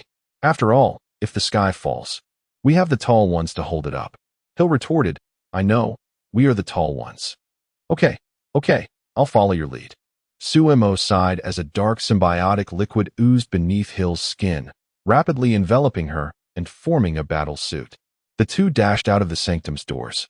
The scene outside was even more staggering than it appeared from the window. Dust filled the air. In the sky, Clark was repeatedly colliding with the machine, the world engine, a planetary weapon of unimaginable scale. "Do you see that? Now that's what I call a tall one," Sumo remarked. Hill disregarded his jest. The world engine had landed perilously close to the Wayne Enterprises building. With each gravitational wave, the opulent skyscraper howled in agony as gargoyles and decorative elements crumbled and plummeted to the ground. "Bruce Wayne is about to go bankrupt," Sumo mused. On a private jet, miles away, Bruce Wayne watched the scene unfold via satellite feed. He remained silent, his grip on the wine glass tightening to the point of blanching his knuckles. He observed on the screen as his employees, those whose names he could recite daily, fled amidst dust and screams, collapsing under the chaos. His old friend Lucius was also ensnared in that hell, and this was no longer merely a matter of finances. He'll scan the chaotic streets, searching for the areas that were in dire need of assistance. In the distance, a street lay in ruins. The white tiger agilely navigated through the debris. She resembled a true feline predator, her claws effortlessly tearing through the deformed car doors to drag the trapped driver out. "Hurry, leave this place." A golden light flickered nearby.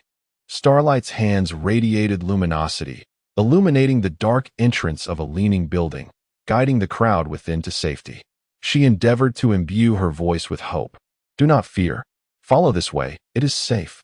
The white tiger cast a sidelong glance at her, finding her somewhat naive. Just then, the ground beneath them heaved violently before crashing down again. The office building above emitted a final groan. Enormous fissures spread upwards from its core, causing the structure to tilt and collapse. "Run!" the white tiger bellowed. Starlight attempted to use her beams of light to prop up the falling debris, buying time for those below. But it all transpired too swiftly. Countless tons of steel, concrete, and glass cascaded down like a waterfall. "It's over." This was the singular thought in both their minds. In the moment they were about to be engulfed, two jet-black tendrils shot forth from the swirling dust, precisely wrapping around their waists. A tremendous force yanked them backward. Boom! The ground where they had stood was instantaneously reduced to rubble. Hill emerged from the haze. "Be careful, newcomer." The white tiger brushed off the dust from her attire, begrudgingly expressing her gratitude. Starlight, however, was a different sight altogether. She hurriedly approached Hill, puffing out her chest in an effort to appear more dependable. "I swear, that was just an accident. I can be of assistance. Please assign me a mission. I am capable of anything." It was a white-haired mutant woman who had once intercepted her on her way to an interview at the water company, telling her that her brilliance should not be exploited by such a sordid establishment, and that the Avengers were where true heroes belonged. Starlight had exerted every effort to pass the evaluation, driven by a desire to prove herself. Due to her upbringing, she had always felt inferior. Passing the Avengers assessment was her greatest pride. Sumo scrutinized her, growing increasingly familiar with her features. "What is your name?" Annie January," she replied. "And your code name?" Sumo inquired. Starlight hesitated, a hint of embarrassment creeping in. I do not have a code name yet. The White Tiger scoffed lightly, appraising Annie with a mix of skepticism and derision. You hardly seem like a warrior, more like an idol ready to take the stage. Why not just stick with Starlight? It suits you. Starlight, Suemo recalled her. The Starlight from the Seven, the one coerced into eating caviar. The casual chatter came to an end. Annie, continue rescuing people. Once you're done, I will have Tony formalize your position. Hill interrupted the exchange. This hardly constituted a significant mission, yet for Starlight, it was her first official command received from the mightiest force since joining the Avengers. Her face instantly radiated vigor as she nodded vigorously. Yes, Commander. I vow to complete the mission. With that, she turned and dashed towards the subway entrance, her eyes shimmering with a golden light. A hum resonated through the city as another wave of gravitational pulses swept across it. This time, it was more powerful than ever before. The earth trembled like a shaken carpet, and the asphalt of the entire street buckled and fractured, revealing the twisted subway tunnels beneath. In the distance, the Brooklyn Bridge groaned under the unbearable strain, its steel cables snapping one by one, the bridge deck collapsing like a lifeless serpent into the river below. This infernal force continued to amplify. Hill looked up, and it was clear that Clark had also recognized the urgency. He could wait no longer. The red and blue figure accelerated once more, trailing a long sonic boom as he surged towards the world engine. But just as he was about to collide with the three massive metal struts, an invisible repulsive force erupted instantaneously. Bang! Clark slammed into an unseen wall, propelled backward at an even greater speed. He crashed through 3 office buildings before becoming deeply embedded in the wall of the 4th, remaining motionless for a long moment. The catastrophe continued to spread. Gravitational waves had engulfed half the city. People gazed at the sky in despair, as if abandoned by God. Amidst the rubble, Clark slowly opened his eyes. The cries of the world flooded into his ears. He saw a mother clutching her child, helplessly screaming beneath the collapsed structure. He witnessed firefighters struggling against the distorted gravity to rescue trapped citizens. He beheld despair. Chapter 62. Thor, I come with the tempest, bearing the wrath of the gods. Meanwhile, above the South Indian Ocean, a storm rages fiercely, the sea churned violently by another world engine. Stark, we can scarcely endure any longer. General Rhodes bellowed into the communicator. The aircraft was tossed about by the turbulent winds like a mere leaf. Hold on for another 30 seconds. Aim that rear end at the blue chrysanthemum. I mean the rear of the Kryptonian ship. Tony's voice crackled through the communicator. Stark. Without giving Hardy a moment to retort, Tony declared, now? Without hesitation, Hardy pressed the launch button.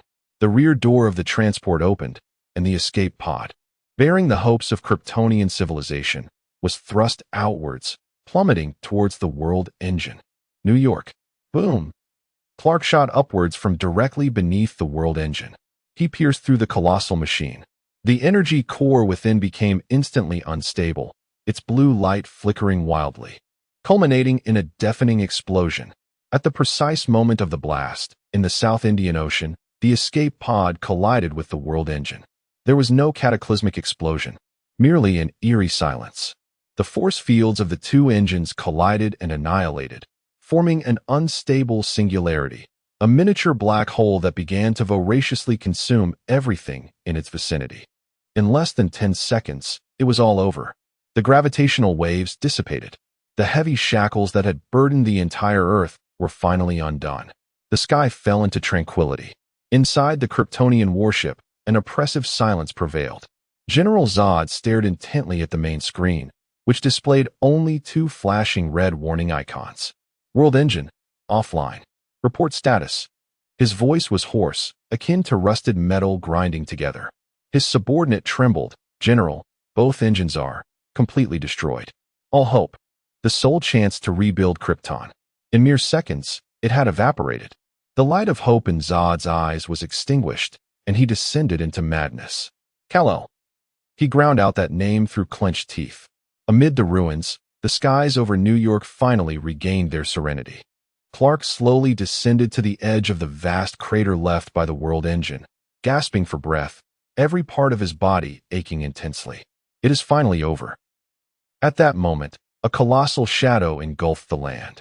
The Kryptonian warship descended slowly, its metal doors emitting a piercing sound as Zod, accompanied by his last 5 subordinates, 6 Kryptonians clad in black battle armor, descended like 6 statues of death into the heart of the devastated city.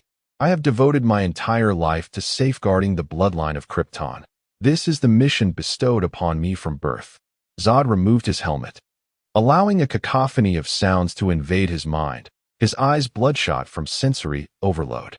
And you have wrenched it from my grasp with your own hands. Zod's voice, though not loud, resonated with boundless hatred. Clark gazed at him, stating, I can only protect one. Very well, then I shall make you witness their demise.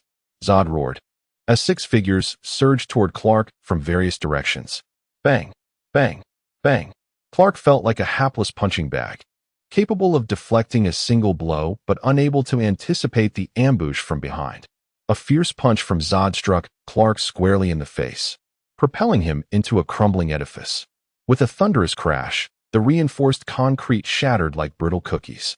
Before Clark could regain his footing, 2 more assailants charged in, attacking him relentlessly. Clark was utterly defenseless against their onslaught, just as one of them raised a fist, poised to shatter Clark's skull. A diminutive figure clad in red and blue hurtled in with astonishing speed. Boom. The Kryptonian was sent flying like a bowling pin. Kara landed gracefully, standing protectively in front of Clark, her golden hair flowing in the wind. Without a moment's hesitation, she single-handedly engaged all 3 adversaries. Her movements were more agile and quicker than Clark's, her combat style echoing that of Farah. The tide of battle seemed to shift, yet 2 Kryptonians remained on Zod's side. They exchanged glances and lunged once more at Clark. At that moment, a golden lasso descended from the heavens, ensnaring one Kryptonian's neck with divine precision, yanking him backwards. Clang! The sharp sound of metal striking met the air as a round shield emblazoned with the emblem of an eagle crashed into the face of the other Kryptonian. Wonder Woman, Diana, wielded her divine sword and shield, her black hair cascading like a waterfall, her gaze embodying the authority and strength of ancient deities. Clark shook his head, as if just emerging from a dream filled with music. Diana did not even glance at the 2 Kryptonians she had effortlessly vanquished. She merely nodded at Clark. One-on-one, now that is fair. Now, only Clark and Zod remained on the battlefield, destined to face each other. Zod charged at Clark with utmost ferocity. Their clash unleashed a cataclysmic shockwave, leveling the surrounding ruins anew.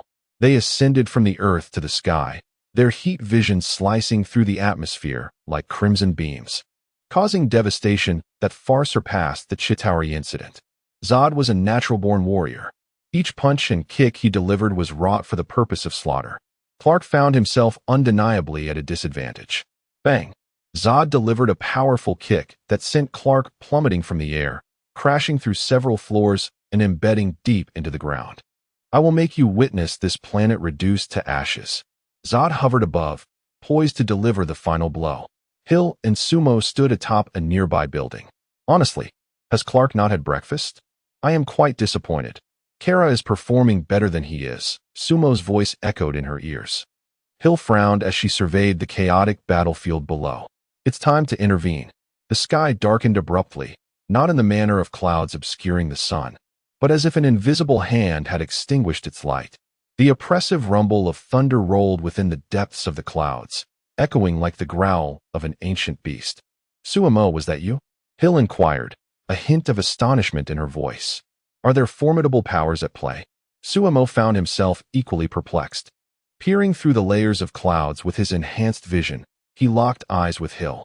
What is he doing? Hill asked. Just showing off, Sumo replied. Zod hovered in midair, poised to deliver a final blow to Clark. Noticing the peculiar shift in the weather, he disdainfully cast a glance skyward. No one can save you now. Barely had the words left his lips when a voice descended from the heavens, resonating with the echoes of a storm and piercing the ears of all present. As thunder rolled over the darkened clouds and lightning illuminated the earth, a powerful bolt tore through the gloomy sky, striking Zod with precision. Boom! Zod was forcefully propelled into the side of a nearby building, leaving behind a gaping, humanoid-shaped cavity. I come with the storm, bearing the wrath of the gods. With this final proclamation, a figure slowly descended from the swirling tempest. Cloaked in crimson, wielding an ancient warhammer, his silver armor glimmered in the lightning's glow as he touched down. Thor, revealing a broad smile, exclaimed, "Friends, has your god arrived in time?" On the rooftop, Sumo was taken aback by Thor's flamboyant display. Where did he learn that? Quite the dramatic flair, he mused. Nevertheless, big dumb hammer, you're about to get hit. Amidst the ruins, Zod emerged unscathed, fixing his gaze upon Thor. Asgard might be better suited than Earth. Thor interjected. Better suited for what? To become the second home of the Kryptonians. Chapter 63. The Wrath of the Divine descends cursed Kryptonians. Do you dare to encroach upon the realm of the Father of the Gods? Thor raised the mighty Mjolnir, pointing it menacingly at Zod, his voice resonating like thunderous roars. I have vanquished the treacherous forces of Vanaheim, quelled the unrest of the Nine Realms, and trampled upon the domain of the Dark Elves. I shall shatter you and your ludicrous vessel into fragments, making you pay for your arrogant words. With that, Thor spun his hammer, accelerating towards Zod. However, the outcome was as Sumo had anticipated. Thor was swiftly overpowered.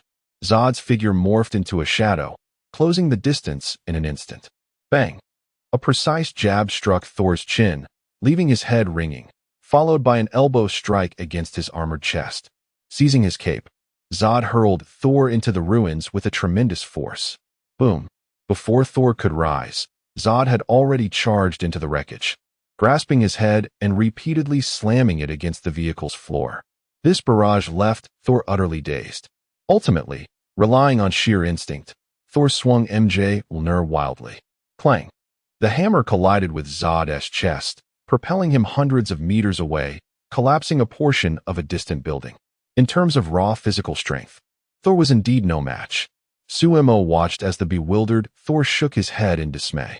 In a contest of brute force, few races in the universe could rival the Kryptonians.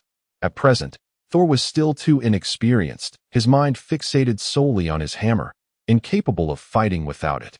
When he finally comprehends that he is the god of thunder, not merely the god of the hammer, and awakens the true power of thunder within him, then he might stand a chance.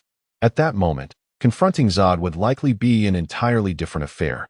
Zod rose from the ruins, brushing off the dust from his armor. Unscathed, he gazed at the golden-haired man who had just emerged from the wreckage of the bus, his eyes filled with disdain. Is this the extent of Asgardian soldiers? Thor gasped for breath, forcing himself to stand tall. I am no mere soldier. I am Odin's son, the Prince of Asgard. Zod paused momentarily, a flicker of surprise crossing his face, quickly replaced by a derisive smirk. A prince? Then this shall be even simpler. He scrutinized Thor, shaking his head. I had thought the legendary Asgard to be a realm of warriors, Zod mocked. But it appears that if your prince is so easily vanquished, conquering your homeland will be far easier than I had imagined. Everyone stood in stunned silence. Diana tightened her grip on the divine sword, her expression grave. Clark and Kara prepared to offer their support. Sumo was already warming up, determined to teach the arrogant Zod a lesson. Just then, a vibrant pillar of light suddenly illuminated the sky. The beam seemed to emanate from the very edge of the universe, defying all physical laws. Enveloped in an ancient and sacred aura, crashing down upon the ruins of New York. It was the Bifrost. All action ceased as everyone gazed in astonishment at the radiant light. As the brilliance faded, in the center of a radiant column of light stood a magnificent eight-legged warhorse. Upon its back sat an elder clad in golden armor, his head adorned with a battle helm. Though aged, he exuded an air of authority. His singular eye seemingly ablaze with the remnants of extinguished stars. Gripped firmly in his hand was a golden spear. The God King, Odin. Upon seeing the newcomer, Thor's face instantly lit up with a smile. Father. Zod, however, gazed upon the unexpected elder with an unprecedented sense of peril. Odin's solitary eye resembled an unfathomable ancient well, reflecting ruins and the ravages of war. He did not direct his gaze at Thor or anyone else. Beneath him, The eight-legged steed Sleipnir uneasily pawed at the shattered ground, each step sending ripples through the surrounding space. Without uttering a word, Odin slowly raised the golden spear. The eternal spear, Gungnir. The spear's tip pointed at Zod. In that instant, the thunderclouds swirling in the sky seemed to find an outlet for their fury. Countless serpents of lightning danced wildly toward the spear's tip. The remaining neon lights above New York, the street lamps, even the faint glimmers reflected in shards of glass, were drawn into an invisible force, all converging into that singular, brilliant point. The entire world dimmed in comparison. With a flick of his arm, Odin hurled the spear, infused with storm and radiance. There was no sonic boom, no howling. The throw of the eternal spear transcended sound. It tore through the fabric of space, leaving a straight golden fissure in its wake, igniting the air instantaneously. While the earth was plowed open, forming a chasm akin to molten lava, Zod's pupils constricted sharply. The super speed of a Kryptonian became a mere jest in that moment. He could only raise his arm in a futile gesture of defense. Thud! The spear effortlessly pierced through his arm, imbued with unparalleled divine might, pinning him firmly against the wall of a crumbled skyscraper. Golden holy flames erupted from the spear, instantly engulfing Zod. The dark clouds dispersed. A ray of sunlight pierced through the gloom, illuminating the dust. Odin, seated upon his steed, expressionless, extended his hand, palm open. Buzz, the eternal spear, embedded 100 meters away, emitted a soft chime. It transformed into a beam of golden light, swiftly returning to the hand of the God King, leaving behind Zod's charred corpse. An empty human silhouette remained on the wall, soon to be swept away by the wind into ashes. Thus, Zod met his end. The battle had concluded. All were profoundly shaken by the spectacle. With a single step of the eight-legged steed beneath him, the rainbow bridge illuminated once more, and man and horse vanished into the multicolored column of light, casting a glance back at Sumo, a look that made him feel entirely uneasy. Power, he realized, must be acquired with even greater strength. The topic of city reconstruction was swiftly brought to the forefront. Stark Industries promptly moved in, commencing the clearing of rubble and assessing the damages. Tony announced at a press conference that he would finance the rebuilding of all of Manhattan. Shortly thereafter, Wayne Enterprises joined in. Bruce Wayne pledged to provide compensation for the families of all victims and cover half of the reconstruction costs. In that moment, Stark and Wayne have become the saviors adored by the global media. Amidst this grand charitable spectacle, an inconspicuous company has quietly made its entrance. What International? They proactively undertook the most challenging subway system restoration project, demanding no payment, only requesting that their Super 7 Group's poster be displayed in the newly reconstructed stations, a proposition the American government could hardly refuse. Meanwhile, in a clandestine underground military base, the lights blazed with a glaring intensity. Several gurneys draped in white sheets were wheeled in, halting beside a cold metallic autopsy table. A bald man in a suit entered, flanked by several expressionless officers. He lifted one of the sheets to reveal the corpse of a Kryptonian soldier. Truly, a flawless creation. Genetics, battle armor, remnants of a spacecraft. This is a veritable treasure trove, the man murmured, his eyes glinting with avarice. A general spoke solemnly. Lex, the agreement is quite clear. The Army requires reverse engineering of the battle armor, and the Air Force seeks the propulsion technology of the spacecraft. Of course, Luthor chuckled, and I, Lex Luthor, simply require a small, biological sample. We are all striving for the advancement of humanity, are we not? The generals exchanged glances, falling silent. This colossal windfall from the heavens had already been divided. Chapter 64. Fola, what else can he do but cover me in slime? 3 days later. The ominous clouds of war had yet to disperse. However, within the sanctuary of New York, an unusual tranquility prevailed. Gwen lay sprawled on the couch, sighing deeply at her phone. Her father, George Stacy, had become more vigilant than the evidence at the precinct ever since he suspected she was mingling with a gruff older man. Escaping for fresh air felt like an extraordinary feat. If he calls me again, I might just attach one of their patrol cars to the ceiling with spider silk. Gwen complained irritably. Gwen, if you do that, Sheriff Stacy's budget report next month will feature several inexplicable expenditures, Sky replied, sitting cross-legged on the other side. Her gaze occasionally drifted towards the staircase, lost in thought. Kara, on the carpet, munched on the remnants of a half-empty bucket of chicken, her cheeks puffed out. Life here was quite pleasant, though she did miss her sister Alex, who was busy capturing the Rosedale fugitive back in San Francisco. Kara swallowed her food and said earnestly, "My sister is the same, but I know they only care about us. Does your sister suspect you want to elope with a man old enough to be your father? Besides, is my taste really that bizarre?" After uttering this, Gwen recalled the image of Sue Mo and felt a tinge of guilt. By the way, does Mr. Sue Mo stay with Director Hill for everything? Sleeping, bathing, even using the restroom? Kara abruptly shifted the topic, her thought process rather straightforward and unembellished. Gwen and Sky froze for a moment. Unaware, Kara continued, her voice lowered, imbued with a hint of gossip's allure.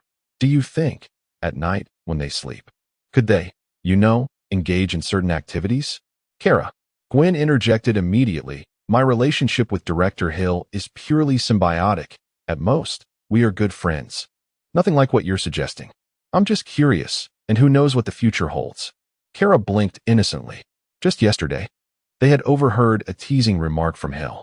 She had been descending the stairs when she said that once Sue Mo truly became a person, he could pretend to be her husband and help her fend off unwanted advances. Sue Mo had responded that he could crush those people's heads right now. A seemingly careless remark had been etched into the minds of the three girls. Could Sue Mo truly become a real person? The seed of certain thoughts, once planted, began to grow wildly, eagerly anticipating the day it would come to fruition. Sky, stop speculating. They are quite busy. The Avengers are headed to Sokovia next week to dismantle Hydra's secret base there.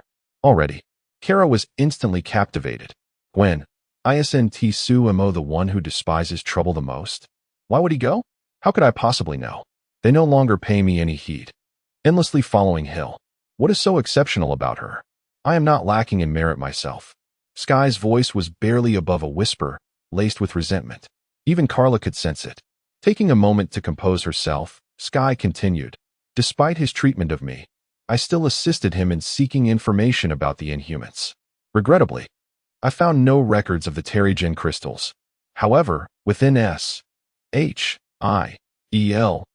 archives, there exists an object designated as 084, known as the Obelisk, whose characteristics closely resemble those described by Sue Mo. Gwen and Carla leaned in closer, examining a blurry image that Sky had pulled up on her screen. It depicted a black stone monument etched with peculiar patterns. Is this it? It doesn't appear particularly remarkable, Carla inquired. It's quite likely. When shall we retrieve it? Carla's fists were clenched in anticipation, eager for action. Gwen, what are we?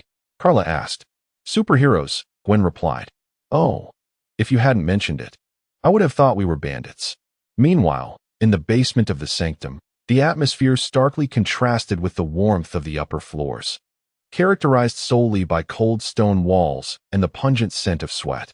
Farah had long discarded her tattered black battle armor, having fully acclimated to Earth's environment. At present, she donned merely a simple sports tank top and shorts, engaged in training. There were no machines, no sounds, only the dull whoosh of air as her body sliced through it. Each movement radiated lethal precision and strength, as if she were grappling with an unseen adversary. She had been training for 10 hours straight. Hill stood at the door, arms crossed, silently observing the scene. This woman resembled a meticulously programmed machine of destruction. Even with the cessation of war, her programming remained operational. It's quite normal. She simply doesn't know what to do now. Take away a warrior's only battle, and what else can she engage in besides training? Sue Mo remarked. In recent days, Carla had frequently descended to the basement. No one was privy to the discussions she shared with Farah, yet it was evident that Farah no longer regarded Carla with hostility. Thanks to Carla's influence, Hill and Sue Mo had finally managed to communicate with the Kryptonian warrior in a more conventional manner. Why is Zod so fixated on terraforming Earth? Hill asked directly. You could easily live here, much like Clark and Carla do.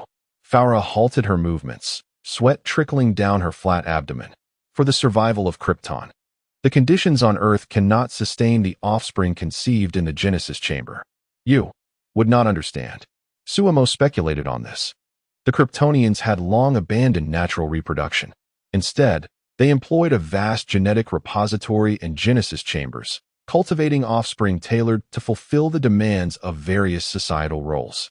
From the moment of birth, each individual's destiny was inscribed within their genes, devoid of parents and choices. Their genetic coding is designed to thrive solely in the unique environment of Krypton. Otherwise, a newborn Kryptonian, upon opening their eyes beneath the yellow sun of Earth, would be inundated with an overwhelming cacophony of sounds and sights, instantly flooding their fragile minds.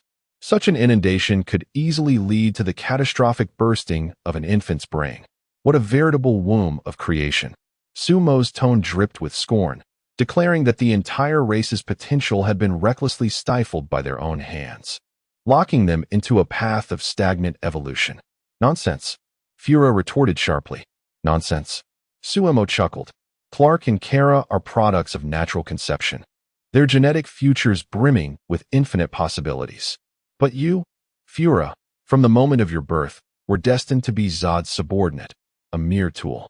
Have you ever contemplated what might occur if you were to procreate naturally? Perhaps those offspring could survive.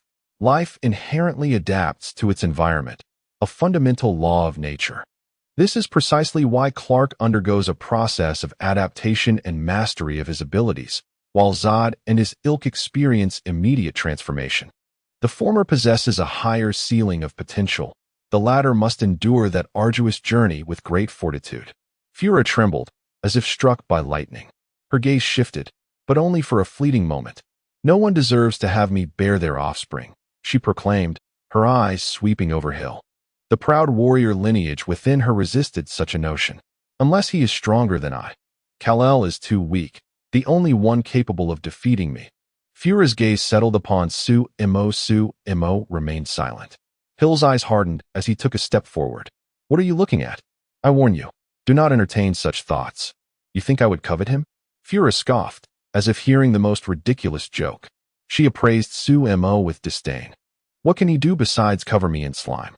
Chapter 65. The ownership of another suspended ring. Hey, are you provoking me? Fiora remained silent, obstinately turning her head away in defiance. After provoking me, you're still silent? Suemo was not one to indulge her. He transformed into a dark, viscous substance and directly entered her body through her mouth and nose. The sensation of her throat being filled with something foreign caused her to roll her eyes in distress. In a place unseen by Hill, Suemo imparted a lesson to Fiora. For instance, he grasped her heart and twisted her intestines into knots. Within mere minutes, her body began to tremble. Suemo shifted to her vulnerable spot. She began to plead for mercy. I'm sorry. Don't do that, please.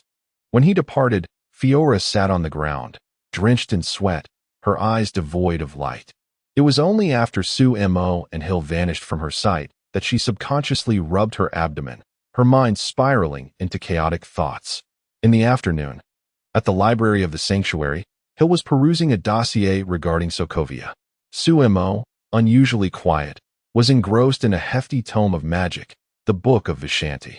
Odin's strike had made him acutely aware that brute force has its limits, whereas magic seemingly does not.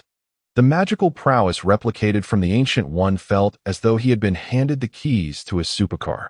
Yet he had yet to obtain a license to drive it. As he gazed at the ever-changing runes on the pages, a thought struck him. Oh, I had requested 2 trinkets from the Ancient One. He retrieved 2 ancient brass rings, the suspended rings. One I shall keep for myself, the other. Why not indulge in a little game to see who can wear it and open a door? Gift the ring? Kara was the first to rush up from downstairs. She must have overheard something. Gwen followed closely, a lollipop in her mouth, and took a seat opposite Hill. Does it have inscriptions? The Supreme Ring, Master of all Rings? That belongs to the set next door, Gwen. Sky entered next, arms crossed, leaning against the doorframe. Wearing the suspended ring allows one to draw circles like Suemo and open portals. She reiterated, back when Suemo and I went to Kamar Taj, the Ancient. All right, Sky, you've mentioned that numerous times. He'll set down the documents in his hand. Suemo declared, The suspended ring isn't for just anyone. Who wishes to try it first? 3 pairs of eyes fixated intently on the suspended ring in his hand, including Hill's. She did not regard the ring's ability to open a portal with any particular interest. Rather, she was concerned that the act of gifting a ring bore special significance. Thus, Hill was the first to accept the suspended ring. Imitating Sumo, she extended her finger and focused her energy as she gestured in the air. A few golden sparks flickered briefly, then vanished. Sumo had anticipated this outcome. He offered no leniency to Hill. If she lacked magical talent, this artifact was utterly useless to her. "Let me try," Kara declared, confidently donning the suspended ring. She began to trace circles in the air, starting with a crooked oval resembling a potato. To her dismay, not a single spark materialized. Undeterred, she attempted several more times, each circle more peculiar than the last. Finally, Kara took a deep breath and resolved to harness the extraordinary intellect of her Kryptonian heritage. In an instant, she calculated the most impeccable trajectory and angle, her arms slicing through the air at an imperceptible speed. Astonishingly, she managed to create a perfect circle. Alas, it was utterly futile, leaving her feeling even more embarrassed. No way. Kara felt disheartened. It seemed that Kryptonians would bid farewell to magic for eternity. Next was Gwen. With eager anticipation, she donned her ring and crafted a large circle in the air. Buzz! A burst of golden energy erupted like a chaotic firework. A nearby bookshelf was singed black in its wake. "Does this count as a success?" asked Sumo. "I would say so, but the singed bookshelf might disagree." Then it was Sky's turn. She held no hope for herself and casually drew a circle. However, a clear golden fire line ignited in the air, forming an incomplete yet straining ring. Through that precariously swaying ring, fleeting glimpses of the street beyond could be seen, though it lasted only 2 seconds before disintegrating. Everyone was left in awe, including Sky herself, who stared at her hand in disbelief. Could it be that she was indeed destined to become a supreme sorceress? The others stared in silence. Sumo remarked, "Confidence is admirable. I support your ambition to surpass Ancient One." Ancient One responded, "Is there such an opportunity?" As evening fell, Hill stealthily slipped out of the sanctuary. Clad in a simple beige trench coat, she appeared considerably softer. "Are you certain you want to keep this from Kara and the others?" "Of course," she replied, having utilized her phasing ability to sneak out as if engaging in a clandestine affair. 30 minutes later, the two arrived at their destination, a quaint courtyard restaurant nestled between residential buildings. The red brick walls were adorned with climbing ivy, and warm yellow bulbs dangled among the vines, resembling fireflies on a summer night. The air was devoid of post-war dust, filled instead with the enticing aroma of toasted bread and rosemary. A few young couples were already seated nearby, engaged in hushed conversations. "Are you sure this is the place? Didn't you say you would take me out for a private meal?" "I expected something with steaks and Australian lobster," Sumo queried. Hill rolled her eyes internally. Was this fellow's mind solely occupied with food and power? She chose a seat in a corner, thinking, "Isn't this lovely?" "Sure, it's nice," Sumo replied, his gaze sweeping over the sticky sweet couples surrounding them. "But it feels as though we don't quite fit in. Look at that table. The guy is practically burying his face in his girlfriend's chest." TSK. "You could do the same if you wanted," Hill teased, beckoning a waiter and expertly placing their order. "I'd rather not. It seems a bit cramped for two," Sumo retorted. "Does that mean you'd prefer to bury your face in someone else's chest?" Hill quipped. "I find myself contemplating the future." Hill gently tapped the tabletop, striving to broach a more serious topic. Sumo remained silent. Hill assumed he was finally prepared to engage in earnest reflection. However, the next moment, Sumo inquired, "Are you referring to the future when SHIELD will completely eradicate Hydra? Or perhaps a trip to Clinta? Asgard certainly knows where Clinta is, and the transportation is quite convenient." Hill interjected, "I meant us." "Us. Yes, you and I, we." Sumo responded, "Have you noticed?" Hill. Noticed what? Hill felt a slight flush creep to her cheeks. Could it be that he had finally realized? "Did you happen to observe anything while passing by 32nd Street? 3. 32nd Street. The red brick apartment. Sumo's tone shifted to one of seriousness. Logically, that neighborhood should have been obliterated by the gravitational waves of the world engine. So why did that building still stand? Not even a single window was shattered, which was indeed peculiar. It was not a matter of having been repaired. It was, in the literal sense, utterly intact. This defied logic. Can we please refrain from digressing? Hill lamented. No, I have a foreboding feeling, Sumo countered, propounding his speculation. Do you think it could be some form of magic?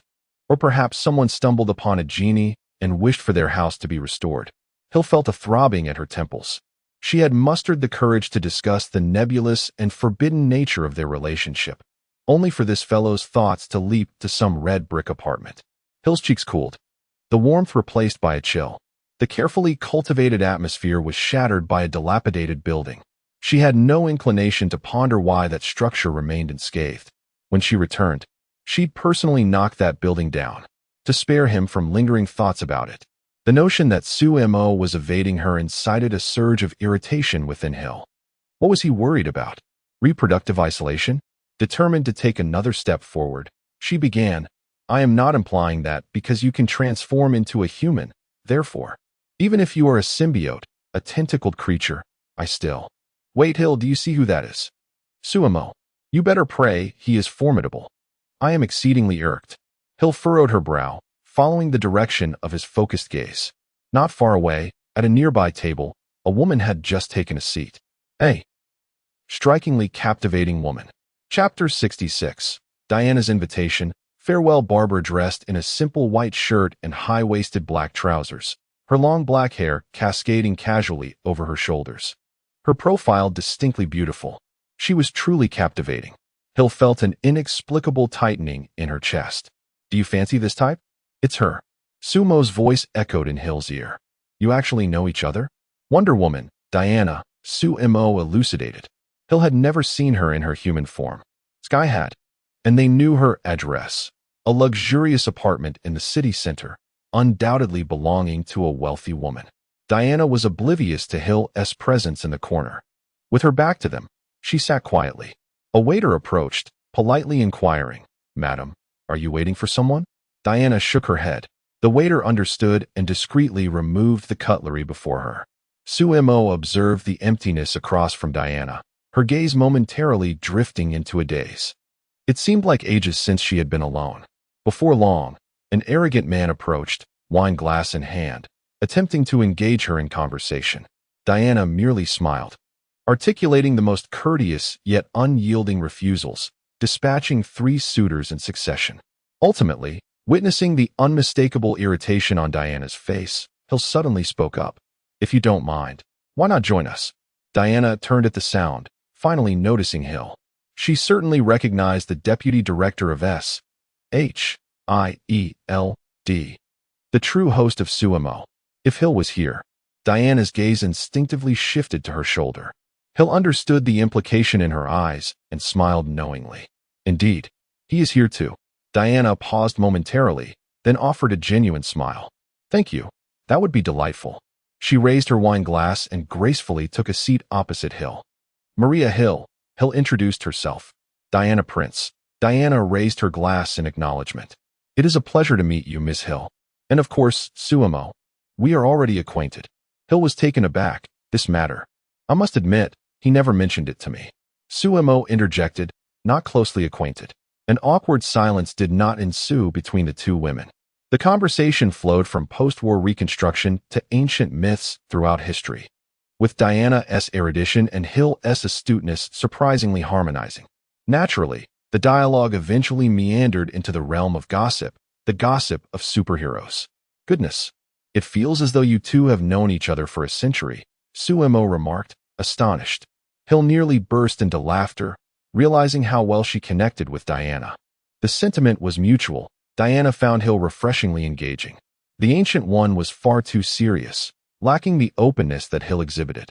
As 50 minutes slipped by, the women at the adjacent table remained unchanged, while the men had rotated several times. They were still conversing. So, I work at the Natural History Museum during the day. Diana stirred her coffee, overseeing human history and mineral identification. Mineral identification? Ms. Hill, I have a few inquiries I would like to discuss. Hill leaned slightly forward. Please proceed. Regarding materials.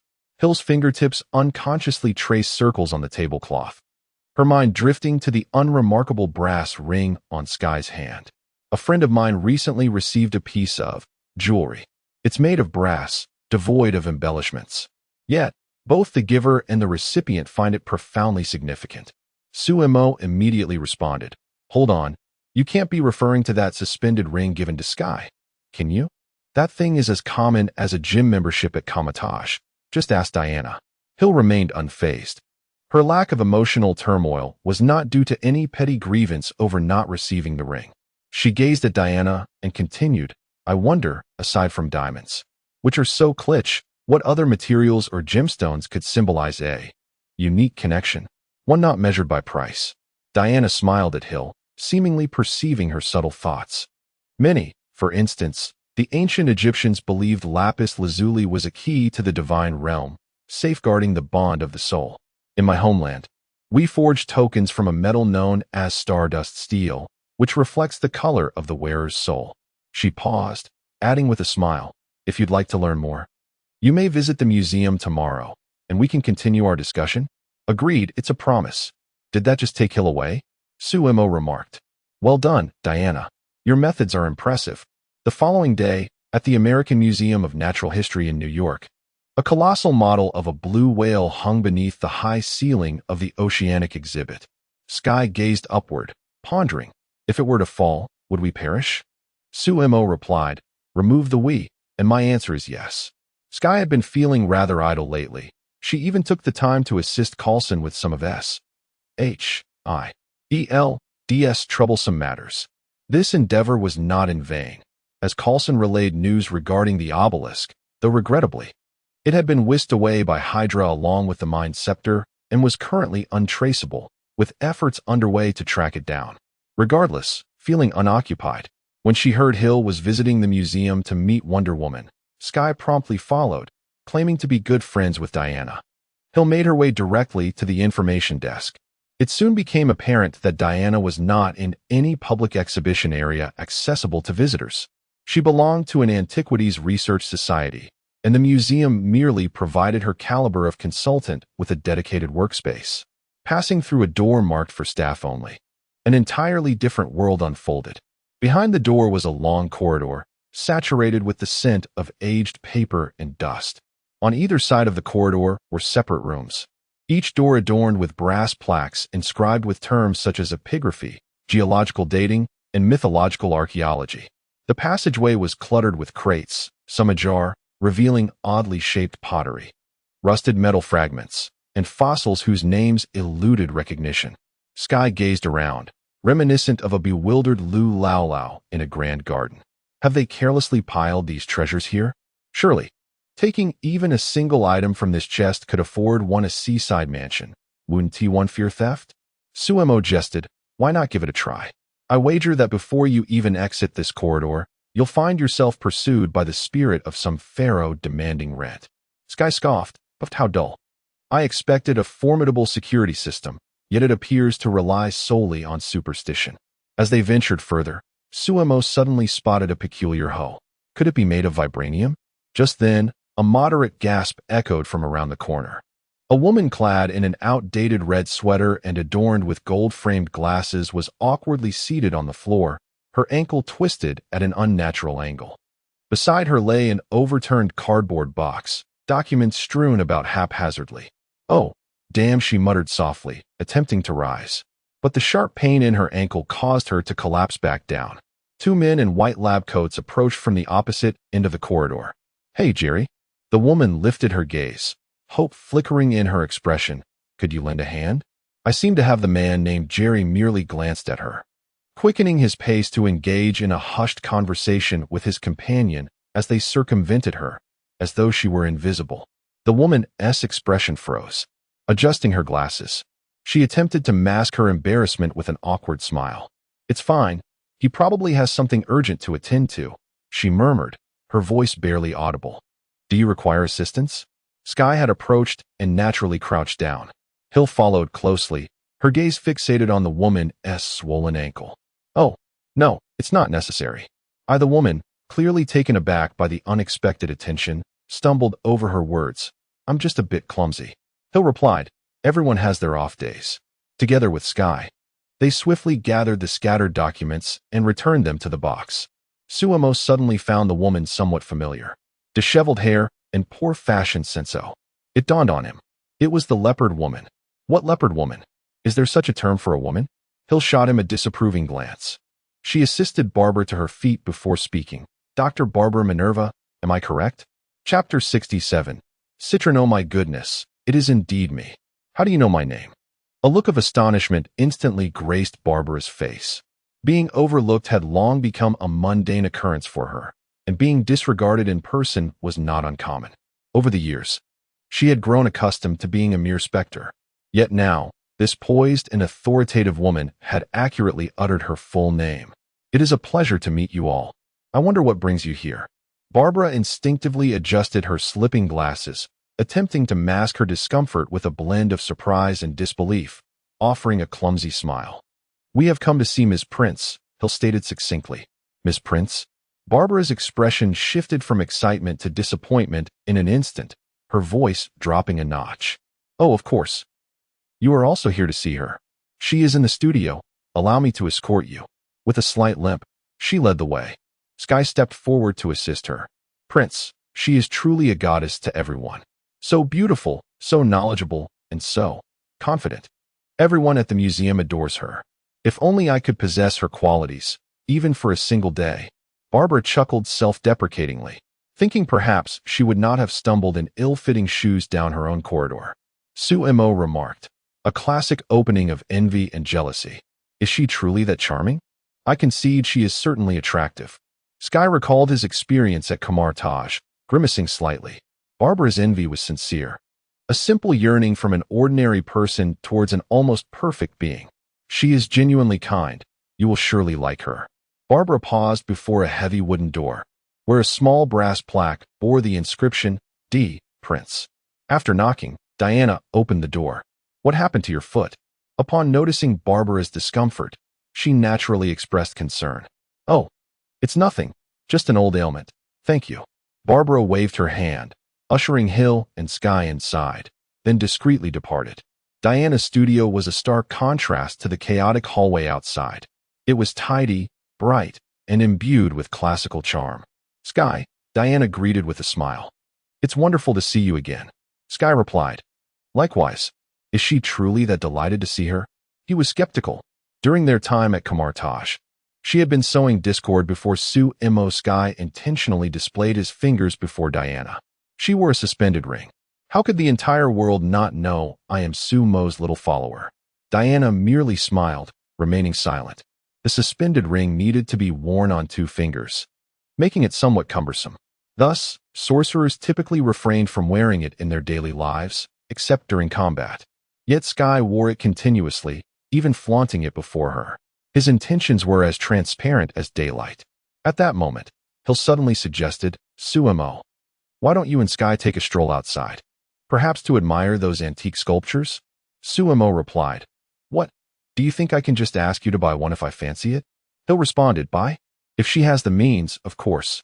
But what are you two discussing that I am not privy to?" Hill added, "I apologize, but I cannot disclose that to you at the moment. Even a fool would understand her intentions." Suemo was perplexed. Despite her overt rejections, how could she still be oblivious? To be honest, ever since he became a symbiote, he had lost all interest in such matters. It was akin to persuading a eunuch to visit a brothel. What purpose would it serve? Of course, he was not a eunuch. His aesthetic sensibilities remained intact. He could discern beauty and physique. Hill, Diana, Sky, Gwen, Kara, even the clumsy Barbara from earlier, he could appreciate each of their unique charms. Yet, this appreciation was where it concluded. After all, he was merely a symbiote now. Perhaps he could use his tendrils to leave a woman spellbound. But what of himself? There was a process, there was an outcome, yet there was no joy. Such experiences paled in comparison to the exhilaration of a fierce battle. In the studio, as soon as Hill saw the two depart, she promptly took a seat opposite Diana and broached the subject directly. "Diana, have you ever been in love?" Diana paused, momentarily taken aback, and awkwardly admitted, "To be honest, no." She recounted how, upon leaving Paradise Island, she had encountered humanity amidst a great war. Eager and driven by a sense of justice, she charged into the enemy camp, an act that soon garnered media attention. It was then that the Ancient One intervened, claiming she had severely disrupted the timeline and subsequently erased the memories of her from those present through magic. From that point onward, Diana chose to live a life of discretion. Truth be told, she was quite curious about the taste of love on Paradise Island, surrounded solely by women. Some had never encountered a man in their lifetimes. Yet, the thought of living through countless ages while humans lived but a century dissuaded her from pursuing that notion. Before long, the door to the studio swung open. Two men in work uniforms entered, bearing several large cardboard boxes. "Ladies, these are the items sent by the FBI for evaluation," they announced before departing. Diana, somewhat puzzled, remarked, "This should not fall within my purview." No sooner had she spoken than Barbara peeked in at the door, her face a picture of apology and embarrassment. "Oh, I'm so sorry. I saw them coming directly to you." She floundered in her explanation. "They must have made a mistake.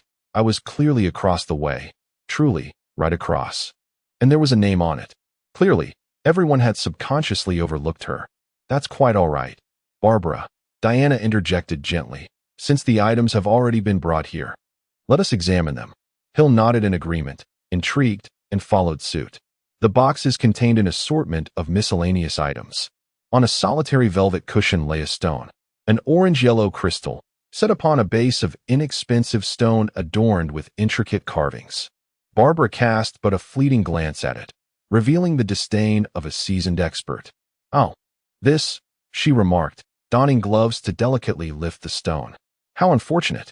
This is a quintessential imitation gemstone, citron, and of the most inferior quality." She scrutinized it against the light. "I dare say its worth scarcely exceeds $75. There are inscriptions," Hill pointed out, gesturing towards the base. Diana quickly glanced at it, noting the Latin inscription, holding this object and making a wish grants one desire. Upon uttering this, she couldn't suppress a laugh. "If it were truly so effective, I would wish for a cup of coffee right now." No sooner had she spoken than there came a series of knocks at the studio door. A female colleague peeked in, a latte held aloft in her hand. "Hi, would you like some coffee?" Lena suddenly said yes, cutting sugar. The smiles of the three women froze on their faces. Noticing the silence, the colleague placed the coffee on the table by the door. "It's here. Whoever wishes to drink can help themselves." With that, she departed. The studio fell into an eerie silence. It was Barbara who finally broke the stillness. Her voice somewhat hoarse. A coincidence, perhaps? Diana gazed at the cup of coffee, her expression contemplative. Yet, she ultimately nodded.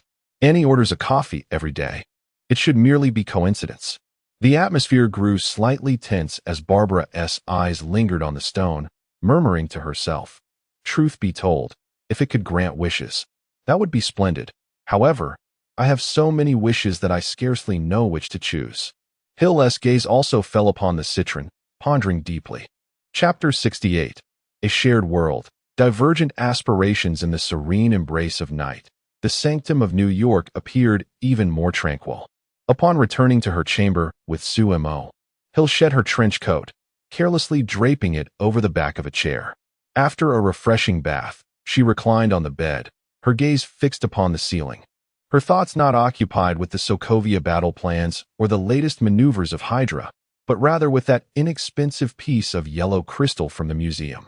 She recalled the secret wish she had made while holding it close to her heart. A smile involuntarily crept upon Hill's lips, only to be followed by a fleeting sense of foolishness for placing her hopes upon an enigmatic stone. She turned over, burying her face in the pillow. Never mind, she thought. Tomorrow, she would need to go to Stark Tower to discuss the Sokovia plans. Speaking of which, it seemed Natasha had been rather silent of late. She resolved to inquire about it at the first opportunity. Softly, Hill whispered, "Good night." Sumo's silence enveloped her. The usual playful banter that would respond instantly had vanished. She waited a few moments longer, yet still no reply. "Sumo?" After a considerable pause, Sumo's voice finally reached her ears, laced with a rare weariness. For some reason, since returning from the museum, he had felt an overwhelming fatigue. Do you think I've been cursed for sneaking a touch of the pharaoh's mummy? But Sky touched it too. What mischief have you two been up to? Hill quipped. Besides, what pharaoh would dare to curse you? You must simply be exhausted. Hill chuckled dismissively. You're right, Suemo replied. I merely accidentally shredded the mummy's wrappings. Surely, a grand Egyptian pharaoh wouldn't be so petty. Hill remained silent. Don't worry, I've already asked Sky to erase the surveillance footage. Meanwhile, at Stark Tower, in Tony's laboratory, chaos reigned, mirroring the untamed brilliance of its inhabitant. Following the turmoil sparked by the extremist virus, Tony had undergone a transformation. He extracted the shrapnel from his chest, no longer reliant on the arc reactor for survival, and with that, the persistent anxiety that had haunted him dissipated like mist. He no longer confined himself to the workshop, laboring tirelessly to construct yet another suit of armor. Yet, idleness was not in Tony Stark's nature. He could never remain idle. He opted for a grander scheme. Recognizing the limitations of a single individual, he set out to create an army, an Iron Legion capable of safeguarding the world in his stead. Thus, the Iron Legion was born. On the workbench, holographic images displayed rows of impeccably uniform unmanned battle suits, standing ready for action. Their designs were streamlined, their functionalities singularly focused, crafted for large-scale coordinated operations. Under the unified command of JARVIS, they could be deployed to any corner of the globe in need, executing rescue missions and peacekeeping efforts. This was Tony's shield prepared for the world. Across the room, a holographic screen flickered with streams of blue data. In one corner lay a colossal fragment of wreckage salvaged from a Kryptonian spacecraft, connected to a myriad of analytical probes. In the center of the laboratory, two pristine suits of armor stood quietly under the illumination. Tony leaned back, gazing at them as if admiring works of art. Truly, these are the most meticulously crafted suits I have ever created. Suddenly, he sighed, the only flaw being their sheer perfection. You say that every time, remarked Pepper, entering with a cup of coffee, which she gently placed on the adjacent table, tidying up a few documents he had carelessly scattered. She glanced at the two suits, a flicker of surprise crossing her eyes. However, this time the armors are indeed impressive, though they do not quite reflect your style. One suit was a bold black and red, with robust lines exuding a sense of lethal elegance. The other was designed for a woman, shimmering in platinum, with smooth contours, radiating grace. Of course, this is a gift for a friend, Tony stated proudly, though I suspect they won't have much use for it. Honestly, a person capable of transforming their body into any weapon could easily fell Kryptonians with a single punch. For them, my armor would merely be a decorative addition. Yet, one must honor commitments to friends. Moreover, who would turn down two aesthetically pleasing and functional new toys in their arsenal? Even if they sit in a wardrobe, they bring a certain comfort, don't you think? For Mr. Suemo? Pepper's guess was astute. Indeed, Tony replied, sipping his coffee. And they saved my life. I mean you, Pepper. Pepper's gaze softened instantly as she hurried forward, cradling Tony's face in her hands before kissing him passionately. As Barbara exited the museum, darkness enveloped the streets. A chill wind swept through her collar as she tugged at her ill-fitting red sweater and quickened her pace. Just as she turned into a more secluded alley, a drunken man staggered out from the shadows. Hey, gorgeous, where are you headed? He slurred, exposing a grin of yellowed teeth as he reached for her arm. Startled, Barbara froze. Let go of me. I'll take you home, he insisted, forcefully dragging her deeper into the alley. In her moment of despair, a calm voice pierced the tension. She said, let her go. The man turned impatiently, only to find Diana standing there. Who are you? Get lost, ah. Diana stepped forward, her palm gently pressing against his chest. He flew backward like a kite severed from its string, soaring across the street before crashing into the fountain in the park opposite, sending water splashing high into the air. Diana retracted her hand, not even sparing a glance at the man, but turning her attention to Barbara with genuine concern. Are you all right? Barbara, still shaken, looked at her. It's her again. I'm fine. Thank you, Diana. The perfect Diana descended like a deity, effortlessly resolving what Barbara could not. It's dark. You should head home early. Diana smiled before turning to leave. Barbara watched her retreating figure until it vanished around the corner. She glanced down at her wrist, marked red from being grabbed, and then at her unfashionable sweater and worn-out shoes.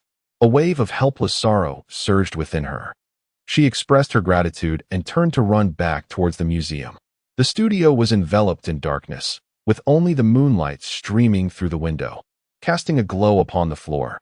Barbara did not turn on the lights. She walked straight to the box containing the FBI evidence, and by the moonlight, she spotted the yellow crystal resting on the velvet. She picked up the stone, its cold touch sending a shiver down her spine. Her voice echoed in the empty room with remarkable clarity. Perhaps. I know what wish to make. I want to be like Diana. Barbara's voice began to tremble, filled with long-suppressed longing, strong, sensual, cool, and unique. At the same time, in Diana's lavish apartment, she lay on her expansive bed, gazing out at the cityscape under the night sky, unable to suppress a chuckle. Holding a stone to make a wish, she found herself engaging in such folly. Indeed, she too had made a wish for a perfect romance. Yet, she did not even know what kind of man she desired.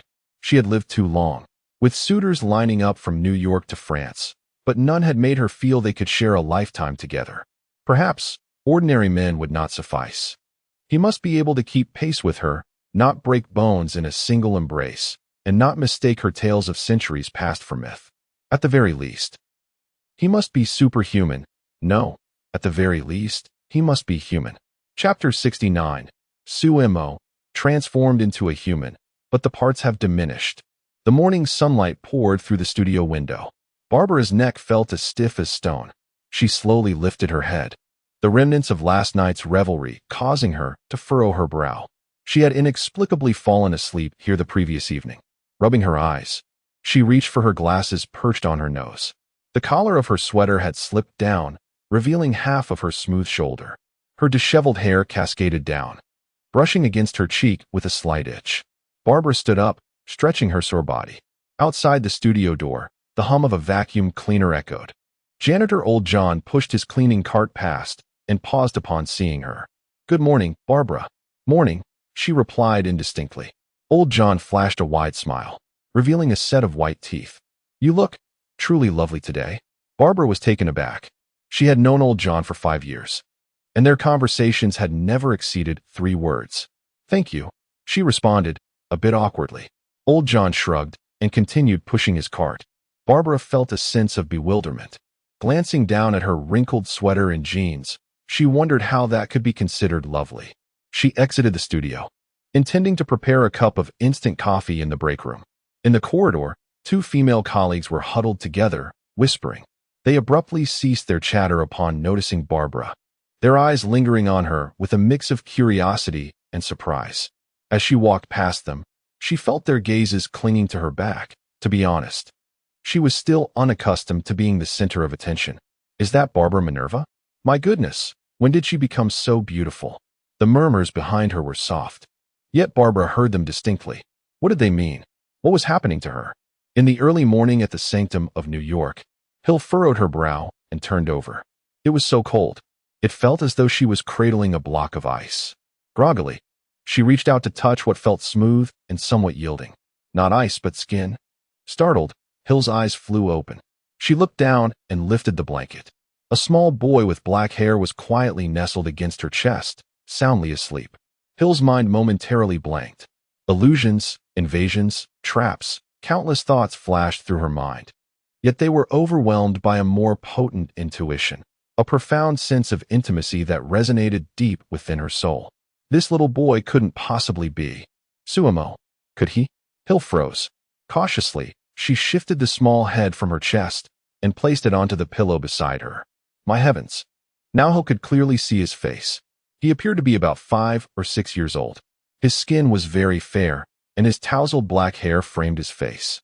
Long eyelashes like tiny brushes cast faint shadows beneath his eyes. Little Sumo's features were exquisitely delicate. His cherubic cheeks still retained a hint of baby fat. Yet the tightly pressed lips and the slightly furrowed brow exuded an aura of striking handsomeness and audacity that belied his age. Hill gazed at him for a good 10 seconds, utterly convinced. It was indeed Sumo. Memories of the yellow crystal from the museum yesterday flooded her mind, along with the absurd secret wish she harbored while holding it. Could it be that it had granted her desire? Though he was a tad younger, Hill extended a finger and gently poked Sumo's cheek. It was soft. Unable to resist, she poked it again. "Get away," Sumo mumbled in his sleep, his small brow knitting tighter as he swatted her finger away and rolled over. Hill thought this feisty demeanor was unmistakably Sumo. It turned out he was quite adorable as a human. She felt a swell of affection, biting her lip to suppress a laugh. This was turning out to be quite amusing. She quietly patted little Sumo's back, overwhelmed by maternal warmth. "Knock, knock, knock," sharp and decisive. "Hill, we need to leave. Stark is waiting for us." It was Sky's voice. Hill's body stiffened. She glanced at the smooth-skinned Sumo on the bed, her mind racing. Goodness, if Sky saw this, she would undoubtedly conjure all sorts of scenarios. "Got it, coming right away." Hill scanned the room for a solution. Her shirt? It would drape on him like a gown. A bath towel? It could wrap him like a dumpling. "Sky?" Hill quietly slipped out of bed, approached the door, and whispered against the panel, "Hey." "Yes? I need a favor." "Speak." "Could you buy a few pieces of clothing?" There was a moment of silence outside the door. "Clothes? Are you serious? Your closet is about to burst." "Not for me," Hill whispered even more softly. "It's for a child." This time, the silence lingered longer. Hill could almost hear Sky's sharp intake of breath. "Children's clothing? For whom? When did you?" "Don't ask." Hill interrupted. "For a boy aged 5 to 6. Hurry up and come back." "No, Hill, how on earth?" "Just go." Hill employed her authoritative tone as deputy director of S.H.I.E.L.D. A deflated sigh emanated from outside the door, followed by receding footsteps. Hill exhaled in relief and turned back. Sumo was already awake, sitting up, looking down at his small arms and legs, then touching his smooth chest, a look of bewilderment on his face. Sumo's mind was in a state of confusion. What was happening? Was he dreaming? He recalled a peculiar dream from last night, one in which he seemed to have been reborn in another world, starting off with 2 enormous, soft slimes smothering him, nearly suffocating him. The memory still sent shivers down his spine. Sumo lifted his head, locking eyes with Hill, and followed her gaze downward. "Wait a minute. Those 2 slimes seem rather familiar." Sumo abruptly lifted his gaze towards Hill. "What the devil?" His voice was youthful and articulate, with that same audacious flair intact. He pointed a tiny finger at Hill, his expression filled with accusation. "What have you done to me?" How adorable! Hill completely disregarded his protest. She dashed to the bedside, cradled Sumo's charming yet brash little face, and planted a resounding kiss on his fair, flushed cheek. It was firm and echoing.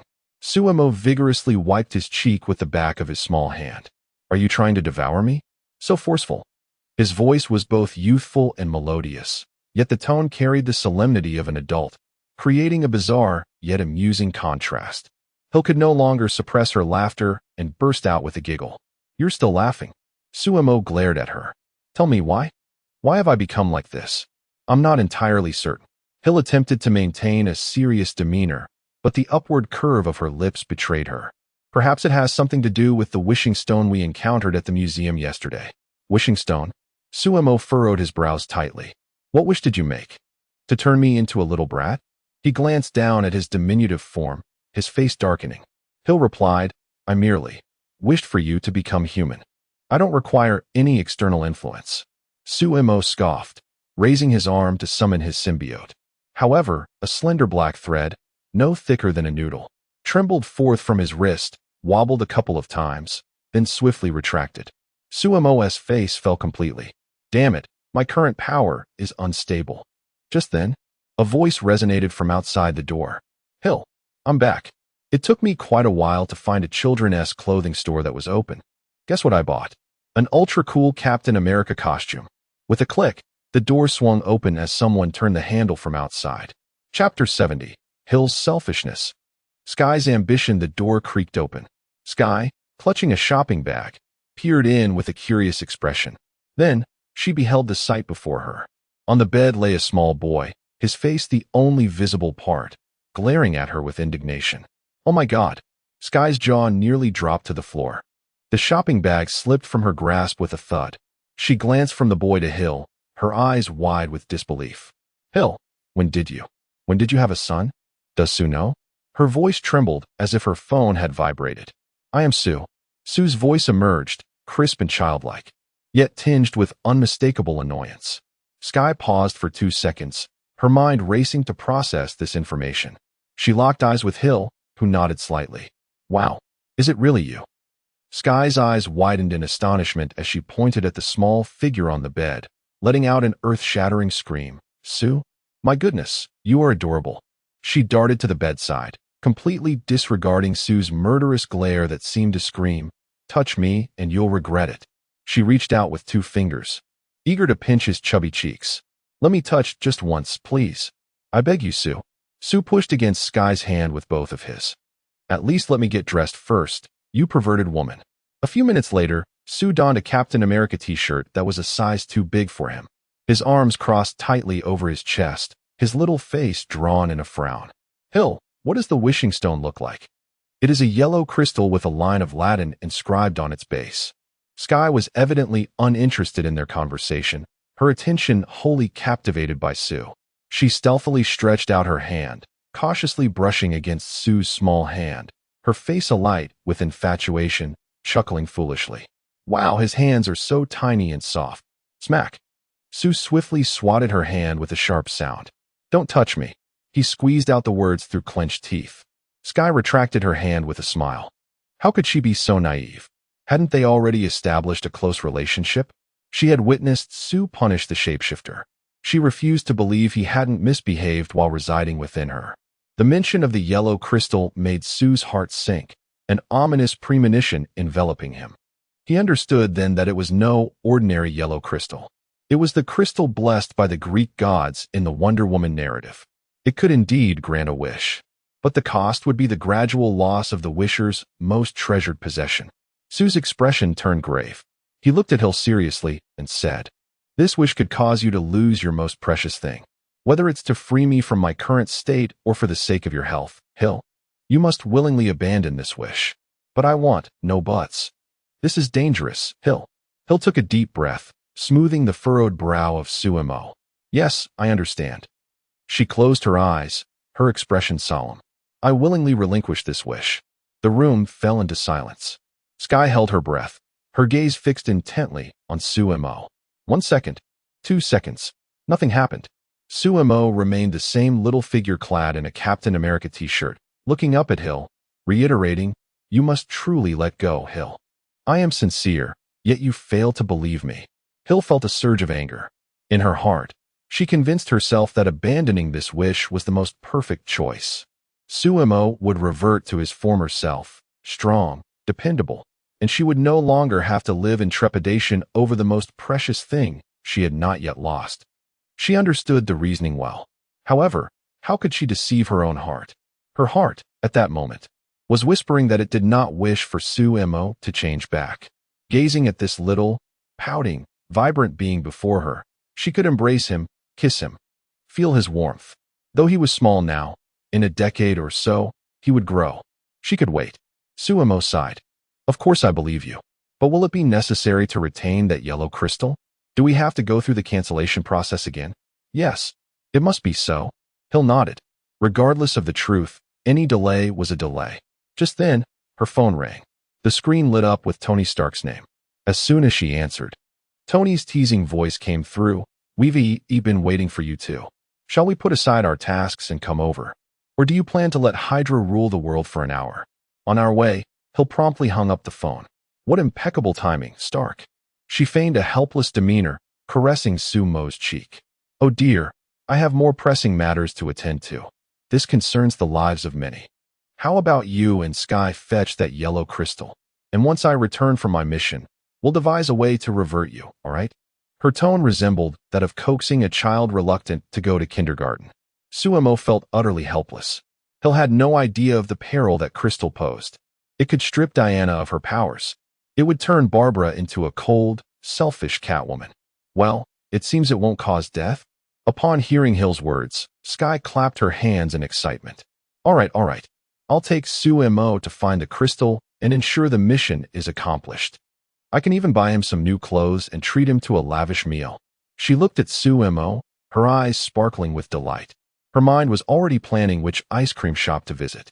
Afterward, they could go to the amusement park, ride the roller coaster, and hold his little hand.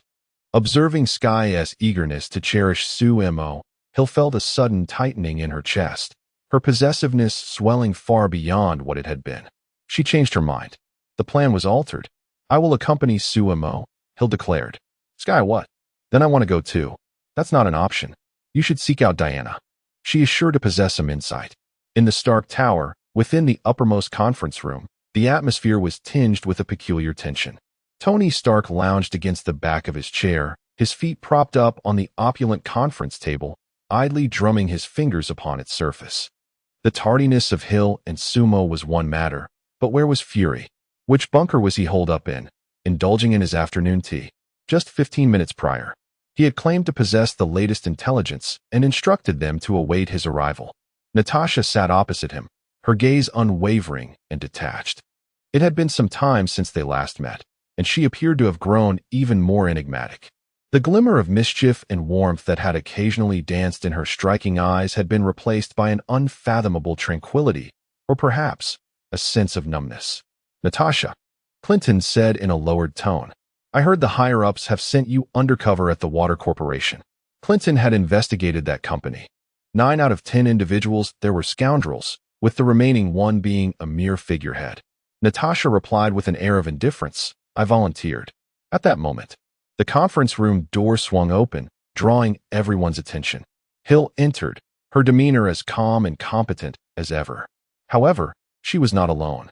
She held the hand of a small boy with dark hair. Sumo's expression was taut, as if he believed they all owed him money. What? The room was filled with bewilderment. Tony abruptly lowered his feet from the table, his gaze lingering on Sumo's Captain America t-shirt for a moment before he quipped, Wow. A little fan of the captain. What an adorable child. Indeed, he was quite charming. Steve's face broke into a sincere and warm smile. He paid no heed to Tony's jest, focusing entirely on Sumo. Rising, he approached the boy, gradually kneeling to meet his eye level.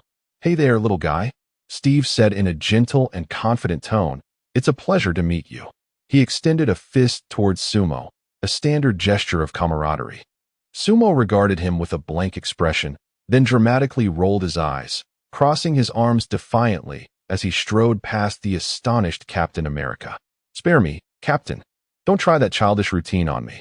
The tone sounded oddly familiar. Natasha and Tony exchanged dubious glances, eyebrows raised in suspicion. Sumo halted, lifting his chin defiantly to meet the gazes of everyone present. I am Sumo. Steve's outstretched fist froze in midair, and his smile faltered. An eerie silence enveloped the conference room. Chapter 71. During that time, our relationship encountered some difficulties.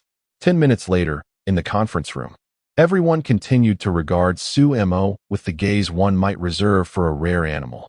All right, let me clarify. Tony was the first to shatter the silence. Circling around Sue. So, due to some special reasons that I am not privy to, Sue has transformed into this? Hey, pompous little rascal clad in a superhero t-shirt?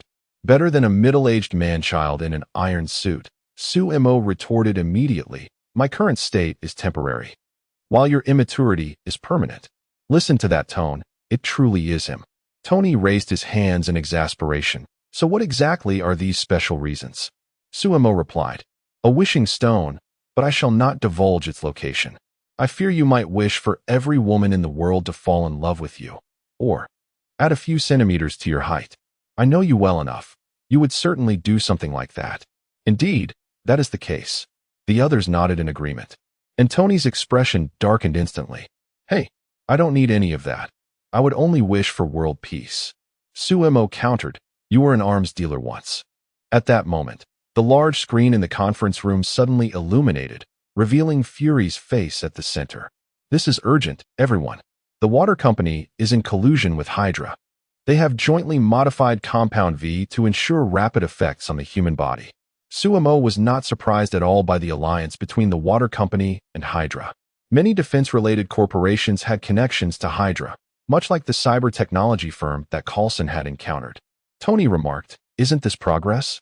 The side effect is that the lifespan of the user will be reduced by 99.97. Tony's smile vanished in an instant. Banner calculated mentally. 99.97%. That means just about a week of life left? Upon hearing this conclusion, the expressions of everyone turned grave. This was not an experiment. It was slaughter.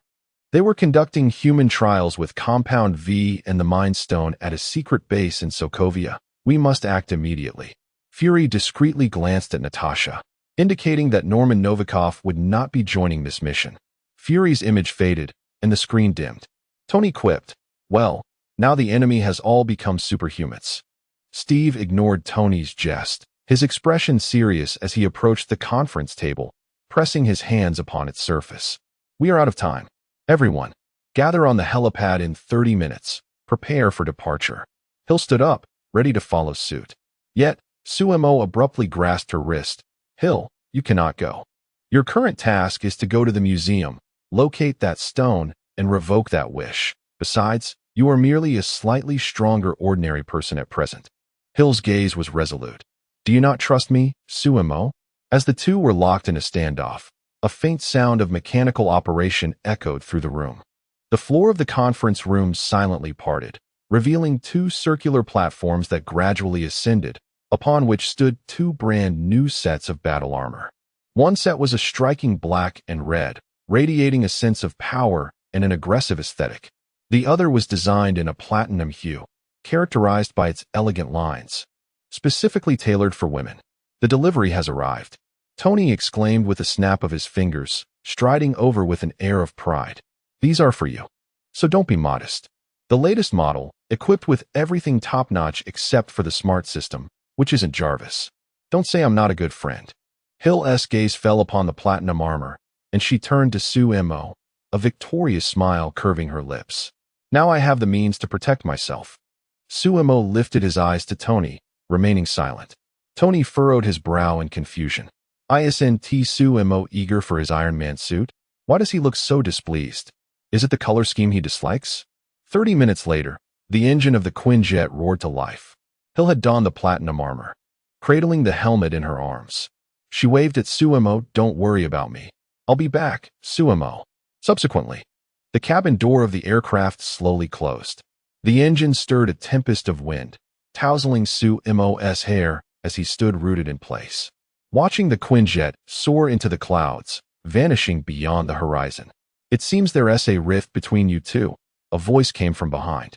Natasha had approached Suemo without his notice, clad in a sleek black leather jacket and jeans, exuding an air of competence. "Indeed, but I am uncertain about the cause of the issue. I thought you would be on that plane." Suemo did not turn around, his gaze fixed on the sky. "Fury believes I need a break," Natasha said in a flat tone, devoid of emotion. "You seem troubled. Do you require my assistance?" Suemo nodded. "I need to go somewhere." Natasha's lips curled slightly as she produced a set of car keys from her pocket, spinning them on her finger. "Where to?" Meanwhile, Sky had arrived at the museum, spotting Diana tending to a mummy. Sky nearly lunged towards the workbench. "We are in trouble, an enormous, wish-granting yellow trouble." "Calm down, Sky. This is a critical moment," Diana replied, gripping her tools tightly, focused on repairing the mummy's bandages, which had been torn by some mischievous child. Despite being merely a replica, that stone, the yellow crystal that the FBI delivered yesterday. Sky took a deep breath, lowering her voice. "It's not a fake, it's real. It can grant wishes and even turn Suemo into a 5-year-old baby." "A baby? Are you certain it's the yellow crystal causing this?" Diana speculated, considering that it might also be Suemo's prank. "Absolutely. He'll mention she made a wish on it yesterday. Follow me. The item is with Barbara." The two individuals hastened to Barbara's studio, which was devoid of any presence. The cardboard box containing the evidence remained, yet the velvet cushion within it lay vacant. The yellow crystal had vanished, and so had Barbara. Something was amiss. Diana muttered a curse under her breath. Sky had already powered on the work computer, accessing the museum's security system. Indeed, Barbara Minerva had swiped her card to enter at 11 o'clock last night and departed at 5 o'clock this morning. I shall search for her residential address, located in the Bronx. Chapter 72. Natasha. If I were to perish. Inside the Quinjet, the engines roared with a dull yet steady hum. The atmosphere within the cabin, however, was laden with gravity. Steve gazed intently at the tactical display, his brow furrowed. He lifted his gaze towards Hill, who was lost in thought, clutching her helmet and staring out the window. Honestly, you should be commanding from the back rather than joining us on the front lines. Hill remained silent, not even turning to acknowledge him. Tony remarked, in the past, she was quite reluctant to part from Sumo Clint. While inspecting his quiver, interjected unexpectedly, I always thought they were a couple. This statement finally elicited a reaction from Hill. She turned to face everyone, her expression calm as she said, a fine partnership, indeed. Right now, I simply wish to protect Sumo. He always strives to be the strongest. It must be exhausting. Her words were imbued with concern, yet they lacked the fervor of days gone by, resembling more of a responsibility. Just protection? Tony's inquisitive nature ignited. No, that can't be right. I foresee you inviting us to your wedding in a decade or so, or perhaps even next year. Wedding? That's impossible. I don't harbor such feelings for Sue. Mo. Hill furrowed her brow. Genuine confusion etched across her face. Tony was momentarily taken aback by Hill's assertion. He scrutinized her from head to toe, as if encountering her for the first time. Are you serious? Hill replied, of course. We are merely good friends, good partners. What a joke. I don't believe it. Tony's face was one of incredulity. Surely, his reputation as a womanizer was not unfounded. How could he fail to see the truth? Hill's demeanor remained unruffled as she calmly responded, You are mistaken, Stark. We were partners then, and we are partners now. This cold and formal reply left Tony feeling uneasy. Could it be that these two were truly at odds? As a friend, Tony felt compelled to gauge Sumo's sentiments. All right, even if what you say is true. As his partner, would you accept it if he were to fall for another woman, to share his life with someone else? That is his freedom. As long as the other party poses no threat to him, I have no objections, Hill replied succinctly. Fine. Tony resolved to up the ante. All right. You have no objections, right? What if he were to become involved with that alien girl, flying off into space to stargaze together? Would you be all right with that? Hill's brow furrowed imperceptibly, as if weighing the possibility seriously. Kara is strong. She could be a formidable ally. I have no objections. Tony continued. What about Gwen, the daughter of the police chief? She is smart and beautiful, and she seems quite fond of spending time with Sumo. She is exceptional. That would be acceptable. And what of Sky? During that incident with the mutants, they exhibited remarkable synergy. Tony persisted in his inquiries. Yet Hill felt an inexplicable surge of annoyance and emptiness. She could not fathom why. Logically, she believed her response was entirely appropriate. She and Sumo were merely partners. Yet, every time she uttered a phrase of acquiescence, it felt as though a small piece of her heart had been excavated. This sensation was peculiar, akin to having a perfectly whole cake that she had now sliced and distributed to others. Despite her conviction that her feelings for Sumo were devoid of romantic inclination, she couldn't help but feel an emptiness within her. It was as if something exceedingly precious and significant was gradually seeping away from her being with every word spoken. Eluding her grasp. Enough, Stark. Hill finally interjected, her tone tinged with impatience. A flicker of joy surged through Tony, believing he had struck a nerve. The foremost priority was the execution of the mission. After her declaration, she disregarded the others and proceeded directly to her seat. Meanwhile, a black Corvette navigated through the bustling streets of New York. Natasha gripped the steering wheel with one hand while the other languidly rested on the window, allowing the gentle breeze to tousle her crimson locks. Sumo, seated in the passenger seat, felt somewhat uncomfortable as the seatbelt pressed against his slight frame. He leaned back, gazing at the rapidly receding cityscape outside, sunlight casting a warm glow upon his forehead, his expression stoic. He disliked this sensation of relinquishing his safety to another. His abilities had become erratic, and he pondered how a mere accident could potentially claim his life. However, such an occurrence was unlikely. Just moments ago, the talent he had acquired from Kara had bestowed upon him an unexpected boon. He could, much like a Kryptonian, gain strength from basking in sunlight. This ability had not been present in his symbiotic form.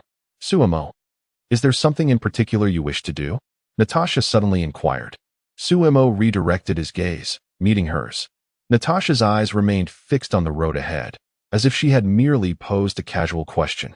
Yes, Suemo replied. To reduce that wishing stone to dust. A fleeting smile tugged at the corner of Natasha's lips. The vehicle once more fell into silence, the only sound being the cold, mechanical voice of the navigation system relaying traffic conditions. After passing an intersection, Natasha unexpectedly asked, if I were to die, would you mourn for me? Suemo regarded her reflection in the rearview mirror, sensing something amiss. Her eyes appeared hollow, shrouded in a veil of mist. He hesitated to respond, and Natasha seemed to harbor no expectation for an answer. She continued driving, steady as a rock. I doubt I would have time to grieve. Suemo finally spoke, his voice soft yet remarkably clear. Why not? Natasha queried, bewildered. Because I would first seek vengeance for you. Natasha's grip on the steering wheel tightened imperceptibly. At last, she turned her head, observing this small figure, earnestly declaring his intent to avenge her. His handsome little face was stern, brows furrowed, his eyes brimming with a resolute sincerity that implored her to believe him. The sight before her created a striking contrast with his diminutive stature. Natasha's lips initially curled upward in a suppressed smile, which soon blossomed into an uncontrollable laugh, genuine and joyful. What is so amusing? Suemo furrowed his brows, gazing at her with evident displeasure. Nothing, Natasha replied, shaking her head, although her mirth only intensified. With one hand free, she swiftly ruffled Suemo's soft black hair. I just think, you are truly adorable. Don't touch me, and refrain from using the word adorable to describe me. Suemo immediately swatted her hand away, smoothing his tousled hair with a frown.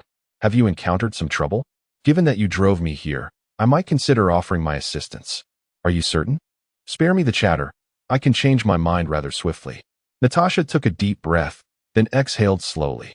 I have been injected with Compound V. She turned her gaze back to the road ahead, her tone as calm as if discussing an utterly unrelated matter. Chapter 73. Natasha's Extraordinary Abilities. Natasha elucidated the background and consequences.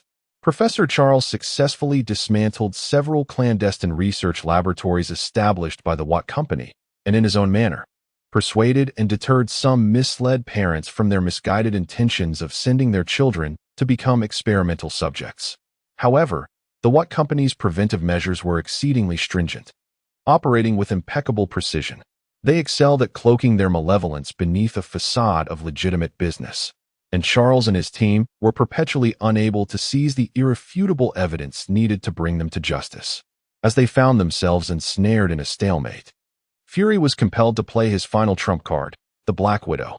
Natasha disguised herself as Maeve's girlfriend, infiltrating the Watt Company.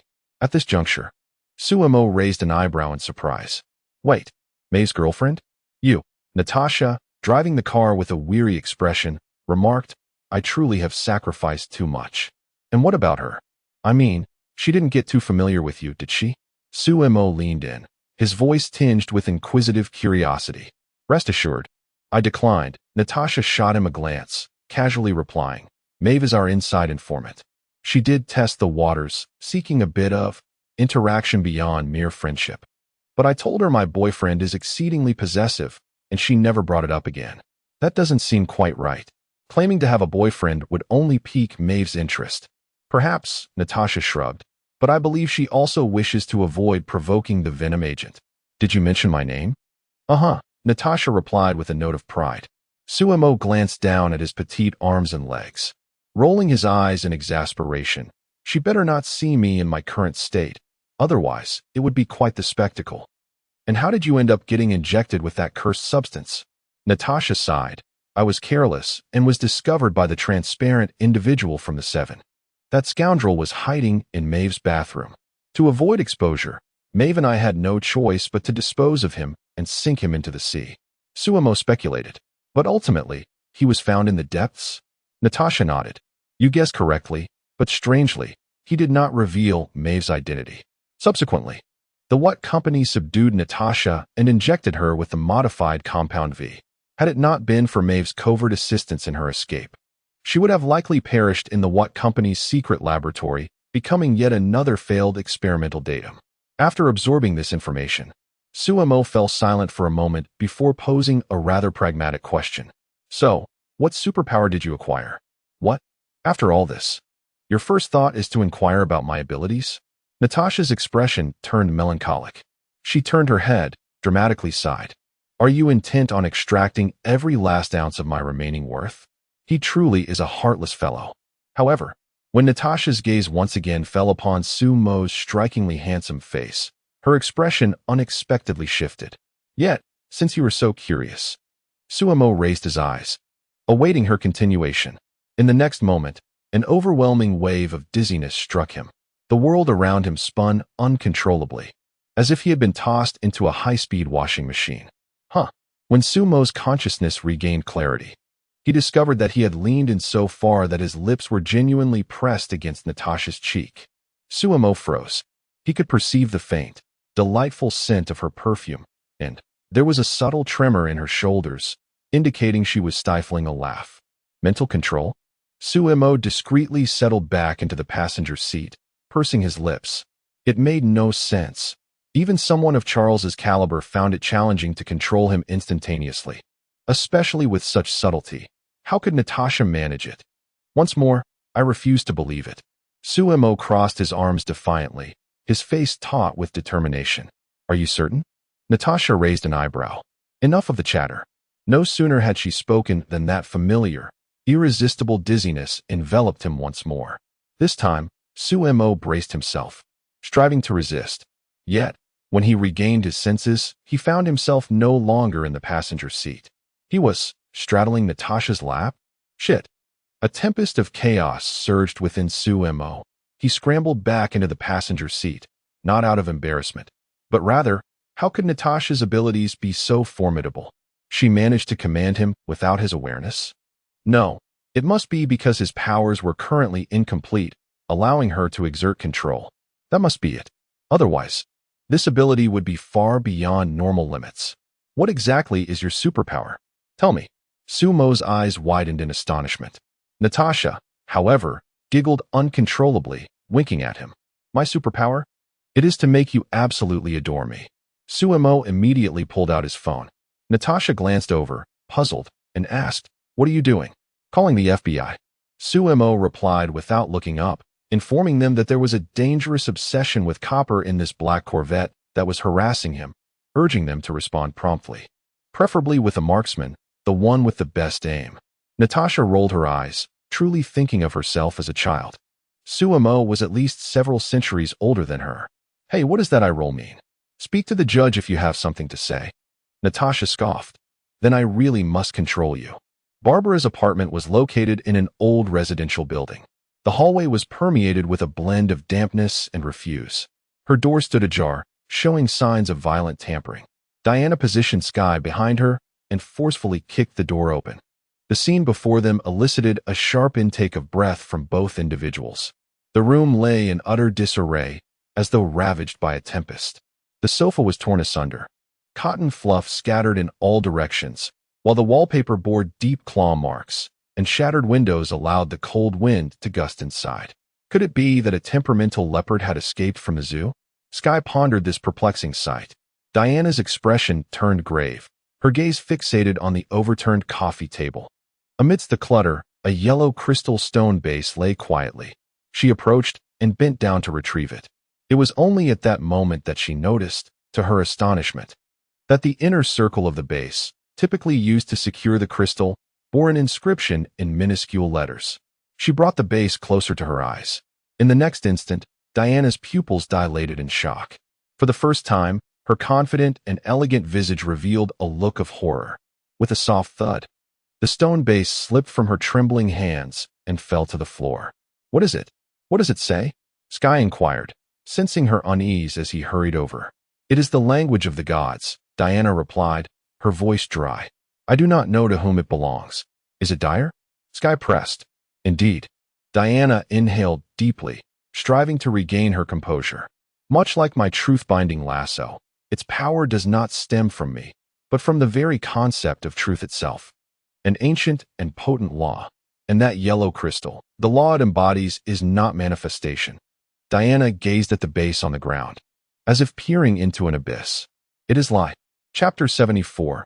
Wanda, how did the magic fail? Sky struggled to digest the information. Lies. Suddenly, she recalled that morning in Hill's room. Hill seemed reluctant to even touch Sumo. That was perfectly fine. It was just like Hill. Sky fished out her phone and searched for Hill's name in her contacts. I must confirm this. She pressed the dial button, and the call connected. Yet, what greeted her was not Hill's voice, but a cacophony of deafening explosions and rapid gunfire. Hill. Sky's heart leaped to her throat. Have you all started fighting? I am in Sokovia. What is happening? Hill's voice emerged from the chaotic background, calm and concise. Oh, nothing. Just be careful. Sky hesitated, tentatively asking. Is Sumo with you? Yes, it's Dark Tower. I might be late returning. Please go fetch him back to the sanctum. His powers are unstable, and he can't use the suspension ring. Oh, and don't forget to give him chocolate. He dislikes white chocolate. It's too sweet. Without waiting for Sky to respond, the call was abruptly disconnected. Beep, beep. Sky held her phone aloft, frozen in place. She exchanged a glance with Diana, whose expression remained unchanged. She was unaware of the intricate emotional entanglement among these individuals. But Sky was different. She sensed that Hill on the other end of the line seemed somewhat altered. Diana looked at Sky and remarked, "It sounds perfectly normal." No, she has changed. Sky's expression was resolute. You don't understand. Hill would never share what kind of chocolate Sumo likes with me. What do you mean? Diana inquired. Let me put it this way. Sky endeavored to articulate the peculiarities. In the past, Hill treated everything regarding Sumo as if she were a famished person guarding the last slice of pizza. Yet just now on the call, not only did she offer me the pizza, but also detailed what toppings it had, how long it was baked, and even suggested the best beverage to pair with it. This is all so off. Diana summed it up. So she is willing to share Sumo with you? Sky, perhaps. That's good news for you. Are you sure you want to help her cancel the wish?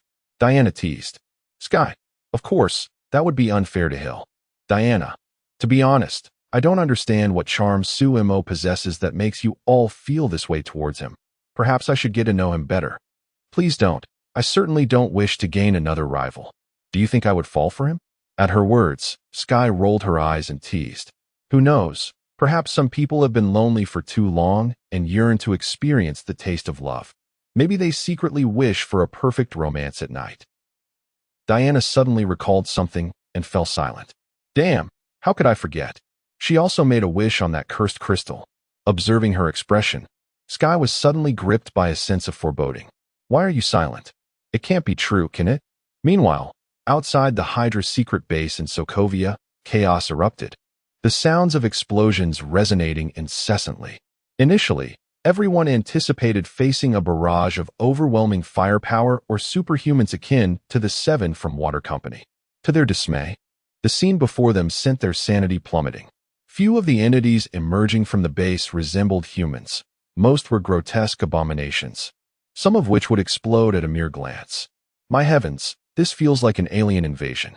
Tony, piloting his armor, soared through the air, narrowly evading a dark green energy beam, then locked onto a grotesque creature charging towards Steve, resembling a mass of putrid flesh, and blasted it away with his palm cannon. Look at that thing. I'm about to vomit, Tony quipped over the communication channel. This one looks like a cockroach and spits acid. Damn it, it soiled my Mjolnir. Thor complained on the same channel. Once human, the foes they faced were now monstrous. Steve deflected an enemy with elongated arms using his shield and retaliated with a shield bash, his voice seething with anger. Damn Water Company, turning humans into this. Tony interjected. Captain, please mind your language. Steve replied. Just then, Clinton's voice crackled through. Everyone. A remarkably fast individual has entered the battlefield. I can barely keep pace with him. Received? Leave it to me. Tony accelerated toward Clinton's reported location. Meanwhile, Hill breached the Hydra base's energy shield without hesitation, cautiously advancing through the desolate metallic corridor. At that moment, a red warning flashed on her helmet's display. Warning, energy remaining at 3, imminent depletion. She had expended too much energy to breach the shield. Activate Sentinel mode? Activate. Hill swiftly found cover. The platinum armor's visor and limbs expanded as she leaped out. The armor sealed behind her, its eyes glowing red. Standing vigilant like a loyal sentinel. Gripping her pistol tightly, she cautiously ventured deeper into the laboratory. In the central hall ahead, a scepter emanating a soft blue glow floated serenely. The Mind Scepter. A surge of joy filled Hill as she prepared to approach. However, her peripheral vision caught sight of a console nearby. There lay a person, various tubes connected to their body, as a mysterious device slowly extracted something from their spine. Hill furrowed her brow, gun at the ready, and approached. When she discerned the face of that individual, her pupils dilated sharply, and she froze in shock. That face. She would never mistake. It belonged to one of General Zod's Kryptonian soldiers. Hadn't their bodies been retrieved by the military long ago and transferred to a special department for the highest level of preservation? How could one possibly appear here?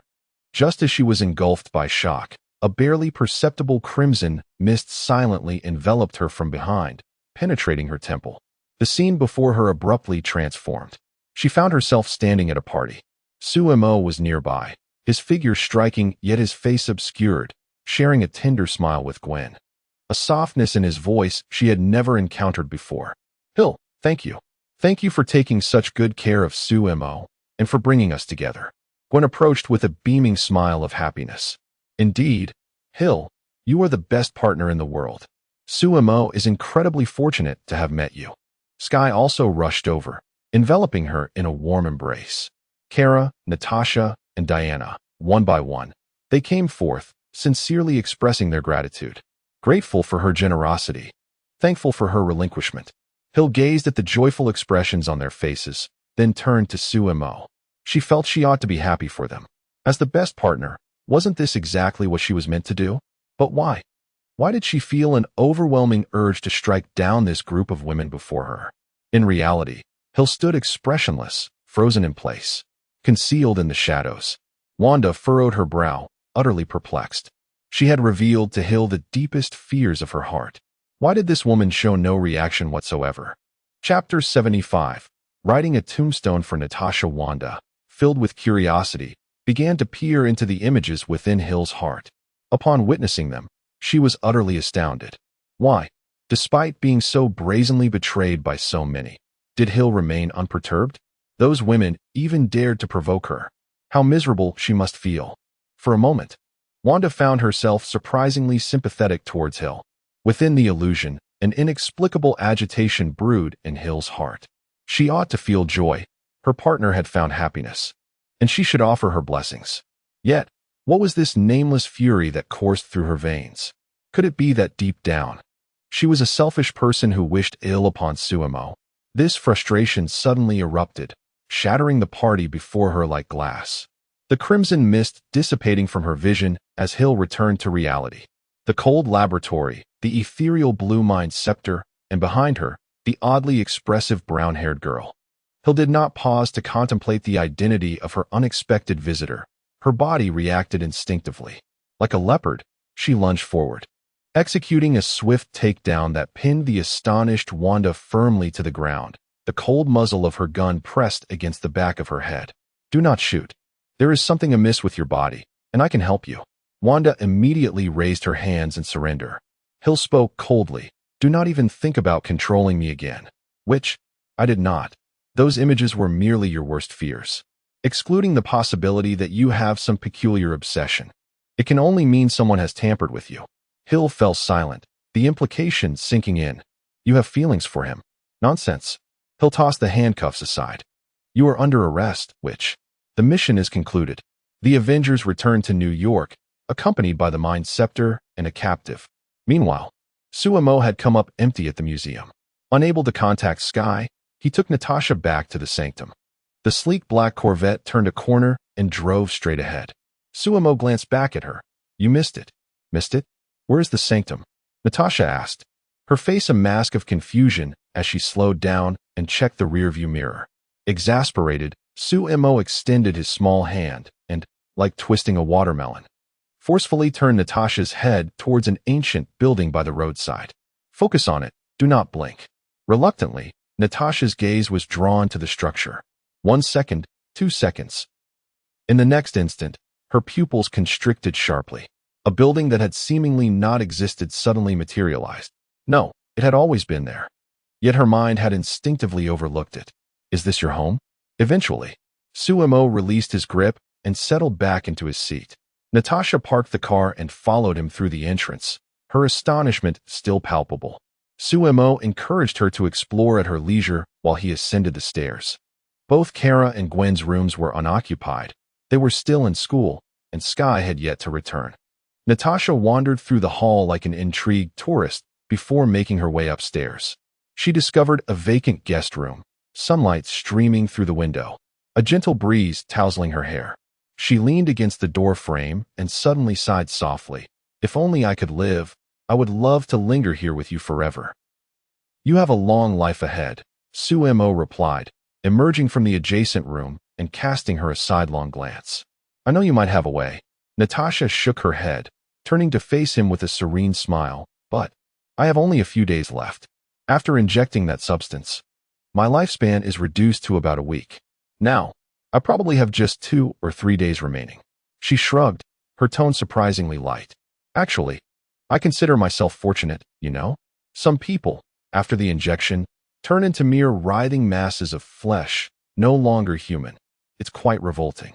By the way, Sumo, could you write my epitaph? Just 2 or 3 days left. Sumo fell silent.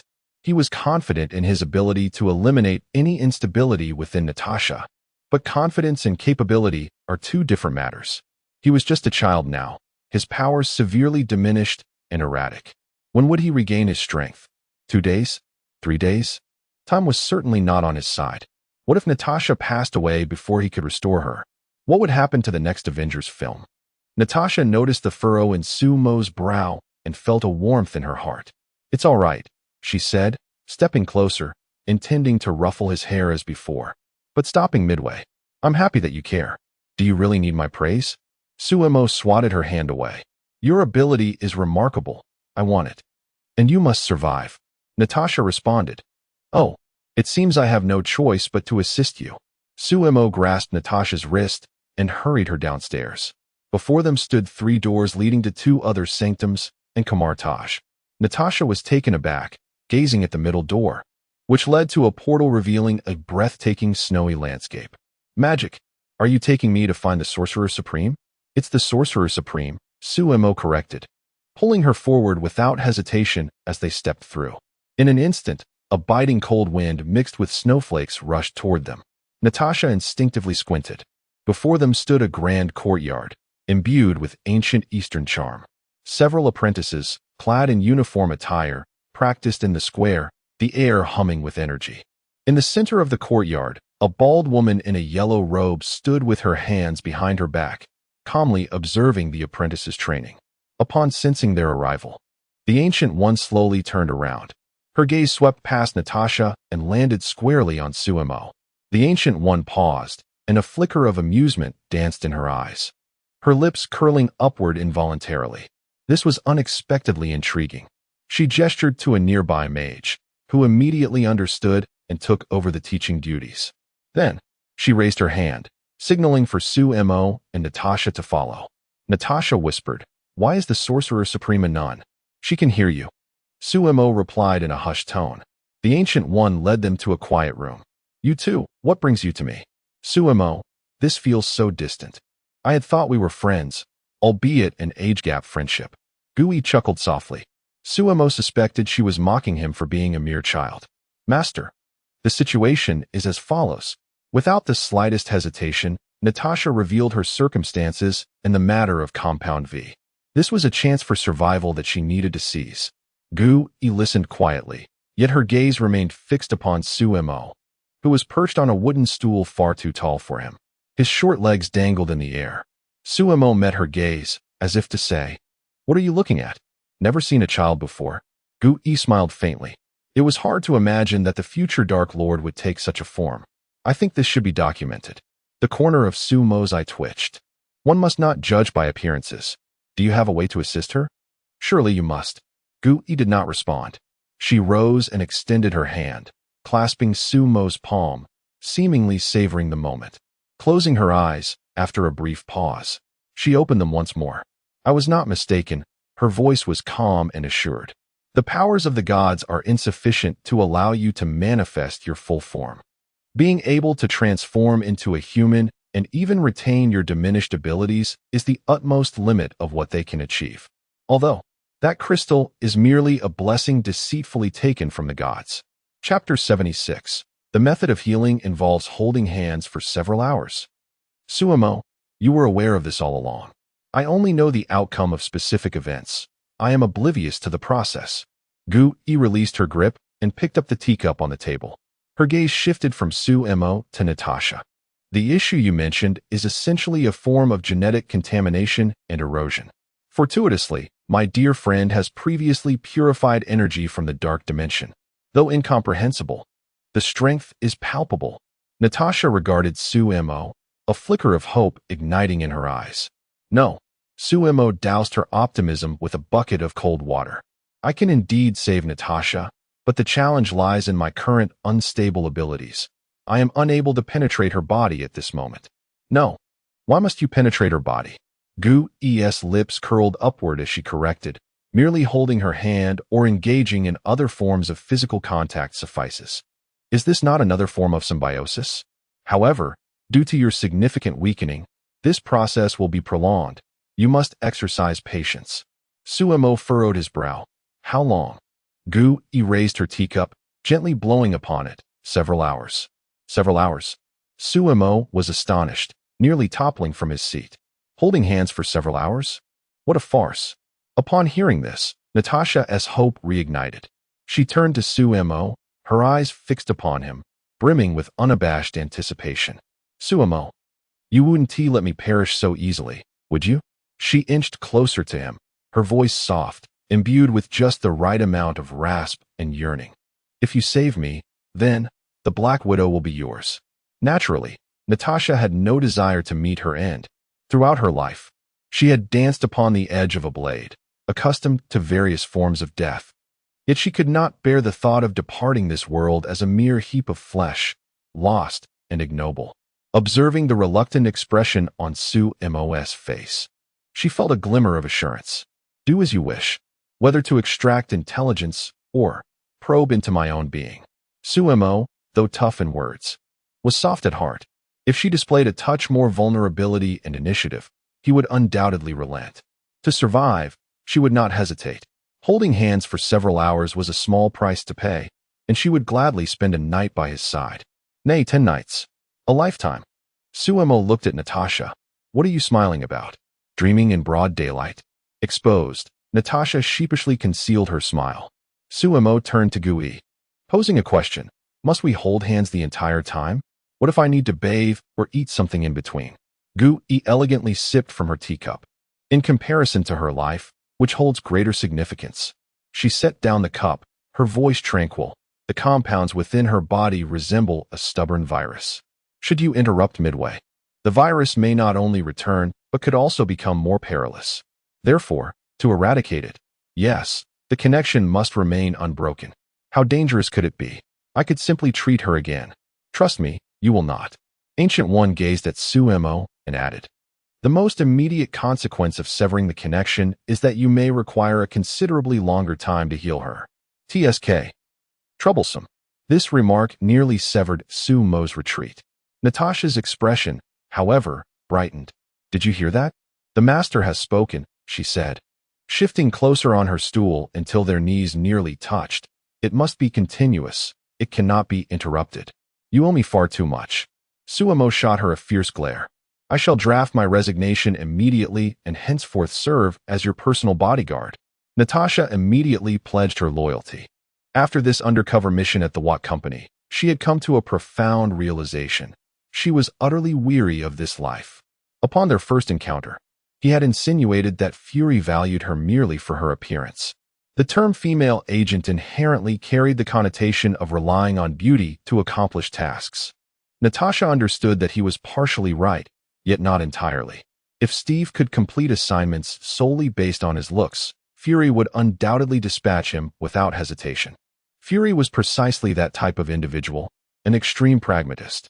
She had thought this was her lot in life, that this was her purpose, until Sumo appeared. He coexisted with Hill, and the Venom agent emerged with unprecedented vigor. Hill's life trajectory transformed entirely, granting her an unparalleled sense of freedom. The position of Deputy Director of S.H.I.E.L.D. had always been reserved for Hill, even though she rarely returned, and her room had become dust-laden. Truly, the comparison between individuals could be disheartening. Natasha was acutely aware that all of this was brought about by Sumo. She no longer wished to deceive herself. She, Natasha, yearned for such freedom and power. All right, but first, we must clarify the rules, Sumo agreed. Natasha immediately leaned in, her expression eager to listen. You go and explain to Hill. Deal. Secondly, Sumo raised a finger, no engaging in any nonsensical antics, especially with your supernatural abilities. Do not use them on me again. I swear. Natasha raised her other hand, her sincerity palpable. Third, Sumo hesitated, glancing at their vastly different physiques. Holding hands for several hours, how would they manage bathroom breaks? Would they have to hold it? He decided to temporarily set aside such complex considerations. Third, drink less water. I shall heed your words. Natasha could no longer contain herself and broke into a broad smile, her joy evident. She reached out and clasped Sumo's small hand, soft and warm. So, Natasha shook their joined hands. Since my life now rests in your hands. What are the plans ahead? Are there any lengthy films to watch? Oh right, The Lord of the Rings. Sumo shot her an exasperated glance and responded. Back to the sanctum. Before departing, Sumo turned to Ancient One and said, Consider this a personal favor owed to you. My debt to you remains unsettled. Ancient One shook her head in denial. Watching the two depart hand in hand, she let out a gentle sigh. She had witnessed countless futures. The fate of the earth is invariably the same, consumed by an endless abyss of darkness. Yet, one future has emerged with an anomaly. Along that timeline, a vague silhouette of a woman lingers beside Sumo Gu. He does not believe that a deity would alter their course due to a mere woman. In her eyes, Sumo is not that kind of individual. However, she has no alternatives. This is the only flicker of insignificant light that she can perceive. Thus, she can only take a gamble, subtly nudging events to intertwine him with them further. Do not blame me, Sumo. Once again, he finds himself in the sanctuary of New York. Achu. Sumo sneezes inexplicably. Who is scheming against me? Natasha glances down at their intertwined hands, her palm enveloping Sumo's small hand, revealing only a slender wrist. The curve of her lips cannot be suppressed. She leans in deliberately, her warm breath brushing against Sumo's ear, laced with a hint of mischief. Do you think Hill will be upset if she sees us like this? Natasha, I never imagined you to be this kind of person. Truly disappointing. Sumo can hardly muster the energy to turn his head to look at her. No sooner had the words left her lips than the doors of the sanctuary were thrust open with force. Sky burst in, breathless, upon seeing Natasha. She paused momentarily before her focus swiftly returned to the pressing matter at hand. This is bad. She hurried over, her chest rising and falling rapidly from the exertion. Barbara's apartment has been destroyed, and the yellow crystal is missing. Diana discovered divine inscriptions on the pedestal, and she claims the law represented by that stone is not fulfillment, but deceit. Moreover, Diana herself may have made a wish. She is now more eager than anyone to find that yellow crystal. The hall fell into a profound silence. Sumo listened quietly, his small face betraying no emotion. Deceit. He seemed to grasp the concept. A portion of reality conceals a fundamental falsehood. Not to mention that the cost of wishing far outweighs the wish itself. Did the wishers truly attain their desires? In the narrative of Wonder Woman, when Diana wished for her boyfriend's resurrection, did he truly come back? No, his consciousness merely transferred to an innocent bystander. Barbara wished to be strong, sexy, and unique, yet what became of her? She transformed into a cheetah creature. Was that truly her desire? Hill wished to become human. Yet now, the look in his eyes feels no different from when he was a symbiote. This is the essence of falsehood. Its brilliance lies in the fact that a lie does not equate to unfulfilled desires. Sumo's contemplation made Sky somewhat anxious. Her gaze involuntarily drifted to Natasha, seated beside him. Upon noticing, Sky's brow furrowed. They were sitting too close for comfort, their bodies nearly touching. One might assume the sofa was too small to accommodate them. Moreover, their postures were peculiar, each hiding a hand behind their backs, out of sight. Could it be? A ludicrous and horrifying thought flashed through Sky's mind. Could it be that you two? Sky's eyes widened in disbelief as he pointed back and forth between the two. Are you secretly holding hands?